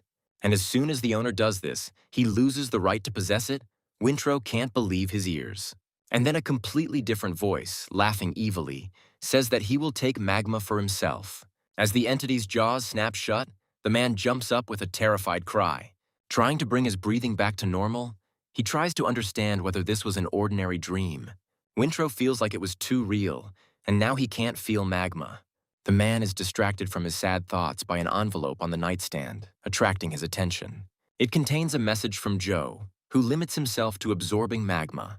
The man chuckles maliciously as he reads the polite lines about hope for a successful treatment. Then the laughter becomes more sincere when the prince realizes that he has really been beaten. As Joshua approaches Reinhardt's throne, all eyes are on him. After congratulating the boy in advance, he's informed about the beginning of the traditional coronation ceremony. Joshua apologizes before saying he's in a hurry and asks to get straight to the point. Kanagat, the king's assistant and observer, as well as the head of finance, stutters. Rain approves of the adjustments, admitting that he too is getting bored. He proposes to encourage the king's initiative, ignoring Kanagata's objections. He notes that they are under pressure, as no one considers Reinhardt's kings to be real. The Lion King asks why the man is saying this while staring straight at him. Joshua says he is disappointed, prompting Kanagata to ask for clarification. The guy asks since when Reinhardt has been influenced by other people. He argues that here anyone with decent skills can become a king. Joshua says he will refuse a reward that results in hatred and anxiety. They ask him to wait, clarifying whether the guy really intends to give up the title of king. Kanagat asks Joshua to return, saying that he has pledged his honor to the will of Naga. The man asks Joe for forgiveness and also suggests that he think about his decision again. The guy doesn't understand why he shouldn't do it if he's going to worry about what others think. He suggests choosing the first person they come across if the kingdom just needs a ruler for show. Seeing such a look, the man believes that this guy really wants to change Reinhardt for the better. He falls to his knees with sincere words of forgiveness, acknowledging Joshua as his king. Others follow his example, asking him to help them change Reinhardt for the better. Joshua advises these people not to attach too much importance to traditions. Kanagat agrees to this, promising that he will try to ignore any people's views. Joshua expresses hope that the man will fulfill his promise as he did his. And the guy announces that he, Joshua Sanders, will be the new king of Reinhardt. The people are not only rejoicing over the appointment of a new king, they are also happy about Joshua's candidacy. Rain is mentally amazed that this guy managed to influence these stubborn sheep. But the man wants to skip the formalities and finally get to the most important thing. Rain asks Joshua for permission to ask him a question. It's a battle of the masters tradition. The guy says that although he doesn't know its essence, he's not sure he can give a satisfactory answer. The interlocutor finds this quite normal and gets down to business. He wants the new king to take advantage of his privilege and choose an opponent from among the great ones. Joshua expresses his utter conviction of Rain's self-interest and politely apologizes to him. The guy is going to fight one of the 12 superhumans, the leader of 1,000,000 mercenaries. Upon hearing Bagration's name, both Iselin and Hybrid felt deep confusion. And somewhere in another part of this world, a potential enemy expresses surprise. He couldn't even imagine that such an ordinary person would have such skills. The king of mercenaries asks his interlocutor with anticipation to tell him his name. He is called the Proud Knight, Cain the Proud, who serves for the good of the Sanders family. Bagration, grinning, says that he will certainly remember this glorious name. The king of mercenaries openly declares that he has recognized an opponent like him. He adds that he will remember this name after entering the afterlife. The knight thinks with fear and annoyance that he will not be able to stop one of the superhumans. The explosion that followed this confrontation rippled across the space in all directions. Bagration's grinning face is sprinkled with hot drops. His mad eyes do not blink. Cain's face distorts with horror, because he could not have expected such an outcome. It turns out that the blood does not belong to either of the opponents, and they are both surprised. Only Bagration does not show his emotions, only asking what he is. Lich replies that he is going to take this child behind him with him, and the interlocutor is perplexed. And the Death Knight, leaving the question unanswered, creates a wall of darkness between them. The king says that he never even thought that he could meet two amazing people on the same day. He talks about hiding such talents, but stops short as there are no opponents ahead. But the man is not very upset, believing that Fontam will soon meet its end anyway. Hearing the sound of the horn of retreat, Bagration becomes irritated, since he did not give such an order. The banner raises even more questions, and the man is informed of the arrival of a messenger from Reinhard. He asks Bagration to take part in a duel with the winner of the Battle of the Masters. The man becomes more and more heated, asking not to tell him that it is Mighty Axler. Although this is good, because then Bagration will be able to take advantage of the opportunity by killing the hybrid. Icarus is worried that Cain has not returned yet, and there is no news either. His hand is gently covered, and a gentle girlish voice is heard, in which one can feel care. Charlie asks her interlocutor to rest because she is sure that she will not be able to hold out without him. For the sake of the lady, Icarus allows himself to agree and accept her manifestation of concern. Charlie begins the 11th meeting by asking if the communication sphere from the vault has been found. The answer was yes, but the item was found only thanks to the Duke waking up. The girl agrees that this coincidence turned out to be a real miracle for them. Cox says this is good news and they can now contact the outside world. He believes Charlie's father would be proud of her if he could see his daughter at that moment. The girl cannot even express all the gratitude she feels towards this count. The news about the disappearance of the mercenary king is discussed, and Charlie is alarmed by this news. Rumors about the true reason surface, and the lady asks who could have performed such a miracle. She is informed that the winner of the Battle of the Masters was the well-known Joshua Sanders. Tears well up in the girl's eyes, caused by an excess of feelings. Icarus laughs quietly but happily, mentally admitting that he is surprised. He thought Joe had forgotten about them. The strategist promises to protect everyone until his friend returns. Arno bursts into the meeting room and calls Icarus names, saying that he has ruined them all. Troy asks the man to be more restrained, but he says that he will understand everything himself now. The fragments of Sir Cain's sword, which was supposedly killed by Icarus, are brought into public view. Charlie can't believe his eyes and nervously starts asking a lot of questions. Arno is confident that he is right. He believes that Icarus intends to destroy the army from within. The man accuses the boy of spying for Cromwell, intending to destroy him. An argument ensues between them, during which their information turns out to be completely different. Icarus himself enters the conversation, saying that both men are right, they do not understand him. The boy says that he provided different information to each of those present. Charlie voices the thoughts of everyone present when he asks Icarus why he is doing this. Arno stands his ground, convinced that this peasant is in fact a Cromwell spy. Icarus reminds Charlie of his words, admitting that he set the traps. In reality, Cain went on the 5th route. Disappearance means one thing. The man who was told about the 5th route is the spy, and the departing Cox is slowed down, reminding him that he has been exposed. Icarus invites the man to lay his cards on the table. The boy addresses Cox as the golden monster of the Empire, Count Cox Lon Baggin. The man evades this by saying that Icarus also knew about this route. He is more suspicious. Then the interlocutor asks where Cox went at night because there is evidence of this. The man says he couldn't sleep last night, suggesting that he might have been seen then. Icarus grins, emphasizing that he didn't say it happened yesterday. The man turns sharply to his interlocutor and swallows nervously, while the other continues speaking in a measured manner. Icarus says that the report and Cox's story are lies. He asks if the man is sure that he is just going for a walk. Arno is on Cox's side. He advises him and Charlie not to listen to all this nonsense. The man believes that the farmer is trying to play on doubts to create big problems. But Charlie thinks hard, but cannot find any reason for Old Man Cax to betray him. After all, since childhood, this man protected her and was always there for the little lady. The girl considers it impossible to betray her only friend and teacher. But he speaks up, saying that he hoped to remain a good person in her eyes. But he believes that it will now be very difficult to do this, and Cox confesses to his involvement. The Count openly says that it was he who tried to poison the Duke and passed information to the enemy.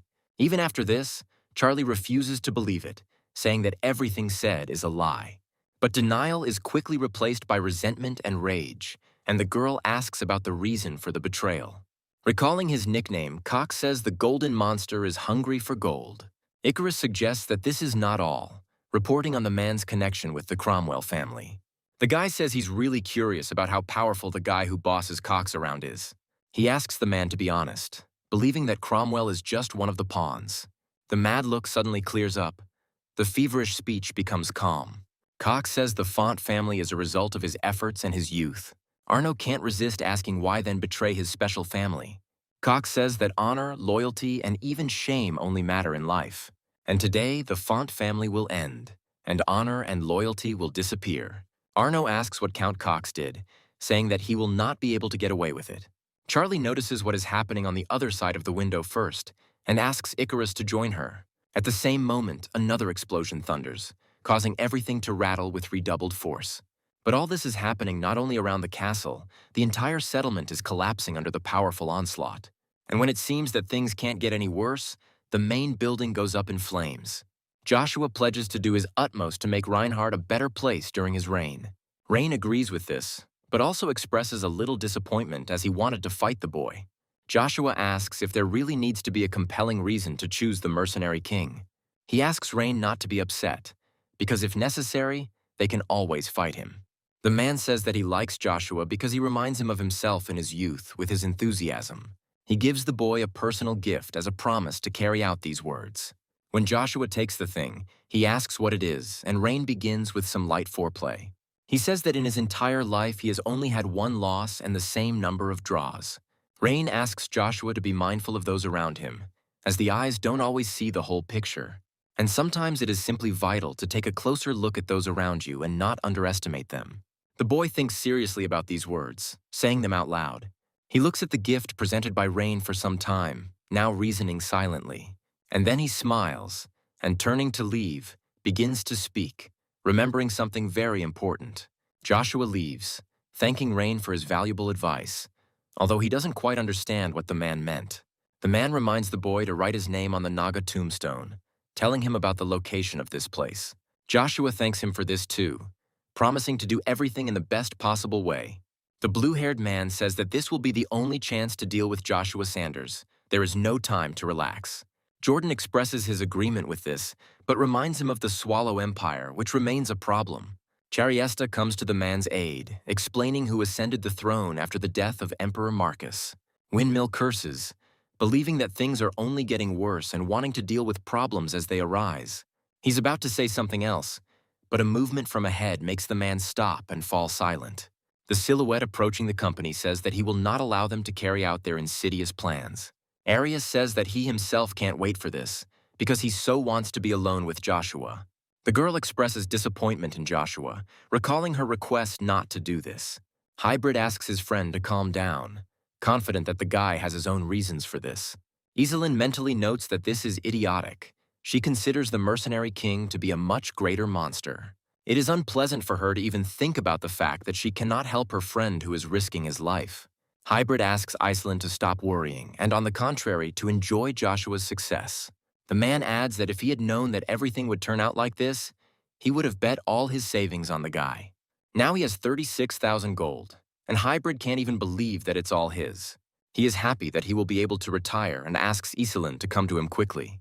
They greet the man, and he, taken aback by the surprise, asks what the greatest swordswoman is doing here. Lily, in turn, asks when she needed some good reason she is here because of the reward.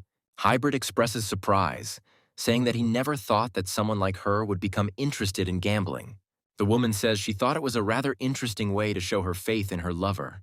The man starts asking who she is talking about, but suddenly he himself realizes that she is talking about Joshua.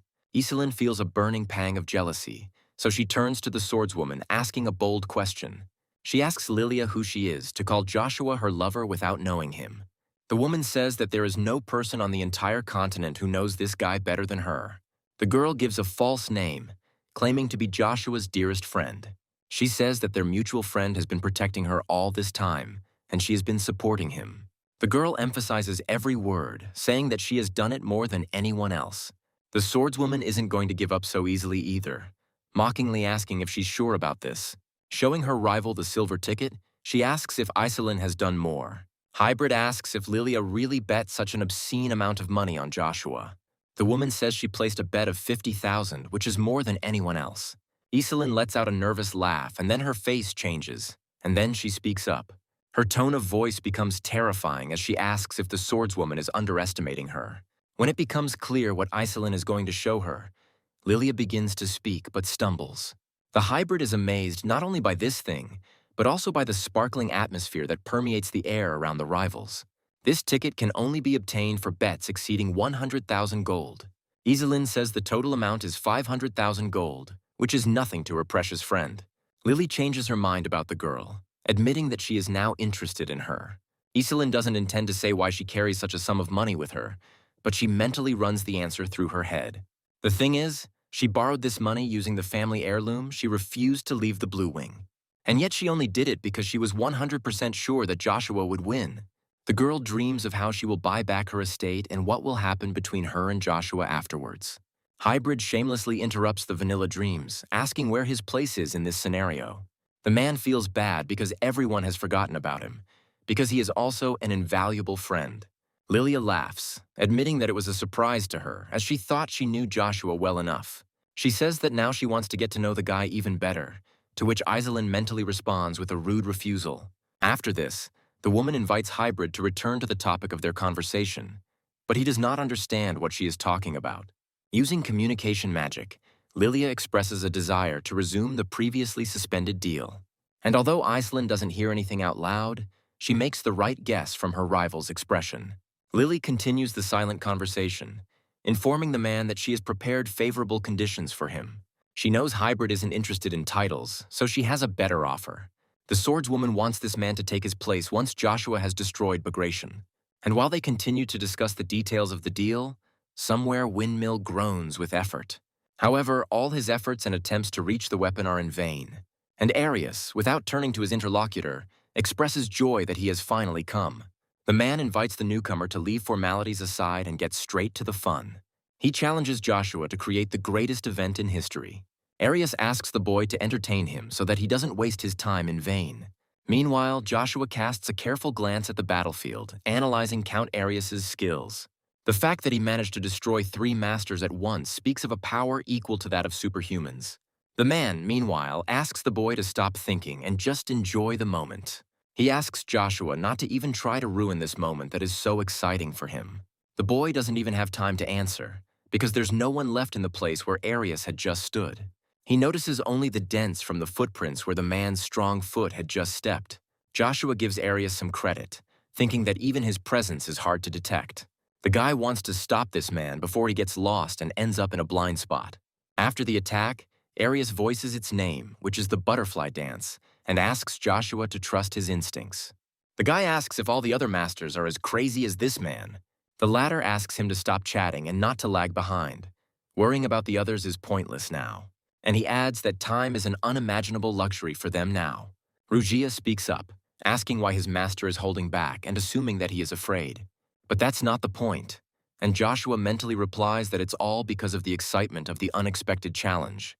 Bursting into a manic laughter, the man says that this is exactly what he has been longing for. He praises Joshua shamelessly, expressing his conviction that the guy is the best. He promises to tell his opponent something interesting if he manages to defeat him, and it will concern the real relationship between his father, Arden Agnes, and his mother, Lucia. These words unsettle Joshua's spiritual balance, and the boy's movements become a little imprecise. And Arius, turning around sharply, laughs madly again and notes that his opponent is moving too slowly. Joshua attacks with a beam from Rugia, but instead of hitting the enemy, the attack hits the ground. Recalling what Arius had said earlier, the boy asks what these words mean. The man asks his opponent to forget about it and concentrate only on him. Joshua strikes after saying that Arius has been waiting for this battle for over 5 years. But after the guy thinks he's got it, he realizes that the feeling was wrong. Before attacking again, the man warns the boy of his location. Joshua turns towards the voice, but there is no one there. It comes from the other side. And while the guy is trying to catch his eye on the silhouette of his opponent, he appears in an unexpected place. Arius says that he still has many tricks left and asks to enjoy them to the fullest. And then he uses the secret technique of the head of the Sten family, the temptation of full bloom. Joshua pauses only long enough to decipher his opponent's attack, but then immediately springs into action. While shouting a call to magma, he makes a movement with his weapon so as not to waste time. The boy moves to the 5th stage of magical spear mastery, taking the 2nd stance, and attacks his opponent with Firewall Flame Dragon Rise. Passing through the youth's body, the magic enters the spear, and then, breaking out, rushes with lightning speed towards Arius. But the man does not feel fear even when a huge fiery dragon appears right in front of him. On the contrary, He bursts into uncontrollable laughter like a madman because his dream has come true. Reina notes that today will be his last time performing his duties as ruler. The man believes that this hammer is always incredibly majestic and amazing. Demetrius, the first knight, suggests that Rain stay here for now if he has no goal. He offers to visit the knights, but doesn't finish his sentence because the earth begins to shake violently. Kanagat refutes the young man's assumption about an earthquake, suggesting that he take a closer look. Everyone else's gaze, just like his, is captivated by something incredible. Arius tells Joshua that he adores him with all his heart. He just wishes he had the time. The man regrets his loss, but he still would like to enjoy the battle longer. The guy asks his interlocutor to stop taking people for his food and tell him what he promised. Arius says that a promise is a promise and begins to speak to the point. Firstly, it turns out that the Agneses have no real heir, and Arden and Marcus are behind this. Only the head of the Agneses knows about this. Arya is surprised that her friend has not taken anything for almost 20 years. The man finds the boy's expression interesting and begins to talk about the strongest people in the Empire. There are 3 who are stronger than Arius himself, one of whom is Joshua's father. Suddenly, behind the boy, there is a rapidly approaching noise and voices telling him to protect the king. Arius retreats, saying that it looks like he'll have to tell Joshua about his family another time. The man advises the boy to keep all this in mind and to be wary of his father, the Black God of Avalon. Saying that he has taken care of the other masters, Arius disappears, leaving Joshua with a lot of questions. As they say goodbye, the man says that they will see each other soon, and the boy begins to actively analyze. Uneasy about Arius's words, Joshua is curious about what exactly is going on between Arden and Marcus. The guy feels like something is wrong and his fate is changing due to his return to the past, which ruins his plans. Joshua is brought out of his thoughts by an unfamiliar voice addressing him as his king. Demetrius asks permission to introduce himself, does so, and asks what happened here. Kanagat asks if Joshua was hurt, berating himself for not having taken care of the ruler's safety. As he gets closer, the man starts apologizing profusely, saying it was his mistake. Turning to Demetrius, Kanagat asks if he really didn't listen to their king at all. He calls everyone pathetic mice who bring nothing useful and trash who have no place anywhere. Kanagat says that these are the people of the continent, and they are thinking about them, about the people of Reinhard. Rain is mentally amazed that this man turned out to be more concerned about the king than anyone else. Demetrius turns to Kanagat, pointing out to him the presence of traces of a battle between people of the master level. He suggests finding out their identities as soon as possible, since the masters are representatives of nations. Changing, the man agrees to make the first move, introducing himself as a knight named Legrand. Demetrius is amazed that this lord has shown his true form for the first time in 20 years. The man begins to talk about their long-standing dream, the flame of which was revived by King Joshua. Demetrius is even more amazed when he hears words about how it is time to stop pandering to other nations. And Legrand continues his tirade, saying that change requires taking a step forward. A man asks his king for permission to accompany him on his travels. Joshua is not at all against it. He says that he agrees to this since his interlocutor wants it. Expressing joy at these words, Legrand turns to the other knights. Addressing them as a brother, he gives them the order to all follow their king. And now the first sword is raised in agreement with these words, and its owner speaks with respect. Demetrius publicly announces his intention to support King Joshua Sanders. Following him, other voices of support take to the air, wanting to defend their king. And soon all the knights, as one, become ready to follow the wishes of their king. And Joshua, hearing these unanimous exclamations, cannot help but smile with flattery. Even as a child, he had heard many times the story of a knight who made a deal with a demon. An unforgettable sword. He was the creature that managed to come closest to death itself. It was an immortal creature, capable of regenerating even when its limbs were severed. However, he, the legendary Death Knight, could not exist in a human body. Cain thanks his companion, but he is tormented by the question of why he decided to save him. Leech says it wasn't his initiative. He was simply following orders from Lord Joshua Sanders. Cain screams, assuming that this boy made a deal with a demon to save his loved ones. The man tells the knight to shut up, saying that because of him he can't hear anything. To Cain's surprised look, he confirms that he has mastered the methods of perceiving atmospheric vibrations. Hearing the words that an explosion occurred at the location of his friends, the young man begins to worry.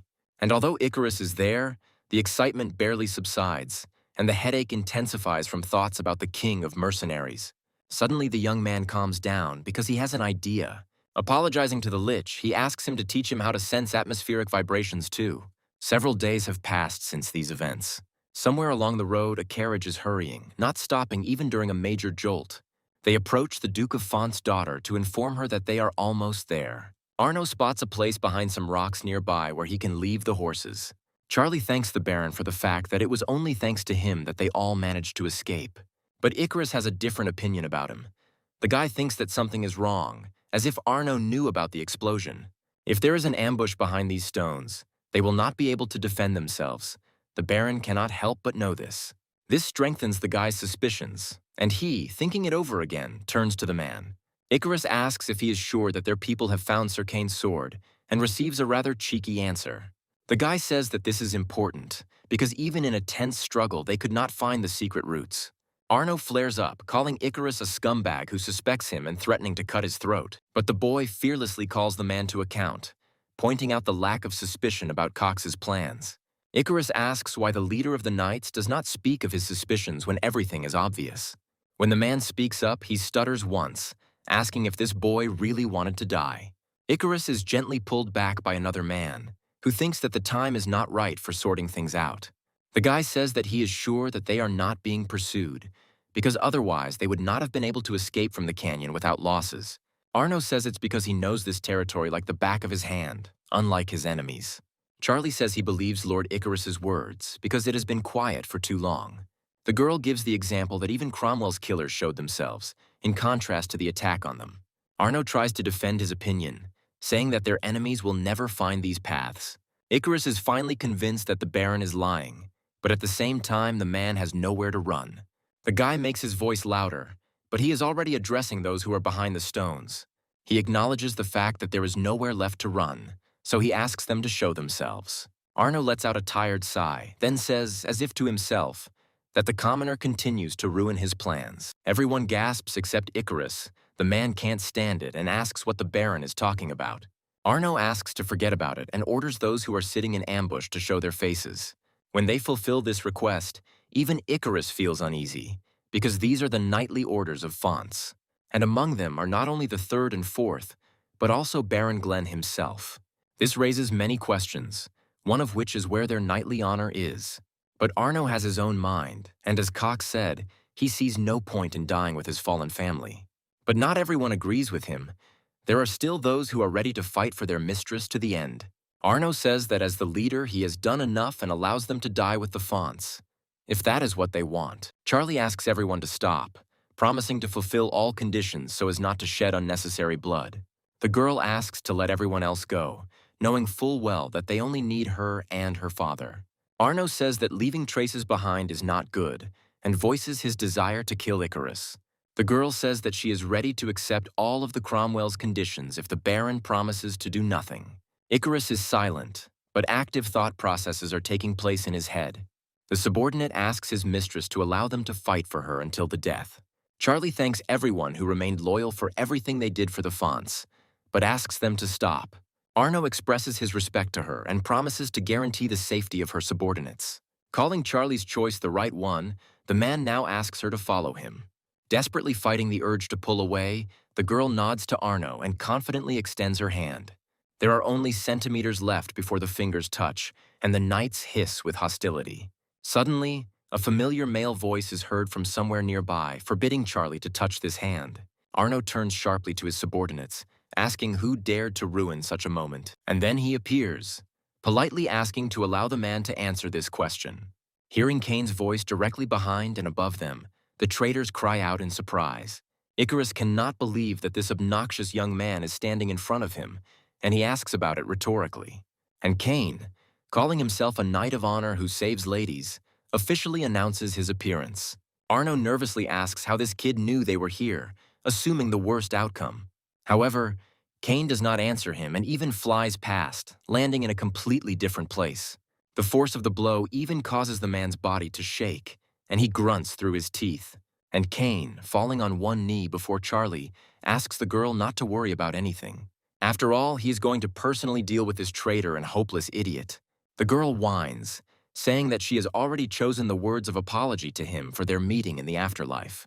Cain asks not to cry because ladies should never shed their tears, and undertakes to destroy evil. Arno grins colorlessly, asking if the young man really thinks he can do anything against him.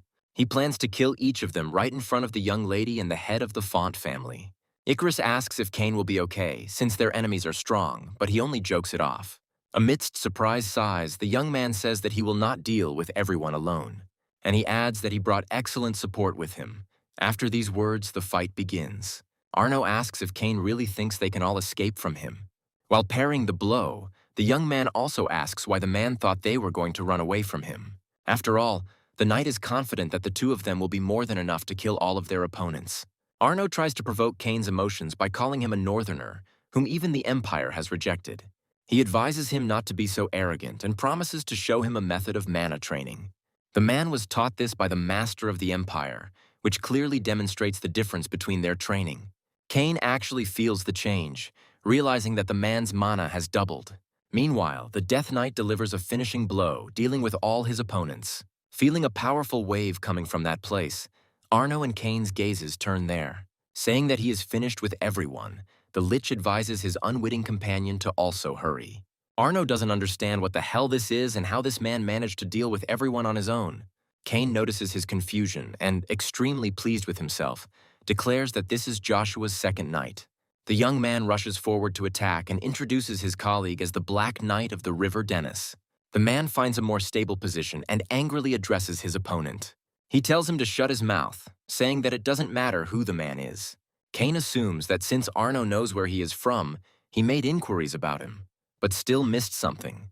The young man expresses confidence that the man will be very surprised to learn who his teacher is. Noticing the sword's aura, only in a slightly different execution, Arno involuntarily guesses everything. And satisfied with this reaction, Cain produces a strike from the great sword of Agnes. Completing his maneuver, the young man says that now this man knows who is really strong here. From the side, while the knight brings his breathing back to normal, admiring voices begin to be heard. Those present find it difficult to believe what they see, as well as the fact that Joshua has two such strong swordsmen. In the midst of praise and admiration, Icarus suddenly comes to his senses and hurries to address everyone else. He says that now is not the time to relax because they need to hurry and get out of this place. This idea inspires Charlie, and she suggests going to Peril Castle. The girl is sure that its owner will not refuse to accept them because he is her uncle. Brave knights follow their master directly, trusting him unquestioningly. He mentally reasons as he goes, considering all the possible options for the future. Rain is amazed at the guy's speed. He assumes that he even slowed down on purpose. Legrand apologizes before asking why the man is with them when he could have been relaxing in Reinhardt. He asks the man not to be so cold, and asks if they will be able to enter Avalon's territory at all. Legrand didn't even expect such a thing. He simply follows his king without thinking about anything else. Finally stopping, Joshua listens to what those he meets along the way tell him, and they congratulate the worthy master of Avalon, Baron Joshua Sanders, on his return. And they say that by order of the Emperor, they must accompany the guy and fulfill any of his wishes. Count Calster says that he was not informed that the Baron was already accompanied by such a retinue. And when he asks his escorts to leave, Legrand wonders if this was worth expecting. But then, to everyone's surprise, Joshua says that these people are his knights. The guy asks if this is a problem and Calster groans. Although puzzled, he says that since these are Joshua's trusted people, there shouldn't be any problems. Legrand thinks that he feels significance even in such a short dialogue. And now the man is absolutely sure that this guy is the very king they were waiting for. Meanwhile, the door to the headquarters of the Reinhardt Borderland Mercenary Guild swings open. Hybrid asks what it means that the king of mercenaries has issued a call. They tell him that this is what it means, and that it happened near the southern region of Avalon, not far from the Font family. Darmian is asked to calm down since no one asked Hybrid's opinion on this matter. The man asks why they didn't report everything to him. He would have been able to guess and speak out. Darmian asks if he himself should not know what he is doing since the title has already been promised. However, this man has no knights who could help him in this matter. The young man believes that this is a great opportunity for people like them to gain status. Therefore, anyone who proves themselves to the barbarian will be able to get a place under his wing. He ends by saying that anyone with common sense will follow the king of mercenaries. The hooded figure remarks that it seems they have no choice, and the hybrid asks what he's talking about. Iselin responds that she feels it is necessary to intervene in order to stop the mercenary king. She decides to go to the fonts, and a serious scandal breaks out in the Cromwell castle. Gever almost shouts at the man standing opposite her, asking how he dared to let her go. The man reminds Arno that he trusted him, and he so meanly set him up. Unable to contain the urge to cough, the Baron swallows his pride and expresses deep regret. Then he asks to give him another chance, promising to fix everything and do it right. He reinforces this by saying that although she thinks she is safe, she is actually mistaken. The man asks how dare Arno ask for a second chance when he screwed up so badly. Gever speaks of his son, and a voice from behind suggests that he contact him. The head of the Cromwells clarifies, and he receives the answer that the guild has announced a call, but the mercenaries will still need time to arrive. Gever believes that Gevorg and his knights are more than enough to take Peril Castle. However, the king believes that his interlocutor underestimates what the enemy is capable of. Gever doesn't want to give Arno a second chance just because they're afraid of A-rank knights. However, Bagration reminds that this man is himself an A-rank knight. Arno is mentally amazed that someone could find out what he so carefully hid, and Bagration begins to talk about why Peril Castle will not be able to hold out for even a night. The king believes that all they have to do now is buy some time for his people. He talks about using this man as bait, and the Duke smirks. He suggests that they will probably have to prepare for the worst possible outcome. And sometime later, their comrades are already fighting with all their might, trying to destroy the Font family. Peril Castle is surrounded on all sides, and now no one can escape from it. All this is the work of Gevorg, who wants to deal with everything alone, considering his opponent's weaklings. Infusing his voice with confidence, Charlie gives the order to cut all the ropes. Her order is immediately carried out with trained precision and synchronicity. The mechanism immediately comes to life, starting to act and providing support to its owners. The ballista arrow hits its target accurately, incapacitating several enemy squads. The others are luckier, noticing the danger. They encourage each other to run. It takes longer for the next group to arrive, and they share the fate of their predecessors. In front of another part of the fortress, an order is heard to destroy the walls, and the soldiers rush to carry it out. The man doesn't want to let the tyrant get to the gate, but the girl asks him to leave it to others. Meanwhile, the enemy is getting closer and closer to the gates, and an order to destroy them is heard. Those standing inside are pierced by this unpleasant sound hitting their eardrums. Icarus asks Cain what's going on, as he doesn't see the Black Knight of the River Dennis anywhere. The words that the young man also doesn't know this make the strategist tense up even more. At the same moment, another blow is heard at the gate, and it shatters into pieces. The enemy army rushes inside with a war cry, encouraging each other to destroy the Font family. But Icarus had a plan for just such a case, so he gives the appropriate order.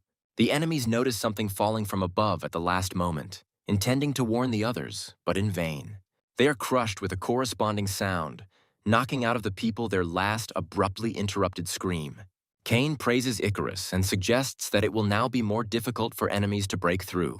But the strategist denies this, saying it may not buy them as much time as it seems. Charlie notices something out of place before anyone else, but it's too late. Others notice the master almost immediately behind her, and someone gives the order to stop him. As soon as Charlie is behind his subordinate, an explosion thunders in front of them. The area is filled with the familiar aura of the sword when its owner grips his weapon. She makes Cain involuntarily fall into memories, awakening feelings he has already experienced. And this is puzzling, because it cannot end well, as practice soon shows.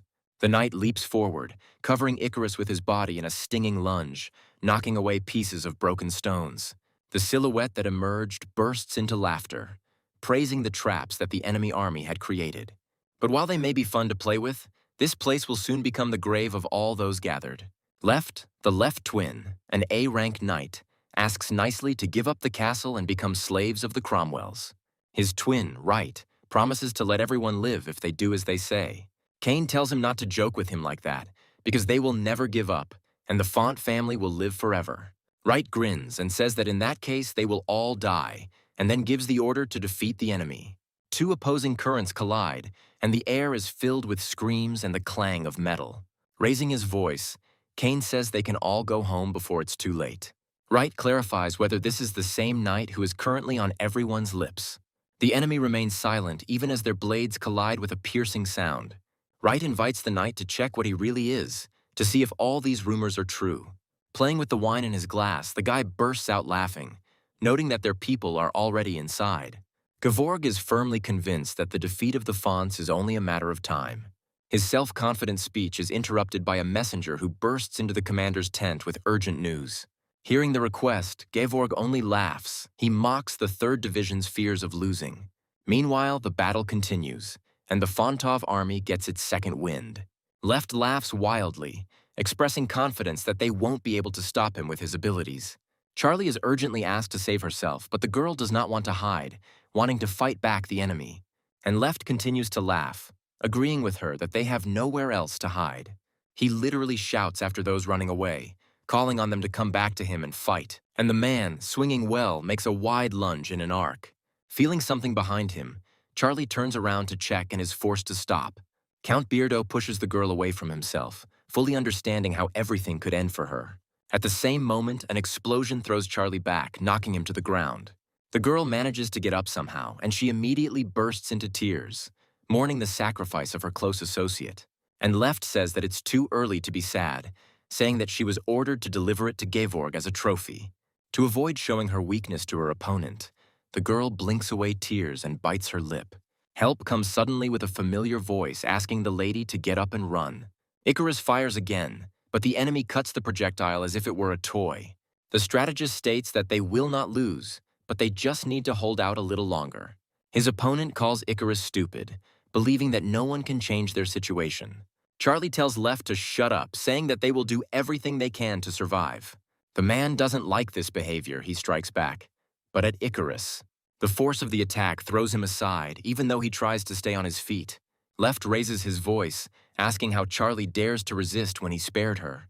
The girl screams from the strong and stinging blow, unable to resist. Left comes up with a brilliant idea. He's going to tell Gevorg that Charlie died during the battle. The man assumes that the girl really wants to go to the next world, since she dares to attack him and disobey him. And Left is already shouting, saying that if she really wants it so much, he will fulfill her wish. Charlie lets out a breath through his teeth, tensing his whole body, because it seems that this will make it easier to bear the pain. But nothing happens that she had already managed to imagine. Left's ability to see returns faster, and he asks passionately what happened. And when the haze clears, a stranger appears before your eyes. Even though Charlie only sees his back, she knows exactly who is in front of her and stutters out the man's name. Left is not impressed, saying he will kill anyone who dares to stand in his way. The man laughs madly, already anticipating how he will teach a lesson to the fool who dared to interfere with him. Well, Joshua doesn't utter a single sound, preferring actions to words. His blow is so powerful that it causes the opponent to instantly lose consciousness. Joshua, having measured the passed-out man with a long, appraising glance, straightens up to his full height. Icarus also witnesses this scene, still trying to get his ragged breathing back to normal. Joshua encourages his friends with kind words and says that he will return to them soon. The guy disappears as quickly as he appears, causing Charlie and Icarus to flinch in surprise. Cain continues his battle with Wright, their blades crossing once again. The enemy tells the knight that even if they manage to defend the castle, it will only delay the inevitable. Time is not on their side, as new troops are constantly arriving to join their enemies. Cain thinks that he won't be able to stop everyone, and that there's no point in retreating, and there's nowhere to go. Joshua asks his knight how much longer he will mess around with his opponent. He advises his friend to hurry up and finish off Wright finally. The young man, not expecting such a phenomenon, could only stutter and name his lord's title. And the boy, having made a demonstrative arc around the knight, speaks up again. As Joshua goes on his way, he says that he will wait for Cain all this time. Wright, calling the stranger an idiot, announces his intention to kill him. Cain is a dragonite. He asks how the enemy dares to insult his lord in front of him. The knight is sure that this man is as high as the sky is above Joshua, which is what he tells him. Wright is amazed at the power of the blow because he thought that his opponent had no strength left. Somewhere else, warriors scattered in all directions by the explosion hiss in pain and despair. They don't understand what it was and assume they've walked into another trap. A man appears right from the epicenter of the fire and says that he will mercifully give them a chance to be saved. Joshua allows those who are not happy with the massacre that Cromwell carried out to leave. The warriors become aggressive, asking who he thinks he is and inciting their comrades to attack the stranger. They rush at him with the intention of destroying Castle Peril for Cromwell. Joshua draws his eyebrows together even more, noticing that his opponents wanted this to happen. He's thinking about the fifth phase of his spear technique, which will make it impossible for anyone to resist the guy. However, Joshua knows for sure that if he doesn't practice, his skills will decline. The boy thinks about combining the destructive power of magma and the growth power of Bronto. He already sees what results from the combination of these two primeval stones. Joshua is confident that this way he can reach a completely different level using these two forces. And the guy immediately carries out the fifth phase of the spear technique, harmony of fire and lightning.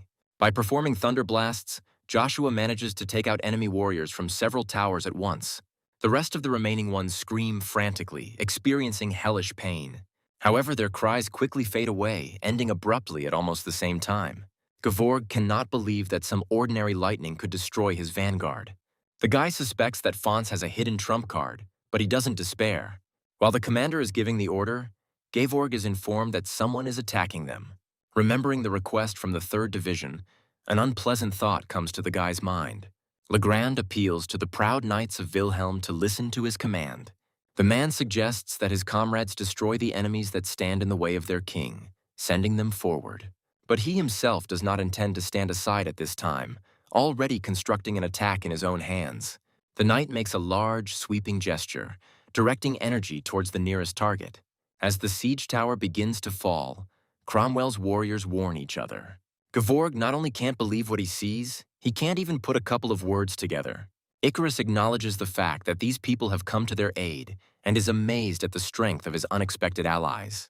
Cain asks not to joke with him, considering himself the only one who can stand next to his lord. He says he's not going to let some unknown bastard take his place like that. Icarus loses his temper, calling the knight an idiot because first they need to regroup. At this time, Wright, defeated a little earlier by Cain, moves weakly and, wincing, makes an inarticulate sound. Gevorg orders everyone to be killed, but the warrior reminds him that their people are still inside. The guy doesn't seem to hear him, saying that they must thin out the enemy at any cost. Someone approaching the company notes the fact that Gevorg has not changed at all. Joshua assumes that his interlocutor will suffer the same fate as Verona Shenvillas. The guy asks, interrupted by lack of air, what he is doing here if he should be in Reinhard. Joshua says Gevorg and his family crossed a line that should not have been crossed. He says that he does not intend to kill the Cromwell heir, but instead of life, he will take everything else. Gevorg asks what kind of nonsense this guy is talking about and tells him to look around and count all the knights. Cain says that his lord will not be alone because his faithful sir is always with him. And the young man makes a solemn promise to eliminate the enemies that stand in the way of his lord. The warriors, hearing the knight's name, give in, telling each other rumors about this very strong man. Gevorg has a different opinion. He believes that there is nothing to worry about a weak knight with such a stupid title. He begins to talk about regret, but Legrand, who has arrived, retorts, saying that they will be the ones to regret it. And the man immediately backs up his words with actions, demonstrating his loyalty to the king. Cain, with a spirit of competition, tells these unknown knights that he will deal with everything himself. Gevorg cannot believe what is happening, thinking that it is a dream, because 5,000 soldiers were killed like flies. Joshua refutes his words, suggesting that he finally accept the current reality. Addressing Gevorg, the guy says that everything that happens to him from this moment will be his worst nightmare. He wants to snap back but bites his tongue, emitting an annoying hiss instead of a threat. Joshua, declaring this battle over, says that Gevorg is now his captive. He grins as he expresses hope that his interlocutor will enjoy life without a title. After all, the place where Gevorg goes, the power of his family will have absolutely no significance. People have already forgotten the place called the Forest of Dark Creatures. Along with this, the time when they bowed their knees before true power faded from memory. They forgot the promise they had promised to keep, but which they should not have broken. Returning to his friends, as stated earlier, Joshua is the first to strike up a conversation. He admits that because of all these events, he did not have the opportunity to greet them properly. And the girl melts when the guy praises her for her excellent work and says that they haven't seen each other for a long time. Suddenly, behind Joshua, the sound of a blade being drawn from its sheath is heard. The boy tenses as the warrior, apparently Fontov, swings his blade wide, and he reverently turns to the god of the battlefield, beginning to praise the god of war. The other survivors also join their ally, starting to praise Joshua Sanders. Calling him the greatest master of Avalon, they graciously welcome the boy to Castle Peril. As Joshua rides past them and is feted, Rain grins approvingly, and then the man expresses his knowledge that he has a good eye for people. Despite the fact that the Cromwell army numbered 5,000, they still suffered a crushing defeat. The emperor is informed of the imperial aristocrats and A-rank knights who died in battle. Marcus asks if the Fonts really still possess such overwhelming power. They tell him that this family has called upon Baron Joshua Sanders and the Knights of Wilhelm to help. Addressing the emperor, Talon von Brühle urges his interlocutor to punish Baron Joshua. Marcus chuckles thoughtfully and retreats into himself for a moment. But almost immediately he turns to Arden, asking Father Joshua what he thinks about it. He says that this boy not only reduced the number of talents, but also threatened stability. Arden remains sullenly silent when the emperor asks what to do about it now. The man is told that this boy must be punished according to their laws. The emperor waits a while longer for an answer, after which he lets out a long, drawn-out, and loud chuckle. And then, rising from his seat, he says that, as suggested, he should punish Joshua. After all, these circumstances brought him a lot of problems, and yet he did enough service to the Cromwells. The man expresses confidence that everyone will agree that the Font family's complaints are now justified, and Joshua's journey to Reinhard was also successful, thanks to which his name is on everyone's lips. Before sinking his teeth into this delicious piece, Rain bursts into a mischievous laugh. He admits that he considered the Fonts to be vain, but despite this, they turned out to be so hospitable. The man hears fawning and words about how Lord Kiraz will definitely find out about Joshua Rain's support. The guy who heard this says that the man made a little mistake, and the Lion King is not helping him. Joshua asks Rain if he thinks it's time to finish the job. The man asks to call a spade, saying that Lady Charlie or Kiraz pays for everything. Joshua says that if it weren't for him, he wouldn't have been allowed in, and asks the Lion King to pay the entrance tax. Rain asks the guy how much money he needs, but he says that money won't buy him off here. The guy admits that he came here to ask the man to become a guarantor. The Lion King says nothing in response, but he becomes wary and listens with utmost attention. And Joshua says that he has challenged the mercenary king, Bagration, to Castle Peril for a duel of superhumans. The guy believes that the presence of two superhumans in this place can attract people's attention. Rain agrees, but adds that he has two conditions. Joshua allows him to voice them. The man wants a favor from the guy in the future, but he can refuse if it seems too unreasonable. And the second condition is Rain's request to make Joshua his heir. A verbal altercation is taking place at Cromwell Castle, with the transfer of control being the topic of conversation. If the truth about his help to Bagration gets out, the losses in the war for territory will be disastrous for him. This will not only tarnish the mercenary king's career, but will also become a big problem in future events. The man asks his interlocutor not to worry, because he is ready to do everything possible to win. This is precisely the reason why Gever must hand over control to Bagration. The king asks if the man should do anything, if he really thinks what is happening to his son is normal. Gever says he doesn't care about this idiot, it's just that events haven't taken the best turn. The man regrets that he does not have the opportunity to change the situation with his own hands. At some point he manages to curb his anger and pull himself together, and Gever slowly exhales. After thinking it over, he agrees to give Bagration command of his troops in this war. But the only condition is an unprecedented victory and Joshua's body, which will be hung above the entrance. Bagration is satisfied with this arrangement. He promises to show this guy the true face of despair. The mercenary king pledges to drag Joshua to hell with his own hands. Icarus expresses the assumption that his advice to find a witness was followed. He asks Joshua what his ultimate goal is, and he replies that he plans to become emperor. Cain can't contain his emotions, asking if his lord is planning to seize control of Avalon. The knight begins to panic, believing that if anyone hears them, they will be considered traitors. Icarus takes a more reasonable approach, reminding his interlocutor of the risks and asking questions. Joshua doesn't recommend sticking to the Britain name alone, and Icarus is getting impatient.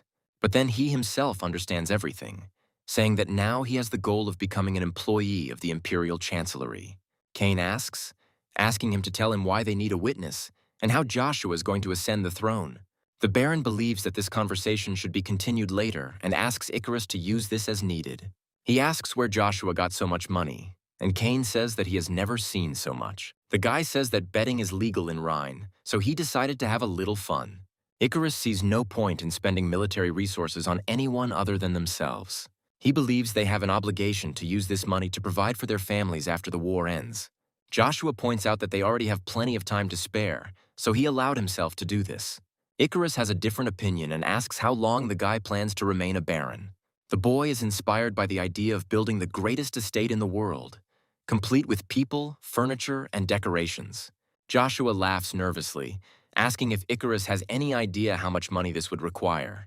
Seeing his steadfastness, Icarus orders the boy to write a detailed report with all the ensuing arguments.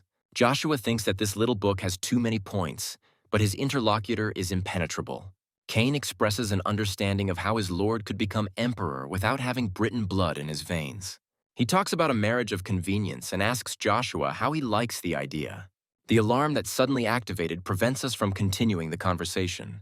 Shouting that the enemy is advancing, the person in charge orders everyone else to prepare for battle. Addressing the commander, the knight announces the completion of the readiness of all troops. But he still suggests surrendering since there are few warriors left. But Charlie doesn't see a problem with this. Someone reports that Joshua has opened the gates and adds that the Baron has gone to the battlefield. Icarus reminds us of the difference in power between Cromwell and Fontaine, saying that it is too great. Joshua replies that they won't see victory by hiding behind the castle walls either, so they will fight. Icar believes that such tactics are best used when they have an advantage, and not vice versa. The guy tells him in response that this is precisely the reason he does it, believing that they have an advantage. Icarus is puzzled when he hears these words and asks in bewilderment about this. A sharp and long sound of a military horn rolls over the forest, causing everyone to involuntarily tense up. The enemies rush towards the enemy, raising their banners and repeating the Marquis's order to surround the castle. Cain asks Joshua if everything is okay, since he has an understanding of what the flag symbolizes. It symbolizes the Order of Knights, which was created specifically to fight superhumans. Joshua speaks to Cain through a magical connection, asking him to first listen carefully. And then she tells him about the discovery of a special point for mana manipulation in those who have surpassed A rank. The knight can also gain power that can rival the sword's aura. Joshua is about to show it to Cain, but Cain asks him to wait. While all this is happening, someone in the crowd shouts out words about forming a resistance to superhumans. But Joshua doesn't care. He continues to fill his body with mana and just smiles silently. After this, the guy turns his gaze to the side in order to find his first target. It turns out to be an unfriendly knight who is already swinging for his first attack. He carries it out furiously, telling his opponent to die, but Joshua easily manages to parry the attack. Several more knights come to their friend's aid, urging each other to continue the attack. So soon, Joshua finds himself surrounded by enemies who attack him almost simultaneously. The guy concludes that these people deserve to be called the vanguard of the Marquis of Cromwell, and yet they prove too weak to stop him. Intending to show them what true strength is, the boy channels aura power. Thus, just one spear can easily destroy the entire battlefield. For those who follow him, this weapon will be more reliable than anything else. For those who decide to oppose him, the spear will become more terrible than the punishment of the gods of death. Hearing the voice in his head, Cain is in awe of it, and Icarus understands that it is speaking to everyone. The voice continues to say that this is a war song and a story about a lone warrior with a spear. The enemy army believes that this is just a ploy to instill fear in them. They urge each other on to move forward, but soon their bravado voices turn into shouts. Cain shares that he feels a surge of energy simply from listening to his lord. Legrand speaks of his king with pride, but Cain doesn't like it. The knight claims ownership of the lord, saying that he was the first to serve Joshua. One of the fonts gives the order to everyone else to follow Baron Joshua Sanders. Cain asks Icarus if he is sure they should abandon the castle before additional troops arrive. The strategist expresses confidence that Lady Charlie will be able to control them. When he sees that the girl understands him incorrectly, he rushes to correct everything, asking the noblewoman to stop. Meanwhile, someone notes the fact of the fall of the vanguard even before it reached the castle. The company says that because there are only plains around, they have nowhere to hide their troops. Cromwell laughs, suggesting that peril will soon fall. Bagration agrees with him, proposing to celebrate. But then the sound of hooves is heard ahead, and the rider informs the detachment of an urgent message. He says that Joshua managed to defeat the entire vanguard, and the enemies are now approaching them. He doesn't even manage to finish properly, and at the end of the sentence the man's words stop in a squeal. Joshua expresses joy at meeting the king of mercenaries, saying that he has been waiting for this for a long time. The next moment, Bagration hears words that this guy is that very spearman. Cromwell is also stunned by this news, because he has never seen this man in person before. Meanwhile, Joshua continues, expressing his joy at meeting her in person. Bagration compliments the guy, realizing that he is not a coward and expressing surprise at meeting him in person. He just asks not to say that the guy went through all this trouble just to reach an agreement. Joshua ignores this, approaching the mercenary directly with an offer to engage in a duel. Bagration says that he is busy now, but as soon as he sorts everything out, he will come to the potential opponent himself. From somewhere behind Joshua, a voice suddenly comes out, drawing attention to itself. Right on the fly, Rain greets the mercenary king with the words that they haven't seen each other for a long time. Bagration reciprocates when the Lion King lands, addressing him by his title. The man says he heard that the Knights of Wilhelm are now under the command of Baron Joshua. He assumes that the open speech means that Rain represents the Free Knights Alliance. The Lion King was once the leader of these wandering people who do not submit to any state. Rain addresses Joshua, making it clear that he will only be a witness to the fight, but not a participant. Bagration asks why he should believe this nonsense, and the man asks him to watch his language. After all, it was the king of mercenaries who ignored the challenge to a duel from the winner of the Battle of Masters. The man wonders in his mind why Rain is getting involved if it won't bring him any benefit. Out loud, the king of mercenaries chuckled dismissively, cursing traditions. But he still agrees to have a duel here and now since they want it so much. Cromwell rudely pulls the man up, asking who gave him the right to decide this issue on his own. Bagration reminds us that command has been transferred to him and talks about the advantages of such a decision. To prove that he has the right to speak for the Fonts, Joshua shows the coat of arms. The knights begin to discuss what this all means, hinting at Charlie's relationship with the boy. Bagration expresses satisfaction that his opponent has power. That is enough for him. The mercenary king expresses confidence that this boring war will come to an end today. Later, the Cromwell army lines up, taking the necessary position for this battle. Their opposing side does the same, in accordance with the rules. Cain expresses understanding about what Icarus had previously spoken to the Lord about. He suggests that they were initially pushing for this option, because that is how the war would truly end. Rain respectfully asks to be told the rules before officially beginning the duel. The first thing the man says is that the duelists themselves choose the method of fighting. If one side admits defeat or is unable to continue, the fight will end. Joining his opponent's agreement, Bagration says that he remembers these rules by heart. And Rain, hearing understanding and readiness from both sides, announces the beginning of the battle. Joshua is the first to take decisive action, spraying his mana in all directions. His knight admires his lord, amazed by such an abundance of aura from the very beginning. Bagration expresses understanding about how the vanguard managed to lose to Joshua. He says that the quality of mana is determined at birth, and aura has the same qualities. The man states that his aura is meant to crush his enemies, aggressive and wild. Believing that Joshua's support aura is nothing compared to it, Bagration casts Aura Overlay. Cain can't help but note with delight that his opponent managed to suppress his lord's aura. Bagration laughs wildly, expressing interest in how many attacks Joshua can withstand. When the man's face becomes completely insane, the mercenary king orders his opponent to die. Joshua is having a hard time. Even he himself did not expect such a strong onslaught. And yet the guy manages to overpower the disproportionately strong man, pushing him back. The resulting explosion from the attack generates an even larger shockwave than a normal aura burst. Icarus screams in despair, and Cain notes that one blow blew everything around for many miles. The detachment commander orders that shields be erected immediately to protect the Marquis of Cromwell.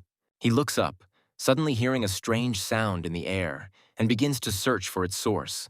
Right in front of him, a familiar object flies out of the clouds of dust, spinning incessantly. The Marquis takes an involuntary step back, instinctively afraid of being caught. Luck turns out to be on his side, as the axe lands where he had just been standing. The man peers at the weapon, trying to understand why it is not in the hands of its owner, and the merciless truth covers him in the very next moment, causing him to fall. Everything is confirmed faster than anyone can utter a sound or word. But when Bagration's body falls to the ground next to his head, a loud exhalation escapes the lips of the first man.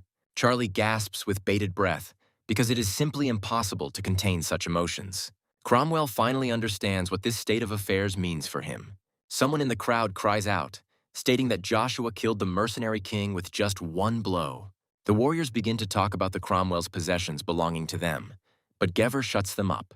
He asks if they seriously believe that this battle will actually end the war. The man says it's a conflict between his family and the Font family. Joshua has no right to make decisions in the affairs of other people's families. This is a violation of imperial law. When Cromwell literally screams, ordering the people to be prepared, the guy can't take it anymore. The man orders everyone to arm themselves, because they have a numerical advantage over the enemy. Continuing to incite the warriors, the Marquis begins to put pressure on such priorities as honor and family prosperity. However, unrest has already arisen among the people. Some see no point in fighting without the mercenary king. Gever says that the reward for Bagration is still valid. He agrees to distribute this money. The man continues to manipulate, asking if this isn't what they've been dreaming about for so long. Cromwell continues to tempt the mercenaries with noble titles and a better life. Finally, he succeeds, and the first fish falls on this hook. Soon the whole crowd draws their swords, tempted by the treasured life. Cain assumes that the mercenaries are going to finish the job. Legrand tells the knights to get ready. Joshua turns to the Marquis, saying that he cannot believe that he actually went along with this. The boy turns to the hybrid, who is not here, apologizing to his friend for the death of these mercenaries. But then, from somewhere nearby, a familiar voice is heard calling for the ice spear. When the first icicle falls in front of an army, someone recognizes third-level magic. Hybrid, ordering the mercenaries as their new commander, speaks of the invalidity of the agreement with the Cromwells. He speaks loudly enough for everyone to hear, ordering his subordinates to retreat. By displaying the insignia, the man announces the end of the mercenary king's era. He speaks as the only owner of the diamond seal, besides the late Bagration. The man announces his intention to bring order to their ranks and restore old traditions. Cromwell orders him to be silent, asking who the other man thinks he is. Hybrid says that if Gevhor needs compensation, he can discuss it with the late king. Cromwell orders his army to attack this scoundrel and show him the dangers of feuding with the Cromwells. Iceland reacts faster, telling everyone to stop immediately, otherwise things will get tough. She tries to appeal to the warrior's voice of reason, saying that this war is already over. Gever begins to provoke the hybrid, asking why he is hiding behind some magician. The girl is furious that Cromwell did not recognize her, depriving her of everything he had previously taken away. She can barely control her emotions so as not to finish this man off right now with her own hands. Suddenly, something happens that makes the girl change the trajectory of her thoughts. She drops her friend's name when Joshua thanks Iselin for stopping the mercenaries. And then he asks her not to worry and leave everything else to him. The guy approaches the Marquis, offering him to surrender peacefully, but he stands his ground. Joshua asks if Cromwell is sure that without the mercenary king, they are stronger than him. He addresses everyone present with his magical voice, showing his strength and power. Joshua advises the Marquis not to sacrifice these guys because of his pride. Cromwell asks those who have thrown down their swords what they are doing, threatening to sentence those who disobey his orders. Joshua again approaches the Marquis with a request to allow him to propose to him. The guy says that he is ready to let Gevhor go, but only on one condition. Gevhor says that he will not agree to this, because any proposal will tarnish the pride of his family. The guy clarifies, that is, the man would prefer to follow Bagration. He tenses up at the words that his choice will be death, and suddenly speaks up. Hissing angrily, the man asks what Joshua wants in return, what his conditions are. And the first thing the guy asks for is to return the lands to Fontam, which he took before the war began. After this, Cromwell must pay them 1,000,000 gold pieces as compensation. The man thinks that such a sum would be equivalent to his slavery to this family. But since he has no other choice to survive, Gevhor takes the oath of a nobleman. When he swears to fulfill his part of the bargain in the emperor's name, Joshua's friends can't help but smile. And the Marquis orders his army to retreat and return home immediately. Hearing a signal that suddenly pierced the area, the trio at the other end of the crater shudder. Cain asks what the sound is, and Icarus replies that it is the signal for the Cromwells to retreat. And then it dawns on each of the Font's troops that the war is over and they have won. Cromwell, however, mentally addresses Joshua, saying that this oath means nothing to him. By threatening the guy, the man promises to make him regret his decision to let him go. And then Joshua asks the Marquis to wait. He asks what else is needed from him. The guy tells him that the entire imperial family saw everything that happened here. Cromwell begins to speak, addressing his interlocutor defiantly, but stops short. Instead of speaking coherently, All he does is stutter and stammer. Marcus finds this amusing and admits that he never doubted this boy. Sometime later, fireworks are exploding over Castle Peril. Iceland adds charm to the overall celebration, basking in the attention. The warriors are talking about how this girl is not only talented, but also very beautiful. Iceland distracts Charlie from his favorite activity by addressing his friend by name. She speaks with all sincerity about how happy she is to see her again. And Iceland politely thanks the lady for her kind words and invitation. Nearby, Cain's malicious laughter is heard as he recounts the battle between Joshua and Bagration.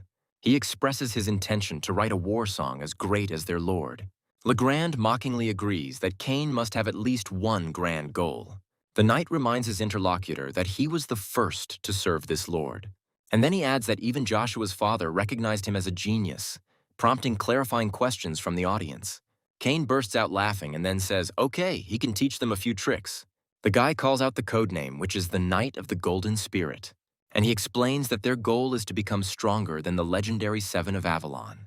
The knights love this idea and want to become the greatest knights on the entire continent.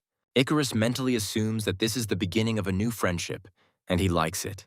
Cain asks Joshua where he was going at this hour of the night, because he thought he wanted to rest. The guy says everything is fine, but he needs his entourage to do something for him. Joshua wants Cain to go to Font's castle at noon, and the knight doesn't understand why. Icarus says Joshua wants to get rid of the traitors, starting with Count Cox. The boy gives the rest of the knights the order to go back to Reinhard. The man asks why there, and not, for example, to Aden Canyon. Icarus answers for Joshua, explaining that Reinhard is now in danger. The boy says that news of the absence of knights in the city will soon spread throughout the empire. And then the man realizes that the true leader of the king of mercenaries in Cromwell is the emperor. Icarus confirms this, also saying that Marcus might take the chance to capture Reinhard. Legrand begins to blame himself for this, believing that if something happens, it will all happen because of him. Icarus assures the man that everything is under control and that soon they won't have to worry about such things. After all, changes on the entire continent now depend only on the decision of their milord. And since the fate of the continent is now in Joshua's hands, Cain wants to know what decision he will make. The guy, deliberately dragging out the intrigue, says that he will share with his comrades what fate he has chosen. When he begins to speak these words, Cain and Icarus cannot believe their ears. The commanders of the Knights of Wilhelm are even more confused by what they hear, and later Cain asks Icarus why he thinks the Lord made this particular decision. He replies that it doesn't matter to him, and he himself will follow his master anywhere. Charlie asks what happened so urgently that they decided to discuss it with her. Icarus thanks the girl for taking the time to receive them, and Cain relays the order to Joe and says that since it concerns the Fonts, they decided to talk to Charlie. The girl's face darkens when she hears what kind of matter Baron Sanders' subordinates decided to discuss with her. She chuckles thoughtfully and for a long time, trying to force herself to concentrate and put aside personal feelings. And after that, pushing back his chair with a disgusting sound, he says that they must get rid of these people. Charlie sees no point in showing mercy to pathetic traitors. She is ready to do this for the sake of those who suffered from them and for the sake of the newly reborn Font family. The girl says that although she has no right to do this, she asks the guys to take care of everything. The boys simultaneously let out a sigh of relief, as they were afraid of a negative reaction. And the next moment, they unanimously suggest that the girl rely on them. The knight suddenly remembers something and asks about it without embarrassment. He even suggests that Charlie wanted to marry Joshua out loud. Icarus pulls his friend up, saying that he can't ask about such things, but he justifies everything with interest. Charlie laughs, calling the guys a perfect match for each other, and Icarus instinctively asks again. The girl admits that she gave Joshua this coat of arms simply to attract his attention. At the same time, Charlie says that now she herself does not know exactly what she feels for this person. Hearing that the girl thinks Joshua is like a god, Cain says that's why they called him that. Icarus tells the knight to know his place, and he suddenly bursts into coughing. Charlie says that she doesn't think about things like love or marriage right now because she's very busy. And stopping at the door, the girl suggests that her friends deal with these traitors. The girl says that she will go with them to see the faces of these traitors before the face of death. The inscription on this grave states that it belongs to the mercenary king, Bagration. Joshua stands silently in front of the small rock, and there is perfect silence all around. But it is interrupted by the voice of Rugia, ordering his master to concentrate and begin. He agrees. Extending his hand towards Bagratión's grave, the boy envelops the rest of his body with energy. He wraps himself in it until it is enough, and Rugia speaks again. He speaks to the fallen Knight of Kings, and to the 9,000 spirits whose grievances are thicker than darkness. Rugia states his name and introduces himself as the demonic god of weapons. And then he orders them to come out to him and his master and drown their sorrows. Rugia says that in exchange he will give them a chance to walk this mortal earth again. By attaching his viscous tentacles, the god commands the corpse to obey him.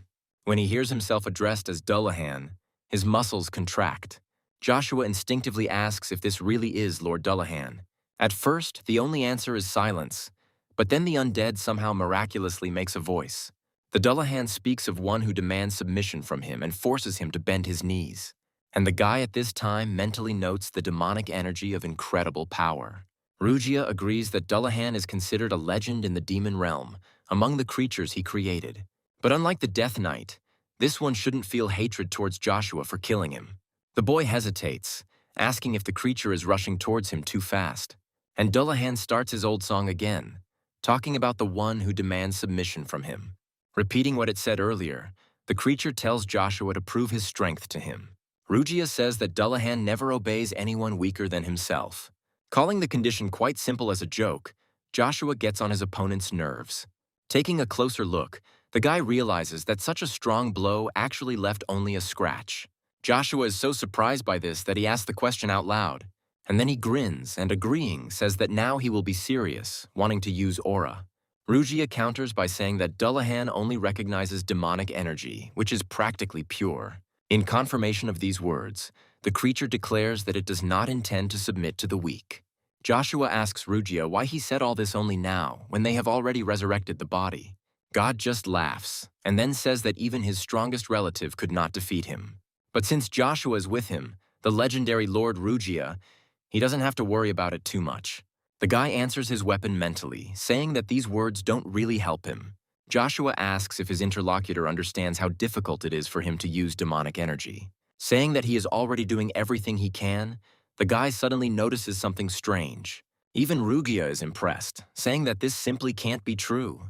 God says that this was supposed to happen several thousand years later, but not now. He continues to cackle, wondering how this happened, and Dullahan can barely get a word in when he tries to address his opponent. When Joshua appears before the undead in his new form, the creature does the unthinkable. By striking his chest with his fist, Dullahan expresses his readiness to serve his new master. After Joshua says so be it, he turns to his demon god. He orders him to activate the seal of obedience, which he does immediately. Now Dullahan accepts everything with blind obedience, and then Rugia speaks up. He says that the power of control originally belonged to a demonic god. Joshua asks for clarification. Rugia says that this seal represents the realm of demons, but his symbol shines through it. God says that this creature was a fallen angel with 6 pairs of wings. He left the heavenly kingdom and was accepted by the demonic god in his kingdom, and then became a thief. This creature was nowhere to be found, but was very strong for elimination. Joshua is interested in its name. Rugia says that this angel was called the one who stole the light, Lucifer. And the owner standing opposite admires the second awakening of his demonic spear. Charlie doesn't show any obvious emotion the entire way to his destination. And so she and her retinue reach the ruined castle of her family in Aiden Canyon. The archers are ordered to raise their weapons at the ready as the enemy is approaching and to close the gates. Arno starts cursing incessantly, throwing out curses and being glad that he didn't go to Castle Peril.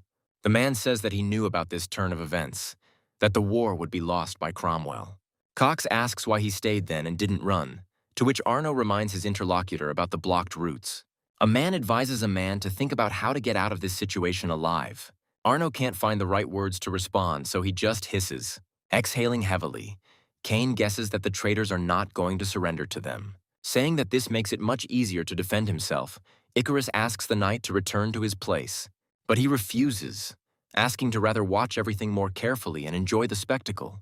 Wanting to show off his progress, Cain says he has something interesting to show off too. The knight explains that he has a different way of using aura, calling it aura over aura. Noticing the approaching enemy, Cox gives the order to open fire on him. The young man remembers to himself how he discovered the ability to impose aura on the aura surrounding the body. With these thoughts in mind, the knight activates a special armor, covering himself with a protective aura. During the time that he continues his movement, not a single arrow manages to wound Cain. Cox states this, and Arno screams, suggesting that the enemy is creating a barrier of aura. The knight orders these cowards to stop hiding behind the castle walls and to engage him in a fair duel. He doesn't like their strategy. It only evokes pity and contempt in the young man. And having filled his blade with an aura of a different type, Cain strikes at the castle gates. A voice is heard from outside confirming this and the intention to recapture the Fontov fortress. There is no escape. Both men understand this, so neither of them dares to object. Later, when they are finally deprived of their rights and powers, footsteps are heard nearby. Charlie asks the men, one by one, if they have anything else they want to say. Arno says that the girl does not dare to do this to him, because he is a nobleman of the Avalon Empire, a baron. He is already screaming at the top of his voice, saying that she has no right to tie him up like this. The man tells her to remove these shackles from him and show respect, and then he will be ready to forgive her for the misunderstanding. He continues to demand that he be released, but the girl remains silent. Trying to appear indifferent, Charlie asks Cox personally for his final word. He, addressing the girl respectfully, asks what a pathetic traitor like him can say. The man says his only regret is that he failed to achieve his goals. Charlie is taken aback by this, and unable to contain her emotions completely, she asks if this is all. When there is no answer, the girl leaves, thanking the man for everything he has done for her. Raising her hand up, she gives the order to the archers to raise their weapons to the ready. Arno screams as he asks if all these people realize that they are going against the will of the Emperor himself. He continues to rush about, trying to free himself and get away. But Charlie remains silent, and she will never know that Cox is mentally asking her to take care of herself. Lowering her hand sharply and unwaveringly, the girl gives a silent order to the archers. Arno continues his pathetic attempts, asking if they really think they can get away with it. However, the end of his question is lost in a gurgling wheeze that dies down almost immediately. This officially ended the territorial war between the Marquis of Cromwell and the Duke of Font. But to sort out everything else, Joshua decided to stay at his friend's family estate. Legrand still can't believe that he is leaving his king alone. It is hard to come to terms with this. The knight thinks about the reciprocal condition for Rain witnessing the duel between Bagration and Joshua, noting to himself that King Reinhard had agreed to become the successor to the leadership of the Alliance of Free Knights. Hybrid, having taken the affairs of the mercenary guild into his own hands, was able to smooth over most of the previously existing conflicts. And while he is thinking with self-irony about his unenviable position in the coming years, someone calls out to him. Almost everyone loves the current head and offers him all sorts of things, including even dinner. The man's personal image quickly rose, reaching unprecedented heights among mercenaries. But despite the fact that everything was calm for a while, something happened in one small village. When a huge shadow suddenly falls on the peasant, he turns around, trying to understand what it is. And while he and the other settlers try to get a better look at the strange figure, it begins to act. The huge mouth fills with thunderous crackling sounds, echoing the glow. And the dragon, hovering in the air, directs its flame forward into the nearest mountain. The explosion is so powerful that clouds of dust and soot descend even to the foot of the mountain. Sometime later in Castle Peril, a stuttering voice asks what is going on. Cain asks Joshua why he wants to abandon his subordinates again. The guy asks him to let him go. The knight asks his lord why he is going to the eastern district of Treffia. Joshua says the dragon has nothing to do with it, he just needs to go there for personal reasons. Icarus says that the Cromwells could return at any moment for revenge, and that leaving the castle would be unwise. He believes that it is too dangerous and cannot be delayed. Iselin also supports the strategist. Cain asks Joshua why all the girls around him are so beautiful. The boy remembers that they only saw Iselin as a child, so the knight doesn't remember her. Joshua says out loud that the sorceress is nearby because he promised to protect her. Icarus is wary, trying to understand what kind of relationship these two have if the guy is protecting her. Joshua manages to break through and announces his firm intention to go to Treffia. Cain still stands by his own cause, saying that dragons are capable of destroying the entire empire in one attack. Iselin adds that these creatures do not appear out of nowhere, but are considered guardians of the otherworldly realm. The girl believes that the dragon's appearance is a warning, and that it will soon disappear on its own. Joshua says that while he's no expert on dragons, this is definitely a warning. The guy believes that this dragon is a creature that they will have to take care of in the future. and he mentally adds that this creature may be connected with the evil dragon Crevasse. In the capital of the Avalon Empire, in a luxurious flower palace, the question sounds like a lady. Those gathered say about Cersei that they are not able to cure her illness with their current capabilities. And no one knows how long it will last like this, so it's worth preparing for the worst. And while they whisper about the curse, the girl in her delirium calls for Joshua. She recalls his words about how the cure for her illness was almost ready. There is a commotion outside the door, which develops into sounds of a struggle and disgruntled voices. Bursting into the chambers, Kaiser announces his arrival and asks his sister how she is feeling. The headmaid begins with a formal introduction, but the young man doesn't care. Ellen reports that nothing helps Cersei and that over time she only gets worse. Hearing her brother, the girl turns to him, but he asks her not to get up because now she needs peace. The boy exhales heavily before saying that their father pushed Cersei too hard. The girl denies this, saying that if this way she can help the country, she will do it with pleasure. The young man asks his sister to be sincere, because she did not ask anyone for this cursed power. He says that if he were in her position, he would have run away from this place long ago. Remembering the words about how little time she has left, Kaiser says that she will use the sight of truth. Cersei stutters when she asks her brother what he is saying. Asking her to let go, the girl begs Kaiser not to do what he is going to do. The maids stand up for their mistress, asking for the princess to be returned to her former place. But the prince's retinue orders the servant to be thrown out of the way if she values her own life. The maids don't know what to do, torn between duty and the fear of death. Meanwhile, somewhere in the Triphis forest, the wind carries echoes of some song throughout the area. Humming a melody, this child diligently draws something but suddenly freezes. When the same wind brings the rustling of bushes to his ears, the little man falls silent. Joshua says he knew he would find what he wanted right there. The guy introduces himself, expresses joy at meeting him, and says that he is here to save Ash. The girl says that although she doesn't know how the stranger got here, he clearly got something mixed up. She says it's not her name, but Joshua says it was given to her by him in a past life and he liked it. Filling his body with mana, the boy asks Ash to get him Sanders' flower if she can. And then Joshua destroys the anti-magic field in the area with just one precise move. The girl, recoiling in fear, cries out in disbelief, lamenting the broken barrier. Even when almost nothing remains of the magical veil, Ash refuses to believe what happened. Addressing the last surviving elf, Joshua informs him that he wants to talk to him. He, calling the guy greedy, asks how he dared to talk to him at all. Saying that they have nothing to talk about, the elf gives a silent order to the creatures around him. Joshua admits that he might be rude, but at the same time, he is here to save the elf. The latter is deeply surprised by what she sees and hears in the next moment, and Joshua asks if she's ready to give up her title and become Crevasse's slave until the end of time. The ogres, who had not previously shown a single hint of fear, suddenly began to squeal in fear. The elf knows what's going on. The thing is that this guy used dragon fear. When the creatures escape, Ash tries to stop them, telling them to return immediately. Joshua suggests that they talk to her about it right now, and the elf turns sharply to look at him. She asks the guy how an ordinary person can use the black dragon's fear. The girl is sure that this is not something that was recreated using magic, because people are not capable of imitation. Joshua offers to tell everything about it, but only warns that he has one condition. The guy asks to at least listen to him because he is the only ally of the elves. He says that someone knows where Zeevdik Orbis is now, earning himself a trust point. Ash thinks that this man was their old friend who sacrificed himself to save them. The girl couldn't even imagine that he was alive, and she clearly remembers that his relatives did not have time to thank Zaef. The elf asks what the guy wants in return, and he says it's a small request. The guy starts talking about a man born with the sight of truth, who was given a short life. Joshua asks to create a cure for this disease, and Ash agrees, but on the condition that he tells about fear. The guy suggests making a mana pledge to each other, because in such situations, trust means a lot. Ash says she can make a potion if she has all the necessary ingredients on hand.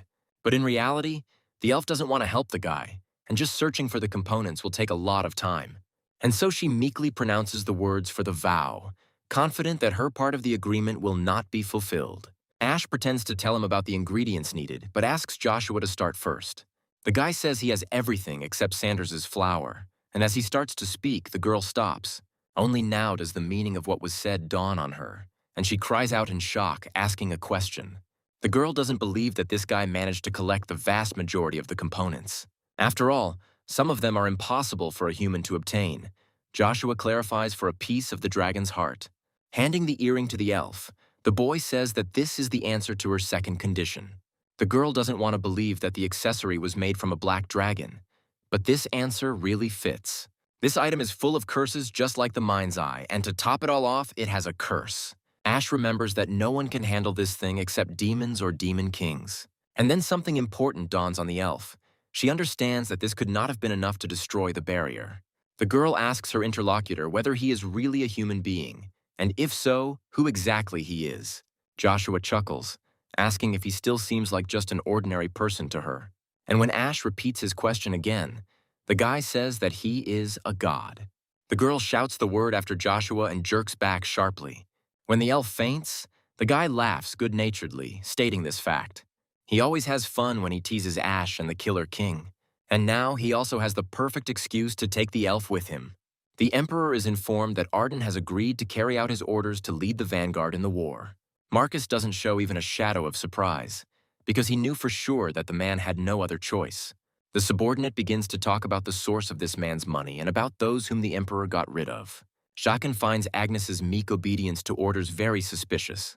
The man confidently states that this person cannot betray him, and the interlocutor must know this. Joshua recently caused a great stir by killing Imperial men, including Marcus's minion. Arden understands that his son's life is at stake, so he will do everything to make the Emperor turn a blind eye to it. A thought enters Jacques' head and he begins to speak, but the Lord interrupts him. Marcus speaks with pleasure about the fact that now both Reinhard and Joshua are in his hands. The Emperor orders Jachin to summon the nobility to a meeting and to bring Sanders to it. The Kaiser announces that he has transferred Cersei to his place, assuming that the Emperor still does not know about it. But the young man is curious why his interlocutor, although he had no intention of helping him, did this. He says that all this is because of the current situation in the Empire, because a war for unification will soon be unleashed. Evergrande believes that everything will end quickly, since the Black God Agnes will lead the troops to war. The magician expresses confidence that after the war, the throne will be occupied by the person sitting opposite. The Kaiser asks if his interlocutor really thinks he will be able to get around the first prince.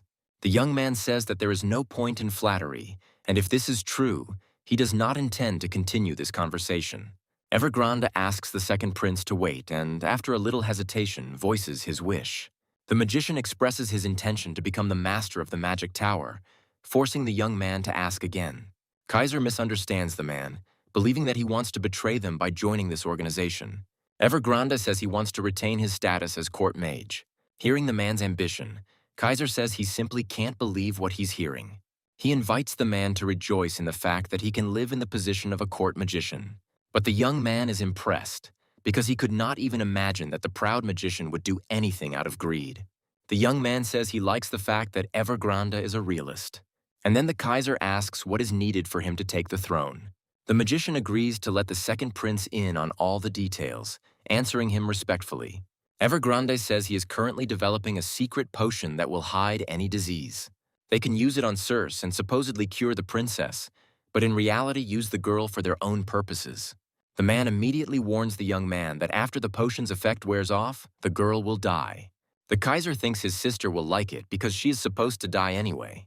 The young man expresses confidence that the girl will be glad to die for him, and asks the magician to continue. Evergrande expresses joy that the Kaiser liked his plan and obediently carries out the request.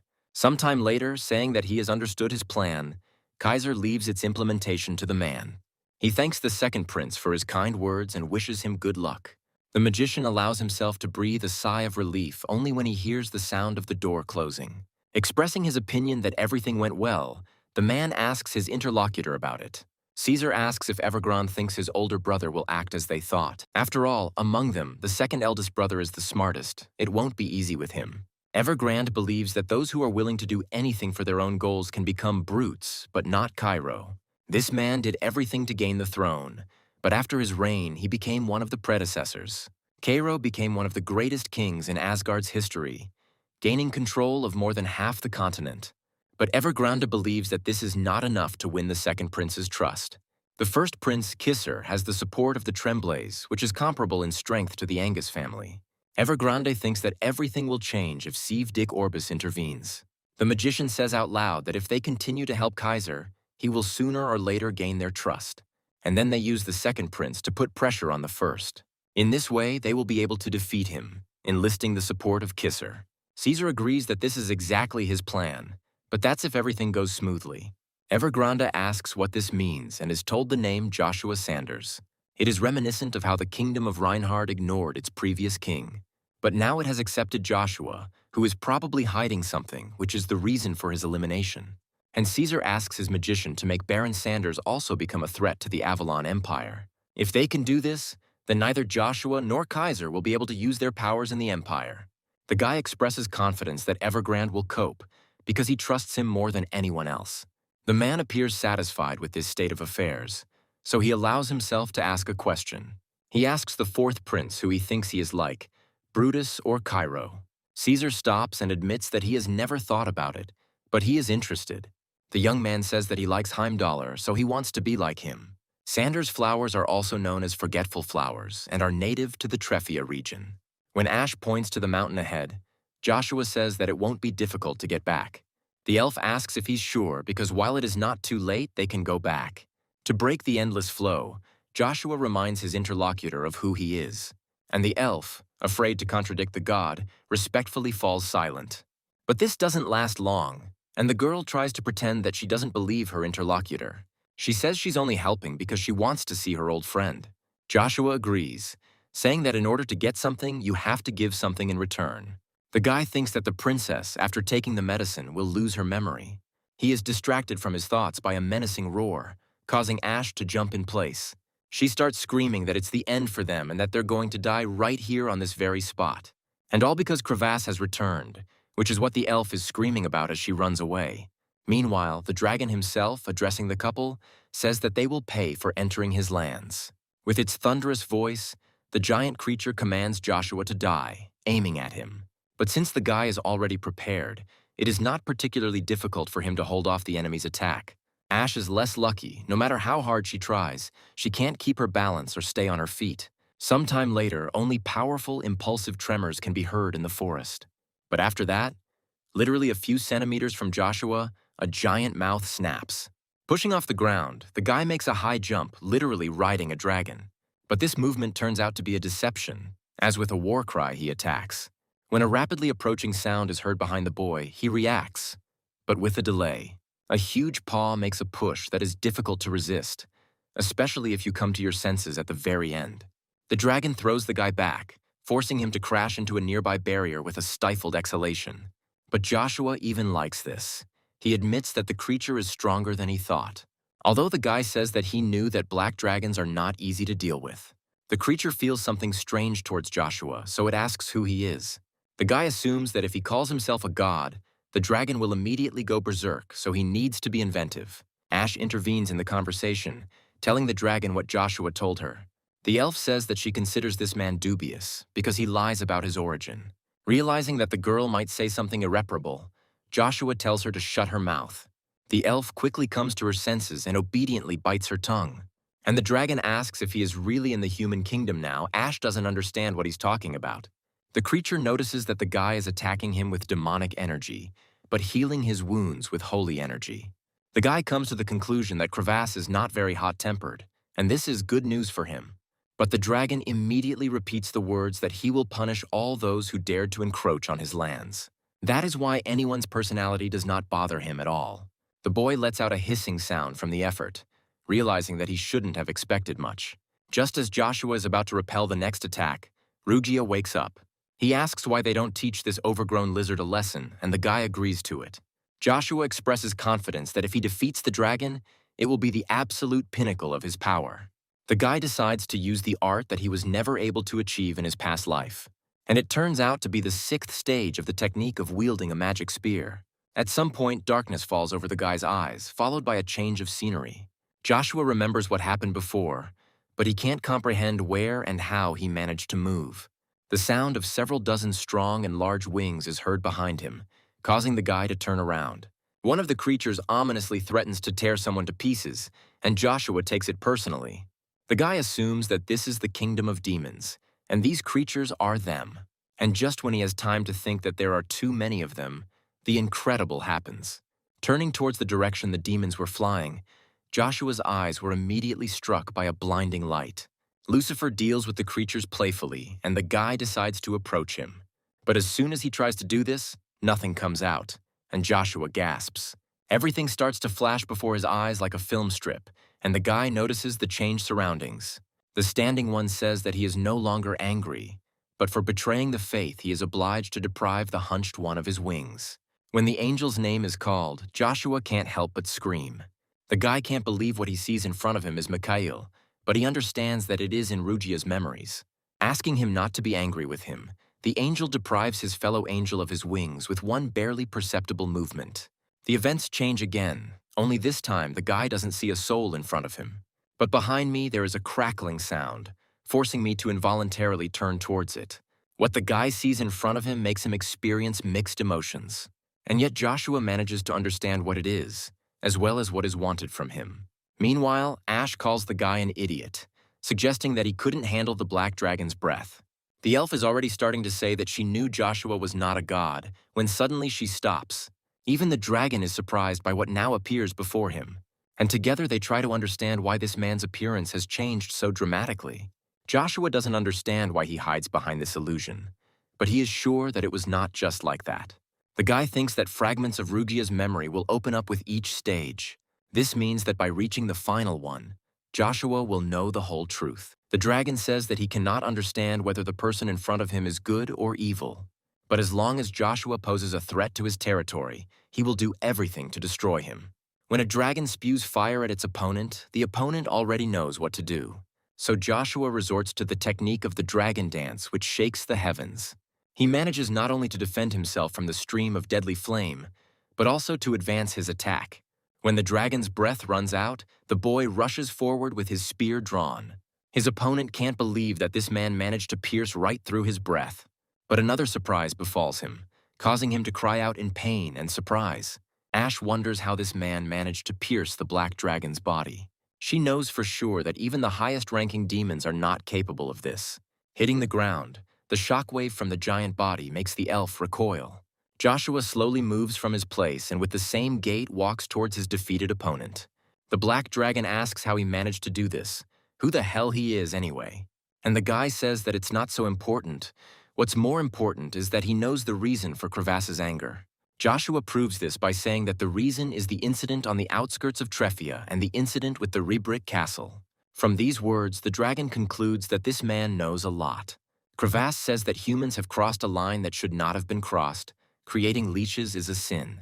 Joshua understands that this is just the beginning of everything, but he does not say a single word out loud yet. The boy recalls that he had wondered in a past life what had caused the conflict between Crevasse and the Empire. Now Joshua is almost certain that the cause of everything was none other than Evergrande. He also apologizes to his invisible interlocutor mentally, saying that he will take on this role. With his wounded arms flailing, Cain delivers his 273,060th blow. But this is not enough for him. He believes that he must train more, much more, to become stronger. A voice from behind notes that the knight has been training for 4 days already. Icarus came to him with an offer to at least catch his breath a little. The young man says that he cannot, because in order to be useful to his lord, he needs to become stronger. Icarus reports that their lord has received a decree from the emperor, and Cain is amazed at his friend's foresight. He says that it is not difficult to guess, because they took part in the war and brought knights from another nation. Cain says it's not easy to guess, and you definitely won't know unless you open it. And a little later, the kids unanimously suggest that each other open this letter. Icarus suggests that they are thinking along the same lines. As he begins to unfold the envelope, the strategist comments on his actions. But Cain suddenly grabs his hand, saying that only the Lord has the right to open it. That is why the knight is going to take responsibility for their arbitrariness upon himself. Icarus says that these are his words, and Cain interrupts the strategist, saying that it is his duty to protect the lady. The knight laughs, saying that many already know that Lord Icarus is not such a lord, so it's time to admit it. And his interlocutor finally gives in, although admitting that everyone knew her gender from the start is not so pleasant. Cain suggests discussing this later since they have more important things to do now, but the strategist expresses doubts. But it was too late. The knight began to read and learned that Joshua and Arden were to appear on the carpet before the emperor. Seeing the worry on his friend's face, Icarus asks what's inside, and the guide tells him the gist. 5 days are allotted for everything, which is physically impossible for Joshua. Icarus has a different opinion, expressing confidence that their lord has already finished his business and is returning. Cain doubts it, but the strategist does not hesitate, saying that they will set course for the palace tomorrow morning. But first of all, the girl suggests doing what their lord had previously asked them to do. Cain is ambivalent about this, concerned that they cannot leave the fonts unprotected. Icarus says that there is no need to worry about that either, because she has already asked someone about it. The mercenary squad moves in absolute silence until one of the men addresses his lord. He asks him if he thinks it was worth accepting this request, to which he receives an affirmative answer. Hybrid says that one must be able to make amends for one's guilt, and he is referring to the request for protection of the Font family. In a completely different place, the elf informs Joshua that the medicine is finished. The guy praises her for her excellent work, and Ash asks if she can ask him a question.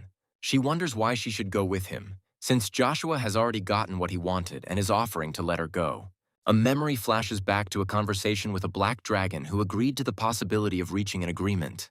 Joshua then asked for Ash, a fully bloomed Sanders flower, and something from the near future. He tells the elf that she will be his servant since he still doesn't have one. Ash protests, expressing displeasure and reminding her that she is descended from high elves. The guy remembers how diligently the girl obeyed the black dragon and increases her service life. The elf asks him to take his words back, offering to make a deal with her in return. She says that she can tell about the stones, but she can't live as a servant since she has just received freedom. When Joshua remains silent, Ash decides to at least try to reduce the sentence to 3 or 5 years. The guy agrees and asks about the stones. The elf cannot stop rejoicing at her happiness. Finally calming down, she names the piece of the god with the powers of wind, Tempest. Crevasse appears in front of the pair like a rock, causing Ash to flinch and scream. He informs his interlocutors that he has recovered and suggests that they set out on their journey. Joshua agrees, expressing hope that the Black Dragon will fulfill his part of the bargain.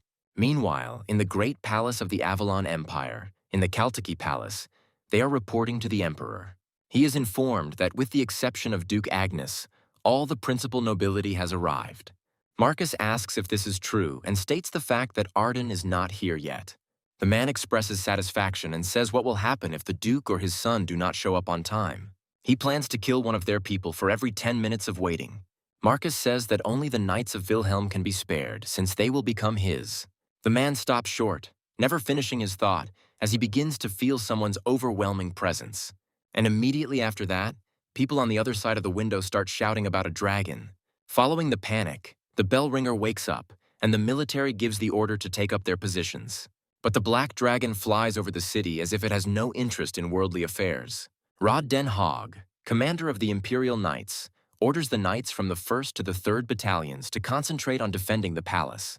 The subordinates line up according to the order and unanimously accept the order. Rod orders battalions 4 through 6 to go inside the palace, and battalions 7 through 9 to defend the gates. The man is about to give an order to the others, but he is interrupted, apologizing for the delay. Katjes reports his arrival and the arrival of 8 men from the 12th Battalion. Lenger from the 11th Battalion calls the latecomer an idiot, since they are already short of fighters. Rod says that since Joshua isn't here, the 11th and 12th Battalions will act as support. Katjes accepts the order, responding with unquestioning consent. When he is caught, the man asks the centurions to watch where they are going, and they, laughing, ask if he barks too loudly when Commander Joshua is not there. Katjes is almost losing his temper, but Lenger asks him to calm down, as now is not the time for this. Ash screeches, saying that she would never do that, asking her to kill him instead. Joshua begs her, saying that Crevasse himself allowed her to fly on him and encourages her to jump. The guy asks to think of it as training, but the girl doesn't understand him at all. Joshua explains that you need to train to overcome your fears. The guy reminds Ash that she will soon have to climb Yggdrasil, and the girl is amazed by this knowledge. Joshua says he doesn't know everything, but it's impossible to come to a solution by avoiding the problem. He advises to face the fear and take one step in that direction right now. Finding the current situation absurd, the dragon throws both of them down, ordering them to leave immediately. And while Ash squeals that she's falling, Joshua controls the air. Arya is asked to calm down, saying that now the only thing that matters is the safety of His Majesty Emperor Marcus. Geshalt's interlocutor reminds him that this man is one of the strongest people in Avalon. The man says he is angry because the Imperial magician disappeared as soon as the dragon appeared. And after that, he instantly switches over, asking Arden for details of his arrival. Evergrande says that although everything happened a little early, everything happened according to the Emperor's expectations. The magician says that he only needs to offer the Black Dragon conditions that he cannot refuse. Marcus asks if he is sure, because if they fail, certain death awaits them all.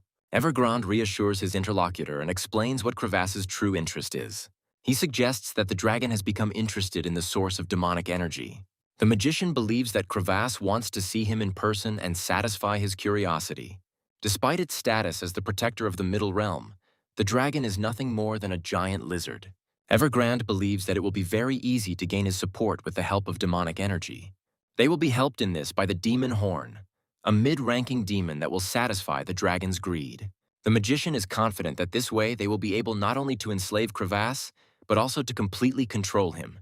Marcus asks Evergrande if he has received the horn, and he responds with absolute agreement. The man is puzzled, cursing silently as he remembers that he almost broke the contract with the demon. Marcus asks why he stopped talking, and he begins to hesitate, unable to find the words quickly. Suddenly, a loud voice is heard from outside, alerting everyone that the Black Dragon is retreating. Evergrande curses again in his mind, realizing that his plan is about to go down the drain. Stuttering, he begins to apologize profusely to His Majesty and asks for permission to leave.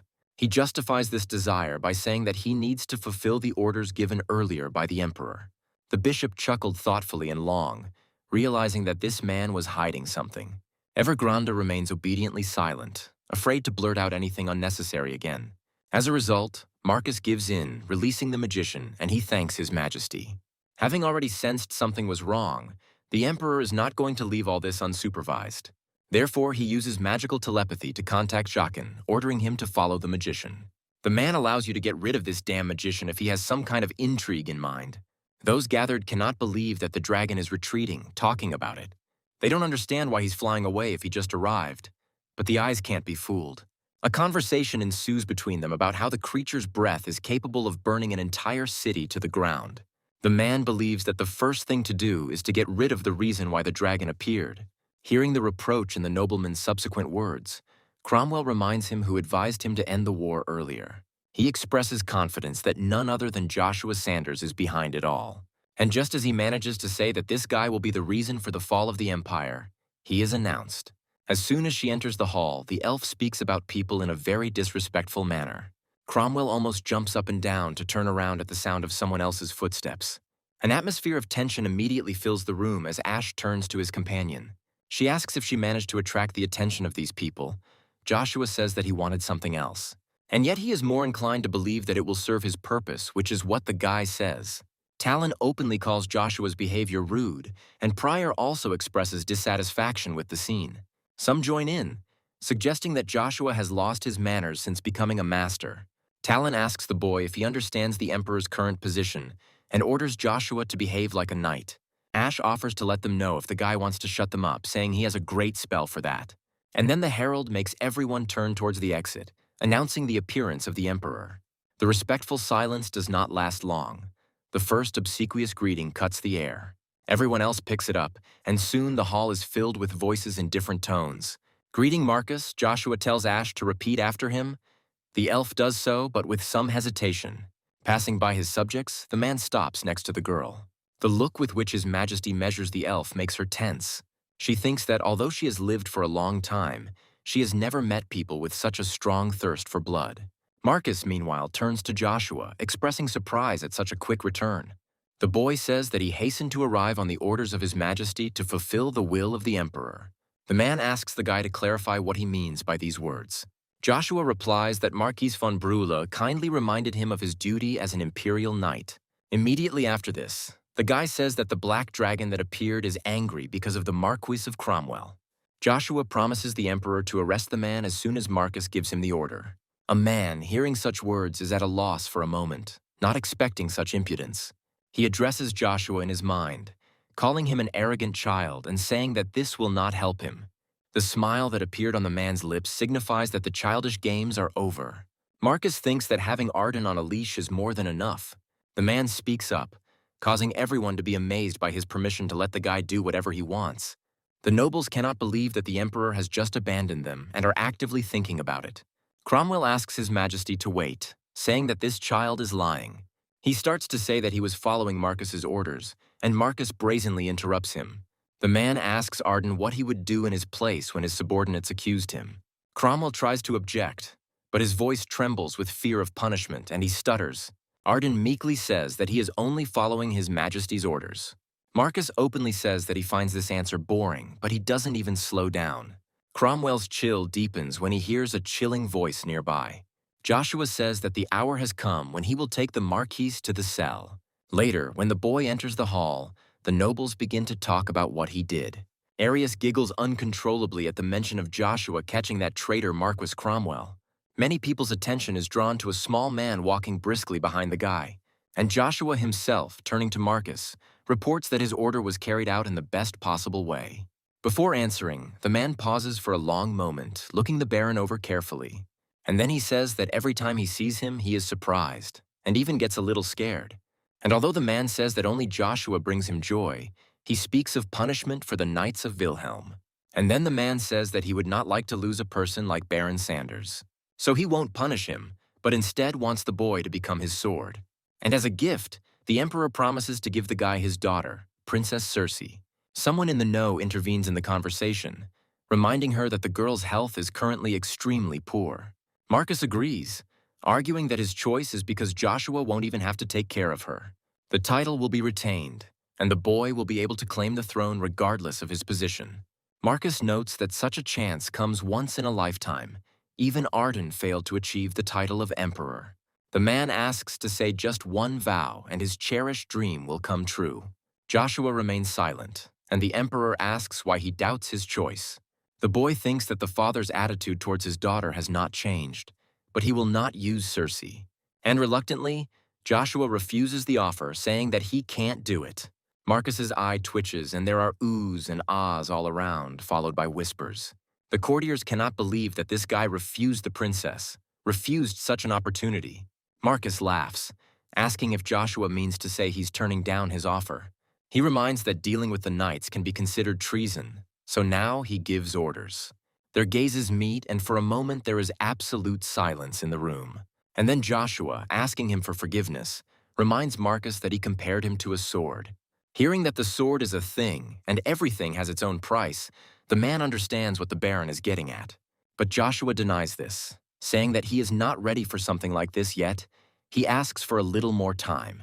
He asks to postpone this moment until he turns 18, and until then to wait. Marcus suddenly remembers the boy's age and agrees to follow tradition by waiting until he comes of age. Then he asks Joshua what he wants, and the Baron pretends to hesitate. Marcus openly says that he wants to win the guy over to his side and asks about his desires. Joshua pretends to think about it, and then begins to voice his request. It turns out to be the creation of a knightly order from the battalions that are now under his command. Hearing such impudence, almost everyone in the room cried out indignantly. They begin to hum, asking the emperor not to hear this man's requests, because such a thing is unacceptable. The emperor is silenced by the words that it is not proper for ordinary knights to occupy the castle. Marcus turns to Joshua, assuming that the guy has already figured everything out himself based on this reaction. The boy talks about his past as an illegitimate child and expresses sympathy for his battalions. He says he wants to give each of his boys the opportunity to become the greatest knight in the empire. After listening carefully to the bastard, Marcus agrees that this is a good and very noble idea. If we are talking about creating the greatest knightly order on the continent, then the emperor does not see a problem with this. The man says he sees no point in refusing the request and publicly approves of it. And he asks if Joshua wants anything else, but the guy refuses, saying that this is enough. The man says that from this moment on, Baron Sanders and the Knights of Wilhelm are forgiven. At the same time, Marcus grants the boy the title of Earl and the possessions of the traitor Marquis Cromwell. At this point, the emperor ends the meeting of the nobility, and Joshua advises him to come up with a second name for himself. The man smiles, saying that he will look forward to their sweet meeting. And Arden, passing by, notices that his son is getting closer and closer to the very center of power. Talon says he can't even believe that his empire is in such disarray. Pryor believes that there is no need to worry about this because this guy is quickly attracting the attention of the nobility. Ash abruptly and rudely interrupts their conversations, reminding them of what the Emperor said about Joshua. The girl says that the generous Count Joshua gave these old men a chance. It consists in the fact that everyone who joins them will be endowed with special privileges. While the nobility tries to figure out what's what, Ash says that whoever thinks for too long will get nothing. Therefore, he advises them all to dare if they want to live without needing anything. For a while, the nobles look at each other, thinking about roughly the same thing. And after this, everyone, as one, rushes towards the elf with shouts and threats, wanting to be the first. Talon understands that this state of affairs does not bode well because this is how Joshua will gain power. And this, together with the support of the knightly order, foreshadows a power capable of eclipsing Marcus. Closing the door, the man leans against it and tells his interlocutor that they screwed up. Evergrande suggests that Crevasse didn't take their bait. When he asks what they should do now, his interlocutor asks him not to worry, saying that nothing has changed. He says he never thought Heimdall would be right and Joshua is the problem. He's going to assign this guy to another contractor, but Evergrande doesn't agree with that. It seems to him that now it is more important to eliminate the Emperor and the Magic Tower. Moreover, the preparations are completed, and Heimdall has made public the information about Ashir Ben Britain. The magician's accomplice thinks this is excellent and says that they will eliminate the Emperor step by step. He expresses hope that this man will continue to be as greedy as he is now. Excitedly, he asks Evergrande if he doesn't think this is just incredible. He says he wants it and calls someone the Emperor of Death, and the magician screams. The man makes a guess about the shadow subspace and talks about the Black Wind. And indeed, the intruder is captured and asks how his presence was discovered. Between attempts to breathe, Jaqen tries to convey how difficult it is to find him. The figure finally allows itself to speak to explain the reason to its victim. And Asmodeus, a demon of the highest level, says that it is all because people are not given the ability to comprehend him. There is a celebration in the Order of Imperial Knights. Subordinates congratulate their commander on his victory. They are surprised that Joshua dared to say something like that in front of all the nobility. Katjes asks the guy, since they're talking about it, what kind of knightly order he wants to create. Joshua admits that he cannot go into details, but is willing to tell the legend of Swallow. It's about how the first overworld knights of Avalon will surpass the Wyvern Knights. And this will happen with the help of the continent's greatest predator, which everyone fears. The knights are excited, assuming that each of them will get their own dragon in the future. Ash addresses them mentally, allowing them to continue dreaming, when in reality their leader is nothing but a fool. Joshua is asked to forgive the interruption, but he has a visitor with an urgent message. Armstrong steps forward, apologizing for the disturbance and saying it was him. A little later, Ash, as befits a servant, places a cup in front of her master's guest. Joshua thanks the Golden Mane commander for his time and asks about the purpose of the visit. He says that Duke Agnes is calling him, and the guy asks why now.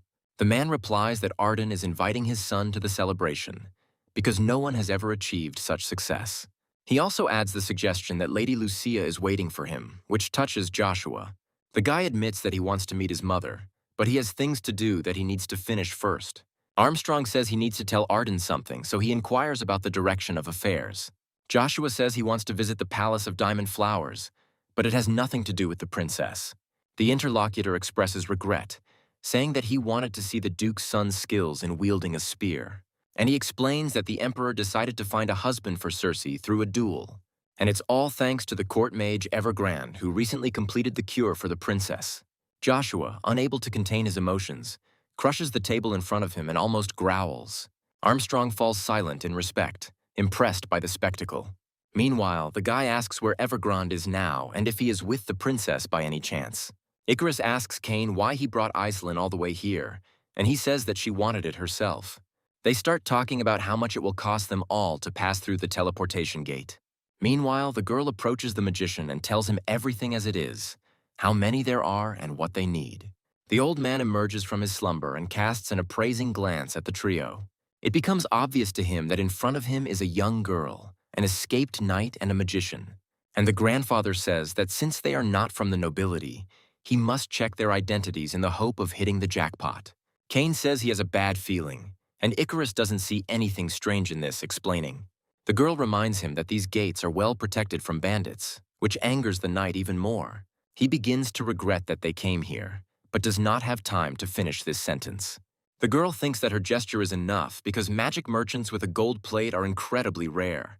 But the old man has a different opinion. He asks how untalented Iselin is that she decided to become a traitor. He says that he sees that she is very weak and asks if that couple are also traitors or not.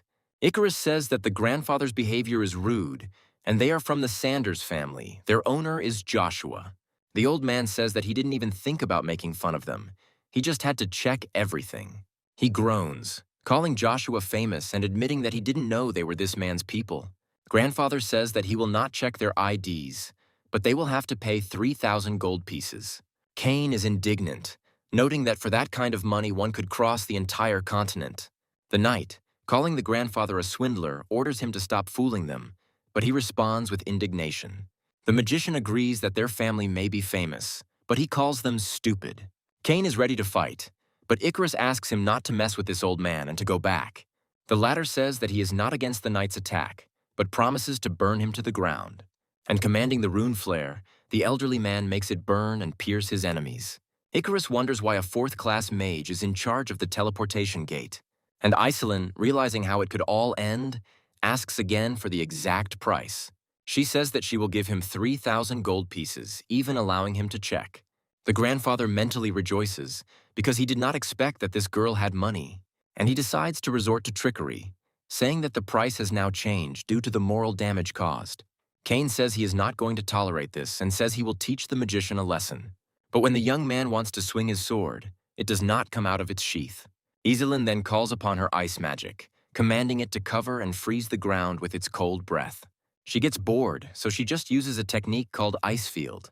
And the old magician says that he doesn't believe his eyes, doesn't believe that some pathetic merchant is capable of this. He asks the girl how she managed to use a fifth-class spell, and Iselin says that she demands compensation for the insult because she should not have been treated that way. The girl says that if he refuses, she will have no other choice, and she will report everything to the magic tower on behalf of the vice head of the Merchants Guild. The old man curses to himself, realizing that this time he has gotten involved with the wrong people. The master of the magic tower is already indebted to the nobility of Avalon, and they have already received an answer. If this girl reports everything, the head of the department will simply throw out the old man. So he does the only right thing by apologizing.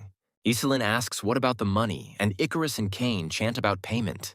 The girl says that there should be 100 gold pieces per person, and the passage will be free. The mage begins to stutter when he asks the amount again, and Cain and Icarus think that Iselin looks like Joshua. Meanwhile, Joshua meets with the second prince, who asks what Count Sanders wants. The guy thinks that because of his actions, the future is slowly starting to change. Therefore, new factors begin to emerge that he knew nothing about. This time, he is the only one responsible for his own life, and the Kaiser asks what the purpose of Count Sanders' visit is. The boy says he is here to see Cersei and asks for a personal visit with her. The Kaiser's retinue begins to resent the lack of respect shown to their lord. But the second prince himself pulls them up, asking them to remain silent for a while. The young man says that Joshua doesn't even have the right to be here, let alone the possibility of a personal meeting. The guy says that the princess's husband will soon be determined through the bloody battle. He pretends to be interested in this too, and refers to the fact that he wants to check on Cersei's condition first.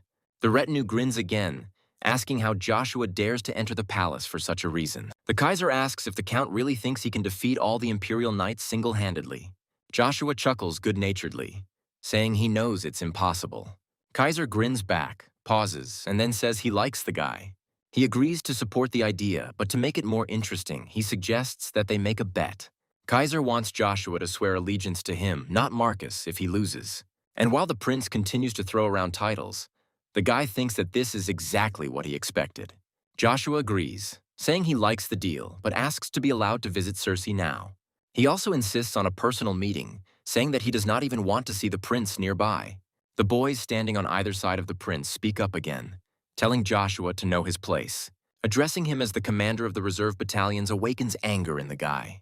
Feeling the air filled with an overwhelming energy, the couple gasps. Joshua's strength proves so superior to their own that the knights fall on their faces. They understand that if this is the case, the Count has already gone beyond human capabilities, becoming a Superman. Joshua unscrupulously says that he will slit their throats if they dare interrupt him again. The men can't even squeeze out words of agreement. They can barely breathe. Kaiser says that this is precisely why he asked them to calm down and allows Joshua a private meeting. The prince believes that thanks to this man, the bloody battle will finally become interesting. He can't wait to see if Joshua will defeat all the Imperial Knights or become his loyal sword. The second prince expresses hope that this guy will keep his promise. His brother is worried that his sister has not yet fully recovered. He says that he doesn't understand why their father is so desperate to find a husband for Cersei. Rod agrees with his interlocutor, admitting that he too is confused by this arrangement. Kisser asks his opinion about Joshua. Is it okay if he becomes the first contender of the battle? Rod says that the Count is no longer his subordinate, and the prince then asks to deal with him personally. Kisser begs his uncle to do this, and he thinks about how tense his nephew is. He believes that the reason is that he was the most influential person after Emperor Marcus, and if Joshua marries Cersei, he will be able to claim the throne, which makes him a big threat. Rod asks if Kisser thinks it would be best to lure the Count to their side. He starts to speak, but suddenly falls silent, and uninvited memories burst into his head. The girl's smile then was the most beautiful that Kisser had ever seen. And it was not intended for him at all, but for someone else, this very Joshua Sanders. At some point, the fingers squeezed the stem too tightly. The first prince says he doesn't think he's ready to accept this state of affairs. Rod assumes they have no choice, though another knight capable of stopping Joshua comes to mind. The prince can hardly believe that there is anyone other than his uncle who can stop this guy. But there is. For Rod announces the return of this man, the famous Sir Galahad, and the commander of the Imperial Knights says that he is ready to provide the first prince with any kind of assistance. He expresses confidence that Galahad will be the winner of the bloody battle. Joshua reads either a spell or a prayer for those who connect people with heaven, to those who are most skilled in healing, asking that their warm light be allowed to illuminate this world. As Joshua speaks his last words, Cersei clenches her teeth even harder than before. The guy thinks that he was worried, but everything, surprisingly, went as it should. The girl is breathing heavily, and he continues to think that now she should feel better. Finally, Cersei's breathing changes, as if she is deliberately forcing herself to breathe slower. So Joshua realizes that she has woken up and asks her about it. The girl recognizes the guy. Cersei can't believe that it's really him, but the guy calms her down, reminding her of the promise about the medicine. He thanks the girl for waiting so long, and the princess begins to talk about Evergrande. Joshua expresses confidence that the man's medicine was poison, and it is better to trust him. The guy says that Cersei will make a full recovery after taking this medicine, but there is one side effect. Joshua thinks that he can't take away the girl's memories without consent. He remembers how on the day she died, his whole mind was filled with regret and remorse. Joshua also thinks that he doubts even now that she will continue to be used. Suddenly, the girl asks him why he doubts. She asks him not to bear this burden alone and to think about her feelings too. Cersei asks how she will feel if she knows that he is doing all this for her alone. The girl asks him to visit her in the near future if he is so worried about him. The guy agrees to give her a promise as a true friend, sealing the oath. The girl recalls their first meeting when she compared Joshua's name to her favorite flower. The boy remembers this all too well as the fact that it upset Cersei because of the meaning of the Sanders flower. The girl asks Joshua if he knows about him, and he answers with absolute agreement. He asks the princess not to forget him and always remember him. And the girl replies that this will never happen. She says she has a little whim that Joshua himself should give her this medicine. The guy agrees with this too, involuntarily plunging into memories of his past life. This girl helped him so much then, and now she's also there and sincerely thanks him. The guy says that he should be the one thanking her and mentally promises to take care of the princess. So they make two promises, one of which each keeps only in his own thoughts. The knight cheerfully remarks how long it has been since they were in the capital of Avalon. He remembers that they once escaped from here. It seems to him that it was literally yesterday. Iceland asks if it's okay if she joins them later, which is news to Icarus. The girl honestly admits to her friends that she has some business in the Magic Tower. Icar is understanding about this, and Iselin, saying goodbye, asks the guys not to miss her very much. Cain is also about to leave the strategist, saying that he also has several urgent matters to attend to. The girl asks where the knight is going, but he again answers vaguely. Hearing the words about mockery, Icarus says that he can put on a real demonstration of it. Cain admits that he wanted to see his old senior comrades. Although the guy doesn't explain the reason directly, he hints that he's going to engage in recruitment. He begins to wax eloquent in praise of the knightly order created by Joshua, not forgetting to take credit for its achievements. Icarus mentions the Knights of Reinhardt and says that now it feels like a real family is forming. As a result, the girl lets Cain go, saying that she will eagerly await good news from him. The knight promises to live up to the strategist's expectations, and she responds to her interlocutor in a friendly manner. Reading the message about the mercenary mage, Woof, the manager of the tower, cannot believe what he read. His indignation is interrupted by a request that the man go downstairs for a minute to talk to the new magician. Hearing the details, the manager realizes that he has already seen a suspiciously similar description. A little later, apologizing for the long wait, the man introduces himself, stating his position. Iselin assures him that everything is fine. On the contrary, she did not expect such a quick meeting. The man admits that he is interested in a person like Celine, which is why he came down so quickly. To begin with, Wolf is going to clarify a few points, one of which is organizational affiliation. But Iselin says that she did not come to join the tower, but only for class registration. Wolf can't believe that this girl was able to achieve everything through self-study without using the knowledge of the tower.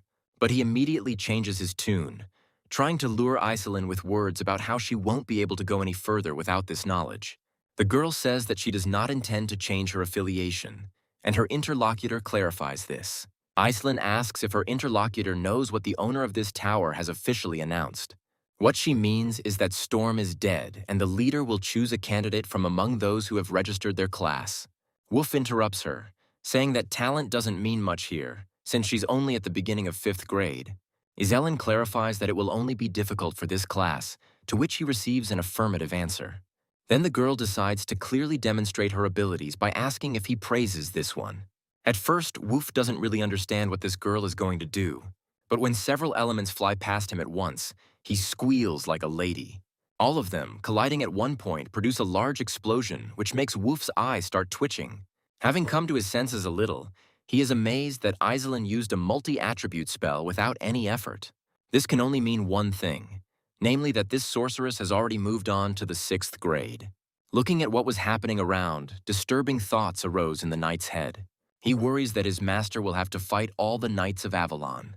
Cain is seriously worried, because Joshua's noble family could be destroyed and elevated to the status of a count. The young man turns to talk about Galahad's return and regret about the failed duel. The one in front sarcastically says that it was not his intention to steal other people's opportunities. And Cain, mentally addressing them, says that he will not allow his master to be insulted. The owner of the hand that suddenly fell on the knight's shoulder asks him to calm down. Cain is confused by the fact that he didn't even sense the presence of this man. He remembers that all the knights of the Empire have gathered, but he is still amazed by such incredible power. Cain flinches when he realizes it's only Joshua and asks him to be open about his presence. The guy asks his friend not to fuss, but he says that he cannot leave these scoundrels unpunished. Joshua tells the knight that he cannot defeat this man with his current strength. The boy continues, introducing Galahad as the one whom the commander of the Imperial Order has chosen as his successor. And he, continuing to approach, says that he recognized Joshua at first sight, and he is as good as they say. Galahad says he is honored to meet Count Sanders in person. He continues to rant, but Joshua cuts off the flow of speech, calling all these words nonsense. The guy asks if Galahad should not be guarding the third prince. When asked why he is still here then, the man's eyebrows move towards the bridge of his nose. But he quickly changes his tune, returning to his manners and trying to prick Joshua by talking about excesses. Galahad says that he has a lot to do, so he is forced to leave the count with only a greeting. Cain is amazed that this man, having insulted Joshua, is now pretending to be a friendly guy. Only now does the knight notice something he simply could not see, calling out to his lord in concern. He says that he knows this man very well, mentally recalling his betrayal in a past life. He was also among Joshua's comrades, but because of his vile act, everything will be different now. And together they think that they met each other at the perfect time. Joshua thinks about tearing this man to pieces and thus committing the first act of revenge. Cain, meanwhile, reminds his master that the action is about to begin. He is also going to go to ensure the safety of his lord. Joshua thanks the knight, saying that he will feel much calmer with him and agrees to move on. Cain responds cheerfully and follows his master. A little later, a formation takes place at the Great Colosseum of the Avalon Empire. Marcus, stating his name and title, addresses the knights and says what the winner will receive as a reward. He begins to tell the rules according to which the battle will only end when there is only one person left. The Emperor adds that the duration will not matter and declares the beginning of the bloody battle. Claiming to be the second son of the Huddles, the blonde man says he wants to fight Count Joshua first. A large queue of people immediately forms behind him, wanting to cross blades with Sanders. Joshua asks them all to put aside their pride and attack him as a crowd. The boys listen to his words, asking him not to blame them for being rude since he wanted it himself. They actually do it, but Joshua stands motionless until the very last moment. After this, he uses the 6th stage of the magic spear, using the head of the earth.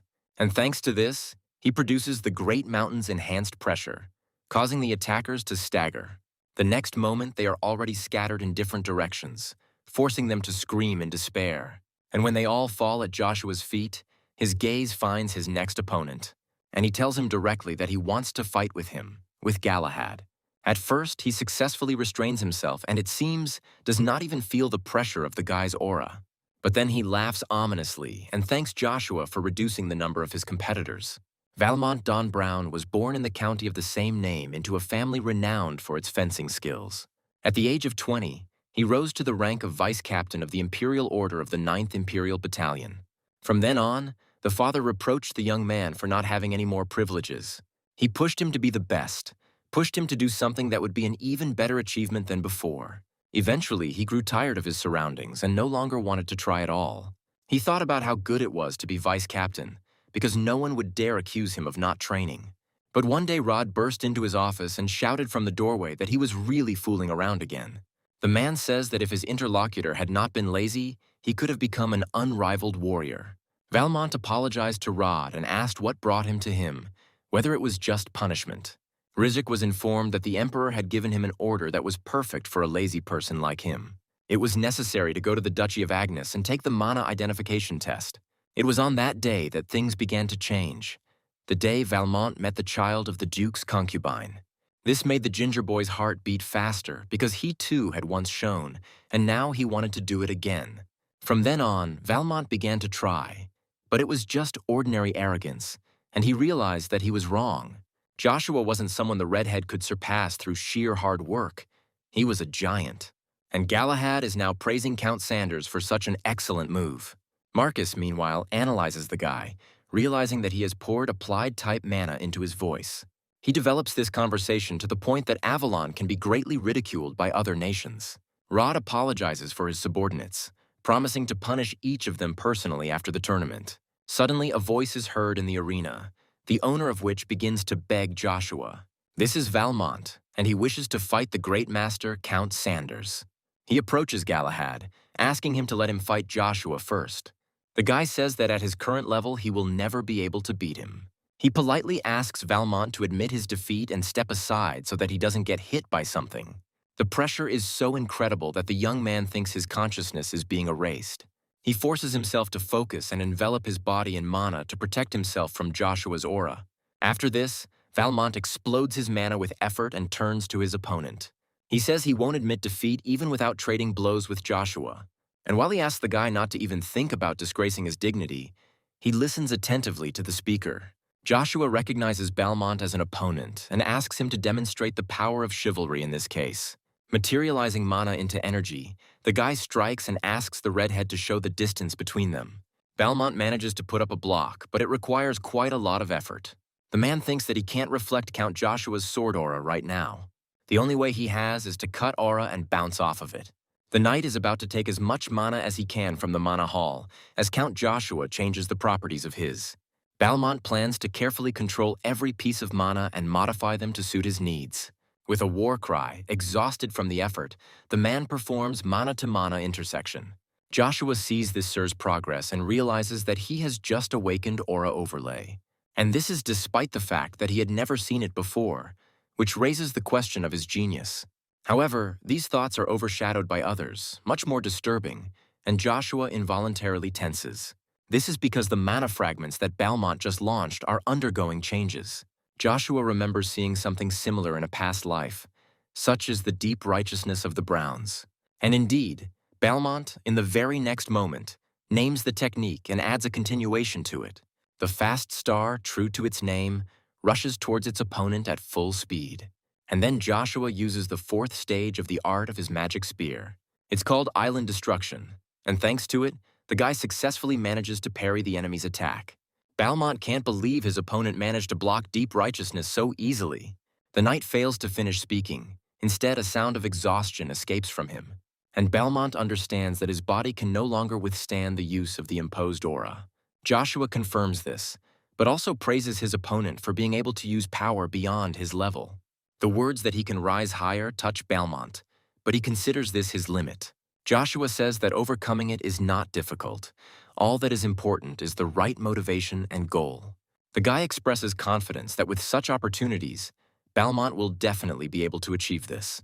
Galahad says that it is unpleasant to listen to such things, and it is also impolite to say them. He himself says that Balmont is a lazy man who has no right to stand at the head of the knights. Looking at Balmont, Joshua remembers that this man had not developed much in his past life. But it was not his fault, but Galahad's, and the boy calls him a narrow-minded egoist. He asks how he dares to speak about him like that and judge him if he doesn't know him at all. And Joshua rudely interrupts further statements, saying that Galahad is afraid of Sir Balmont's talent. After all, in the end, he will surpass Rod's successor, and he will overshadow him, and the Count will be pleased about this. The guy says that Galahad will never defeat the Cheese Balmont, and he starts to lose his temper. The provocation succeeds, because the next moment the two of them both take off. Realizing what was about to happen, Rod ordered everyone gathered in the tournament hall to move as far away as possible. He tells them outright that the battle that is about to break out will take place between two superhumans. And although only two are currently participating in it, the others also feel the influence of the inhuman auras. And Joshua and Galahad move all over the field, hardly staying in one place for long. Finally, the games end, and the third prince's bodyguard cries out in surprise. Turning to Count Joshua, he asks him in a trembling and stuttering voice to wait. But the guy is not merciful. He doesn't care about the pleas of the one who dared to commit such a mean act in a past life. So, having delivered a rough and sharp sweeping blow, Joshua has no regrets. And even though their fight is over, blood is still in the air. But no one should be angry about this sudden death. There is no need to be sad if this person's name is forgotten in the pages of history later. After all, thanks to such shining people, this land is still under protection. But for some, this supreme sacrifice will not be forgotten. It will not be in vain. Along with this, it is worth letting go of the resentment that Joshua held in his heart for so long.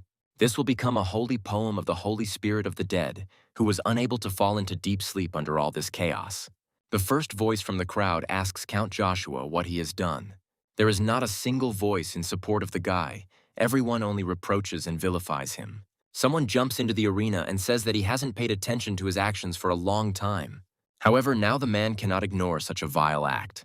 Rushing towards Joshua, the commander of the Imperial Knights promises to execute him immediately.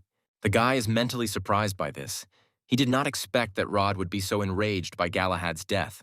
And in this case, there is only one way to calm such a person down, namely by using force. At some point, the guy feels that he is being pushed away by some unknown force. And then he realizes that a breakthrough was made in his attitude, forcing him to take flight. The force of this blow is so impressive that a powerful gust of air washes over the area around it. Despite Arden's outwardly calm appearance, he's asked about his nervous woes.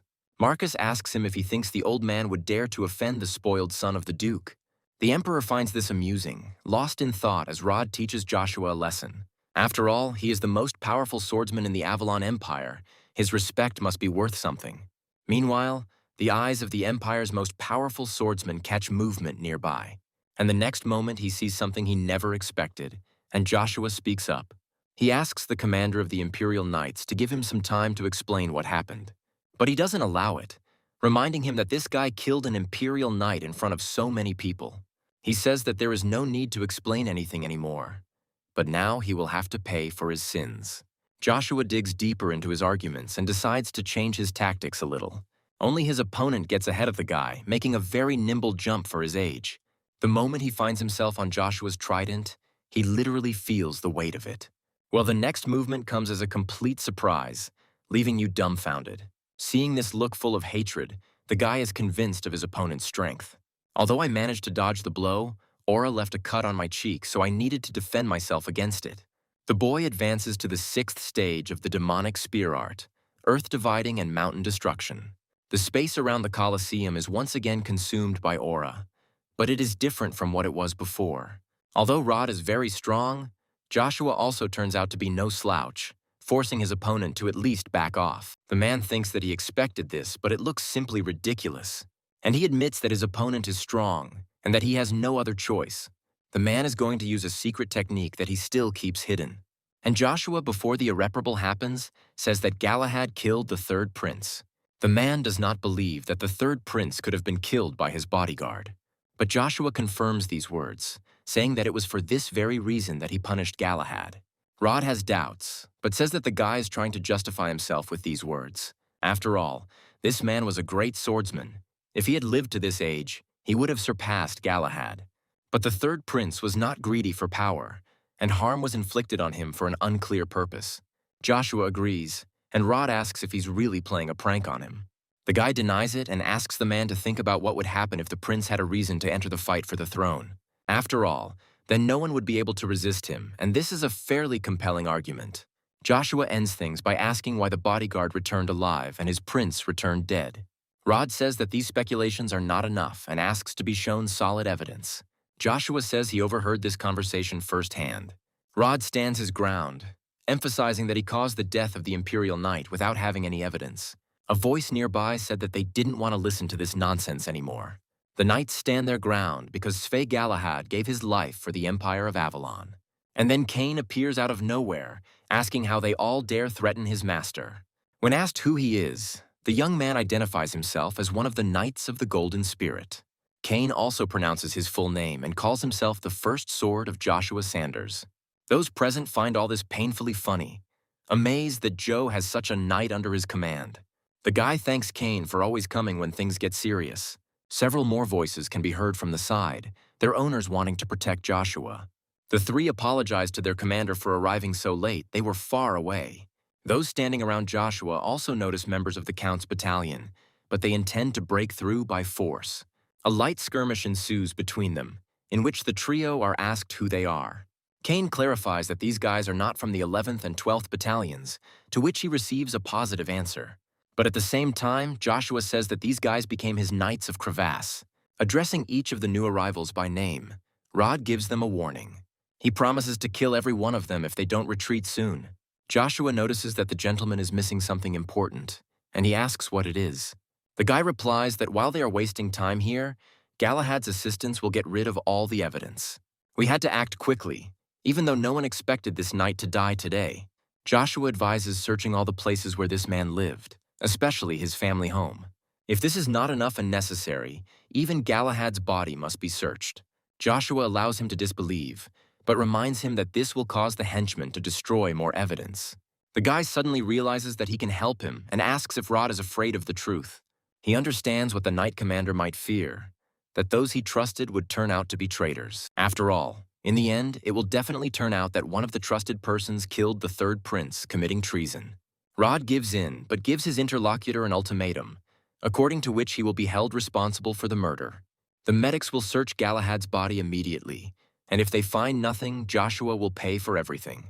A figure suddenly appears over the body of the deceased and mercilessly destroys all the medics. She tries to hide from prying eyes by creating a blinding explosion around herself. And yet, some manage to catch the silhouette in the hood, and a chase follows. The pursuers shout, telling him not to let him escape and to pursue him until they catch him. The chase is accompanied by similar words, not wanting to let the mysterious figure escape. Joshua knows this man, remembering that he was on Galahad's side even on the day of the Count's death. The guy is about to follow, but they tell him to stop, saying that suspicions against him have not been removed. But a commanding voice, addressing Captain Rod, orders him to release Count Sanders. Marcus asks if they shouldn't check who this unknown mysterious man is. Rod tries to object, but the Emperor reminds him that the father can be held accountable for the son's misdeeds. He believes that the lack of proper upbringing is the parent's fault and asks Arden about it. He answers vaguely, saying that everything will be as the Emperor wishes. Marcus allows Joshua to capture this mysterious man, agreeing to resolve the matter later. Thanking the Emperor for these words, the boy meets his father's gaze. They look at each other for just one brief moment, and then Joshua disappears. This comes as a surprise to Cain, and he instinctively shouts out his lord's name. And then, saying that he was leaving again without him, the young man asked him to wait. The crystal ball, which had previously been simply transparent and dark, is illuminated with light, marking the beginning of a connection. Greeting the prince, Evergrande asks if something has happened for him to be in such a hurry. Caesar confirms this and asks how long it will take to conquer the magic tower. The man replies that it may take some time, since the head of this organization has many followers. Caesar expresses understanding and promises that by their next meeting, Evergrande will be the tower's master. The prince says that Count Joshua killed Sir Galahad and is now getting to the bottom of it. The magician begins to get indignant, calling these events an unimaginable variable. He begins to talk about their assistant's connection with the Dark Monarch, one of the 9. Caesar thinks that Joshua has something because he can move around so freely without strangers. The prince asks Evergrande to return as soon as the issue with the magic tower is resolved. And he agrees, expressing understanding and asking Caesar to remain safe until then. Upon landing, the mysterious kidnapper settles down to catch his breath. Strange sounds are heard behind them, forcing them to turn around to check the source. When lightning lights up the sky, there is no doubt who created it. But the girl shifts her weight more comfortably to set off again. Delay could be costly, and abruptly breaking away from the spot, she again rushes on her way, continuing her journey to the cherished goal. Another flash is accompanied by a strange sound, and Joshua completes the technique. It is Cain, and he asks if his lord is going to go to that place. The knight thinks it's suspicious, a trap, and Joshua says he has to do something. The boy calmly rushes forward, causing Cain to cry out, and the knight goes after his master, asking him to wait. When he catches up with him, he talks about it and asks if the count is torturing him too much. Cain boasts that he trained tirelessly, but he doesn't get to use a sword very often. The boy asks the knight why he spent so much time training with a sword. He replies that at first he did it in order to succeed as a knight, but not later. The thing is, Cain admired Joshua and wanted his sword to be like the Lord's sword. The boy says that this is not what he wants to hear and asks the knight to go his own way. Joshua says he was once as genuinely helpful as he is because he was confident in himself. Nothing scared him, but it turned out that the real scariness was where he had never even thought. Joshua recalls a scene from the past when the Kaiser awarded him the title of Archduke. The second prince then offered him his supposedly most sincere congratulations, naming him by his new title. Joshua then vowed to carry this honor and stay by his side for the rest of his days. The captain of the Order of the Imperial Knights also congratulated him, saying that he was proud of his great deeds. And then he expressed a desire to become Joshua's friend, if he didn't mind, of course. Sanders then reminded his interlocutor that they had known each other for more than 20 years. Hearing the friendly words, Galahad allowed Joshua to call him by his name from that moment on. And sometime later, Archduke Sanders was already cursing, addressing the emperor by name. And from Galahad's look, it was not difficult to guess that he despised the mortally wounded man. And then the very thing happened, after which Joshua was given the opportunity to correct his mistakes. Now the guy says that living for others is not always fun. He advises Cain not to say that. He asks the young man to live his own life, but not to be someone's sword. Cain remains impenetrable even when his interlocutor says that otherwise he will regret it. But then he speaks up, saying that the day he chose to serve Joshua was significant for him. The knight does not mind that his lord does not understand his intentions. It is important to him that he knows of his sincerity. The knight doesn't have time to react, which forces Joshua to protect him. The guy asks Cain to get ready because the people in front of them are not ordinary men. They must not show even the slightest hint of weakness, or they will be killed in the blink of an eye. Joshua notes that there are about 100 people surrounding them and they are trying to buy time. The guy thinks that he expected such a strategy, so he can predict everything else. Joshua is ready to kill this man, even if the Dark Monarch hates him, because he will crush anyone who stands in his way while he carries out his revenge. Meanwhile, the spear flies towards its target at almost exactly the same speed as the thoughts of its owner. And the girl, who didn't expect this, notices the weapon at the very last moment. She barely manages to dodge to the side to escape the attack and stay alive. Joshua knows for sure that behind the mask he tore to shreds lies Galahad's lover, Evangeline. The boy calls on his creature for help, telling it to wake up and bring him the prey. He orders the one who has awakened from sleep to kill everyone who stands in his way. But the Death Knight is not enough for him, and the guy also summons the Dullahan. Soon they reveal themselves to the world in all their glory, standing as a wall behind their master. Evangeline's subordinates come to their senses, delegating responsibilities and reorganizing. However, Dullahan is not going to let them go so easily, saying that they cannot escape from him. The demonic energy turns out to be faster than Evangeline's henchmen rushing ahead of them. They are well aware that the undead are going to block their exit, and they are trying to be faster. But it was not to be, because the darkness collapsed, forcing the mercenaries to strain themselves. They begin to fear that they will not be able to escape anywhere, clearly feeling these changes in the almost physical atmosphere. This is because Dullahan uses a power called the Eighth Demon Realm, the Endless Hell. The next moment, the headless figure that appears in front of the enemy begins to rapidly multiply. One of them, with a corresponding clang, draws a sword from its sheath and heads towards the enemy. Some people recognize the Headless Knights, are amazed by this, and call them by their true name. Joshua mentally notes that this is exactly the power of the ruler of the Dullahans. Cain surveys the army of his unexpected ally with cautious slowness, while the Count is amused. Turning to his lord, the knight asks if he really summoned these dead men himself. Joshua asks if Cain now understands why he told him to live his life, and he asks the boy what if his true goal is to summon the Demon King and turn everything around into a sea of blood. What will the knight do then? One of Evangeline's mercenaries gives the order to release the Dark Death formation. Several people take on this task and produce black dragon thorns. Their hands, touching the ground in unison, activate invisible runes and direct their power forward. Next on the agenda is the Dragon's Poison Mist. Joshua orders Cain not to breathe as these poisonous fumes are coming out of the ground. The next moment, following the fire, the field is filled with the screams of people struggling in agony.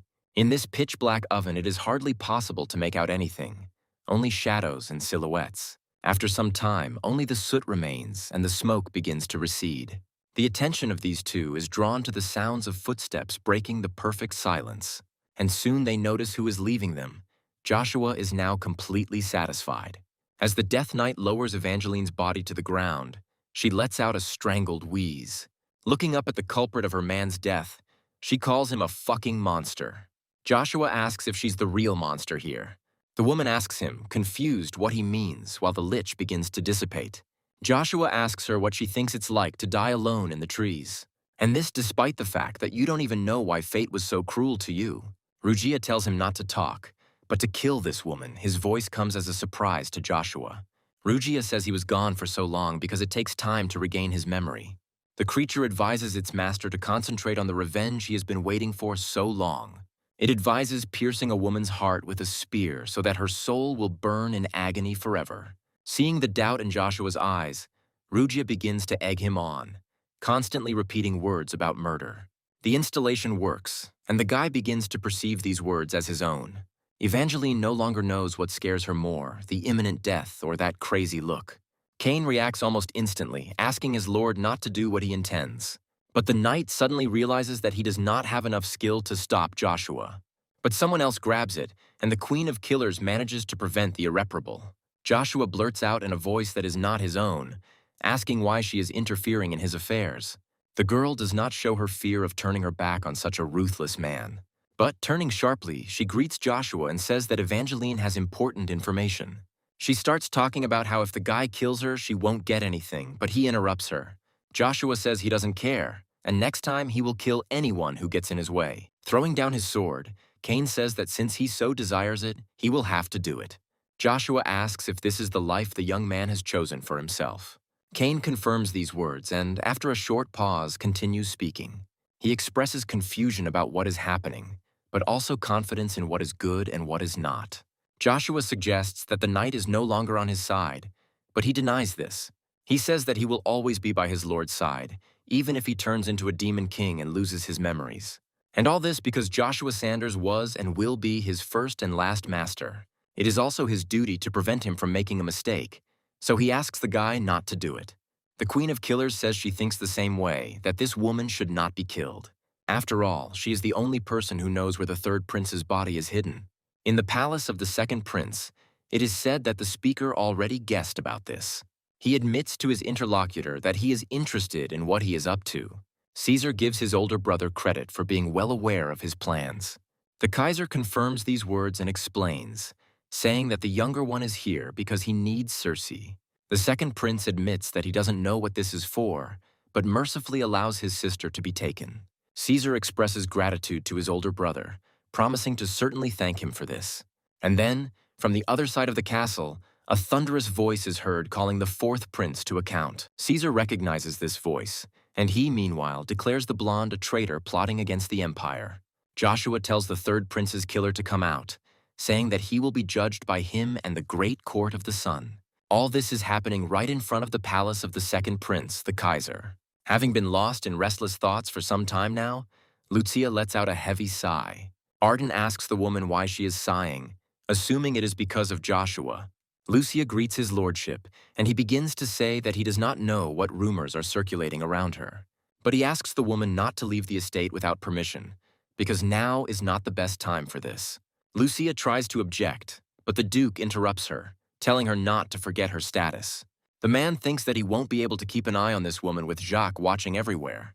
The man who burst in reports that they have problems, and Arden asks about the source. Armstrong conveys to his lord the information that the emperor has declared an urgent assembly. The reason for this was the great judgment of the sun, which will be held again 2 whole decades later. The Great Court of the Sun is the court held for members of the royal family. It was held only a few times throughout the history of the Avalon Empire. Apart from crimes more serious than treason, members of the royal family are not tried for other offenses. But even for more serious crimes, only the emperor can punish a member of his family. Therefore, residents are obliged to report any suspicion of treason to the imperial palace. And now this trinity appears before the emperor regarding an identical request. The hall is completely silent, broken only by the wave of the hands of the Imperial Knights Commander's subordinates. The man's gaze is directed straight at Joshua, and he doesn't even try to hide his hostility towards him. The guy remarks that he is not a criminal, so why is Roll so hostile towards him? Marcus asks Joshua not to worry about the details and to get to the point without wasting time. The Emperor clarifies the Count's accusation and asks if he has any compelling evidence of this. Joshua confirms this, saying that he caught one of the men who were covering for Sir Galahad. Then the Count turns to Evangeline, asking her to reveal the location of the body for the sake of her child. The woman shudders at the mention of her son's name, asking how her interlocutor knows about him. Thoughts automatically come into her head that she should at least protect Edvin. And then Evangeline confesses that the fourth prince hired them to kill his brother and make him undead. They raised his corpse in a secret room in the basement of his royal palace. If you go there, you can find the third prince in the form of a living dead man. Marcus considers this the worst crime, but he cannot believe that Caesar did such a thing. The emperor finds a search to be the only option to confirm or deny this. However, he notes that so far no one has noticed even the slightest bit of demonic energy inside. Marcus sees 2 options here, the first of which is slander, and the second is someone very skilled. The man suggests that they will have to call priests from the Holy Empire to his palace to investigate. Joshua suggests another way, asking the emperor not to worry about it, which is to use the imperial archives. Marcus asks how he can know something that the emperor himself does not know. The first prince desperately begs His Highness not to grant access to Count Sanders. Kisser believes that letting Joshua in would be tantamount to helping him, which would render the trial pointless.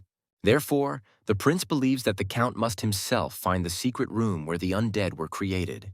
The knights agree that the trial must be fair, as evidence can be falsified. Besides, no one knows what kind of relationship this woman actually had with Sir Galahad. Marcus notices that everyone is in agreement except Joshua himself and asks what he is going to do. The boy wonders how close the first and fourth princes are, but it is clear that the circumstances are against him. Marcus urges him on, asking if he should really find him guilty of disrespecting the royal family. Joshua agrees to find the secret room in the basement on his own and asks for permission to do so. Rod tells the boy to stop using aura immediately, reminding him of who he is in front of. The man starts to talk about what will happen if Joshua doesn't stop, but stops. Cain cries out to his lord, who straightens up and begins to speak. Joshua admits that he also has good abilities in the field of using sacred power. He can find a secret room on his own without a priest, but if he refuses, the guy undertakes to stand up for himself. The family is indignant that this brat dares to raise a sword against his majesty. It is treason. And Joshua, while still removing aura, expresses his understanding that his actions now were impolite. But he asks if that is not why the sword has 2 sides, and he understands that from this moment on, the resistance becomes open. Marcus thinks about how he can't stand it when this insolent man continues to do whatever he wants. He addresses Joshua mentally, allowing this liberty, but already anticipating how to get rid of him. Marcus officially gives his permission to clear Caesar's name and appoints Count Sanders as investigator. The Emperor gives Joshua 2 days to complete everything, asking him to handle everything within that time. If this fails, the Emperor promises that the Count will certainly pay for everything.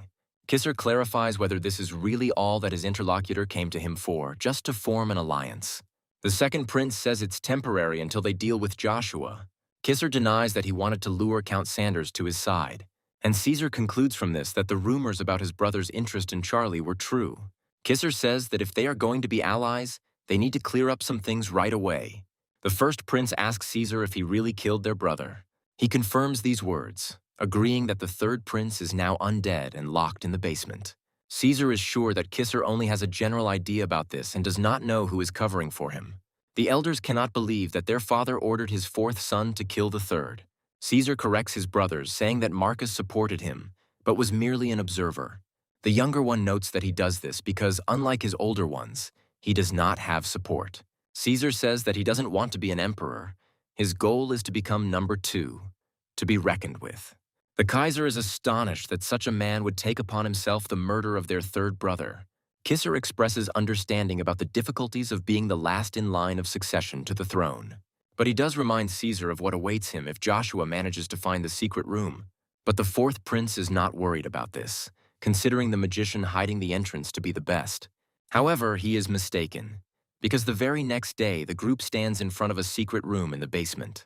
Caesar cannot understand how the knight managed to detect the barrier created by the magician. Moreover, it was a 6th-class barrier spell that even a mage couldn't find. Joshua turns to the prince and says that there is nothing surprising here, but he stupidly clarifies.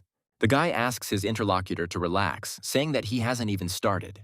Joshua asks Rod to make sure that the fourth prince doesn't go anywhere until then.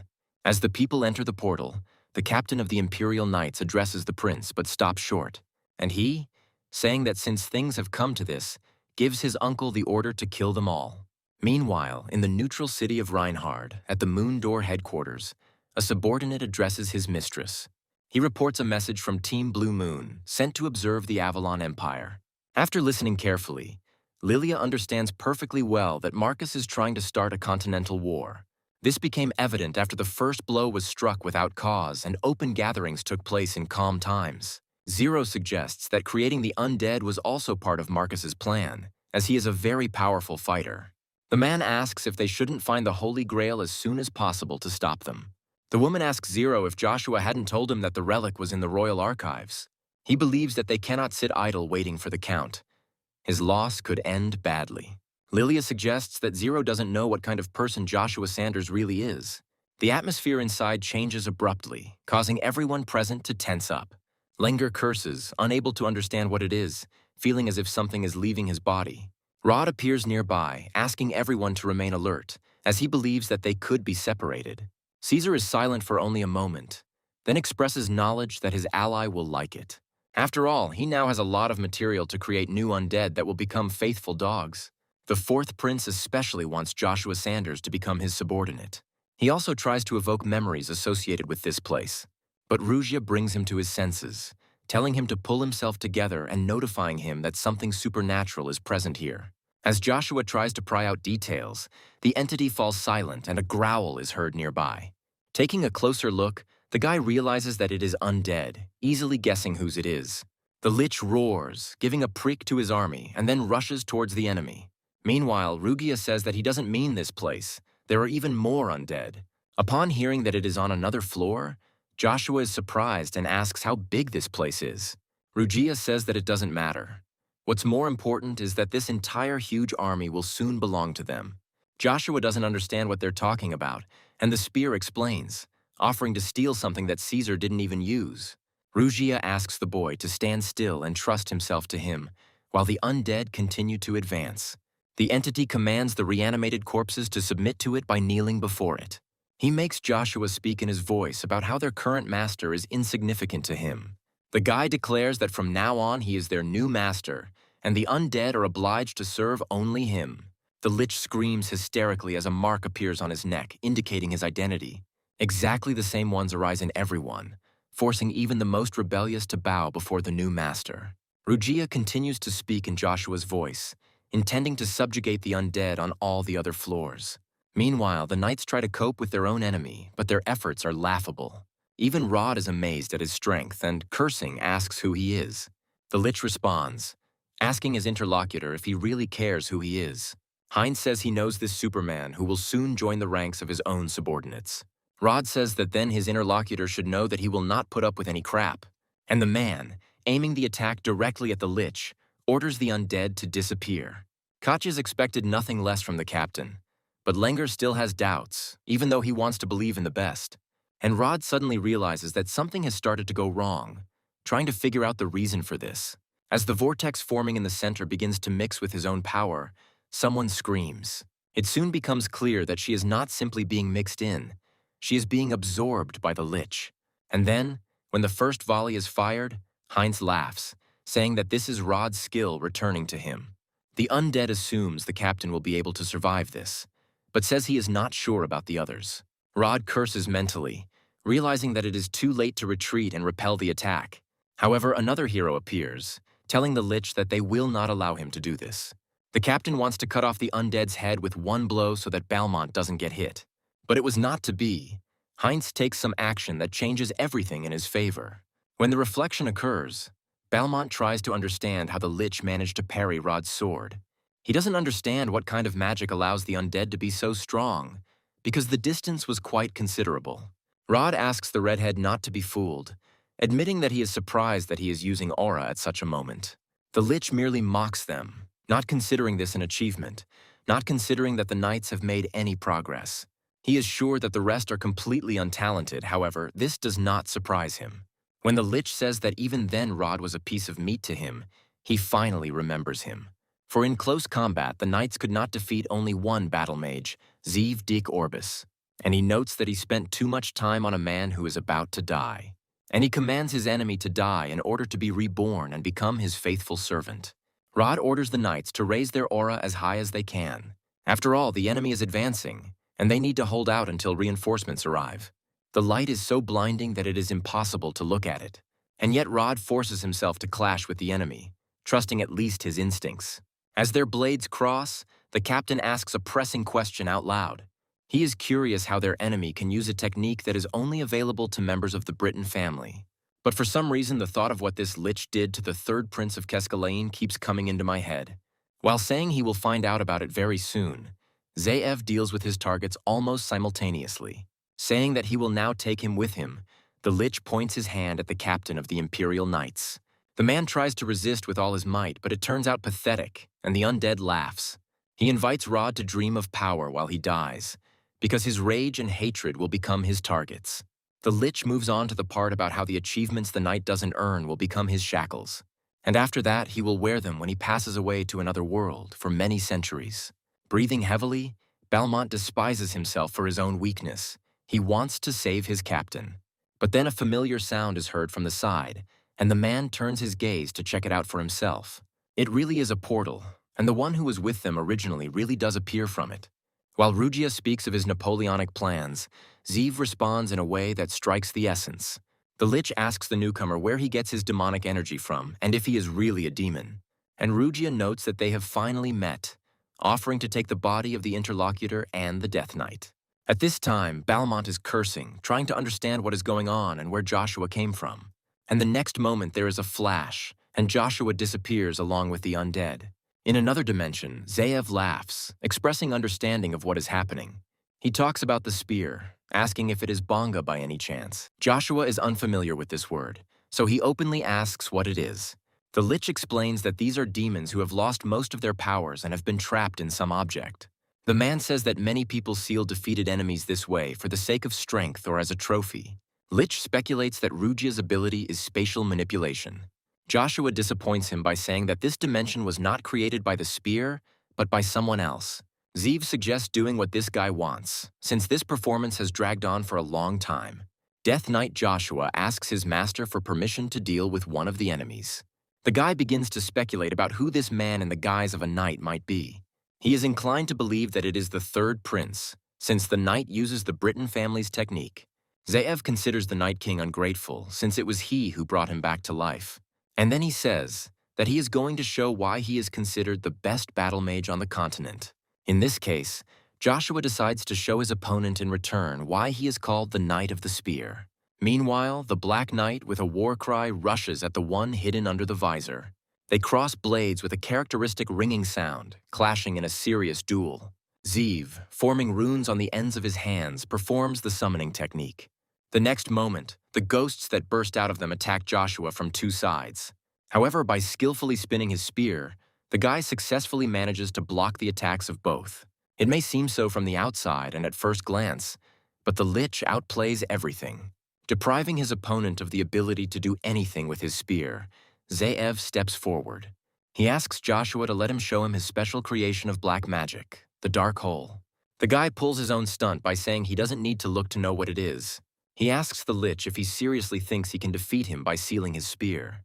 When faced with the undead in direct combat, Joshua says he doesn't even stand a chance.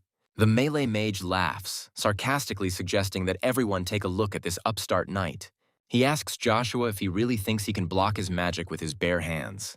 And he announces his intention to crush his spirit and mana. But the guy has a diametrically opposite opinion on this matter. And Joshua turns to the 6th level of the art of the magical spear, the unarmed. Something happens that makes Zaev tense up and almost cry out in shock. The Lich mentally wonders what is happening and why the Dark Hole has changed direction. And while she sucks in not Joshua, but Zeev, the guy summons the destroying black sphere. The process becomes even more intense, and soon completely absorbs the Lich's scream. Looking at all this, Joshua mentally turns to his opponent because he was defeated by his own skill. The guy considers such eternal confinement in that dimension shameful for the best magician of the continent. Meanwhile, a Death Knight battle is taking place relatively nearby. Making a wide lunge, the Black Knight's opponent parries and throws aside his sword.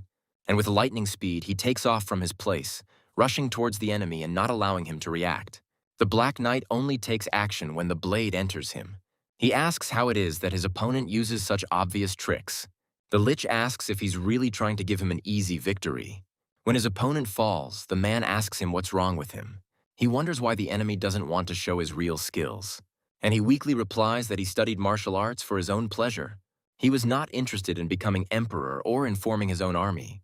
That's why the third prince left his family, but then his mother disappeared and he went looking for her. Rugia offers Joshua to lure the disappearing man to his side before it is too late. The creature asks the boy to wake up, saying that Keskaline became a Death Knight of his own free will. Rugia suggests that the prince not let him disappear if he really cares about him that much. After thinking for a moment, Joshua speaks up, saying that he will not promise to fulfill all his wishes. Because getting to the truth isn't as easy as beating someone up to solve problems. But if the prince makes a contract with him, Joshua will definitely be able to promise him one thing. He will do everything in his power to help him, so he asks about his own wish right now. Joshua thinks about how words have different power depending on who says them. And the third prince says that if it is really him, then he believes that the impossible will become possible. The Lich Prince agrees to a contract with Joshua and asks him to state his name. The guy does this without thinking and offers to move straight to the contract. And immediately, the first thing Joshua does is restore the third prince. When this process is complete, Keskaline pronounces the name of his contractor, tasting it. He likes it. The prince says that he finds it good. Calling herself, Keskaline vows to serve her master until the end of time. And then a loud voice is heard asking Joshua if he is really standing in their way. Zaev says he knows one thing for sure and asks why this guy is in the Middle Kingdom. Joshua tries to understand what this means, because he didn't even think that after being captured, the Lich would be able to speak. But Rugia corrects him, saying that it is not Zeal, but the one who made a contract with him and made him a Lich. And he explains that this creature is the 32nd among the best demons, and his name is Asmodeus. Despite this demon was once one of the 7 kings who wielded sinister powers. Long ago, his influence spread beyond the demonic realm all the way to the Middle Realm. It spread so much that it seemed to rule the entire world, but the demon's greed did not end there. He eventually sought out the divine realm to overthrow one of the 7 archangels, Raphael. Asmodeus considered himself the undisputed winner, so he did not take his opponent seriously. However, Both of them were so strong that in that battle they inflicted mortal wounds on each other. Now, many years later, this demon has reappeared, somehow cheating death itself. And now Asmodeus says that he is interested, and Joshua asks him to show himself, not to do stupid things. The demon admits that it is quite difficult for him to do this now, but one day Joshua will be worthy to see it. But everything has its time. Instead, the demon offers his interlocutor another game. Since today is the significant day when they met, Asmodeus gives Zaev to Joshua. The demon says that he looks forward to their next meeting, calling the boy the demon god's weapon. Joshua is about to stop him, but suddenly he begins to sense a divine power behind him. Accumulating in one place into sheaves of sparks, it begins to break the barrier of endless hell. The Lich notices that she is destroying the power that keeps their bodies whole. Someone is forcibly removing the summoning. The culprit becomes known almost immediately, announcing that he has found the missing item. Arius states the fact that this thing is definitely effective. Joshua asks the Duke and Count why they are here and where Rod is with the rest of the troops. Gestalt asks not to worry about them, saying that doctors took them away, something else is more important now. The Duke believes that few would have thought that the royal archives could contain the Holy Grail. Gestalt reminds that the artifact usually reacts to demonic energy, which is strange. Joshua is amazed by the power of the Grail, now understanding perfectly why the Moon Door wants it. Arius says he doesn't know how he did it, but black magic and demonic energy are banned on the continent. The man shares that he would be happy to tell Joshua to humbly accept this aura. He is about to counter with some kind of argument, but the guy does not allow it. The man bursts out laughing, daring his opponent not to hold back. He challenges Joshua to a real fight this time, attacking quickly and precisely. Some hits still manage to get the guy. It's good that he has aura. Joshua is convinced that Arius's words were indeed true. He is more serious than before. This can be understood even by the look, which has lost its former playful sparkle. Although Count Arius tries to behave as before, his movements are now more precise and precise. He laughs, teasing Joshua, saying that he'll never get it by poking it with that thing. But Arius still says that he likes it. But the mockery and jokes are interrupted by the intervention of a third person. Gestalt says Joshua is putting them in an increasingly difficult position. He asks the guy to follow them, as this is the Emperor's order, and he is thinking about this man. The Duke cut his way into the stars with his sword, and now he is an even more difficult opponent than Baru. After all, even among the 9 themselves, this man is called the King of the Sword. Joshua is almost certain that Caesar got him involved in this mess, but he hasn't taken into account one important point. Joshua is not going to fall into the trap that the 4th prince has set for him. Arius screams piercingly after the guy, asking where he is running off to and asking him to come back. Meanwhile, on the other side, at the same time, in the magic tower, their own intrigues were taking place. The sound of drops breaking on the floor accompanies the ragged breathing. Tata notices that he doesn't feel any mana at all and asks Evergrande what he did. He says that in such an environment, without mana, a mage like him would simply poison himself by trying to use mana. Tata thinks about how Evergrande himself uses magic, and an idea comes to mind. For something like this to be possible, the mage must reach the maximum level of magic use. Evergrande says that now he will forcibly send Tata back and blame her for everything that happened. But before that, the man wants to destroy the man's magic circle so that he cannot use magic. Tata is confident that Evergrande will never be able to hide his magical crimes and avoid being branded a traitor. And he asks if his interlocutor really doesn't know what the old man, to whom he is so loyal, did. And all in order to become the head of the magic tower, for this world is teeming with traitors and betrayers. Evergrande says it was John who taught him that the winners are always right. The losers will always be sinners, regardless of whose side is right. At that moment, a girl's voice is heard from behind, saying that this means he himself will be remembered as a sinner. And then Iselin performs the limiter return and closes it. At that moment, Teta realized that he could breathe easier and his strength was beginning to return. Evergrande can't believe that someone could interfere with his perfect plan, so he turns to the stranger. Looking closely at the face of the one who is right in front of him, Teta suddenly remembers her. But he still clarifies whether she is the mercenary who tried to become one of the 7 sorcerers. He asks how Iselin manages to use magic in such a place. Behind the girl, menacing voices are heard, ordering her to seize the one who entered this place without permission. Iselin says that they don't have time for talking. First, they need to get out of this place. Once again trying to move, Evergrande suddenly realizes that he is being teleported. He is angry at Iselin for having managed to almost completely ruin his plan. The man is told about a letter for him, but he says that he will read it later as he is busy now. But the words that this letter was sent by the fourth prince make Evergrande think. A little later, the magician contacts Caesar, who asks him about the current situation in the magic tower. The man confidently announces that they will successfully capture her within a day. Caesar tells him not to return to Avalon for now and says that contacting him now will be problematic. The prince explains that their secret was discovered just like the Holy Grail. He suggests that Marcus allowed information to leak to Kvaboltu and a civil war is brewing. Caesar believes that if the emperor uses this to his advantage, war will soon break out on the continent. And because of his brother's situation, he won't be able to do anything until this war is over. This is what Caesar gives as the reason why he wants to leave the Empire of Avalon. Evergrande wonders how the prince plans to control Joshua in this case. Caesar asks the magician not to worry about this because someone will take care of it for him. Therefore, he asks Evergrande to continue with the plan so that there are no obstacles in their way. The perfectly flat surface of the wall begins to ripple like the surface of water from raindrops. And then it starts to crack. A portal opens in it, releasing a person from within. Joshua is already waiting, turning to his milord, and he asks why he is here. When asked what happened to all those people behind Cain, he begins to hesitate, unable to confess. He still manages to convey that Rod was taken. Trembly went inside, and the knight tried to go after Joshua. But these people tried to detain him, so Cain had no other choice. Joshua throws the jokes aside, suggesting that the knight get out because time waits for no one. Cain asks if his lord has defeated Arius and Geshalt, and he can't resist a friendly jibe. But Joshua still admits that he had to run away because he did not want to listen to the elders. Cain screams and asks if this was a trap they had set up. Joshua confirms these words, saying that the emperor was used, as were the count and the duke. The guy also reminds them that they can become dangerous criminals if they harm Marcus's people.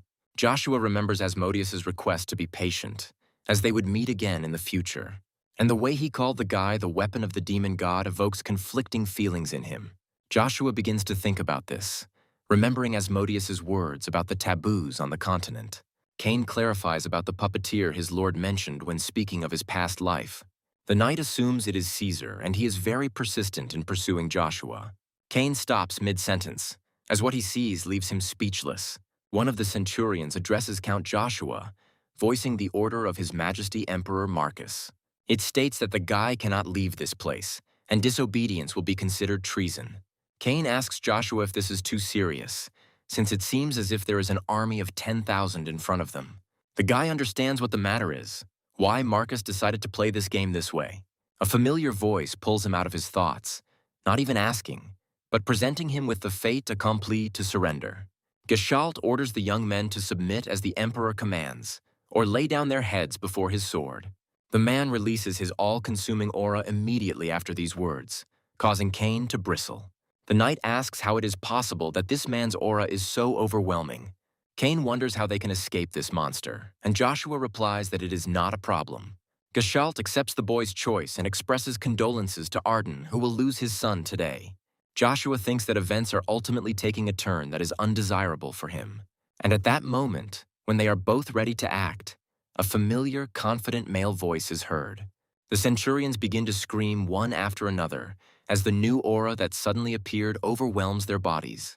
They only know of one person who has such a level of killer aura. And right now, laying down the ground for the centurions to walk on, he heads straight towards the Trinity. Cain addresses his milord, noting that the great demon himself has appeared. Geshalt addresses Arden, saying that no one could have ever imagined that he would appear like this. The man is surprised that Duke Agnes is worried about his blood, even though he is a bastard. Geshalt also says that he is here by royal order and asks to assess the situation sensibly. When these words have no effect, the man asks if Arden is really going to disobey the emperor's orders. Standing right in front of Joshua like a wall, the man simply stares at his opponent for a moment. And then he confidently asks if it's strange for a father to come for his son. Behind this scene, several centurions come to their senses and ask Duke Agnes not to do this. They ask him to think about his family because it's not only about him, but also about others, and he is an idol for them. Geshalt picks up on these words, turning them into manipulation and asking his potential opponent to back down. Arden asks him if he seriously thinks he would do something like that. Joshua can't understand why this man is doing this, because he is just the child of his concubine. The thought that comes to mind is that it was all because his father saw how much he had grown. From somewhere behind, familiar laughter and applause can be heard, accompanied by appropriate words.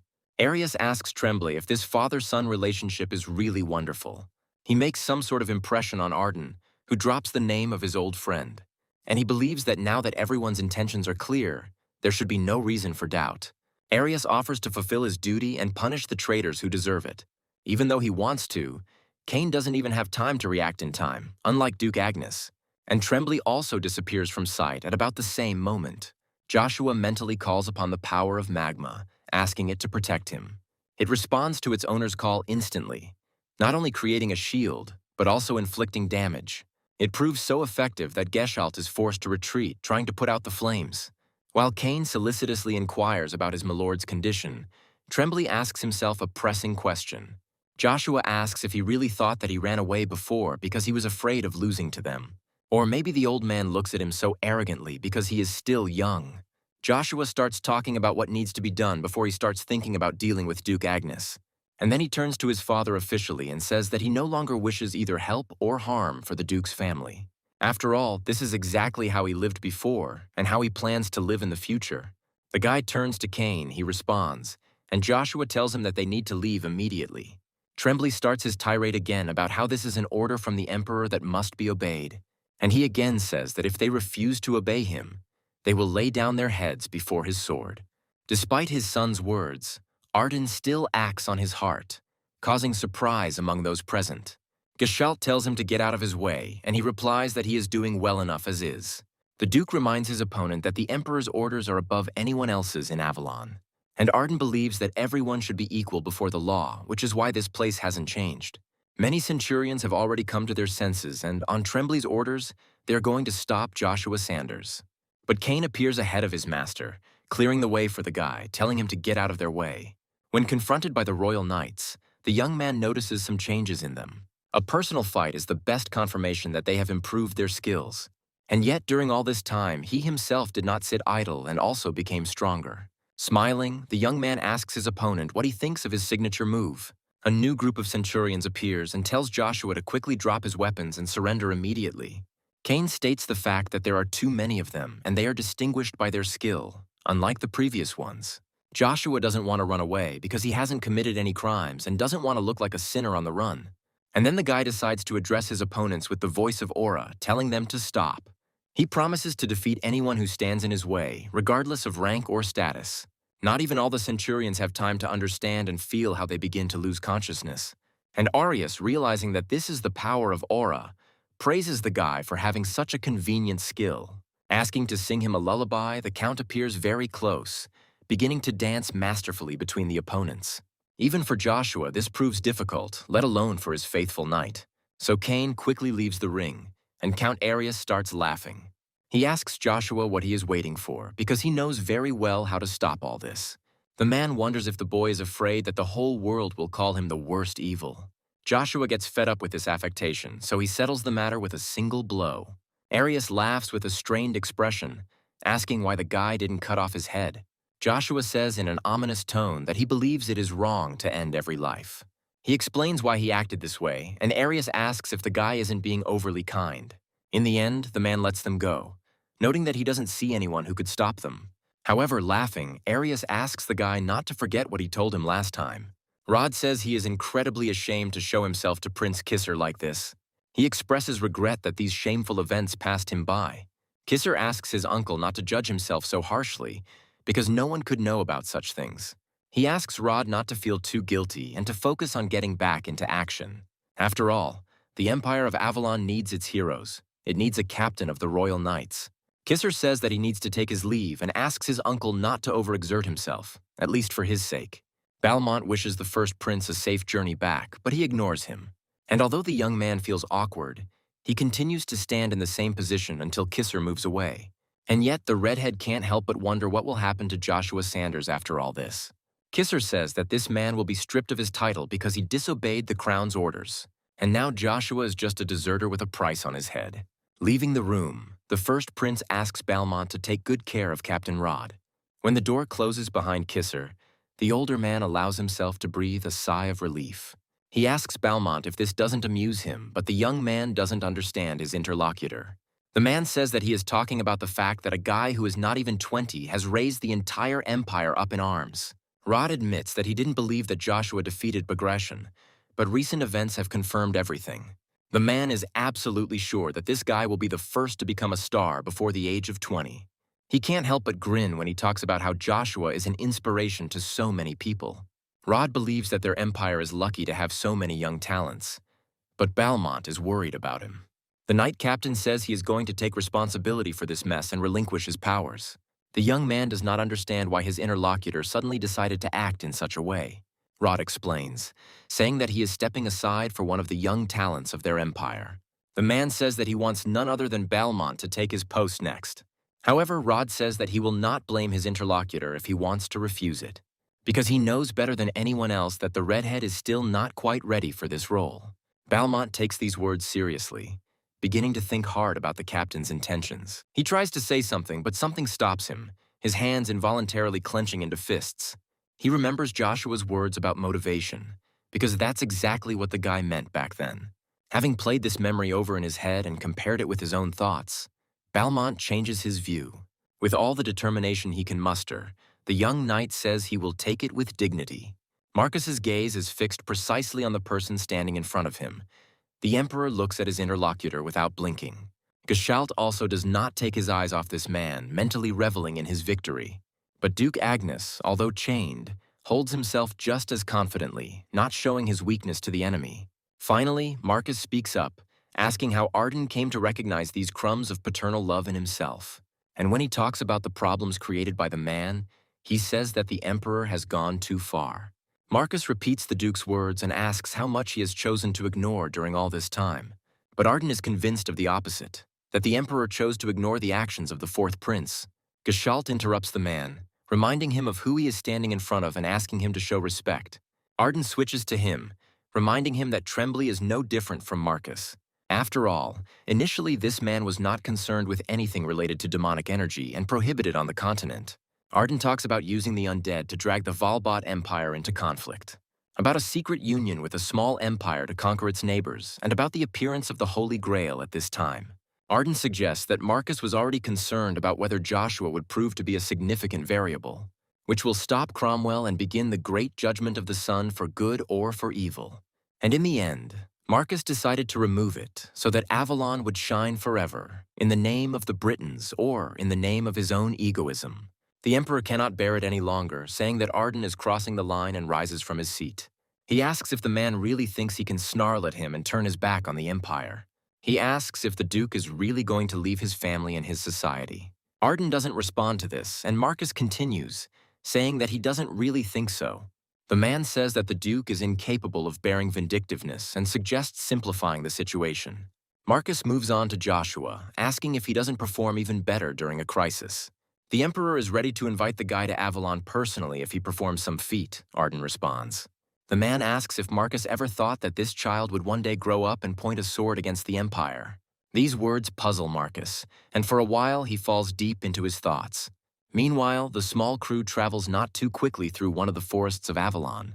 Ash calls her interlocutor a brute, reminding him of what he promised her some time ago. The elf continues her indignation, but stops, realizing that they are starting to stop.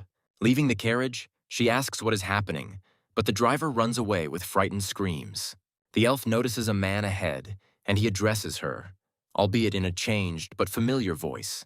Ash knows for sure that the one standing before her is Crevasse, the black dragon, but she doesn't understand how he did it. He also says that he does not consider this time to be a good time to relax. He asks Ash if she knows who Joshua is currently hunting, but the elf says she doesn't really. The dragon calls out Zeev's name, saying that it is he, the elf's bosom friend and at the same time a traitor. The elf cannot believe what she heard, asking again about Orbis's betrayal. She recalls the man's exploits, and the dragon expresses his regrets to her, speaking of the true nature of people. Crevasse asks Ash to stop looking for Zaev if she has figured everything out and to do her own work. The dragon begins to talk about the birthstone, but the girl interrupts him, asking about the location of Orbis. Crevasse peers into the elf's eyes, trying to decipher the creature's intentions. He stares long and hard, wanting to make Ash doubt, to force her to give in, but she is adamant. And then the dragon gives in, and closing his eyes, chuckles thoughtfully and long drawn out. He replies that this man is in a place called the Great Plains of Ayasa, in a place now called the Magic Tower, which people built by stealing what belonged to them. Trying to catch his breath, Teta acknowledges the fact that the current in this place is too strong. The man is sure that this girl will not be able to carry him, so she will have to go alone, but Iselin refuses. Words about how it doesn't matter how long it takes are interrupted by the voices of the chase and the order to capture Tetu. After all, this is precisely the strict order of the new owner of the tower, who even allows the unification of his circles.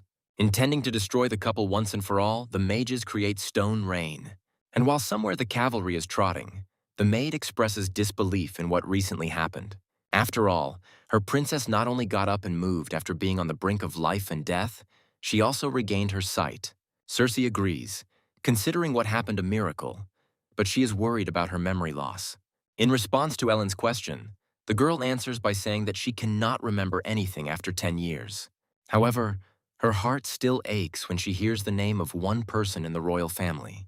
And of course, she means the princess of our hero, Joshua Sanders. Suddenly, the girl decisively turns to her maid, and she responds with all readiness. And she asks Ellen for the name of the captain of the second rank of the Imperial Knightly Order. In Arcadia, the capital of the Avalon Empire, a commanding voice tells everyone else to remain alert. He is confident that the chances that this man is still here are high, and that action must be taken immediately. You can't fight an enemy like him alone, but you have to call for help with flares. Realizing that things are even worse than she thought, Icarus sets out to get to Joshua as quickly as possible. However, in this rush, the girl does not notice that she has been exposed. Joshua suggests that Marcus didn't want the Britons to become less powerful. He thinks so because the man took such a step as his expulsion from the empire. Cain agrees that strengthening his lord within the royal family has been a failed attempt. Bursting into their presence, Icarus angrily asks how their stay in Arcadia turned into an accusation of treason. The girl informs her lord that a huge reward has been placed on his head and Cain's. Icarus believes that as Joshua's subordinate, the knight should have guided him on the right path. The girl asks about their future plans, and the guy says that first they need to get out of Arcadia. Cain says that they will then go to Reinhard, offering to be where they will be considered kings. Icarus only partially agrees with this. This country is the worst of the options, with the exception of Arcadia. To Cain's amazement, the girl says that when Marcus started all this, he definitely thought of Reinhard. For if Lord King Reinhard and Avalon become enemies, the Emperor will have a reason to invade. Joshua mentally agrees with the girl because this way the very image of this kingdom could be spoiled. Icarus, meanwhile, continues, saying that the political situation is not too good either. Armies are gathering at the borders of every country as if the war would start right now. Cain clarifies that the entire continent is preparing for war, and the girl is leaning towards this option. She's also worried about 2 other countries, and the knight asks which ones. The first of these Icarus names is the Principality of Wintro, Trance, and Joshua makes a guess about the second. When he suggests it is Terra, Cain asks why his lord would think of a kingdom of magic. Joshua chuckles, coming to the conclusion that fate remains the same even if timelines change. Cain does not understand what his master is talking about, so he asks him to explain. Joshua changes the subject, reminding them that they already all know where they're going. He expresses his determination to clear the first problem, the Great Plains of Ayas, out of the way. As soon as he says the name of the magic tower, the door slowly opens. The man who appeared on the threshold states the fact that he has found his target. Cain hisses in displeasure, concluding that they have already been discovered, and stands up to defend his count. But he asks the knight to put away his sword, to which the young man asks, puzzled, about the reason. Joshua says it's okay because the man is one of his few allies. And then he praises Katz's for having managed to reach them safe and sound. He expresses deep regret to his captain, admitting that the battalions wanted to follow him. However, they cannot leave Avalon and leave their families, so he asks for forgiveness for this. Joshua fails to completely hide his true emotions because he is genuinely surprised. The next moment he grins and turns to the real captain of the 12th Battalion. The guy says that there is nothing to apologize for because he understands everything perfectly. When Joshua asks Katkiss not to worry about it and to get up, he thanks him. Suddenly the blonde remembers that he has a message for the Count. The one they call the King of Assassins came to their squad and said that he was going to Reinhard first. Joshua says he feels like he has gained a lot of support again and asks about the letter's recipient. But contrary to expectations, it was not the Queen of Assassins who sent him, but Princess Circe. Cain is touched by the fact that this girl sent a letter to her lover even in such difficult times. The continuation of romantic assumptions is interrupted by Icarus, who asks the knight to learn to use his head. She changes the subject, suggesting that her lord leave Avalon, as they have already been delayed too long. Joshua agrees with his strategist, saying that they will leave immediately.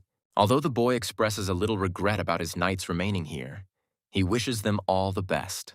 Kaijas expresses the wish that God would bless Joshua himself. He asks the Count to return to them alive after the required time has passed.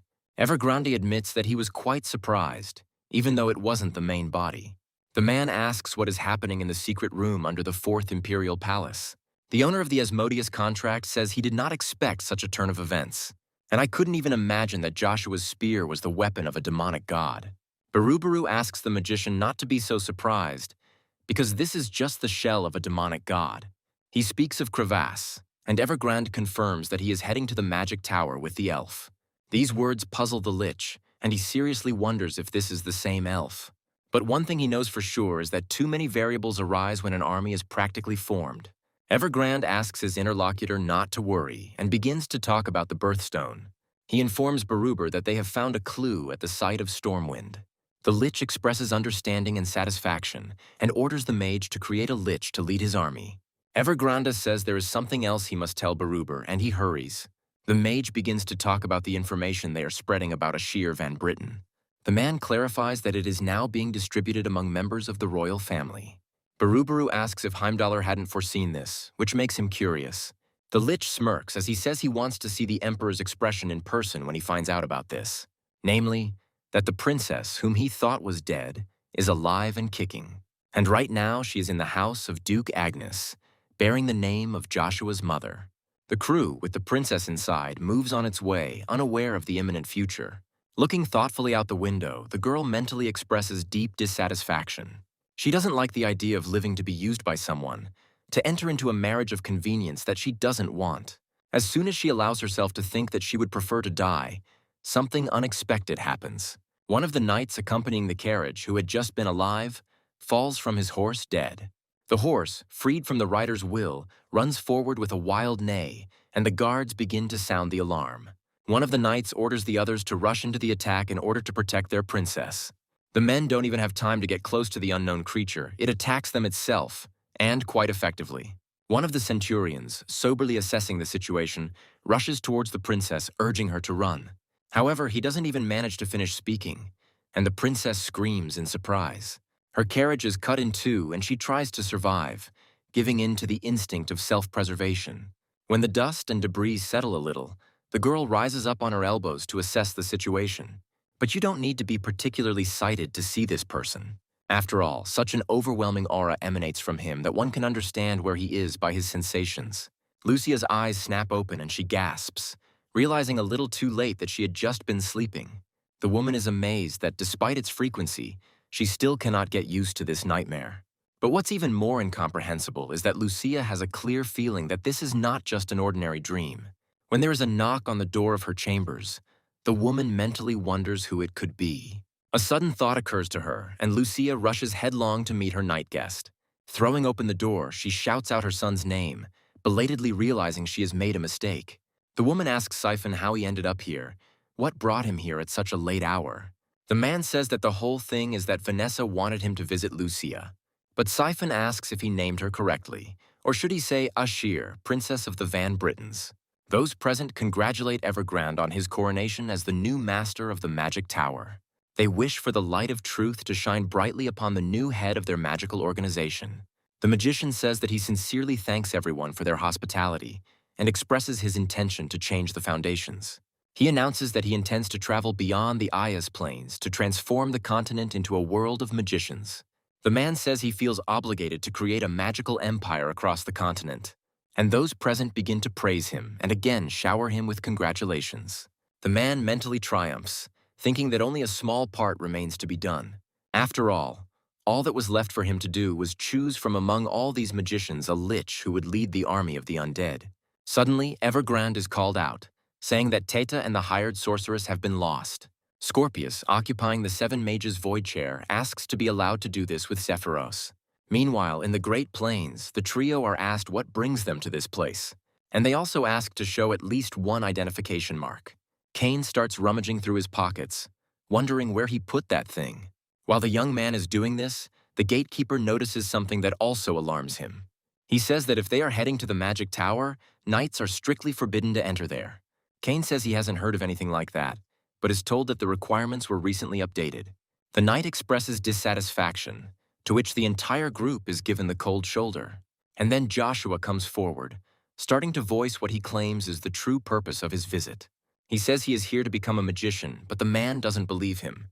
He argues that with such strong muscles, hardly anyone would want to become a magician.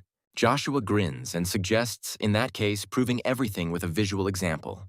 He addresses Magma, demonstrating his incredible strength, and his interlocutor cries out in surprise. The man openly expresses his admiration, while the other asks the guy to stop to prevent a fire.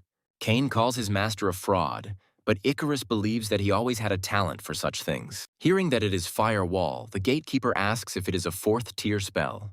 His friend tries to appeal to the man's voice of reason by starting to talk about the Hall of Mana.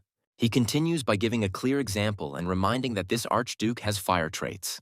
Joshua asks if they still don't believe him and offers to show him another element. He makes up a name on the fly, calling it Lightning Wave, but the Count's plans are thwarted. Calling the mages to attention, they are informed that Tarpeion's hideout has been discovered. Hearing further words about mercenary mages, Joshua can't help but draw a parallel with Iselin. The gatekeepers approach the Count with an offer not only of entry into the tower, but also of a reward. But Joshua interrupts the men, saying that if they don't open the door for him, he'll break through it himself. And without listening any further to the gatekeeper's stupid questions, the guy orders them to get out of the way immediately. Icarus and Cain only have time to cry out in unison, calling out to their lord. And he, with an uncontrollable flash, breaks through the gates and rushes towards his goal. Meanwhile, on the Great Plains of Ayas, near the outskirts of the Tower of Trials, its own events are unfolding. Opposite the portal, several magical runes appear, indicating an imminent transfer. Appearing in one of these, Zephyros gives the order to kill the traitor Tarpeion and his assistants. He encourages his subordinates with the words that this will be done for the common good of the future kingdom. Following the order flawlessly, each of the mages soon finds themselves on the other side of the portal. One of them, noticing the anomaly before the others, stops abruptly and screams in fear. Soon the giants are noticed by everyone else, following the example of the first. But a commanding voice is heard from behind. Zephyros orders his subordinates not to stop, but to attack, because this tower is a training ground for magicians. He says that everything they will see here is an illusion, but his words refute it. Zephyros mentally suggests that Tarpeion can alter the ancient ruins of the tower at will, although he believes it is only a matter of time, and builds a wall of fire. And then, in this hellish flame, screams full of pain are heard from creatures struggling in agony. When a drop of dew falls from a nearby leaf and lands on Iselin, the girl gasps and winces. Reluctantly getting up, she begins to look around in an attempt to understand what this place is. Teta, sitting with his back to her, says that they are now on the 17th floor of the test tower. Iselin asks what happened and is told that they were followed for 4 days without a break. The girl is worried about the magician's eye, but he says that the real problem is the destroyed circle. The man says that Iselin should restore it, because he himself is unlikely to succeed. From Teta's words, the girl concludes that they are stuck here. She suggests holding out until reinforcements arrive. The man asks her not to worry, reassuring her with words that it is not so easy to get here. This tower was built using ancient circles and is now used by magicians for training. As we progress, the entities and traps of this place become more powerful. Therefore, they need to wait exactly until the magic tower gives up when climbing to higher floors. Iselin says she thought all the trials here were just illusions, and learns that Teta made them tangible.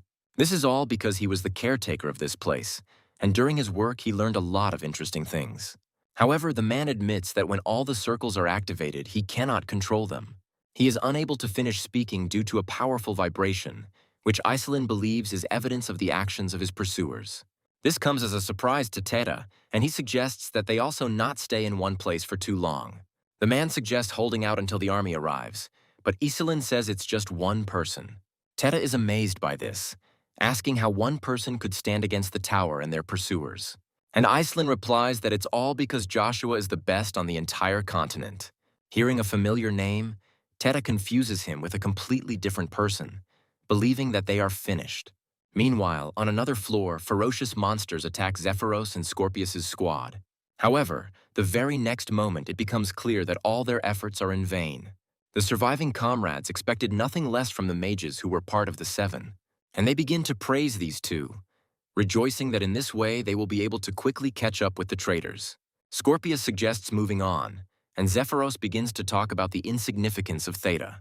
His words are drowned out by the sound of a deafening explosion, and they all try to understand what just happened.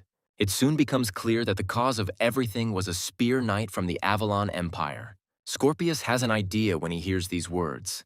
Zephyros is sure that it can only be one person.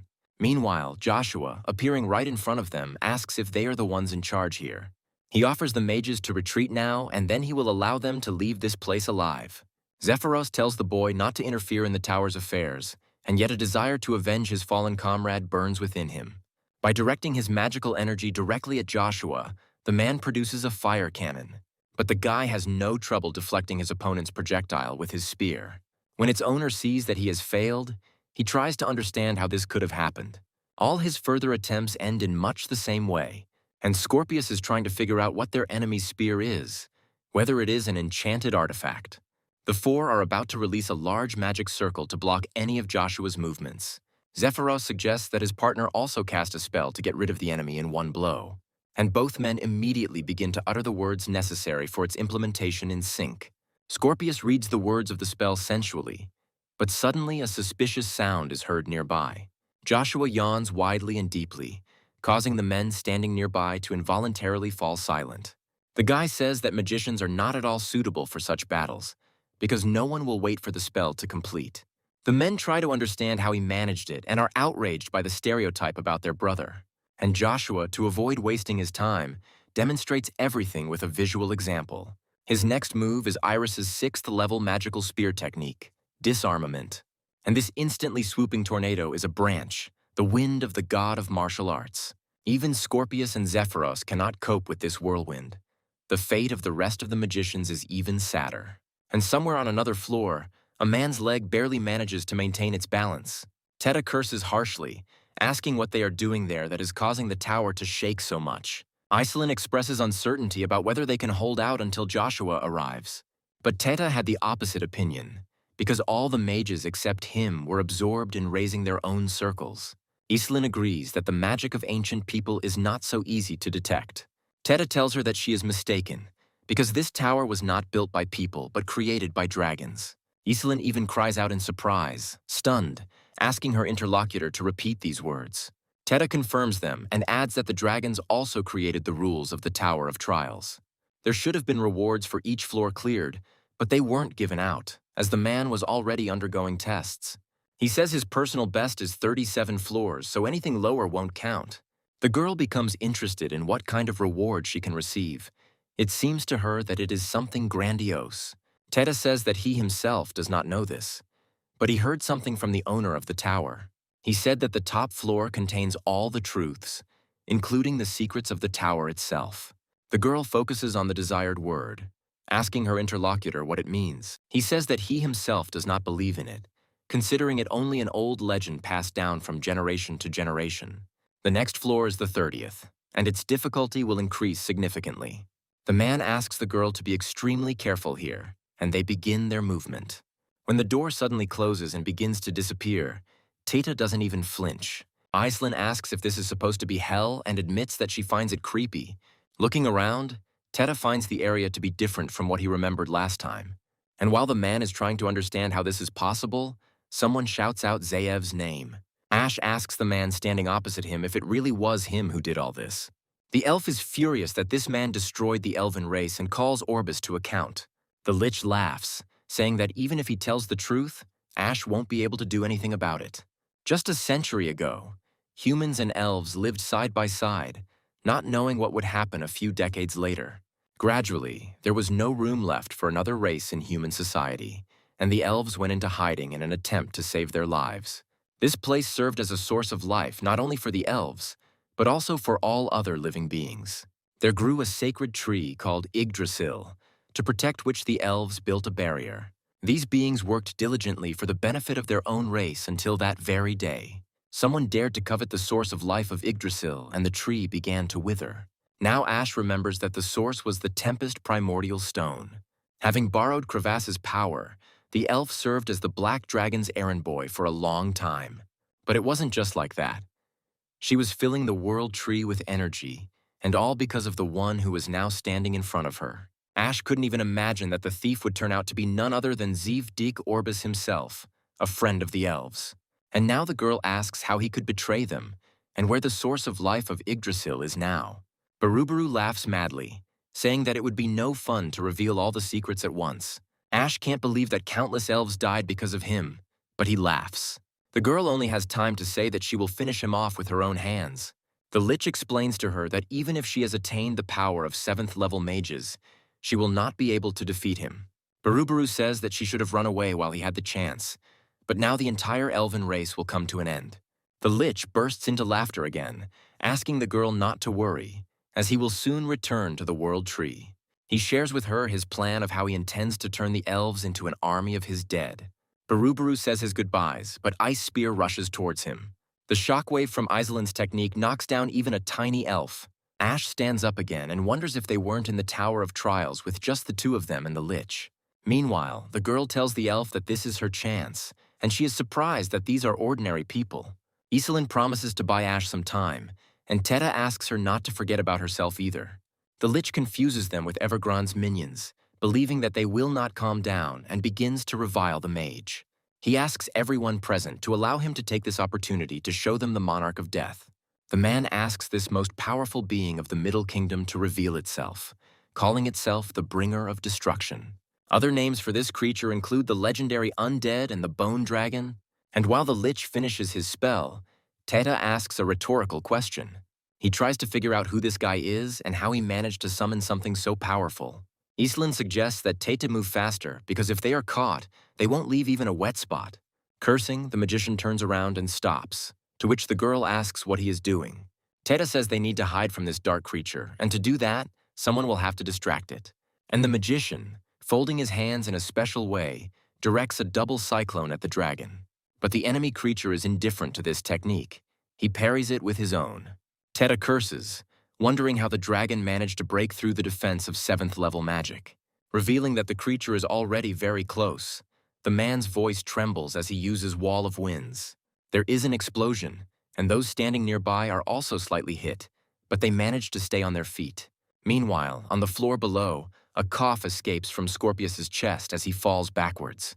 Joshua, looming over him, orders the mage to immediately go to the magic tower and deliver a message to Evergrande.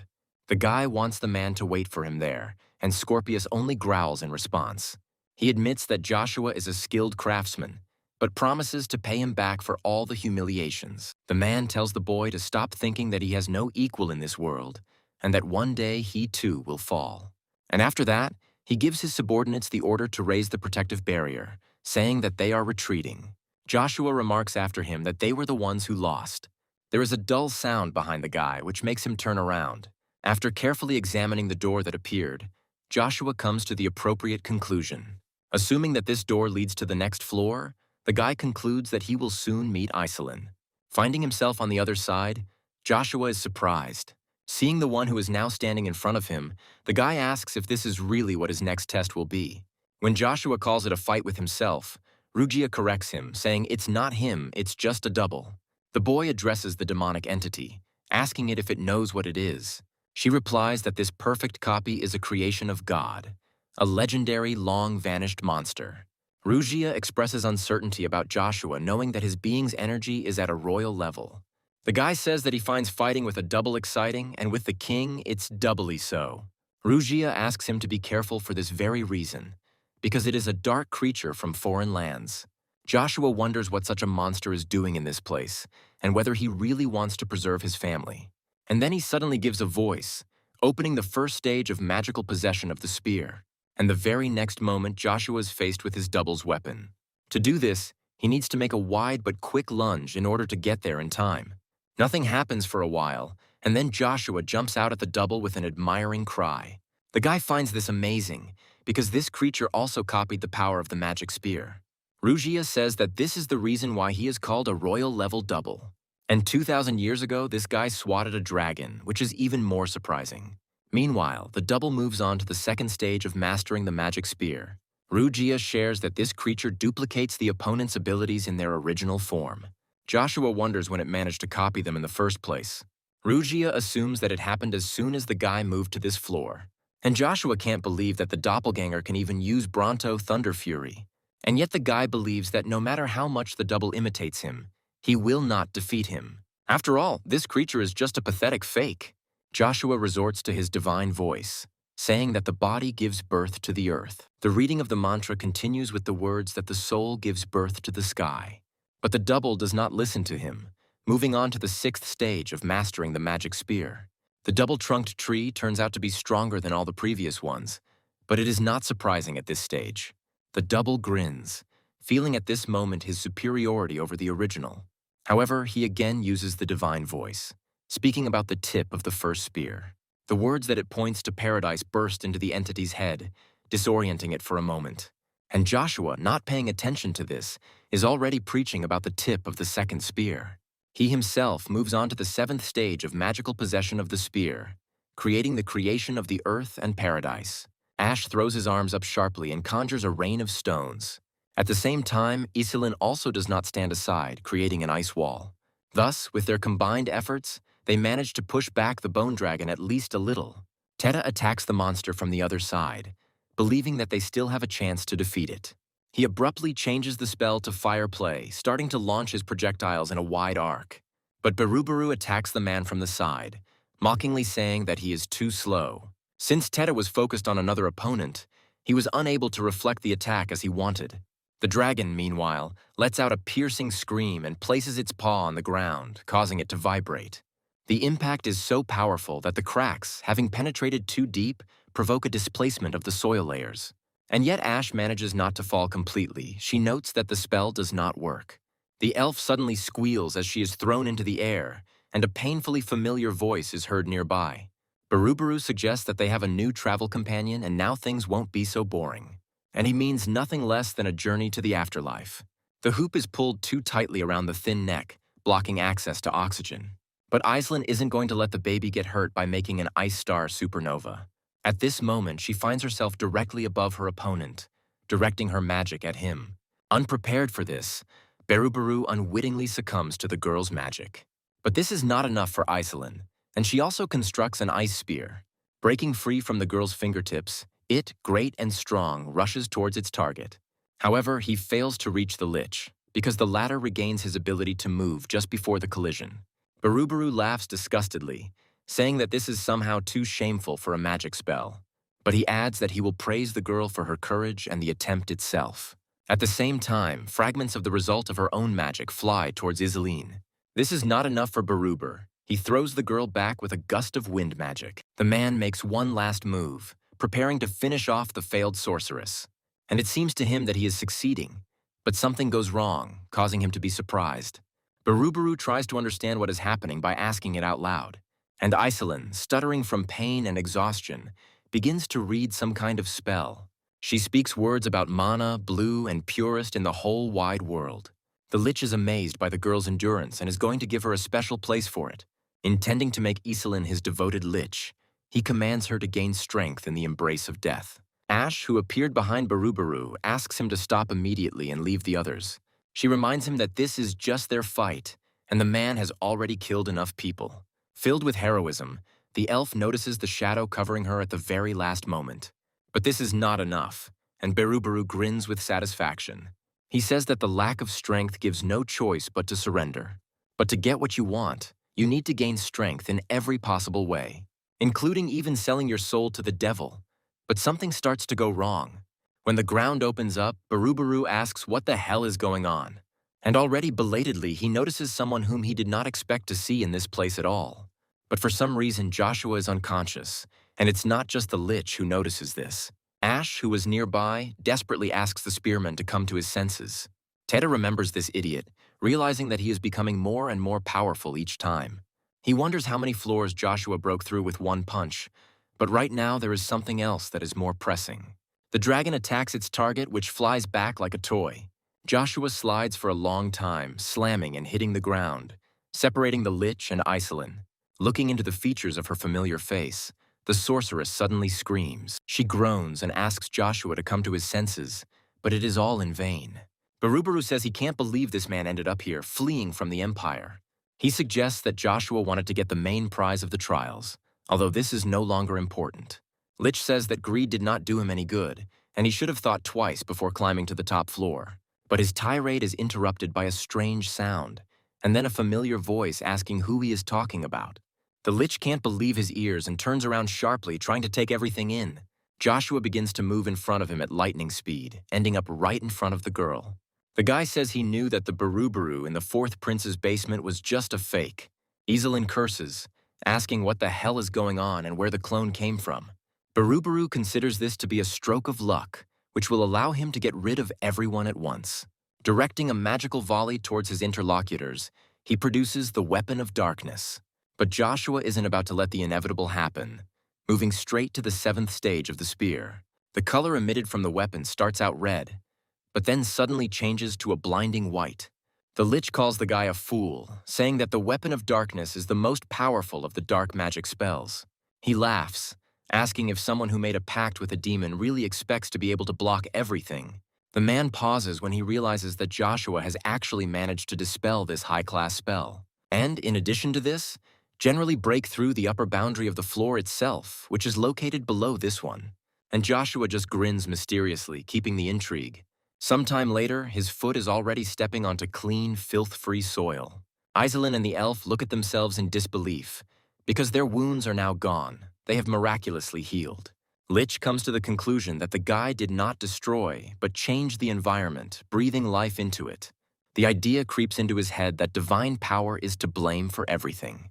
However, the man says that this is impossible, and the atmosphere changes to oppressive again. Then, getting angry, he turns to the dark forces, saying that he is calling on them. And gathering an army of the dead, he says that he is imbuing them with his demonic energy. The Lich gives it all and commands the hordes of undead to fight with full force. Joshua is not against this scenario. He is also going to show his skills, and what his army is capable of, even if it is not as huge as the enemy's. The Lich gives his subjects the order to rush into attack, and they obey. A bone dragon flies out ahead of everyone, appearing as if from nowhere, emitting a stench from its mouth. Compared to this multitude, Joshua's squad looks laughable, but strength is not in numbers. The first to take action is Dullahan, who creates his own army. His headless army immediately rushes forward, engaging the enemy in mortal combat. Next comes the third prince with his Sunblade, unleashing his vengeance on his opponents. He, like some kind of vassal, orders the undead to kneel before his lord Joshua. Baruber doesn't like his opponent's advantage and turns to his bone dragon. By directing the monster, the Lich commands it to use its dragon's breath, crushing the enemy. It is not difficult to guess that it is directed at the culprit of this whole mess. Joshua resorts to the help of the 6th level of spear magic art. And at the moment when the bone dragon attacks him, the guy uses double-barreled tree. This attack proves quite effective against the monster, causing it to let out a furious scream. But this is not enough for Joshua, and he leans forward to make another attack. After the jump, the guy dives down, pushing off from the air and delivering a powerful blow to the dragon. He falls down, hitting his gigantic head hard, causing the air to rise. Iselin is amazed that Joshua knocked out the bone dragon with a blow, but Ash is not very surprised.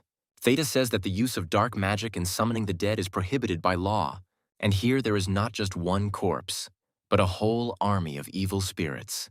And at its head stands a famous spearman the people would experience utter horror and betrayal. Iselin believes that there is nothing to worry about, because the inhabitants of the continent, having seen Joshua, will understand everything. See with your own eyes how great this guy is and fall in love with him. Teta, calling Iselin unnoticeable, asks her to be more gentle, since he already realized that she is a fan of Joshua. Ash asks them to stop talking and look at what's going on. She cannot understand the nature of this magic, because Joshua's blows do not bring the desired result. More precisely, they bring it. But Barubaru instantly heals everything, which makes you think seriously. The elf suggests that this Lich is as immortal as his own army of the dead. While healing his wounds with mana, The third prince carefully watches the enemy, conducting an analysis. He wonders why these undead don't get tired at all and regenerate faster than him. Meanwhile, one of the reanimated corpses moves forward and gives a signal to everyone else. They immediately follow him, taking a certain position and lining up for the maneuver. The prince immediately notices something is wrong, and when a volley of enemy attacks is already flying towards him, he finds himself ready. However, others suffer much more. While fighting with the enemy, they do not notice the enemy attacks. Keskilain clearly sees that they are moving chaotically, but at the same time they are holding formation, as if someone is directing them. But he realizes that Joshua has nothing to do with it, and another lich has entered the game. He thinks about how, by taking blows, he only brings his end closer and an ice wall grows before him. Teta says that every lich's weak point is in their life vessel, and he assumes that Barubaru hid it so that no one could find it. If this vessel is not disposed of, the strength of the commander and his army will never be exhausted.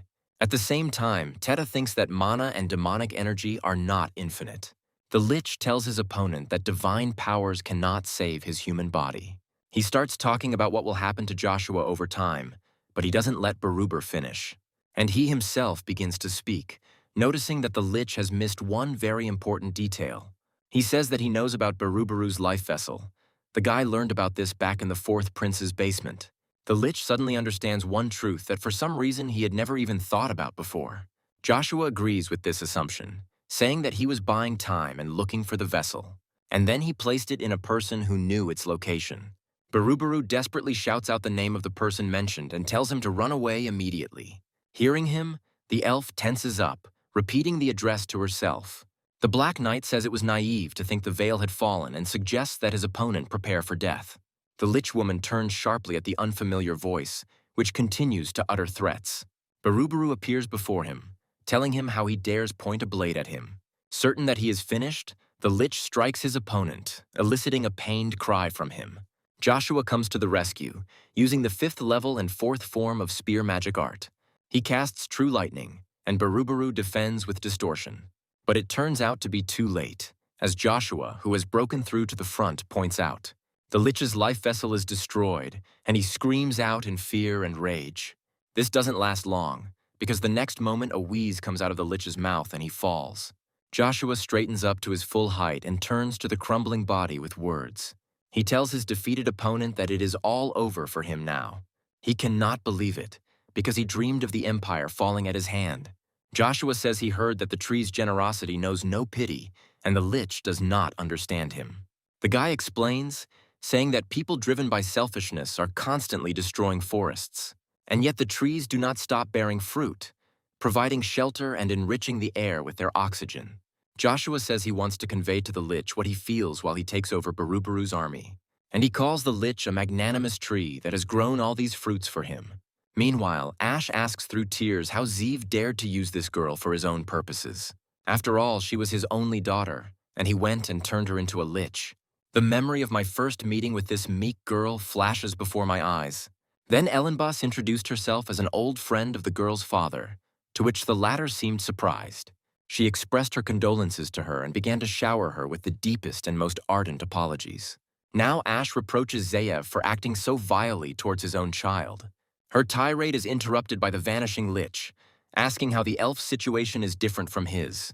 Zeev draws a comparison to how the filthy desires of humans led to the extinction of the elven race. The man believes that they were to blame for not being strong and talented enough. It was for this reason that Zeev craved absolute power, against which no one would dare to oppose. He talks about how he sought to create an army capable of destroying an entire empire. Now Ash understands why Zeev needed Yggdrasil's life force. Lich confirms this, adding that it was the perfect way to gain great power. So he concluded his contract, but since the risk remained, he had to make another sacrifice. The elf believes that this man was blinded by revenge, and he betrayed everyone and made his daughter suffer. She asks if Zeev really thinks this is the right thing to do, and he reminds Ash of what she once told him about her dream of creating a union of the elven race. The lich asks if she is sure that elves and humans could coexist. Joshua answers for the girl, saying that he himself considers all this to be very possible. But Zeev doesn't think so until the very end, saying that people don't change and their own desires consume them. They destroy literally everything in their path, and therefore there are many who share the Lich's intentions. He starts to say something about some guy, but at these words he turns to dust. At that moment, Joshua is overcome by a feeling of anxiety, and his hopes of successful revenge are dashed. Teta admits that he is at his limit and can't take it anymore, but Iceland tries to support him, asking him not to give up and to pull himself together. The man snaps back, saying that it's easier said than done since the bone dragon has risen again. He starts talking about destroying the Lich's life vessel, but Joshua bursts into his consciousness. More precisely, the guy breaks into the consciousness of the undead, but the power of his divine voice is felt by everyone else as well. After ordering the undead Baruber to stop, Joshua gives her his next order. When the boy orders Zayev's former subordinates to obey him, they accept the order with resistance. However, at the next words, they kneel down and obey without complaint. After this, Joshua turns his gaze to the bone dragon, commanding it to fly closer. The gigantic creature, although it roars in protest, cannot help but submit to its new master. Teta can't believe what's happening, but he keeps his thoughts to himself. Still, the fact that this spearman was able to tame this giant monster impresses him greatly. The fact that this giant is fawning under the caresses of its new owner makes an additional impression. Looking at the Liches, one can see a similar picture. None of them are resisting anymore. And Joshua, as if playfully, picks up the flow of dark energy and begins to absorb it into himself. His dead army gradually begins to thin out, merging with the stream and entering the guy's body. And this continues until the undead disappear completely.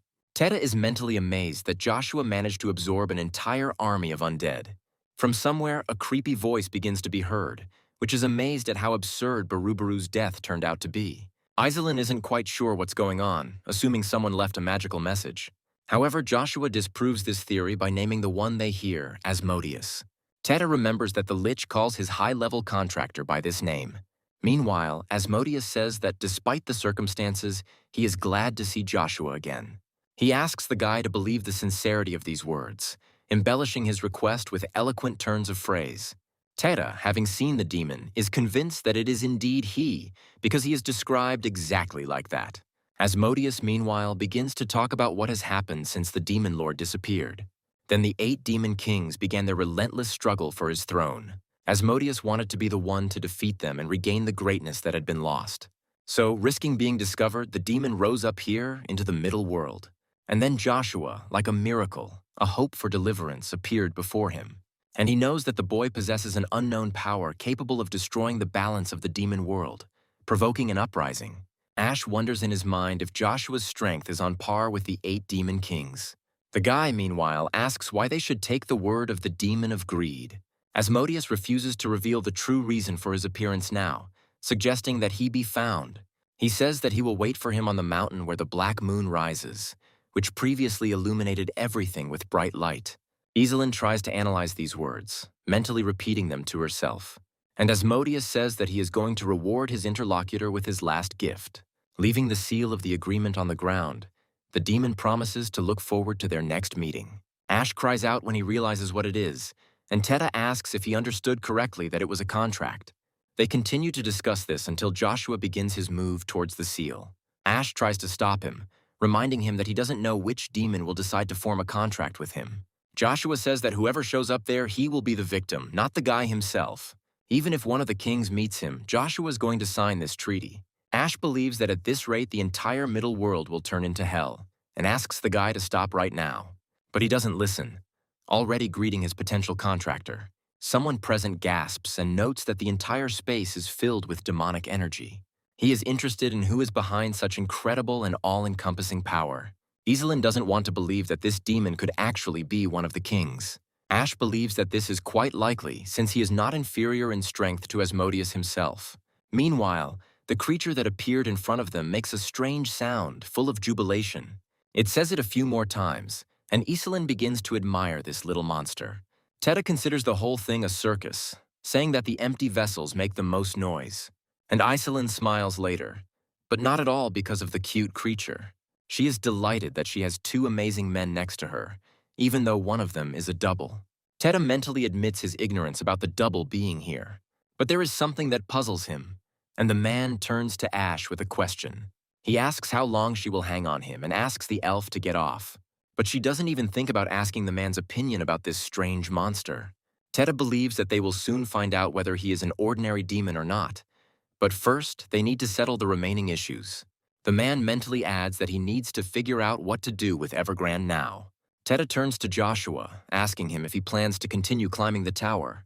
A familiar man appears ahead, advising them not to rush into clearing the place. Addressing Joshua as the Lord of Darkness, Crevasse says that the top floor is currently closed to him.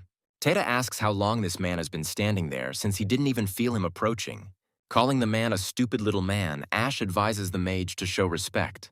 And then he explains to him that the black dragon Crevasse is now in front of him. Teta is mentally amazed, trying to understand what is even happening in their middle world. Joshua, meanwhile, asks his interlocutor who made this decision, and the dragon says that now is not the best time to argue with him. He continues, explaining that the continent will soon be engulfed in a sea of blood, and the elven forest will be no exception. Crevasse says that now that he knows Joshua is the Dark Lord, they have much to discuss. But if the guy doesn't listen to him, it will be extremely difficult to maintain a trusting relationship. Crevasse offers to decide whether to continue the climb or return to unfinished business. The woman asks her interlocutor if he finds it as surprising as she does. Vanessa is amazed that they lived in the same palace before and never met, and all because they were born to different mothers, and now the woman expresses joy at meeting her sister. Vanessa continues to fawn, calling Lucia by her real name and expressing hope that they will get along. Her interlocutor says that she does not understand what is being discussed, and that she is just an ordinary servant. Vanessa asks her sister to stop pretending, saying that she already knows everything perfectly well. The woman promises to help her interlocutor if she helps convince him to make Babylon his heir. Then she undertakes to ask the emperor to grant Joshua a pardon. She asks Lucia if she would prefer never to see her beloved son again. The knock on the other side is accompanied by a request to come in because a big problem has arisen. Vanessa, checking her sister's reaction, hums with satisfaction, and Lucia remains sitting motionless, like a statue, and silent. Vanessa answers the person behind the door, allowing him to enter. Siphon reports to her mistress about the announcement of His Majesty Emperor Marcus. It consists in the fact that from now on the 5 great ducal families will be reduced to 3. Vanessa's face contorts as she asks how this can be. Siphon, choosing his words carefully, adds that these changes directly affect Duke Agnes. Vanessa asks what the hell the man is talking about, starting to stutter. She also inquires about Arden's next steps, not wanting him to remain silent and watch. Siphon, in a trembling voice, reports rumors about the Duke, concerning the news of Joshua's expulsion from the Empire. He starts to say that his current position remains unchanged, but he is interrupted, and the man, rushing to his mistress, asks the intruders who they are. They say they are not interested in an insignificant knight like Siphon. A member of Black Wind, the Emperor's intelligence agency, says he has come for Princess Ashir.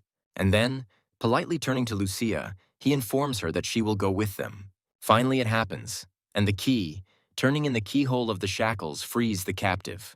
But when they fall apart into small pieces, the man does not show the slightest joy. Arden's eyes are filled with a grief that only a blind man could fail to see. Marcus says it's painful for him to see his father suffer from his own poor upbringing. He considers this a huge stain on the noble reputation of the Avalon Empire. But he is not surprised, because the apple does not fall far from the tree.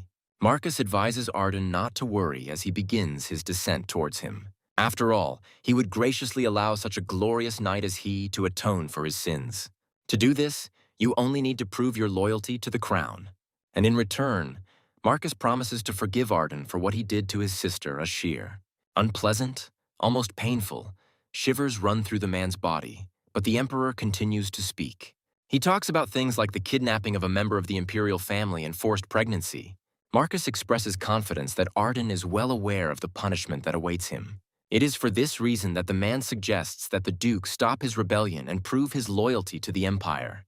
He suggests doing this at least in memory of his parents. Then his house will not suffer.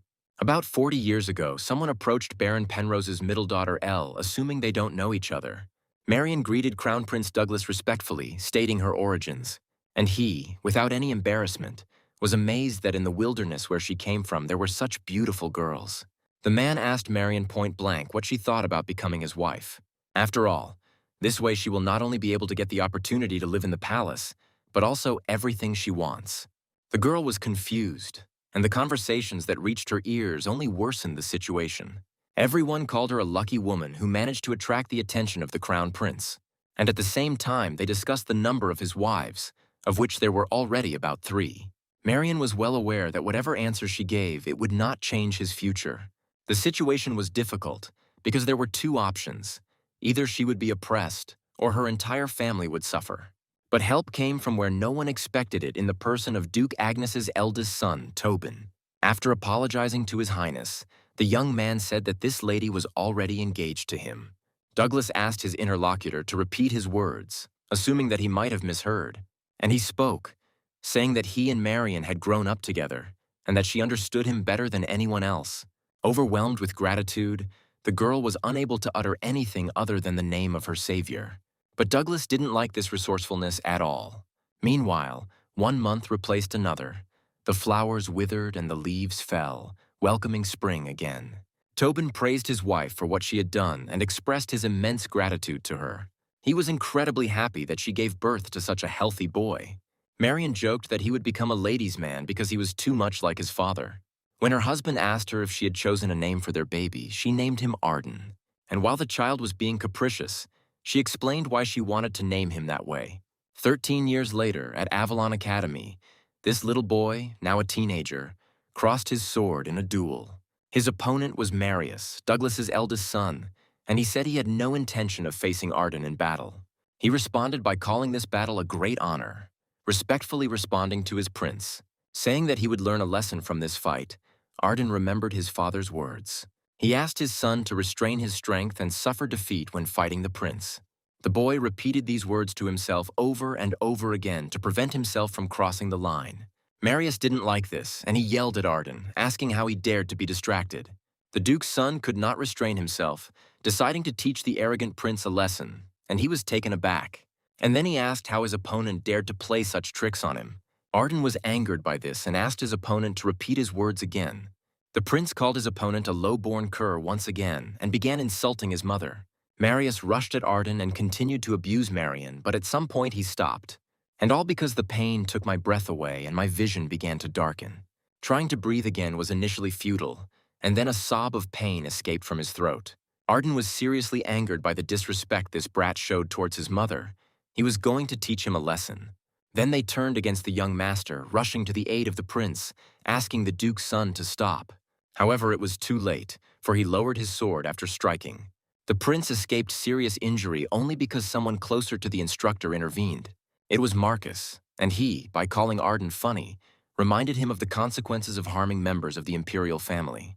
The boy was asked to fall on his knees and beg for forgiveness before it was too late. Marcus advised him to save his bravado for a more appropriate occasion. Later, Arden's father begged the emperor for forgiveness, telling him that he was immensely guilty. He asked him to allow him to take the punishment for his son's behavior on his own, but only so that His Majesty the Emperor would take pity on the foolish boy.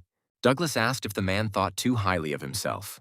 After all, even though the prince's statements were offensive, Arden almost took his hand.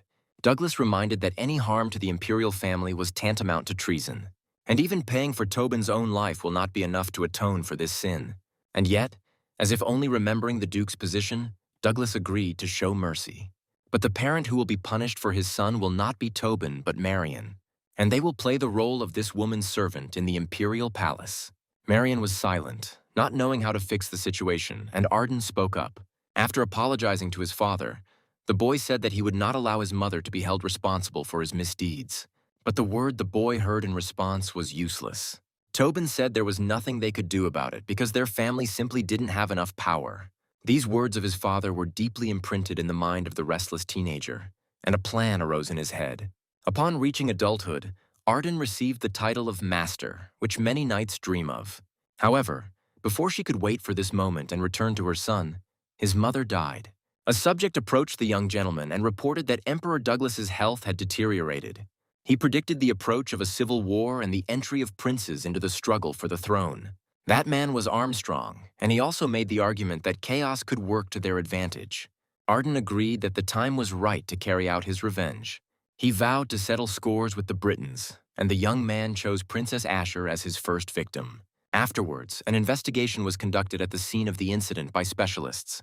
They noticed the cuts made by an experienced fighter, even after the traces of the merciless flames. The ace of the Imperial Order expressed the need to find the princess no matter what the cost. And a little later she came to consciousness, screaming piercingly and starting to call for help. But when she looked around, the girl didn't even understand where she ended up. And Arden admitted that he did not immediately recognize her because of her hair color, which was not similar to the Britons. Ashir clarified what exactly he meant and asked where she was now. The girl tried to remember what had happened to her and was not happy about it. The cruel memories rushed into my mind, making my stomach jump into my throat and make me feel sick. And the merciless eyes of that killer caused such horror that the body began to tremble violently. The princess's body was gripped by all-encompassing fear. She fell into a stupor, and it began to dawn on her. Arden prepared himself for the worst, even intending to commit the irreparable if necessary. However, to his surprise, Ashir expressed confidence that he had saved her from that terrible monster. Arden didn't know what to think, but he desperately held back the shock that was bursting out. He later called in a doctor who concluded that the girl was suffering from the effects of a severe shock. The man concluded that the traumatic event was what led to Ashir's memory loss. Armstrong began to worry, but Arden didn't see the difference, believing that this girl had to pay for everything.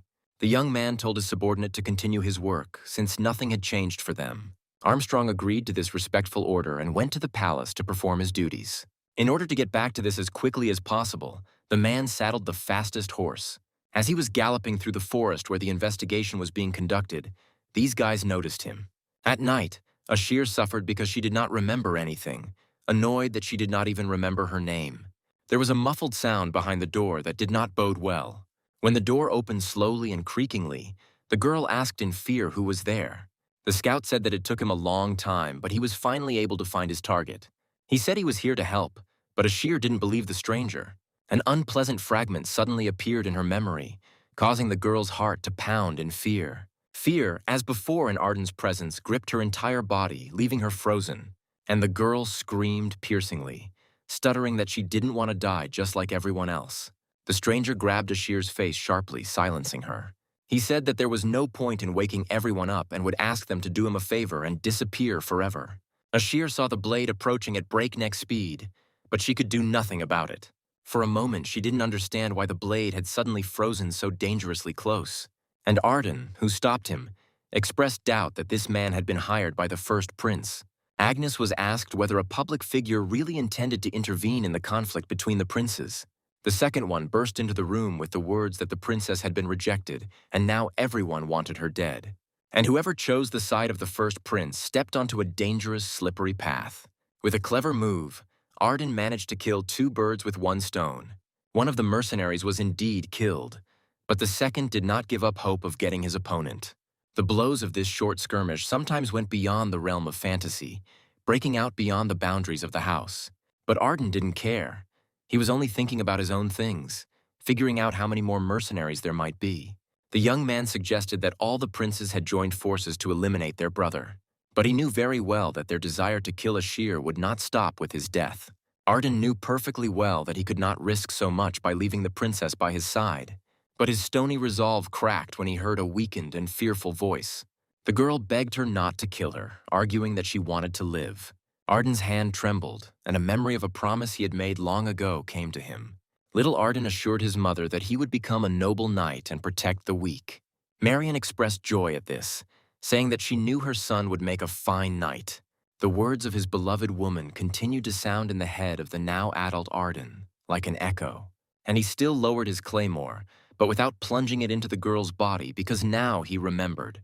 He remembered that he had dreamed of being a completely different knight, and he apologized to his late mother. Arden's assumptions turned out to be correct, because soon the first Prince Marius was killed. And this was done by the man who always supported him and was the last in line to the throne, Marcus. It was this incident that marked the beginning of his bloody reign, and the new emperor got rid of the rest. Having become the head of a great empire, this man forgot about the princess named Ashir ben Britain.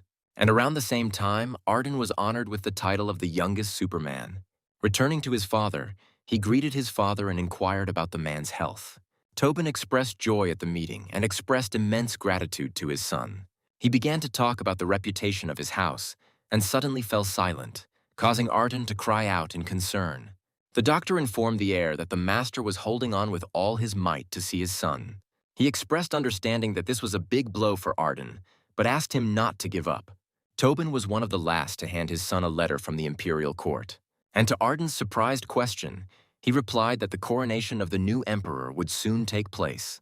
And Tobin didn't just say that, because they wanted to enter into a marriage of convenience with the Agneses. The man knew perfectly well what his son was thinking, but he reminded him of the main goal of their family. After all, despite the weakening of the royal family, the Agneses still did not have enough forces for direct confrontation. Knowing this, Arden worked tirelessly to increase his powers, but even these efforts were not enough. It was therefore presumptuous to think that the moment was ripe for revenge. Tobin said that now was the time to expand the Agnes's influence and ordered his son to gather reliable people. He wanted Arden to reach new heights, for the people to see him as a hero and revere him as they had the greats before. And although he was unable to finish his final word, the essence was clear. And while Arden mourned his father, Marcus was aware that the Duke was always looking for an opportunity to take revenge on him. If he wanted, he could wipe out the entire Agnes family from the face of the earth with unprecedented ease. However, over time, Arden, thanks to his exploits, became a role model among knights. Marcus could not get rid of the hero of all Avalon openly, because he risked incurring the hatred of the people. Therefore, he decided to act cautiously and seize the house of Duke Agnes through marriage. At that time, resisting the emperor was too much for Arden to bear, so he could only wait for the right moment. Time passed, and Vanessa gave birth to a son. But it was clear that his biological father was not the Duke. The woman's brother expressed confidence that this young man had a great future ahead of him. Vanessa thanked them for such kind words and said that she felt exactly the same way. Arden remained sullenly silent when his wife said that someday they would become even closer to the emperor. Taking advantage of his authority, Vanessa brought Marcus's supporters into her husband's house, thus depriving the Duke of allies. Ashir, who was now called Lucia, brought Arden tea at one of these receptions. As the maid began to fill his mug, the man asked why she was still there. After all, he told her that she could be free, and Lucia reacted quickly to these words. She said she couldn't leave the man who had saved her life twice. The girl said that she wanted to help him and was also grateful that Arden gave her a name. The man felt genuine warmth from the fact that Ashir liked it. And then, praising the aroma of this drink, he thanked Lucia for the delicious tea. Among all these dressed-up supporters of the emperor, only she was able to console Arden. And no one even guessed that this girl was descended from the Britons themselves. Lucia became Arden's support in the fight against the crown. But he was driven not by love, but by loneliness and anxiety. One day, Armstrong told the man that they had serious problems. Lucia was pregnant. The blonde tried to justify himself, saying that he didn't know how it happened, but Arden declared that the child was his. Armstrong couldn't believe his ears, so he asked his master to repeat his words again. Arden did this calmly and asked his subordinate to better say what he heard from Rebrick and Font. Blondin reported that they had given a positive response, but expressed concerns about the short-term nature of the collaboration. Arden asked Armstrong to stop and said that they just didn't trust each other yet. But he expressed confidence that one day this union would become the strongest in history. The man mentally addressed Lucia and his baby, asking them to be patient a little longer. He was going to avenge his mother and, in memory of his father, defend his own family name. In the present, Marcus asks Arden what his choice is, to pay or to submit. And the Duke, calling himself by his full name, agrees to obey the will of the Emperor of Avalon. Marcus tells him to prove the sincerity of his words by saying that he will give Arden 200,000 soldiers. To do this, you need to capture Reinhard and show your Emperor the corresponding results. Arden doesn't think twice before agreeing and saying that he will lay this kingdom at Marcus's feet. And he thinks that this worthless person has completely lost all shame over the years. But this doesn't bother him at all. Marcus adds that at the same time, Duke Tremblay will lead his army to Terra.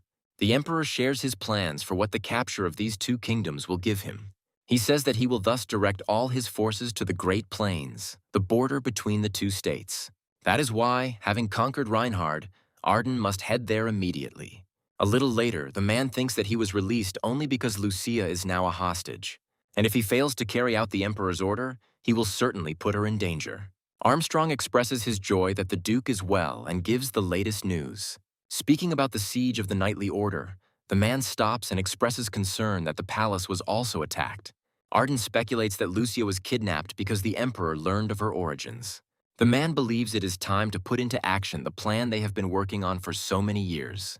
He expresses firm confidence in this and asks that everyone be notified of the meeting place. A young female voice comes from the darkness, suggesting that the Duke should abandon this idea.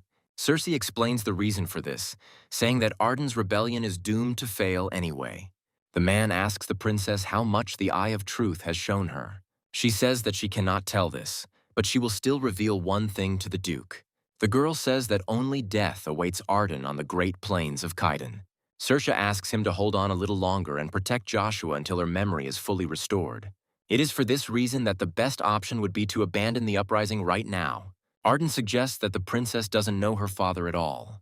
There is no way back for either him or the Duke himself, for this is precisely the meaning of their confrontation. Meanwhile, Marcus asks Geshalt to go to the magic tower to execute Evergrande. The Emperor is offended that the court magician killed Jaqen because he even allowed him to conduct experiments with the undead. Geshalt informs Marcus that Evergrande has become the first 8th-class mage on the continent. He suggests postponing Arden's operation, but the Emperor asks not to worry about it. Everything is under control. Marcus says that when he reaches the Great Valleys, there will be a surprise waiting for him. He finds it laughably absurd that even in politics there are still a lot of scoundrels who don't do what is required of them. Marcus expresses confidence in the exact outcome Arden intends to achieve. He begins to talk about the kingdom of Asgard and its last ruler, King Kushnir. This man had an old friend, the most skilled swordsman in the country, named Rigveda. Like Arden, he was a nightmare to his enemies, but revered as a hero by his allies. However, he destroyed Asgard, killed Kushnir, and built the Empire of Avalon as it is today. Thus, the change of priorities successfully ended with a coup d'état. Marcus agrees that Arden is truly fearsome, as he has always sought revenge for his mother. By choosing a historical revolution as his revenge, he will even have the opportunity to become emperor. However, times change, and history does not like repetitions, and Marcus wants to prove that the Agneses will never surpass the Britons. The magic tower is in turmoil as the gate to a new world has finally opened. Evergrande is politely but quickly asked to stop and asks what is wrong. Scorpius reports that they were unable to get rid of the traitor, and a spearman from Avalon intervened. Evergrande is amazed that Joshua is already here and decides to take appropriate action. Scorpius asks for another chance, but the master refuses, saying that he is no match for this boy. Evergrande says that their trusted comrade is in the Tower of Trials. He has to take care of everything while they themselves have more important things to do. Evergrande has found the Elven Forest, and now he's going to head straight there with an army of mages. He intends to return the Windstone, which sustains the life of the World Tree. Scorpius confirms the order to stay here in case anything goes wrong. Evergrande pompously announces that the gates are open and invites his comrades to capture Yggdrasil, encouraging them with words that they would thus receive the blessing of mana in order to begin a new era of magic. Meanwhile, the elves are worried that Tempest is emitting such an unsettling glow. An elf named Freya is called out to tell her that an unidentified gate has opened in the sky. She assumes that this is an invasion and asks that the others be told to be on alert. A luminous point appears in the sky, which rapidly grows in size and begins to glow. From the rune-like formation, hundreds of arrows with matching tips emerge, rushing towards their targets. Although the shields work in time, their diameter is insufficient. Moreover, some energy arrows are so powerful that they can even penetrate such magic. A new salvo of enemy attack finally destroys the barrier erected for protection. The elves report this and give orders for defense, and instead of arrows, magicians are already falling to the ground. Continuing to descend to the ground, the mages rush after the nearest elves. Evergrande gives them the order to raise the forest to the ground, leaving not a single blade of grass. Cain can't believe he's not sleeping because the knight is flying on a black dragon. It seems to him as if he has already become part of that same legendary knightly order. Iselin thinks the Order of Mages sounds much more realistic, but Cain doesn't care. Icarus thinks the knight looks a little disappointed, but she's not surprised. Cain agrees that their lord is no longer an ordinary knight, which is a little puzzling. And while Cain is wondering what they should call Joshua now, he is lost in his own thoughts. Rugia breaks into his thoughts, stating the fact of whose hand this letter was written by. Joshua, remembering Arius' words, now understands what he meant when he recommended being wary of Arden. Rugia asks if at this rate Duke Agnes won't be in danger. Joshua believes that everything will happen sooner than in the past. In any case, it is inevitable. Teta asks the guy why he looks so serious, as if he is not himself. The man says he wants to discuss the offer Joshua made him before the Battle of the Masters. He admits that he wants to change the terms, asking the guy to leave Evergrande in his hands. Teta begins to say that he wants to put an end to this matter himself, and Joshua allows him to do so. But the guy also has a condition, according to which his interlocutor must become part of his order. He even promises to pay Teta a generous salary, and he even becomes a little embarrassed, groaning absent-mindedly. Finally, he admits that this proposal is unexpected for him, but he agrees to it. Teta justifies this by saying that with Evergrande's death, it is not a fact that the magic tower will return to its former state. So they make an agreement, and Joshua turns to Cain with an order. He introduces the knight to a new member of the Knights of the Golden Spirit and asks him to take care of him. Cain expresses only joy at this and solemnly welcomes Tetu into the Order of the Golden Spirit.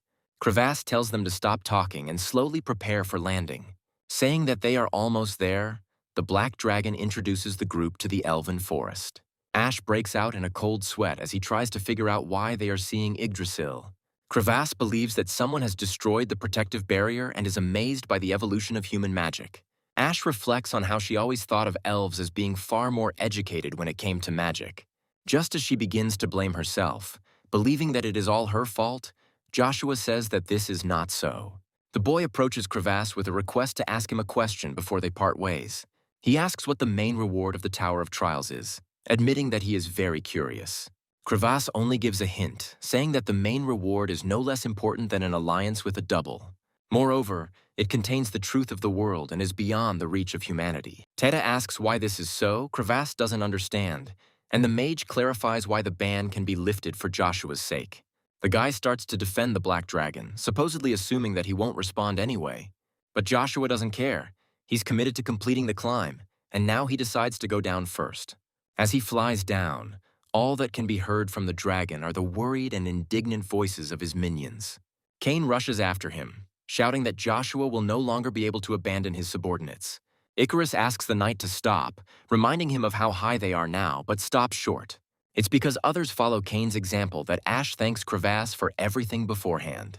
Teta grins mischievously, amazed at this guy's unpredictability.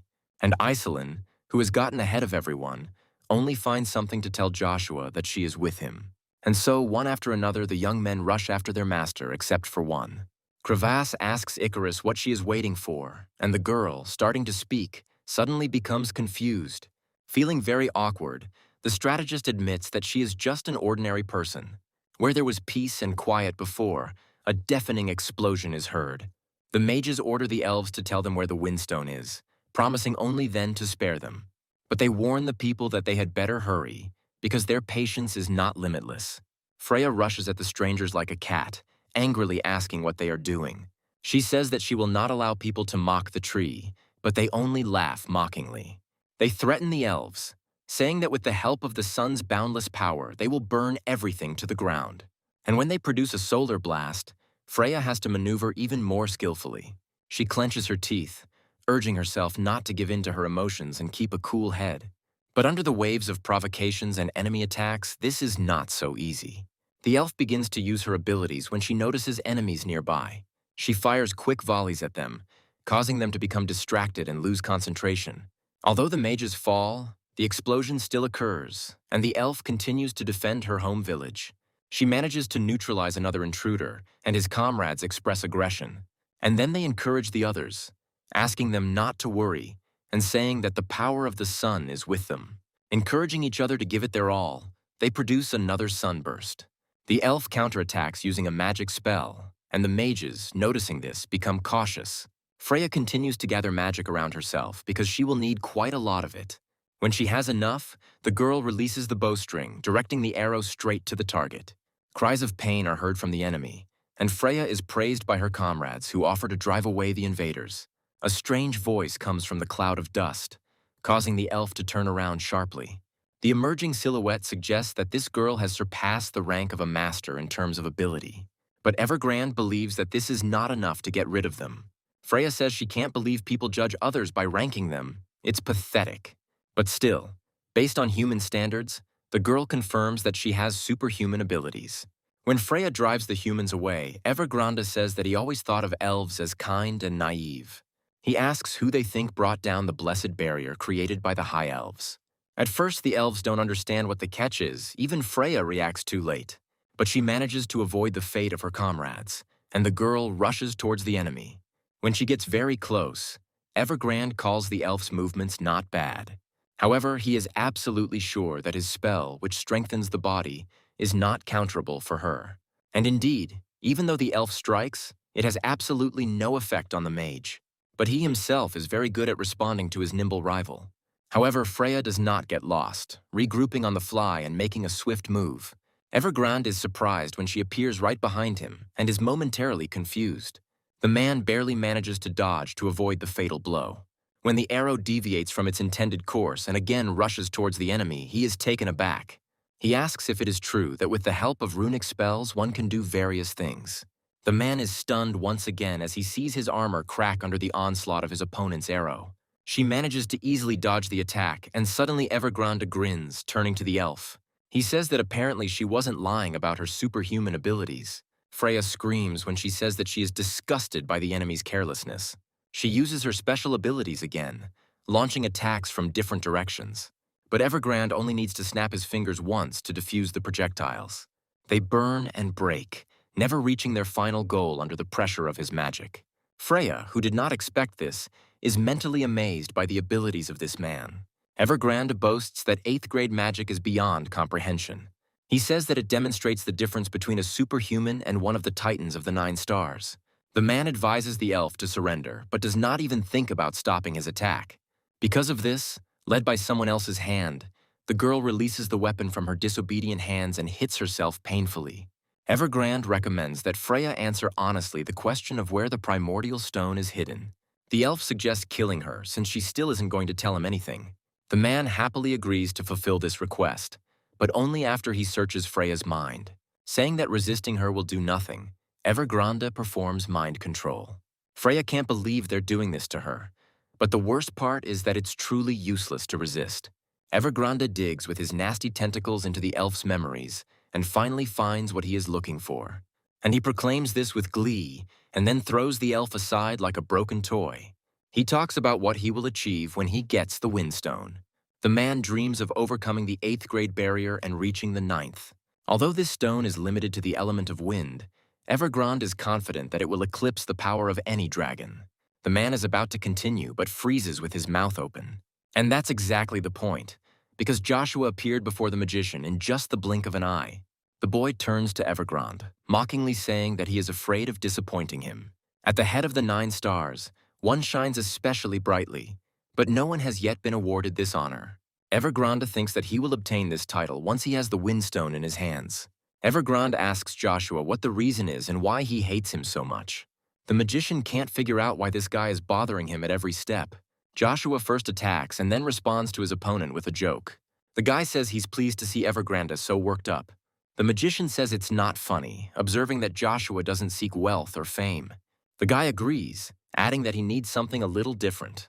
He involuntarily recalls the words Evergrande spoke to him in his past life. Then the old man said that he was a man whose very existence was a threat. Now the guy says that he wants the magician to understand one thing and repeats his own words to him. He repeats them exactly, also referring to himself, openly mocking the magician. And he, not understanding what they were talking about, stupidly asks about it again. Joshua says he's right, because if he had wished for fame or wealth, he would have received it immediately. However, he didn't care about them at all, because the guy had only one thing that he valued. It was his comrades who actually turned out to be hypocritical scum. Joshua says that Evergrande will now understand and see everything himself. As with the weapon that brought him righteous fear, he would finish off the magician in one fell swoop. Evergrande says he's noticed Joshua has a knack for talking nonsense. The mage speaks to his followers through telepathy, commanding them to seal all mana within Yggdrasil. The followers immediately respond to the call of their master, carrying out the order. When the world tree begins to metamorphose, the mages surrounding it giggle. They are confident that even an all-powerful spearman will be helpless when all the mana is gone. They are sure that Joshua is finished, but something unexpected happens, causing the magicians to curse in fear. While they are trying to figure out what is happening, Cain, introducing himself, declares that he has arrived.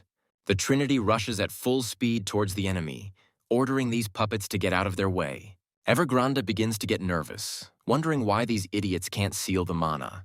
And a voice heard from behind replies that it's all because his soldiers have already given up the ghost. While Evergrande is surprised that Tata is alive, he confirms these words, thanking the mage for his concern. At the same time, the young man prepares a wind avalanche and sends it at his enemy. He tries, at least for the last time, to build some kind of defense or attack. Evergrande asks if Tata has come back to help him die. Tata suddenly jumps up and, rushing at his opponent, asks what he did to him. Evergrande initially recoils, then smirks, asking a provocative rhetorical question. The man asks why it is necessary to spare the life of someone who could cause him problems.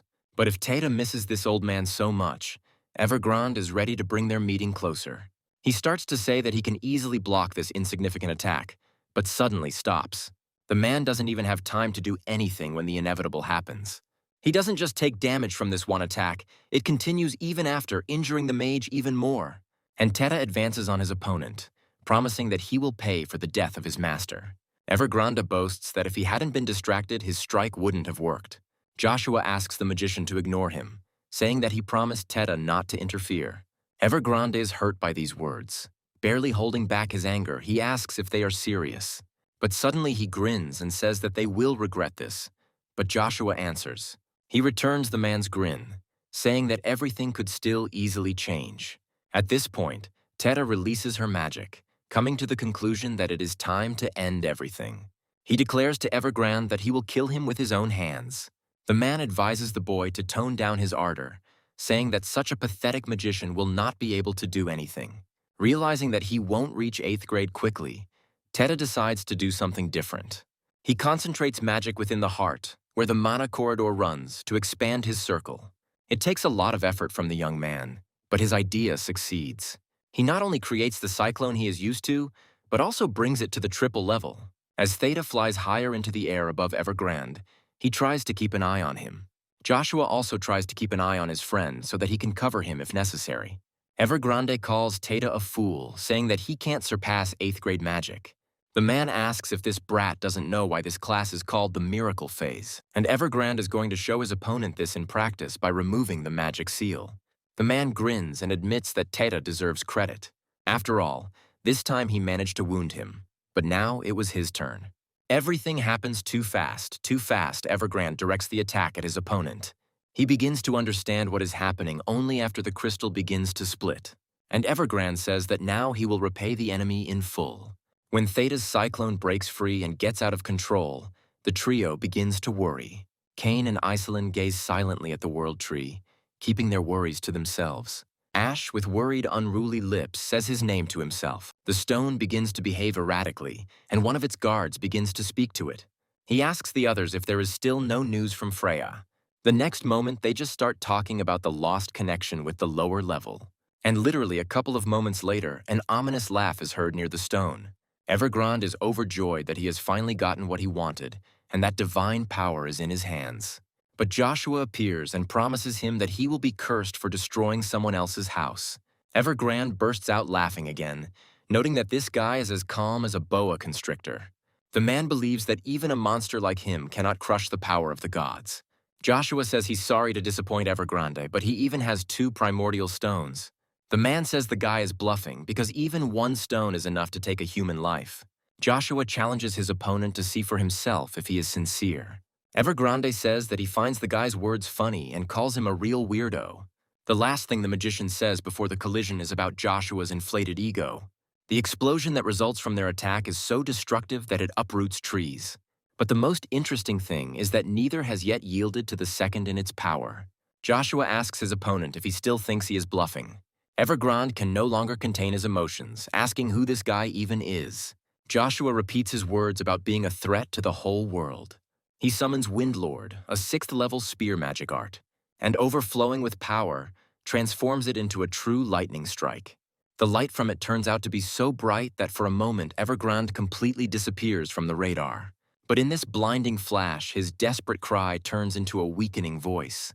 The man asks himself how it could be, how it happened, if he had taken possession of divine power. and Joshua only watches his silhouette as it rapidly falls into the crevice. As he falls into this all-consuming darkness, the man wonders if it was all in vain. At some point, he begins to feel unbearable pain that overwhelms his entire body. The magician asks why he is still alive if his body was torn to pieces. Joshua says that the powers of the primordial stone extend beyond its general properties. For example, Tempest has the power of symbiosis, so the Windstone can be used without restrictions. Joshua tells Evergrande that he's been thinking about one thing for a very long time. And after that, he came to the conclusion that this magician was not the kind of person who would be satisfied with a dog's life. After all, he is driven by ambition, like Zaev, and he will do anything to achieve his goals. It was for this reason that the magician began to befriend Caesar, because he could satisfy his ambition. Then Evergrande, having achieved all his goals, would have finished off this man as no longer needed. And of course, Emperor Marcus was aware of his court magician's plans and knew that his son was being used. But he didn't care, because Evergrande was no threat to him.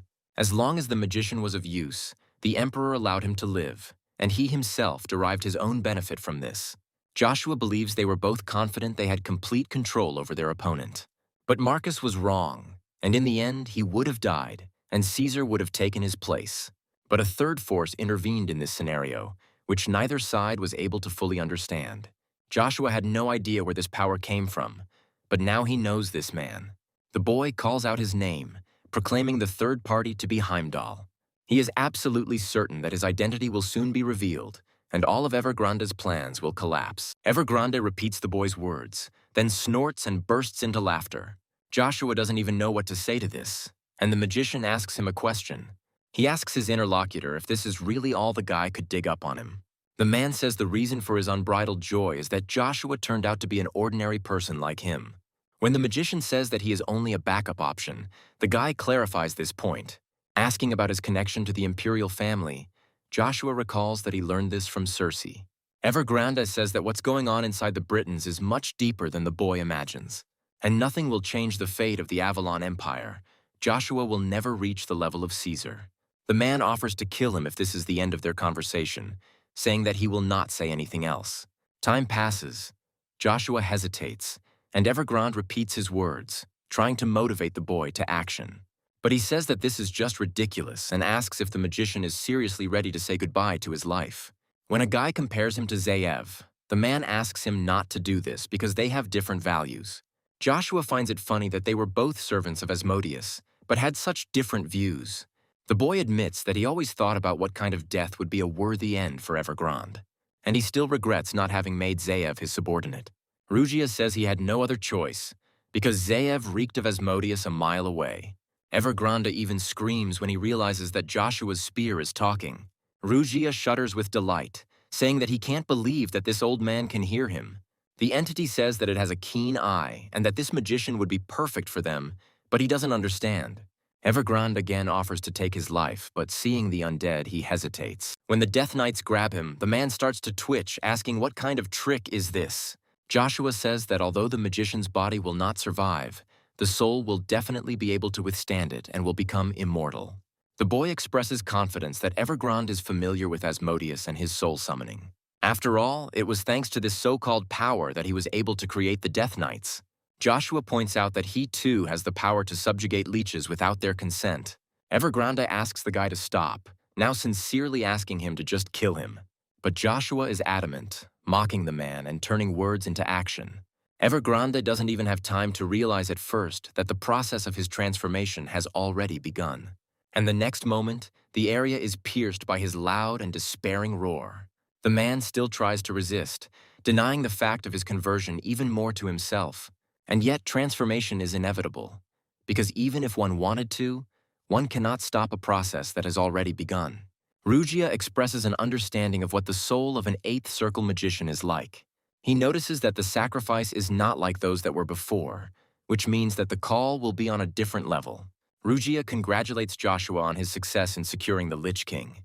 Approaching one of the bodies, Iselin picks up an object that is lying near it. Ash says the name of the world tree with a trembling voice, and then she falls to her knees and desperately hits the ground, beginning to lament that it's all over. Iselin and Cain barely find the strength to exchange glances. Passing elves, noticing the girl, call her El Rubeus, rejoicing that she has returned. Freya says that they were all waiting for her, and she herself is immensely grateful for everything she did for them. After all, Teta explained everything to them and even brought reinforcements to stop the invaders. Freya offers to make an effort to revive this place now that El Rubeus is with them, in memory of all the trials they all had to endure. Ash turns to Freya, but her voice betrays him, and then Crevasse joins the conversation.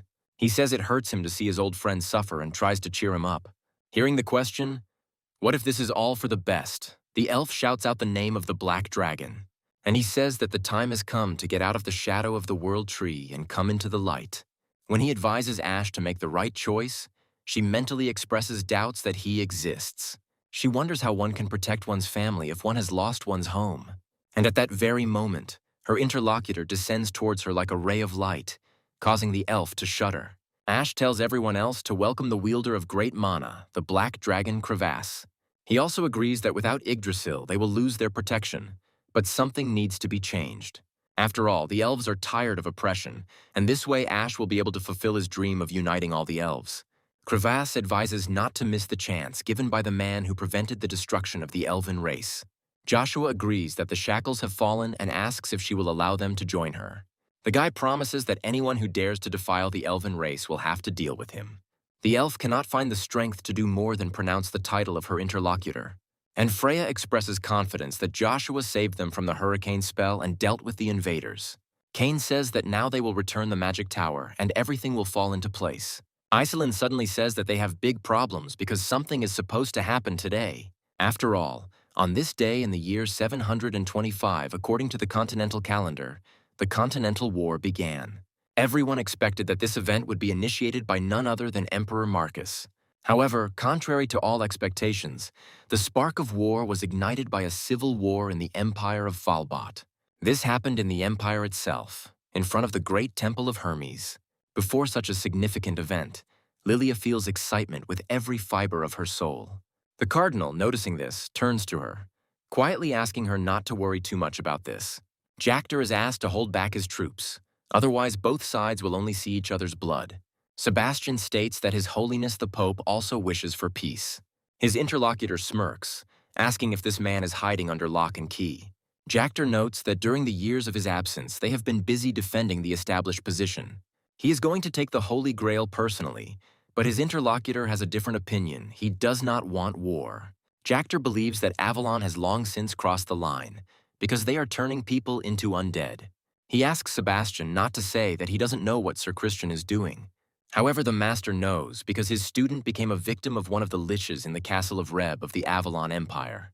And yet, if this were to start a war between empires, the losses would be simply unimaginable. So Sebastian tells Jactor again, asking his army to retreat. In response to these words, the man only grins provocatively. And then he orders his army to draw their swords, and the order is immediately carried out. Sebastian is not going to stand aside in response to this, so he gives the order to prepare for battle. The air is cut by a cry to attack, and now the first warriors rush into battle. Once allies, they now mercilessly destroy anyone who stands in their way. Of course, knights in their heavy, well-protected armor find killing easier. However, at the same time, the other side has priests who are capable of healing, and the wounds that could have given the enemy an advantage are successfully healed. Jector steps forward, saying that divine power only poses a threat to the undead. He understands that the paladins are waiting for their opponents to be exhausted, but against his new aura, it doesn't matter. And sharply throwing his hand forward, Jactor demonstrates what he just spoke about. The attack really turns out to be very effective, because the opponents don't even have time to group up. Even the cardinal cannot understand what this force is, because it is too powerful. However, Sebastian does not intend to allow the morale of his troops to decline. He encourages them. The young man promises to share with them the blessing of their god, Hermes. He is also a man of his word, starting to apply buffs and heal his closest allies. Soon, the entire army rises to its feet and feels ready to continue its battle. Lily's wounds also begin to heal, and then her body is completely covered in armor. Jector chuckles, comparing the healing of enemy warriors to the rise of the undead, and the very next moment the man again orders his subordinates to attack. The fact that Lilia reflected the aura blade while unarmed evokes a cry of involuntary admiration. But this woman is not one to be greedy for praise, so she continues the fight, ignoring it. She fights no worse than men, even better, which is simply amazing. And inspired by this example, the paladins rush into battle with a new dose of enthusiasm. But suddenly they freeze in indecision. What they see plunges them into a stupor. The paladins had never seen anything like it before, plus the power of this aura was incredible. Finally, they gather their will into a fist and rush at the enemy, but a surprise awaits them. And that's not all. The explosion was just a scare. The warriors writhe in the scorching paws until they get burned. The power of the aura turns out to be truly all-destructive. The magical armor continues to crumble. Jactor turns around at the words about him using aura, which his interlocutor has never seen before. Sebastian wonders if this is a result of his recent training. The man is silent for a while, but then finally answers positively. He adds that he managed to make such progress while his interlocutor was busy teaching small children. And Jector uses his aura again, this time moving to the step above aura, to aura on top of aura. This makes Sebastian involuntarily pull back and envelop himself in an even brighter glow. The man no longer exudes the playfulness and mockery that he had just recently. He furiously shouts out words that become a catalyst for the creation and movement of the true aura. Sebastian finds it difficult to withstand such an onslaught of force. He clenches his teeth in exhaustion, and the flow of Jactor's aura at some point becomes so powerful that it rushes forward as a beam of death and destruction. He breaks and destroys everything around him, smashing even buildings into pieces, making him difficult to resist. In the end, all that remains is destruction and the most durable of what has withstood the onslaught. Even Lily is trying to catch her breath, unable to believe that everything is so bad. Groaning in pain, she thinks that it was necessary to stop these two stars after all. And they, despite everything, continue their superhuman battle of endurance. Sebastian says that if we don't stop, things will get worse, but his opponent has the opposite opinion. The paladin is confident that an empire built on blood will be destroyed by the same blood. Jector considers the paladins hypocrites who shout about peace in the name of God. He does not see justice in this. They come together again, putting more force into the blow, and Lilia barely manages to keep her balance. Lily understands perfectly well and thinks that if these two are not stopped, the city will disappear. The cardinal also believes that they will not stop until one of them falls, and asks the woman to return to Reinhard. She asks the man what he means, because she doesn't like the idea of running away alone. The cardinal says that if something goes wrong, there must be someone who will fix it later. He believes that only she can conquer the kingdoms that will oppose the empire from the outside. Several enemy warriors notice Lily and rush towards her to grab her. The cardinal tells his daughter to leave, but she does not want to leave her father alone. The man says he doesn't have the stamina for the journey, but he can handle this. We can't let Lily get caught, because that would be the end of everything. Realizing that he is right, the woman hesitates for just a few moments, after which she makes the only right decision. Marcus is informed that they have just received new information from Falbot. The Emperor's faction has won the civil war, meaning a potential invasion of Avalon. The Emperor comes to the conclusion that the Pope's faction has lost the war and the Moon Door is also a loser. This forces him to ask a subordinate to announce the movement of all Avalon forces to the Great Plains. Watching a bird fly past, Lucifer wonders if they can be seen from the sky. He addresses this question to Duke Aymar, asking what he thinks about it. The man believes that if angels from heaven were watching over them, people would hardly commit sins. Lucifer clarifies this and says that he believes that they are still not interested in them. He asks Aymar to stay here until he receives further orders from the prince. In response to the Duke's question, Lucifer replies that he himself is going to enjoy his freedom. A message is delivered to the border duchy that the Swallow Empire army is gathering at the border. The guards order this man to be let inside because he is a messenger, but something is wrong. The flash that flashed in the distance was followed by something terrible, and the messenger suddenly shuddered with his whole body. The guards don't even have time to understand what's happening before they suffer the same fate, and Lucifer gracefully lands on a deserted spot in the midst of all this bloody mess. His Majesty is informed that they are in big trouble, reporting an attack by the Swallow army. Wintrow's expression darkens considerably as he receives information about the size of the army and that it is marching towards them.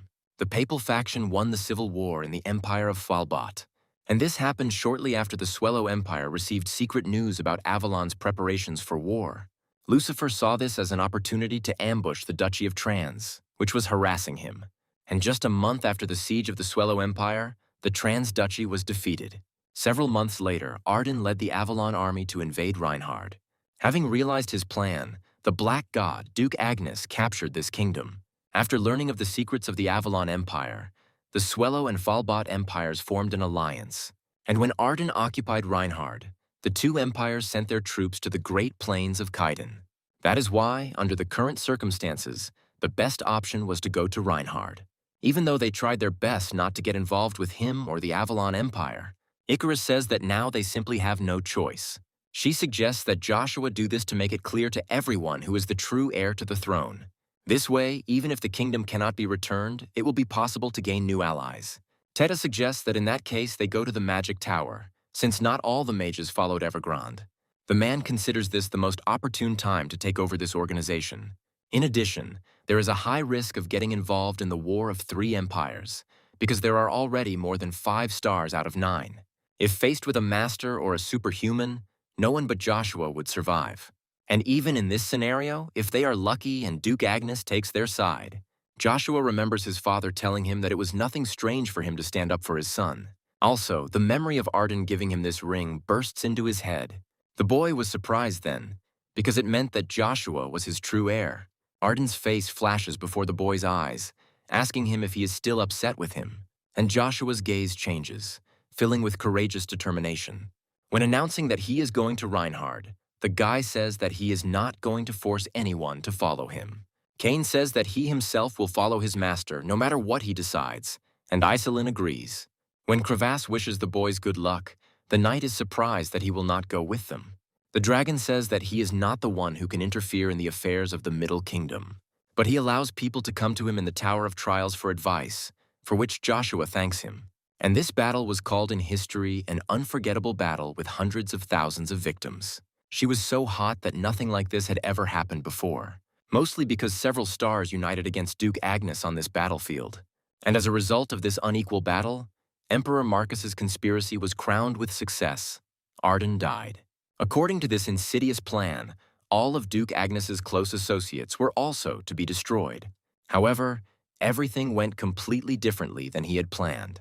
And all because of a higher being, who, although very late, appeared. And the name of this true king of Reinhard was Joshua Sanders.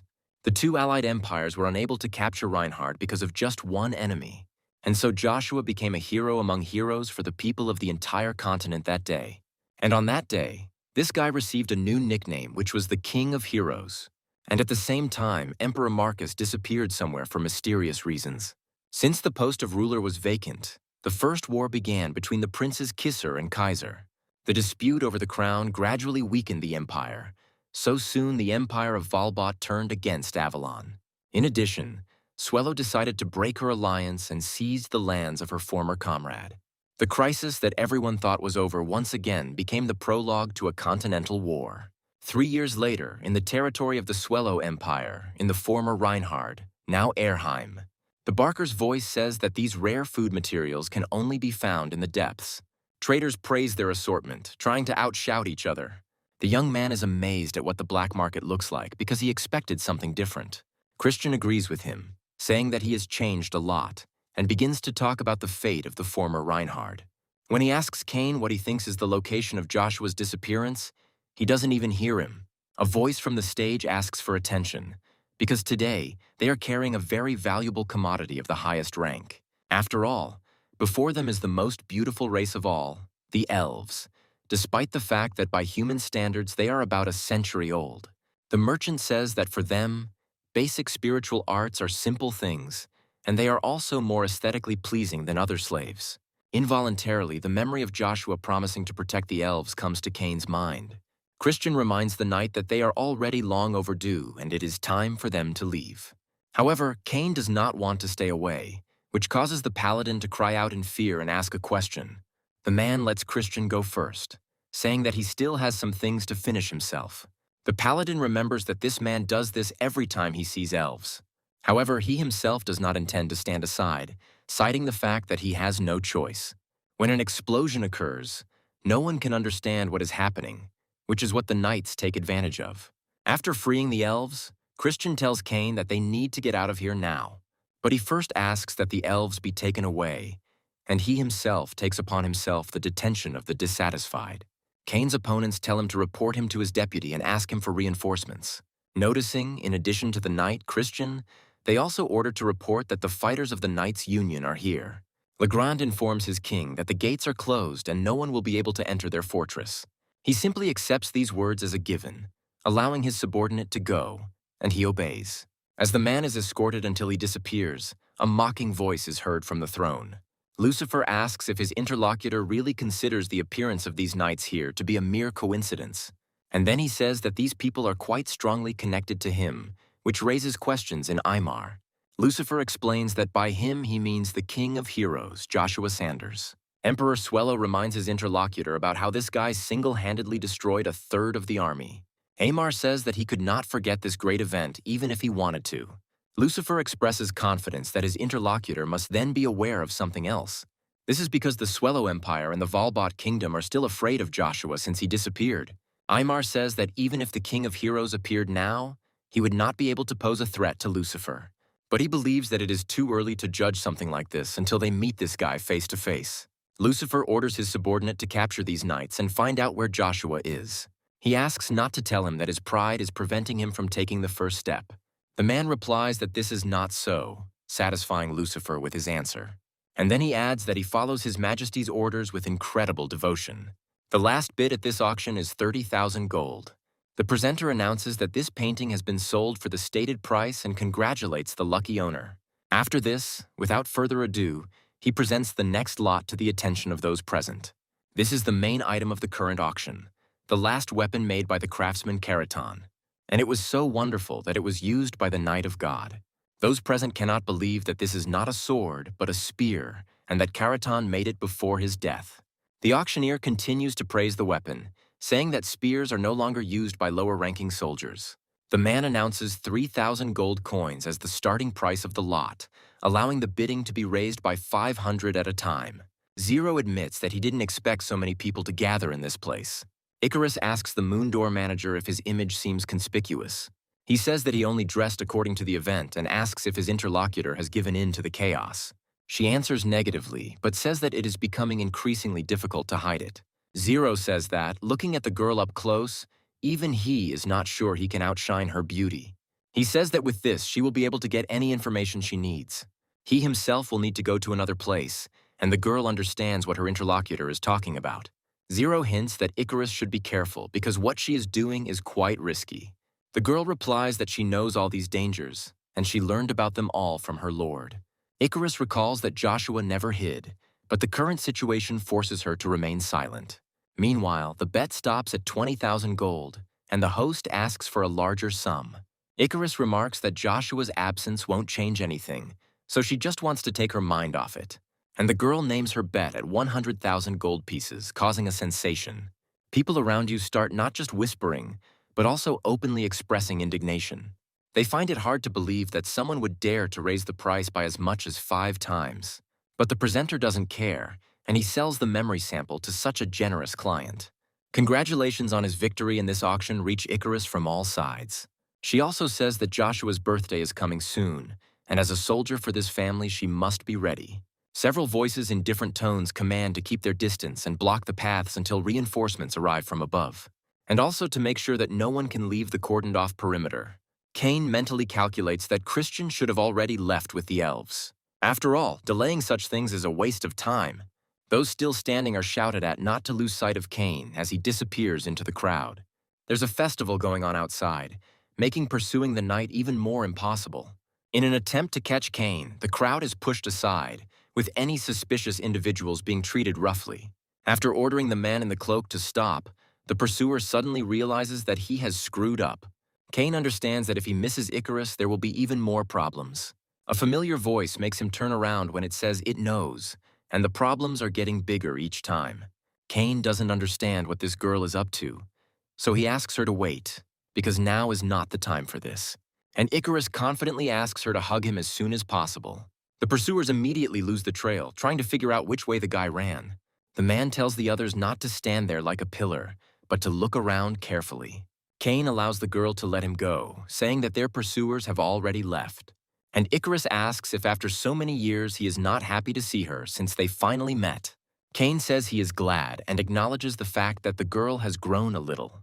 He's about to say something about this moment, but he doesn't even have time to really start. The powerful pressure of the ice causes buildings to collapse, causing panic among civilians. With his arms unresponsive, Icarus tries to get up, groaning with effort. Meanwhile, the blessed Knight of Heaven is asked who is behind him. Analyzing Icarus's appearance, Aymar comes to only one clear conclusion. The man assumes that the King of Heroes' minions have gathered here according to his plan. Cain is determined to block the blow at all costs, otherwise Icarus will receive a strong blow. This is what he does, but the next moment something happens that the knight never expected. The ice deforms, flowing around the young man's blade and rushing straight towards him. Cain doesn't have time to understand how this is possible, let alone react in time, and the very next moment his entire body is permeated with ice crystals. 3 years ago, the Continental War created countless heroes. Thanks to this, the empires of Swello and Valbot became the most powerful states on the continent. The one who united all the kingdoms destroyed by the empire became the mysterious leader, King. One of the most famous historical figures was Joshua Sanders, who was proclaimed the King of Heroes. Just when it seems like he's about to lose consciousness, a familiar voice asks Cain to look up. The knight knows too well to whom he belongs, so he obeys. Aymar scolds himself for not realizing that this paladin was also somewhere nearby. Cain expresses confidence that his opponent's position is not the most advantageous to allow for distraction. The new star of the Nine's bravado ends as he focuses on attacking the enemy. After all, now Cain is not just an ordinary man, he has also risen, entering the ranks of supermen. Aymar mentally agrees that with his current strength he cannot defeat the knight, and yet the man believes that true strength is not only physical power. And Aymar again resorts to the power of his element, covering the knight's body layer after layer. Cain didn't know that his opponent had applied type mana, so he expresses surprise about it. Aymar says it's called true aura. In the Empire, it's called aura materialization, because this technique not only transforms the aura, but also materializes it at the will of its owner. The new voice asks you not to pretend to be a great and powerful warrior just for this reason. Christian tells Aymar that he is not the only one who can use such tricks. And the young man makes the liberation. He, just like Cain, has now become a Superman. Moving instantly, he covers his comrade in arms and strikes the enemy. Ymir watches the enemy's movements closely and comes to the conclusion that this is not divine power. Since her matter is transformed, the man believes that this is also true aura. Cain notes that his friend arrived later than he expected, and he justifies himself by talking to a mutual acquaintance. The knight cannot believe his luck, becoming convinced that that voice belonged to the master. Aymar, hearing this, clicks his tongue in displeasure, considering the appearance of their old man an additional headache. He confesses that His Majesty Lucifer is now nearby, and he should have made some noise to draw attention to their situation and call for help. While friends are amazed by this and bombard the enemy with a series of questions, this happens. Aymar says he meant the devil, and now he can retreat with peace of mind. Icarus hisses and writhes in agony, and Cain asks the girl worriedly if she is okay. Christian curses because he didn't think the Blood Monarch was here, otherwise they wouldn't have come here. Aymar says he finds the looks on his opponent's faces incredible to see, and behind him a lion's face appears, and says that he is more interested in how his master will react. Aymar crouches, mentally trying to remember who on earth could emit such deadly energy. He doesn't manage to finish his thought, as the man literally flies into the air. Everything happens at the behest of a single swing of the sword of this great man. And with his second move, he sends his would-be opponent flying. Rain tells the kids to leave, saying that he will deal with Duke Aymar himself.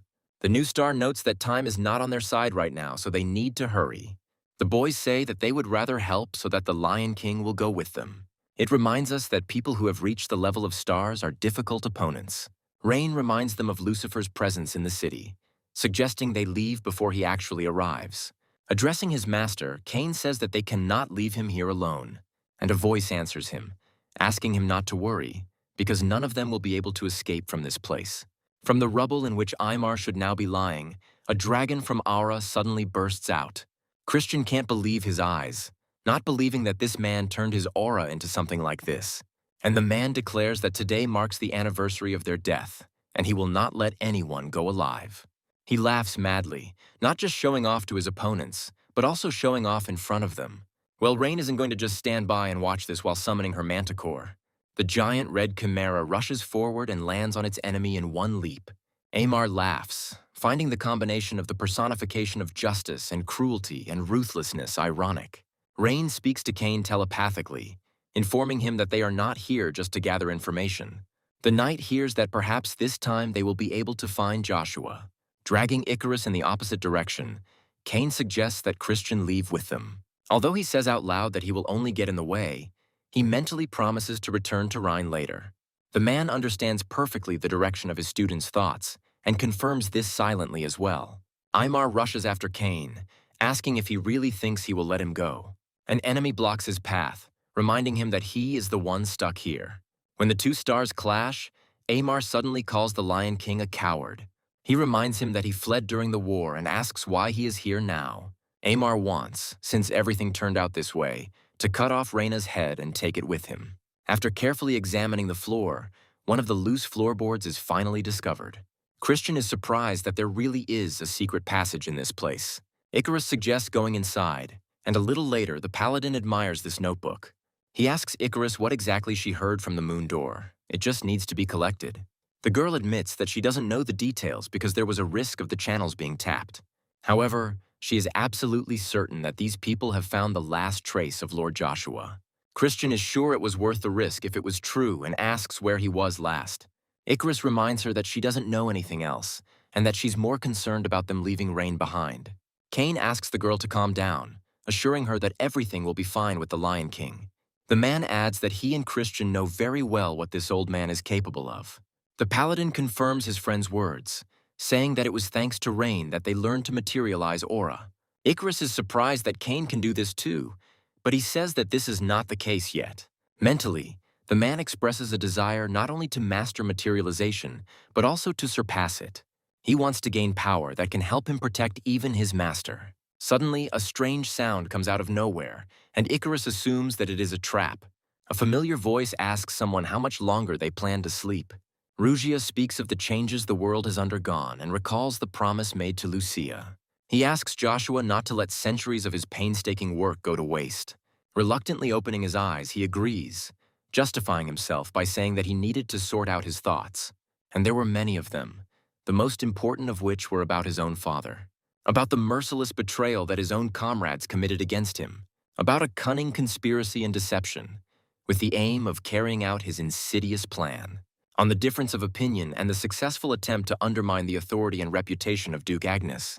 And of course, about what it all ultimately resulted in, marking the fall of the Black God Avalanche. In his mind, Joshua promises to return and put an end to all this atrocity.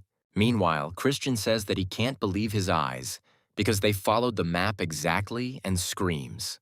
A woman appears ahead and asks the company not to worry because they are in the right place. Lily greets Sir Christian and says that she is glad to see him in full health. The woman tells her friends that she has come to convey important information to them, but time is short. She reports that Joshua Sanders' trail was found in the trial tower. The guys can't believe their ears, asking inquiringly if it's really that same one.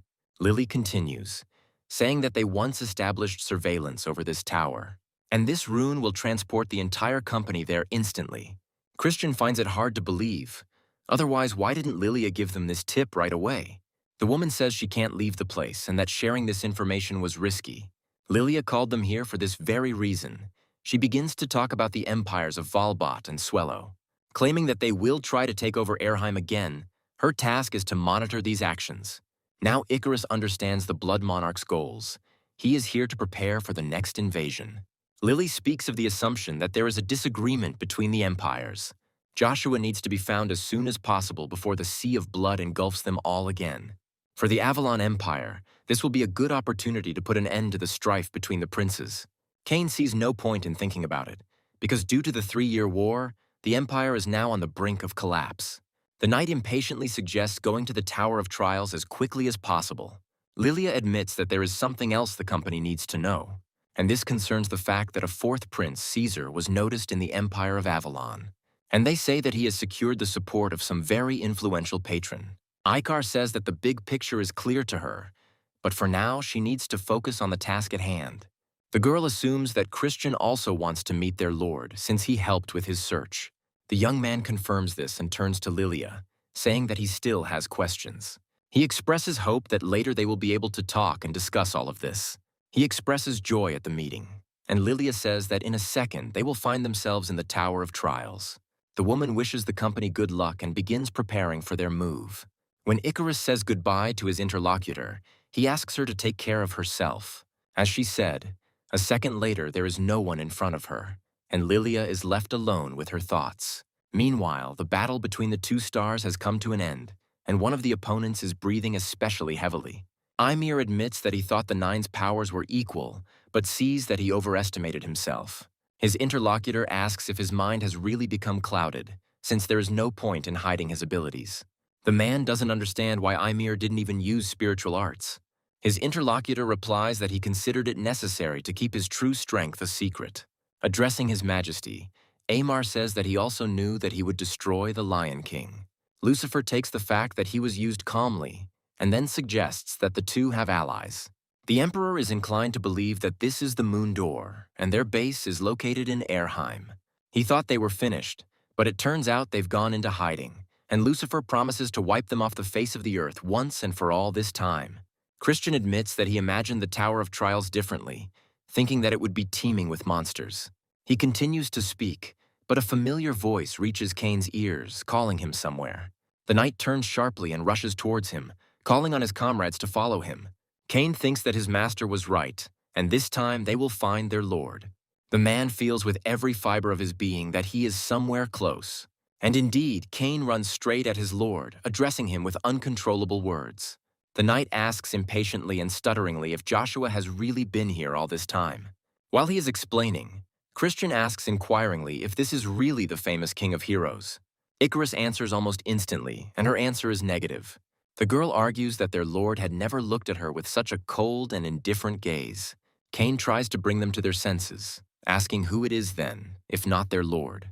He thinks they are simply unused to seeing him after such a long time apart. Cain asks to believe that Joshua knew they were coming, and that is why he went out to meet them. He asks the man standing next to him if he is right, and in the prolonged silence asks him to say at least something. The knight suddenly feels a strange premonition for a moment and hears a strange voice. He reports that it is a double, and Christian, who also hears him, asks who is here. The entity says that he didn't think that Joshua's first comrade could be so easily outwitted. Christian asks the guys to be careful because the energy coming from the spear is demonic. Paladin assumes they are dealing with a high-ranking demon. Icarus assumes it is a test. Cain suddenly asks them to wait because he managed to get a good look at the object in front of him. He reminds them that this is their lord's spear, and the boys remember that he was even called Rugia. Cain suggests that their master left them a message. Rugia calls them all idiots, telling them to open their eyes and realize that Joshua is not here. However, he himself appeared at the request of the former count to teach the naughty children a lesson. Rugia declares that they will face the same trials that their lord experienced. Cain barely has time to react in surprise before he is swallowed up, and his friends cry out the knight's name in fear.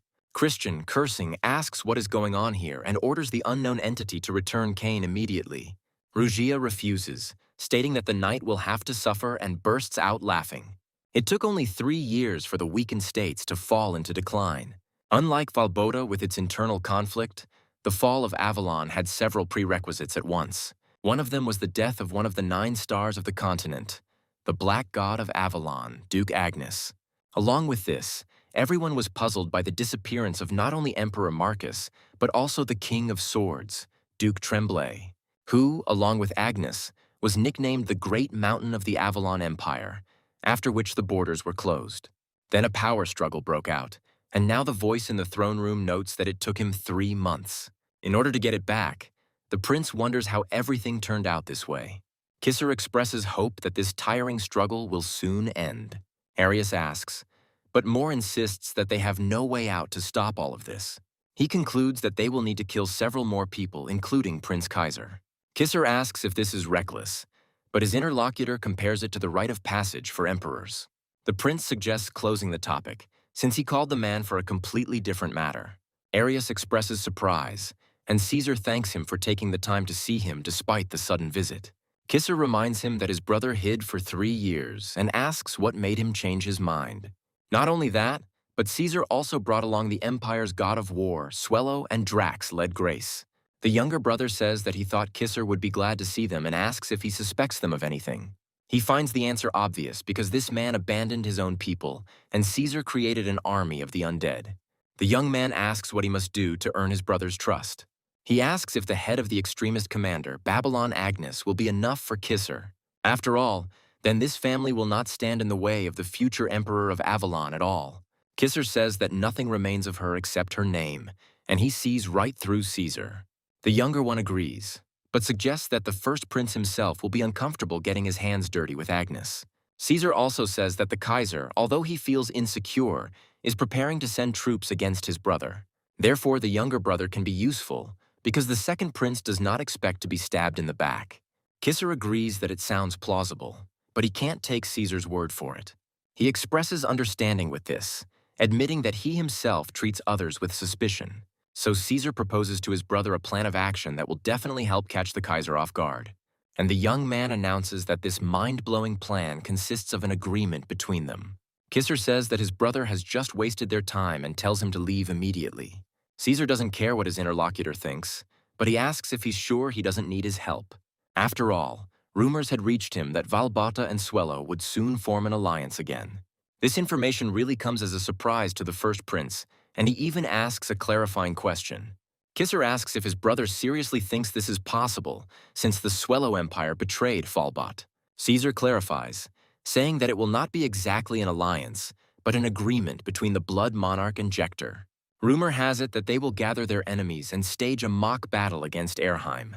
In parallel, they will destroy all their enemies and eventually take control of the entire continent.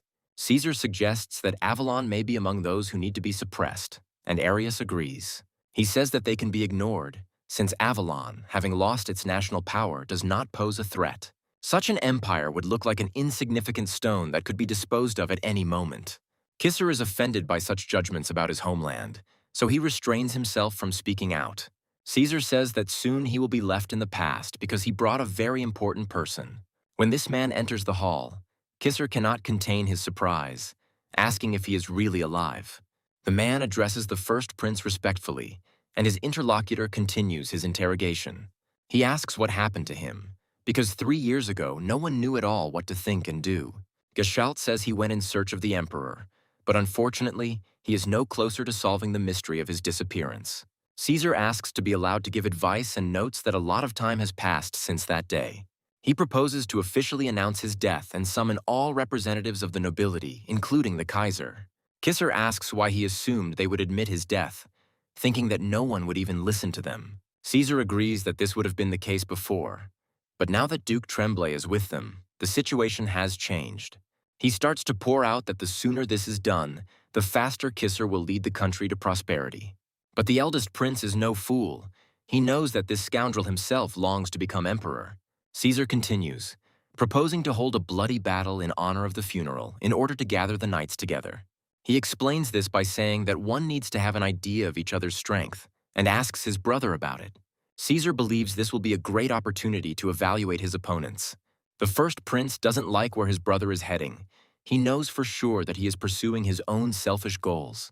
Caesar hesitates for a moment longer and then says that he will let Kisser think about the proposal. And if the first prince finds it interesting, they will choose a date together and discuss all the details. In the meantime, as he says goodbye, he asks his older brother to take care of himself. The emotions on the first prince's face become more and more evident as Caesar moves away from him, and some see the events that unfolded after the death of the Black God of Avalon. The advancing army pokes this guy in the face and tells him that he will soon follow his daddy.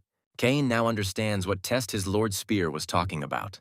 The knight concludes that this is the very day on which Joshua disappeared.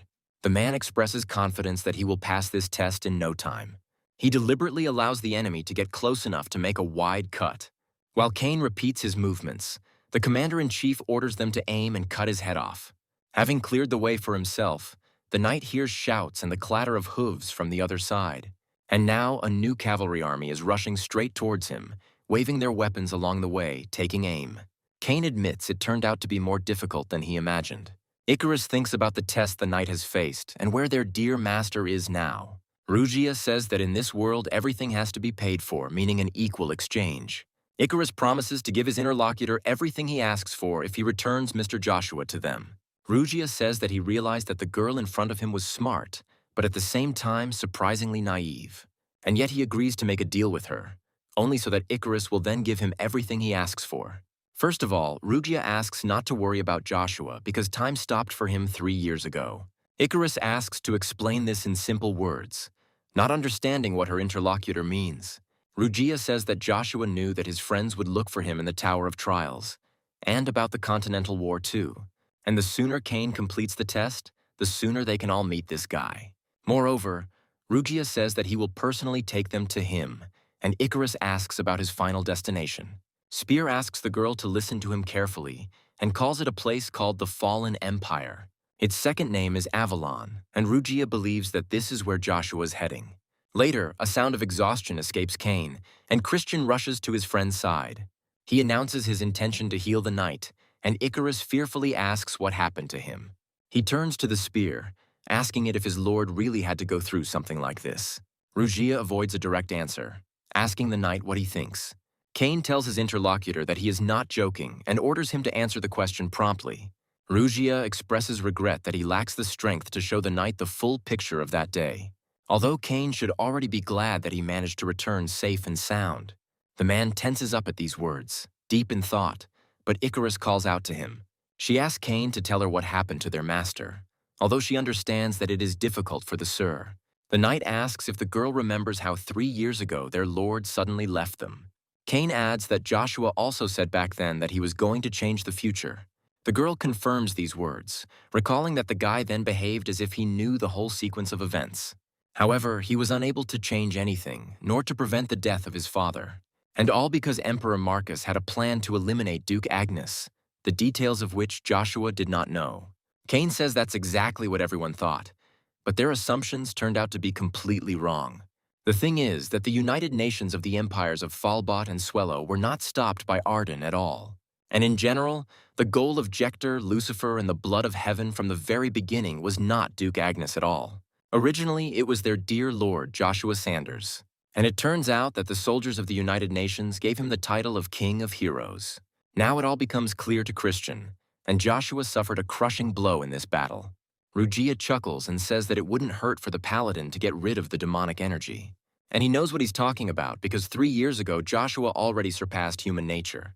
Even in a battle with the strongest of this world, he will turn them into ashes and scatter them to the wind. Completely confused, Icarus asks the spear to stop and asks it what is the reason for Joshua's disappearance. It turns out that this guy ended up in a demonic realm, but that doesn't make it any clearer.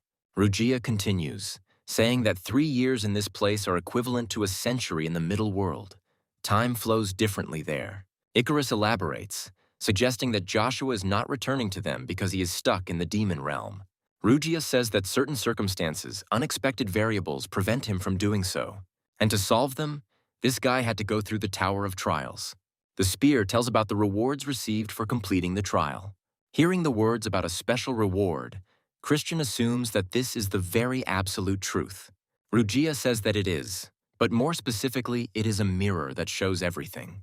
It's called the full moon mirror, and it shows the past, present, and future, but at a high price. With the help of this mirror, Joshua learned that Emperor Marcus had been killed. Icarus believes that this changes everything and suggests that their lord in the demonic realm is paying for the knowledge. Rugia confirms this, but adds that this is how Joshua was transported to the middle world. Icarus feels uneasy about such a harsh price, because for the guy a whole 100 years have passed. She asks Joshua with regret in her mind why he took so much on himself. Caesar is asked if there was a more decent place than his own palace, and the young man notices that during his last visit his interlocutor said almost nothing. Caesar asks if he would be here if he had finished off Agnes's entire family at once, and he orders her to be gotten rid of, to which Drax asks since when does he get orders. The young man asks his interlocutor if he has already forgotten Heimdall's order. Hearing these words, Drax shudders and vows to get rid of the Duke's family as soon as possible. Trembly tries to understand in his mind who this Heimdall is, that even the god of war fears him. Caesar turns to him, forcing him to say that he is listening to him attentively. The young man asks how Geshalt feels about taking part in the bloody battle at the funeral. Noticing the man's hesitation, Caesar says that he is not asking him to participate on his own behalf. After all, if Geshalt doesn't trust him, then he himself doesn't deserve the trust of the fourth prince. Caesar only hopes that this battle will rid the world of those who pose a threat to the imperial family. Gestalt asks for forgiveness in advance and asks whether it is really necessary to eliminate His Majesty's knights. After all, as soon as power passes to Caesar, they will become his, and rumors are already circulating about the death of their captain. The man continues talking about this, but the young man interrupts him, asking his interlocutor about Joshua's body. Caesar admits that he doesn't know what the old man has in mind, but he is absolutely sure that he is hiding something. And he wants Gestalt to understand that neither Kisser nor Kaiser are fit to be heirs to the throne of Avalon. Caesar says that the heir was chosen even before the disappearance of His Majesty the Emperor Marcus, and he is this heir, as evidenced by the ring in this box. Caesar also says that he is the only one who knows about his location, and saying that everything has already been decided. The fourth prince asks to simply follow his orders. Gestalt mentally agrees that this ring belonged to Emperor Marcus, but at the same time, the man knows that he would never give it to anyone, not even his own son. Recalling that meeting, the Duke is increasingly inclined to believe that Joshua was right. Then the guy admitted that he was being impolite, but asked to listen to him for his own good. While Gestalt pretends to help Caesar, he must find out one thing from him. The man didn't even listen to the end, saying that he had nothing to talk about with a traitor to the empire. Joshua again respectfully apologized to the Duke, saying that he did not have time for this. He, not intending to coddle this brat, noted that it would only make things worse for him. But suddenly he felt an overwhelming energy that instantly paralyzed his body. But the most unusual thing about this was that the man did not feel the guy's presence. It was as if they were in the same place, but in different time streams. It was like some perfect form of non-existence, like the power of the Almighty. And Gestalt clearly felt a wall between them that was simply impossible to overcome. The man said that he had sworn allegiance to the emperor, so Joshua would receive nothing. Then the guy shared information that Caesar had a patron that even Marcus didn't know about. Joshua named him Heimdall, and if any suspicions arose, suggested finding out who was behind that name. Caesar, however, in the present repeats that he only asks that his orders be followed. Gestalt promises to faithfully carry out his orders and prove his loyalty to the imperial family. And mentally, turning to His Majesty, the man promises to bring the whole truth to light. Icarus thinks about how the puzzle is gradually coming together and they will learn the truth about Joshua. But then her thoughts are interrupted by a worried voice asking who they are. Rugia snorts dismissively, as they only destroyed one insignificant spell. He reminds Icarus of their deal, and the girl says that she remembers and promises to repay him later. And all together, in different voices, the Trinity says that they will do what they came here for. Meanwhile, at the estate of Duke Agnes, which is located in the Avalon Empire, Siphon gives the order to his subordinates to close ranks tighter and hold the line. However, even he feels uneasy at the sight of the highest-ranking wind spirit, Aeolus. He takes off, striking his target several times along the way and deftly dodging. By drawing in air, he transforms it into aura energy and redirects it to help himself. Continuing to move along the broken line, Aeolus continues to get rid of his opponents without allowing a single miss. In the end, only Siphon remains, and he, rushing at the enemy, says that he has had enough. When he strikes, he clearly feels the flesh being cut under the sharp blade. However, the next moment Aeolus is behind, delivering a glancing blow. Siphon manages to avoid a fatal wound, but he is unable to completely recover from the damage. When the man begins to speak again, he stutters, calling his opponent a monster.